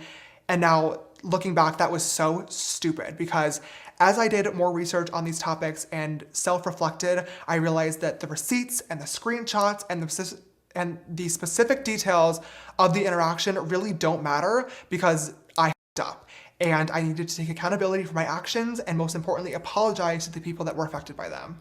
These conversations should have never happened, point blank period. There's no excuse for it, there's no ifs, ands, or buts, and I take full responsibility for that. I trusted the information that was given to me rather than the information I could have and should have gotten myself. In both of these situations, doing research into these people's public social media profiles would have revealed their true ages, and therefore these conversations would have never happened in the first place, but I didn't do the research, and that is what is so embarrassing. As an adult, it is my job and my responsibility to verify who I'm talking to, and therefore there is no one to blame for this other than myself. To the guys involved with this situation, I want to say, I'm sorry. I'm sorry that I added you, I'm sorry that I flirted with you, and I'm really sorry if I ever made you uncomfortable. Just jumping in again real quick, what really bothers me here is that he said he's sorry for flirting with them. I guess the definition of what flirting is subjective, but personally, I feel like that minimizes what he did, which was sending nude pictures and asking for nude pictures from teenagers. I would say that that's not flirting, but clearly James is trying to, in my opinion, minimize what he actually did here, and I just wanted to point that out. It is completely unacceptable. I was being reckless, and after looking back and finally realizing that this was my own fault, I started doing a lot of thinking and reflecting to really try and figure out why I was actually allowing myself to be so reckless in the first place. In all other areas of my life, my friends, my business, I like to think of myself as pretty put together and on top of things, and I couldn't understand why relationships were the one outlier. Why were they not working? Why was this area of me so different? And I finally came to a conclusion. It sucks and it is ridiculously embarrassing to admit this, but I think I have to, and that is that I'm desperate. I do understand that with these videos coming to light, it's really it's really looking, period, like I'm actively searching for younger people to be in a relationship with, and I just want to say firsthand that that is absolutely not the case. That you're probably still in either high school or college, like a senior in high school or in college. My hope has always been to be in a relationship with somebody around my age or older that I can relate to and that can make me laugh. And unfortunately, I've not been able to find that person yet, but the idea of actually being in a relationship became so important to me that I was willing to trust too quickly, miss out on red flags, and most importantly, not take the precautionary measures that really anybody, but especially somebody with a public platform, should be taking before talking to anybody. And there's no excuse for that. I had the mentality that I could reach out to literally anybody and use my Explore page and For You page as a dating app, and eventually I would just happen to find the right person, but that's just not how dating works, literally at all. It's gross, it's weird, and it's desperation. I'm a firm believer that when scandals or situations like this happen, you can get on camera and upload an apology video where you say sorry 1,000,000 times all day long, but the only way to actually show and prove that you are sorry is through action and change. And I'm going to change. This whole situation has been so embarrassing and I'm ashamed, but like I said, I'm now educated and fully understand what went on. And I'm making a promise to all of you right now on camera that I will be way more careful moving forward with every single person that I speak to. My For You page and Explore page are not dating apps, and I will stop treating them as if they are. I also have already started asking for proper identification from every single guy that has either reached out or that I was speaking to, and will continue doing so for the rest of time. I now understand the root of the problem. I understand how and why I, and only I, caused myself to get into this situation. I understand that this could have and should have been easily avoided, and I also understand that I need to be aware of my platform at all times. I didn't understand how a situation like this could affect the people involved, but now I do. And for that, to the victims, I am so, so sorry. And I promise that something like this will never, ever happen again. In 2019, when I had my whole situation, I was accused of abusing my fame, money, and power to get what I wanted. And when I responded to that at the time, I said that that was disgusting and that I would never want to do that. And to this day, I still stand behind that sentiment 1000%. So when it was getting brought up again, I got really, really frustrated and was trying to understand, because I was thinking to myself, like, okay, I know that this situation shouldn't have happened. I know that this conversation shouldn't have occurred. I take responsibility for that. But at the same time, like, they DM'd you you first. They lied to you. They flirted first. Like, you didn't use your fame, money, and power to get anything. But I've now realized that that mentality is completely wrong because a power imbalance can happen even when it's not intentional. What I wasn't getting before is that the excitement that comes with talking to a celebrity is literally enough to make somebody do or say something that they normally wouldn't, even if that celebrity isn't intentionally weaponizing their fame, money, or power. And that's the concept that I just wasn't getting, but I now do. There are a couple of things that I want to point out about this video. And the first one has to do with James referencing Tati and Jeffree and how James says he didn't really understand what they were accusing him of or what he was doing wrong. To me, this validates that Tati and Jeffree were absolutely telling the truth about James displaying predatory behavior in front of them. James is recognizing that he has done this before in front of Jeffree and Tati. Because in 2019, Tati, in her kitchen with Gabriel Zamora, tried to bring James to reality and tell him that this behavior needed to stop, to which, of course, James did not. And what do we mean about grooming? Grooming can occur in a lot of ways, but what grooming really is this behavior of using a position of trust to get somebody to override their instincts. It's a form of manipulation. It entices people to do something they might not otherwise do, but it's making the person feel special and feeling like they deserve the special attention that they're getting. And that's where we see, people in a position of power, a celebrity, an internet celebrity is in a position of power, making someone feel special. And you see that in both James's statements and in the minor's statements saying, I was thrilled that he friended me back. Right. Because a position of power, there's a dynamic there. And now by adding the person back on Snapchat, you're making them feel special. You're making them feel like they get this special attention that they want to still have. So you can push their boundaries by giving them special attention, by making them feel safe with you. But that's all done with a purpose of exploiting and manipulating that position of trust. So that's what grooming is. Did that happen in this case? We don't have all the facts. We have two sides of the story, but that making someone feel special and making someone feel like they want to do something for you and they want to stay kind of in your sphere can push their boundaries. Those are grooming behaviors. There is also predatory grooming when people do that to multiple other people.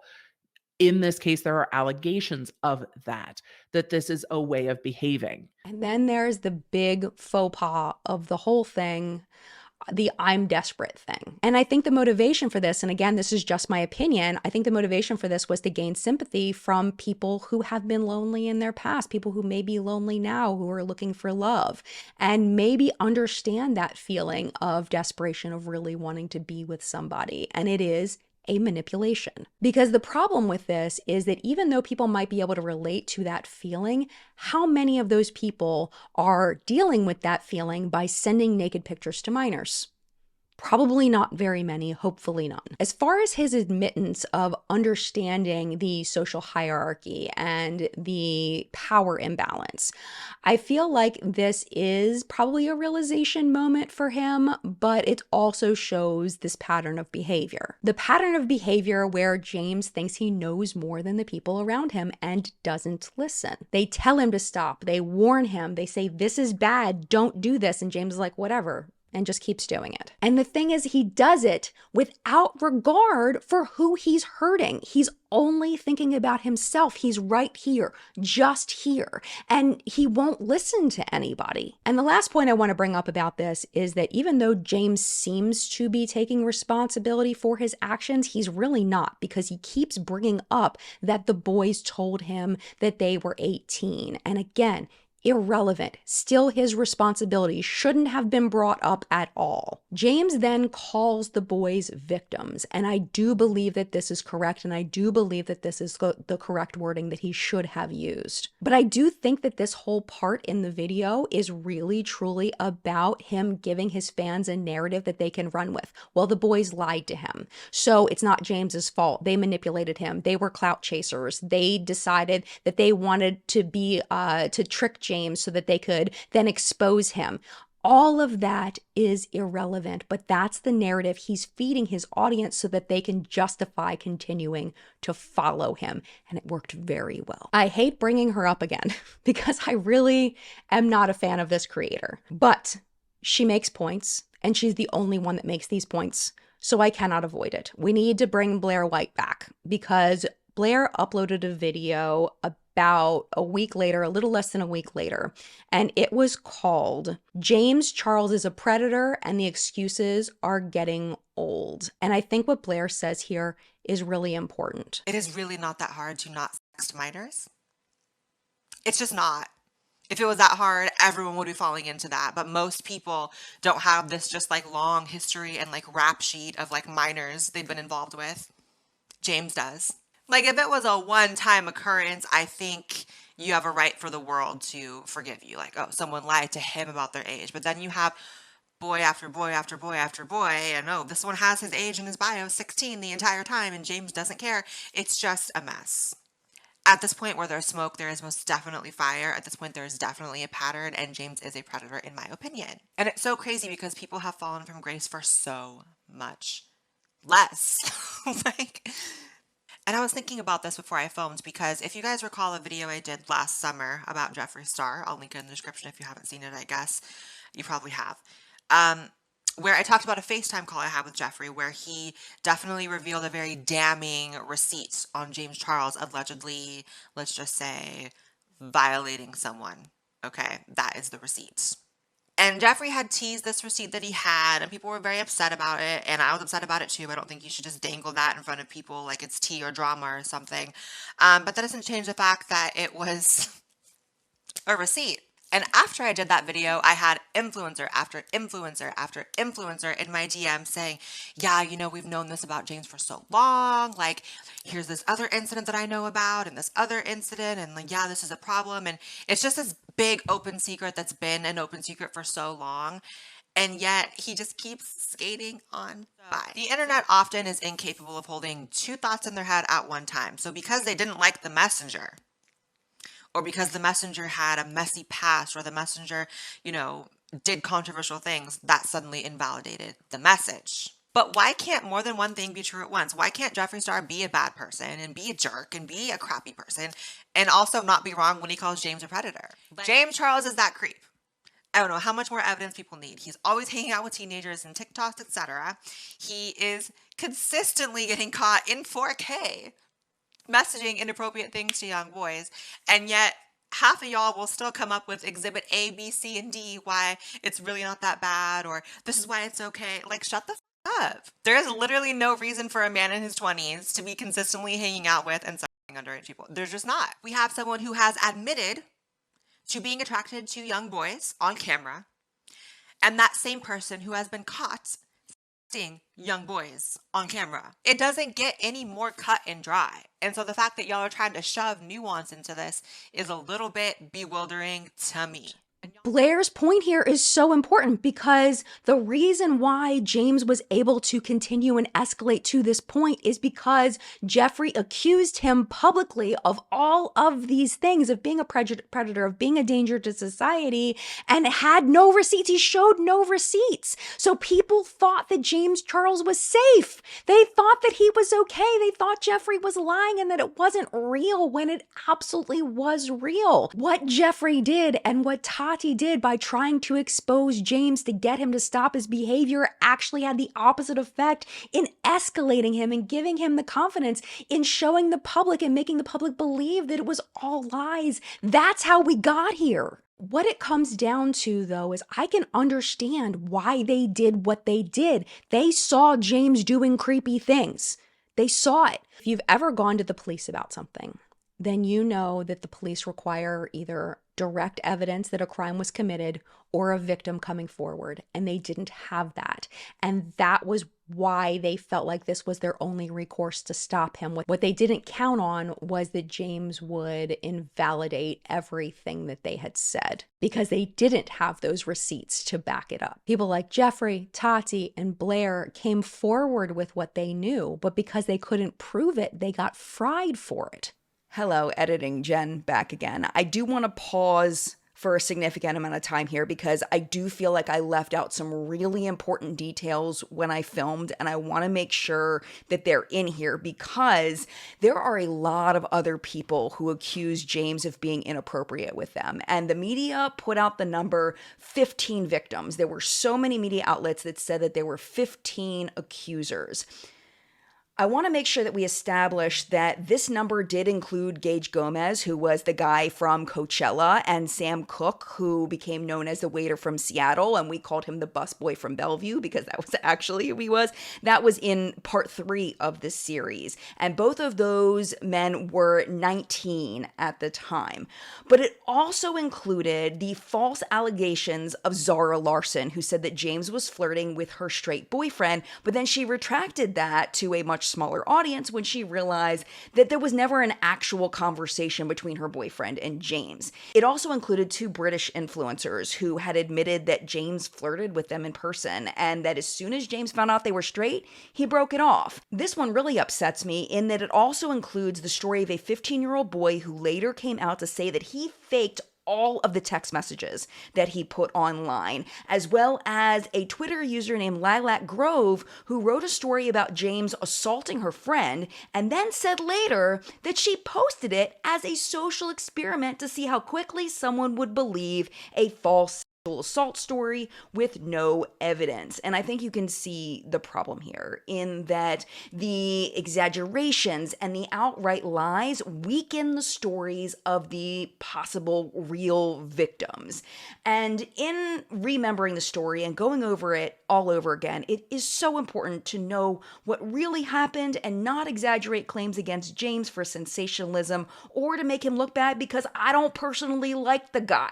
But honestly, I do not believe there were ever 15 victims of James Charles. I believe, this is just my belief based on my research that I've done, that there were 3 underage victims of James Charles that came out publicly: Ethan, Isaiah, and Matthew. We also have Gage, who I personally believe that James treated horribly. There's also one more story that I want to mention, and it wasn't in my timeline because the person hadn't put a timestamp of when this happened and I just missed it. But I do want to mention it because he is listed as one of James's victims, and his name is Sebastian Javier. Basically, Sebastian's story is that they went to an escape room. James was really flirty. He was overly complimenting him. And then when he went back to James's house, James was trying to get him alone. And James's big quote unquote crime was giving him a hug and calling him some unknown names that made him feel uncomfortable. So based on the story, is Sebastian a victim? In my opinion, I would say no. This sounds like a normal failed attempt at flirting, but Sebastian and so many others are called victims, and I don't think that that's fair to Ethan, Isaiah, and Matthew, who as children were sent screenshots of James's butt. It is totally different. But as I've sat with this story for the past 2 months, what stands clear to me is that James admitted that he was attracted to high school boys. Evidence was presented that he sent naked pictures of himself to at least 3 high school boys, Ethan, Isaiah, and Matthew, and this led to James apologizing publicly and calling the boys victims. That is a fact. But what muddies all of this is the many people that exaggerated their stories or outright lied about things they said James did. People who were only victims of failed flirting attempts, saying they were in a relationship with him and then they only had a short interaction with him. And I don't think that that's fair to the retelling of the story. It is so easy to be biased one way or another, but what I really want to do here is present what we know as facts so that you can decide what you want to believe about James as a person. But the story isn't quite over yet. Let's keep going. But now in 2021, there were clear receipts, and James was going down. On April 16th of 2021, it was 2 weeks after James uploaded Holding Myself Accountable, Morphe cut ties with James Charles and discontinued all of their collaboration products. In a tweet, they stated, quote, "In light of the recent allegations against James Charles, Morphe and James have agreed to end our business relationship and wind down sales of the Morphe and James Charles product offering. It is and has always been Morphe's goal to create a positive, safe, and empowering space where all beauty lovers can freely share their artistry and passion for cosmetics, and Morphe is committed to furthering that goal," which I don't even know how that's even freaking relevant, Morphe. Like, to be honest, like, I don't know what that has to do with anything. It's just fluffy they put at the end. It should also be noted that they didn't pull his stuff right away. I remember seeing stuff at least 6 months later on the Morphe website of James's products still being for sale, that they were just trying to sell out of the product, that they were only going to cut ties with him after his product was sold out, is what it seemed like. Eventually things did go away. I don't know what the timeline was for that, but I'm not a Morphe fan. In case you can't tell, Morphe and Forma, we're not friends with them. We're just not. Anyway, what I think is the biggest hit to James came 3 days after that, and that's when YouTube temporarily demonetized his channel. And what that means is that James was allowed to upload. He could have uploaded anything he wanted, but he just wouldn't be paid for it in ad revenue. And when you're getting millions of views on a video, that's a lot of money. That's a lot of money. So he could have uploaded, but chose not to upload for 3.5 months. But this is where things take a twist, because do you remember from part 4, do you remember Kelly? Kelly was the one that was the employee of James, that she had worked for him in 2018 as his editor, and he gave her promotion to producer. But then according to Kelly, he didn't replace her as editor and required her to do both jobs and overworked her. Then she got hurt and couldn't work, and he ended up firing her because she wasn't working when she was in the hospital. It was a whole thing. So she ended up suing him for wrongful termination and of not paying her appropriately, all of that. So now that's coming to a head. The lawsuit has been going on this whole time, but Kelly has now spoken to the press, and we don't know what Kelly's motivation was or why this timing when Kelly decided to talk to Kat Tenbarge. Because of course it was Kat Tenbarge, about this lawsuit and what her accusations against James were. So James got wind that this article was going to come out, so he broke his silence and put up an Instagram story, just warning his audience that this article was going to come out and that it was all not true. Hello everybody, James here. I hope you guys are all having a beautiful day, afternoon, night, wherever you are in the world. I hope you're doing well as well. I really miss you guys. Don't worry, this is not my return to social media. But unfortunately, I am logging in today because I feel as though I am being cornered and have to make yet another public statement. I've been quiet online, but things behind the scenes have not been so quiet. There's a lot going on, and I currently feel as though the situation that I was in is being taken advantage of, and I feel as though I'm being blackmailed, which is why I wanted to film this video today. For those who are not aware, for the last 2 years now, I've been dealing with an ongoing lawsuit from one of my previous employees.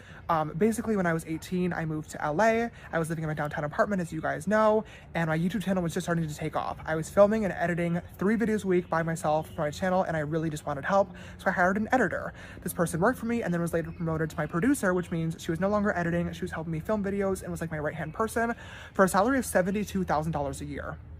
She only worked for me for about 6 months and then was let go, and now I am being sued. The suit is all online. You can read through it if you really want to, but it basically alleges that she was wrongfully terminated, overworked, and underpaid, all of which are untrue. The case also kind of makes it seem like she's just trying to get back like the wages that she feels like she should have been paid for her work, which I wish were the truth, because in reality, this suit is actually for hundreds of thousands of dollars. She is suing me. She has sued other YouTubers in the past. She was bragging on Twitter about how she just settled another case recently, so this is clearly a thing. But settling is no longer an option that's on the table, and I'm going to tell you why.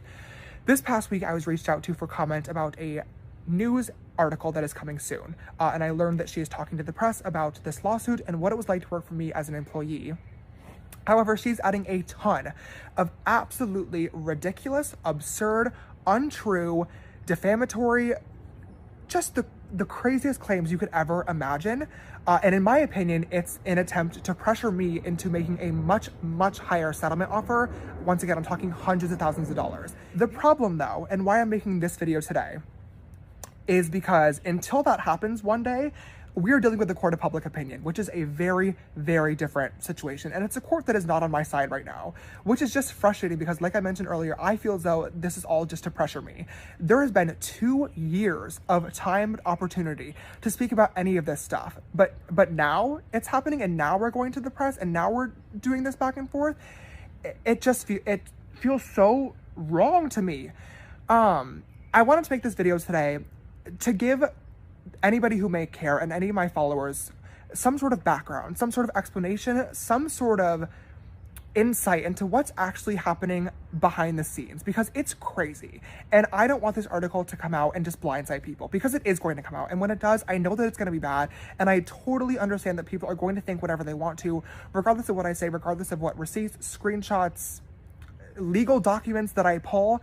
And that's okay. That's, you know, everyone has a right to their opinion. I just want to give some sort of explanation so you guys know, and hopefully you're able to see this and what's happening here for what it really is. James warns his audience. Kat then publishes the article. And it was something else. Here are some of the highlights. Quote, imagine having to go over and essentially pick James up out of bed, tell him to brush his teeth, tell him, okay, what do you want to eat? Okay, someone is coming to do your laundry. Okay, I'm going to get your laundry, I guess. Okay, time to start filming. You don't want to film? Well, we both know you have to. So please, let's think about it.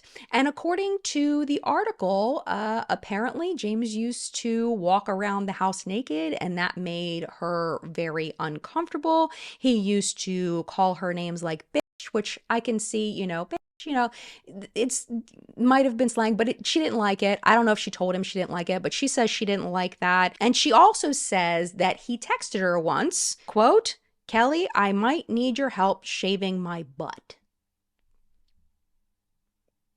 This supposedly was in preparation for him wearing an outfit to Coachella that showed his butt. So I don't think this was the same year as Buttchella though, because I think this was 2018 and Buttchella was 2019. So I don't know what he wore in 2018. I didn't look at that. I don't want to see his butt, to be honest. Not something on my bucket list. So we're going to skip that. But Kelly told Kat that James's behavior made her, quote, extremely uncomfortable. And I think if this did happen, this would make anybody uncomfortable. Do we know whether this actually happened or not? No, we don't. It's Kelly's word versus James. James said it didn't happen. Kelly said it did happen. But if we think about James's patterns of behavior, are we surprised? Like, if this happened, would we be surprised? I would not be surprised. I mean, he told a graphic sexual story in front of his teenage brother, knowing that he had preteen fans that were going to watch the video. He supposedly talked about what he wanted to do to the waiter at Tati's birthday dinner in front of his own parents and all of Tati's friends and family. This tracks. I don't know if it happened, but it tracks. Because the thing is, James shows himself over and over again to have zero boundaries and not caring about how his words and actions affect other people. This is just more of that. Personally, it is my opinion. I do not have this as a fact. It is my opinion. I personally believe Kelly that this happened. It would not be a shocker to me. And I am absolutely horrified if it did happen.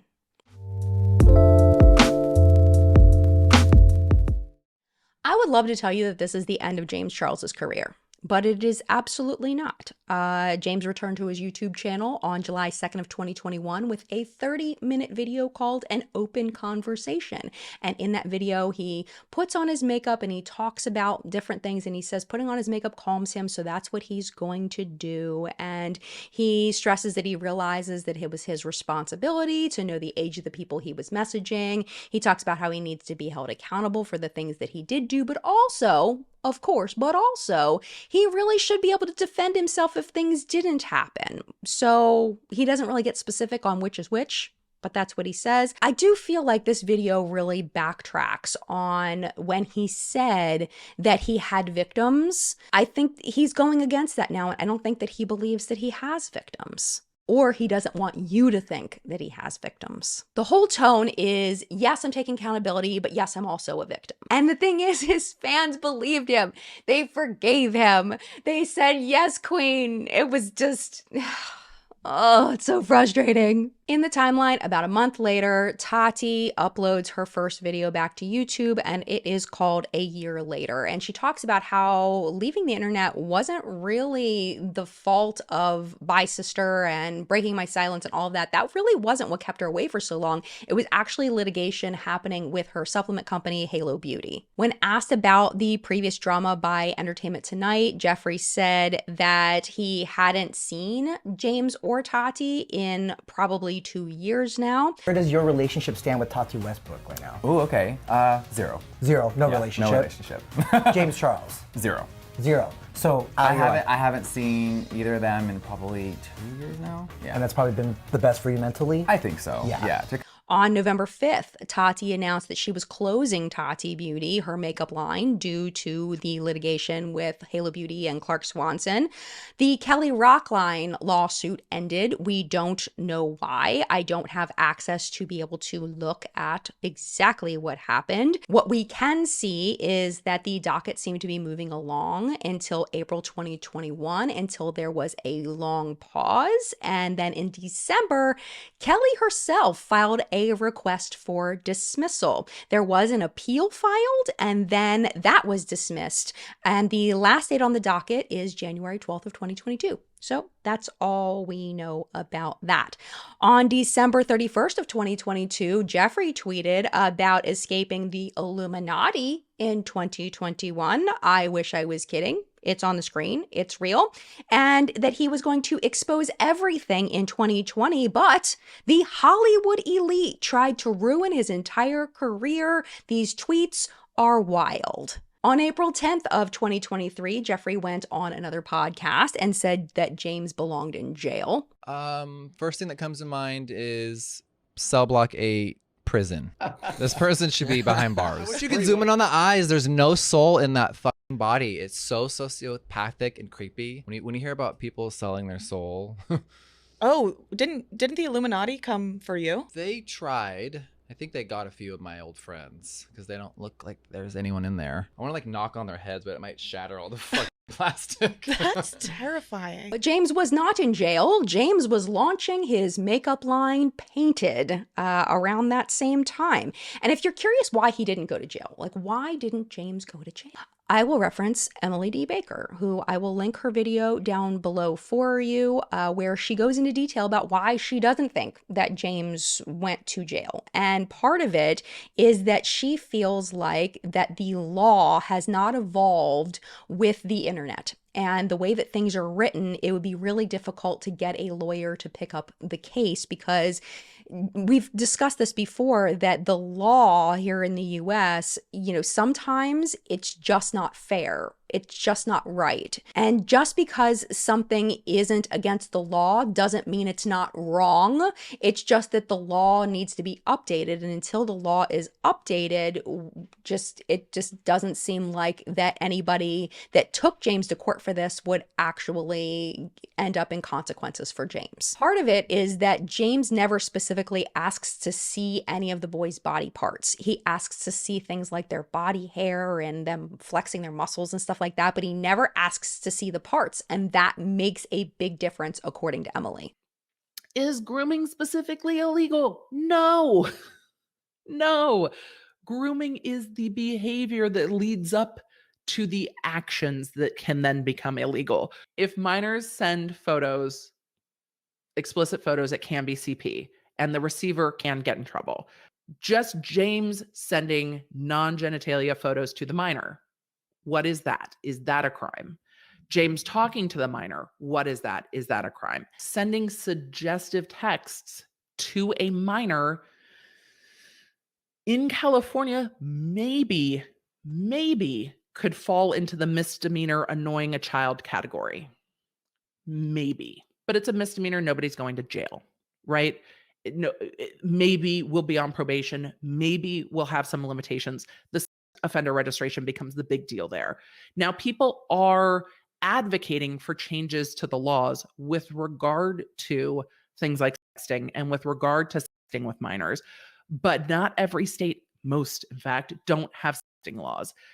Now, we also have to look at the federal laws. So people are going to ask, why isn't this, lewd acts with a child? Why isn't this those types of things? Those all require touching. The internet is allowing for things to play out that don't fit within the way the crimes are actually written. What was very interesting to me in this is when the minor was talking about the way photos were being solicited. The way photos were being solicited were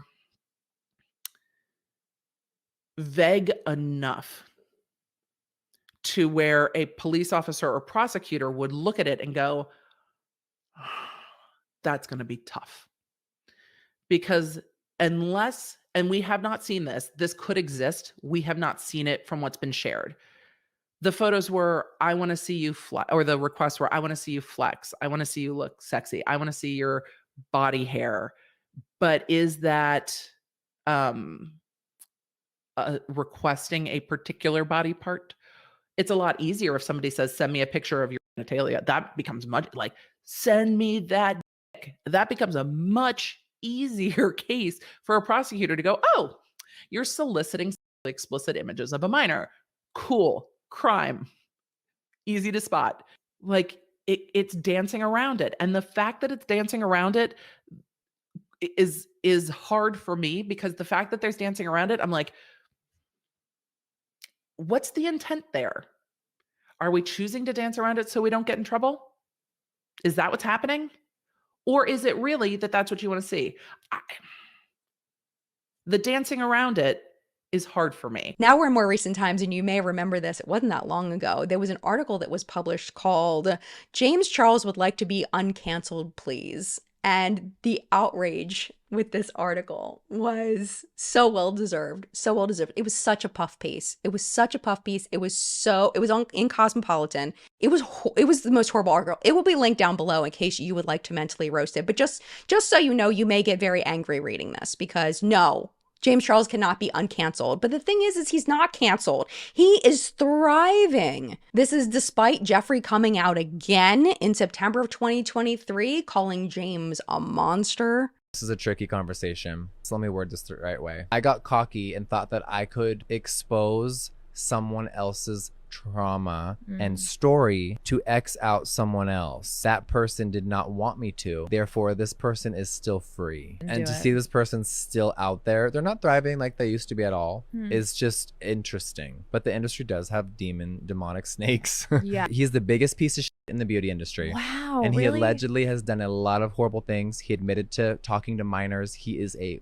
fucking piece So of that shit. is true. I always stay out of the drama. He did a video allegedly, not allegedly, admitting to minors. One of the most vile human beings on this planet. And We I will. have never really talked or addressed these things, Yeah. but he is a literal monster. People aren't ready for the truth. Everyone wants to keep their mouths shut, and they keep...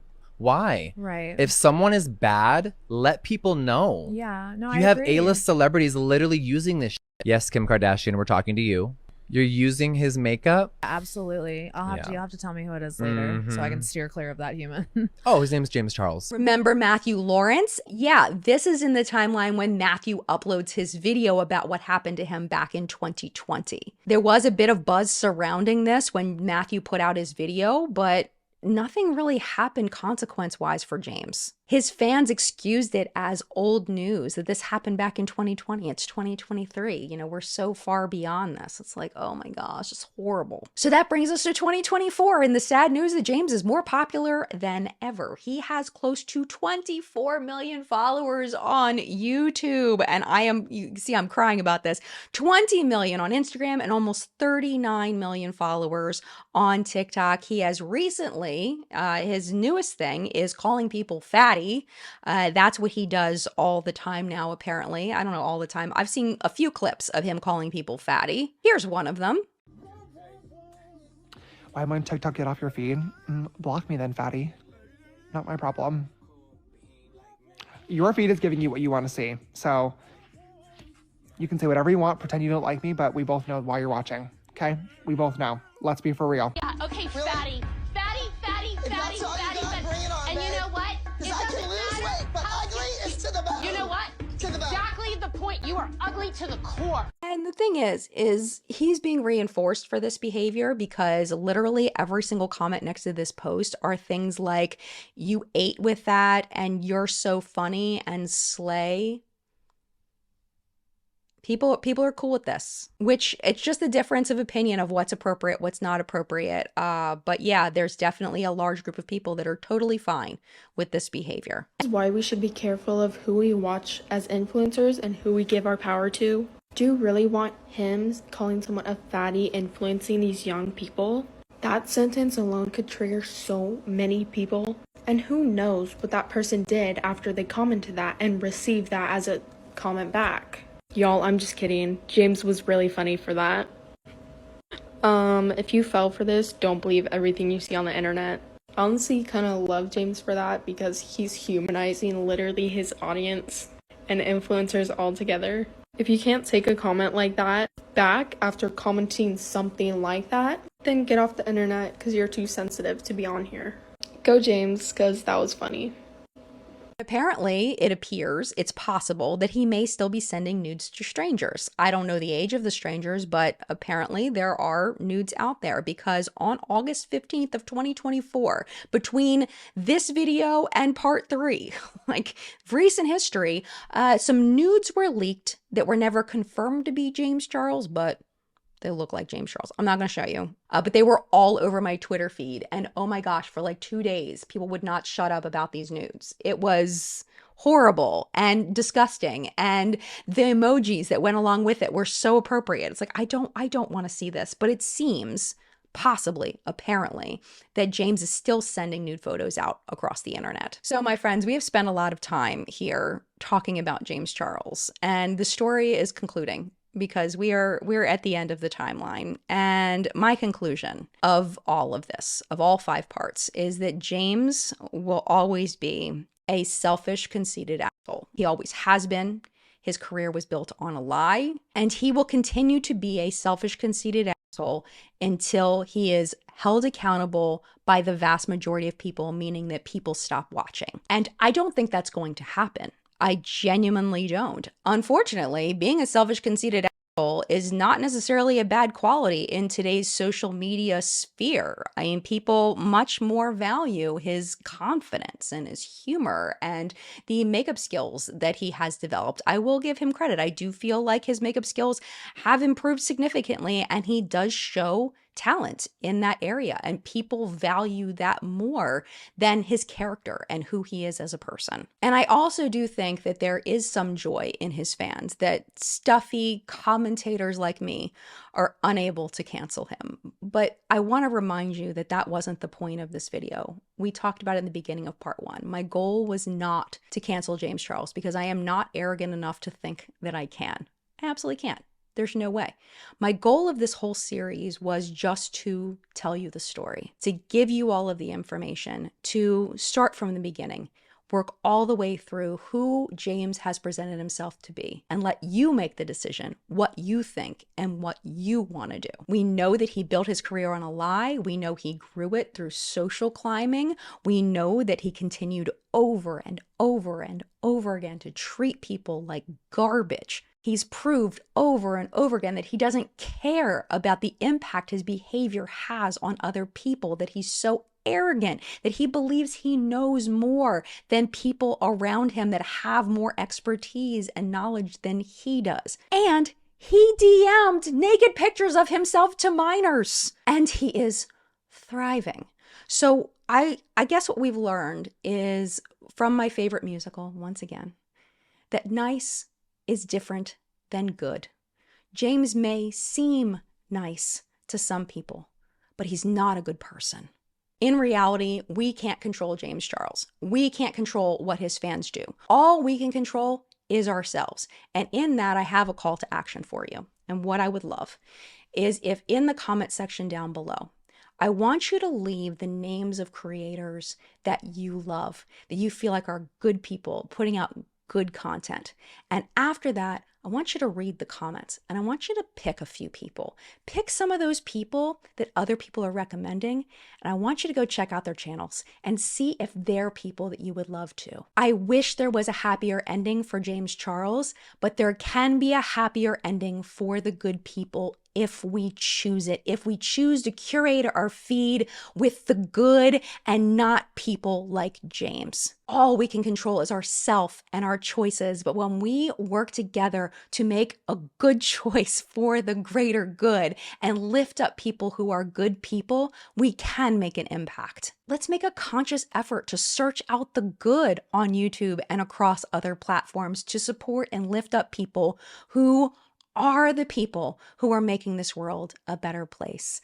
And with that, I am going to leave you. I know I'm going to be checking the comments for some new favorites, and I hope you will too. Thank you so much for watching. I appreciate you hanging with me through this series. It's been a lot, but I appreciate you being here, and hopefully you'll stick around for the next one.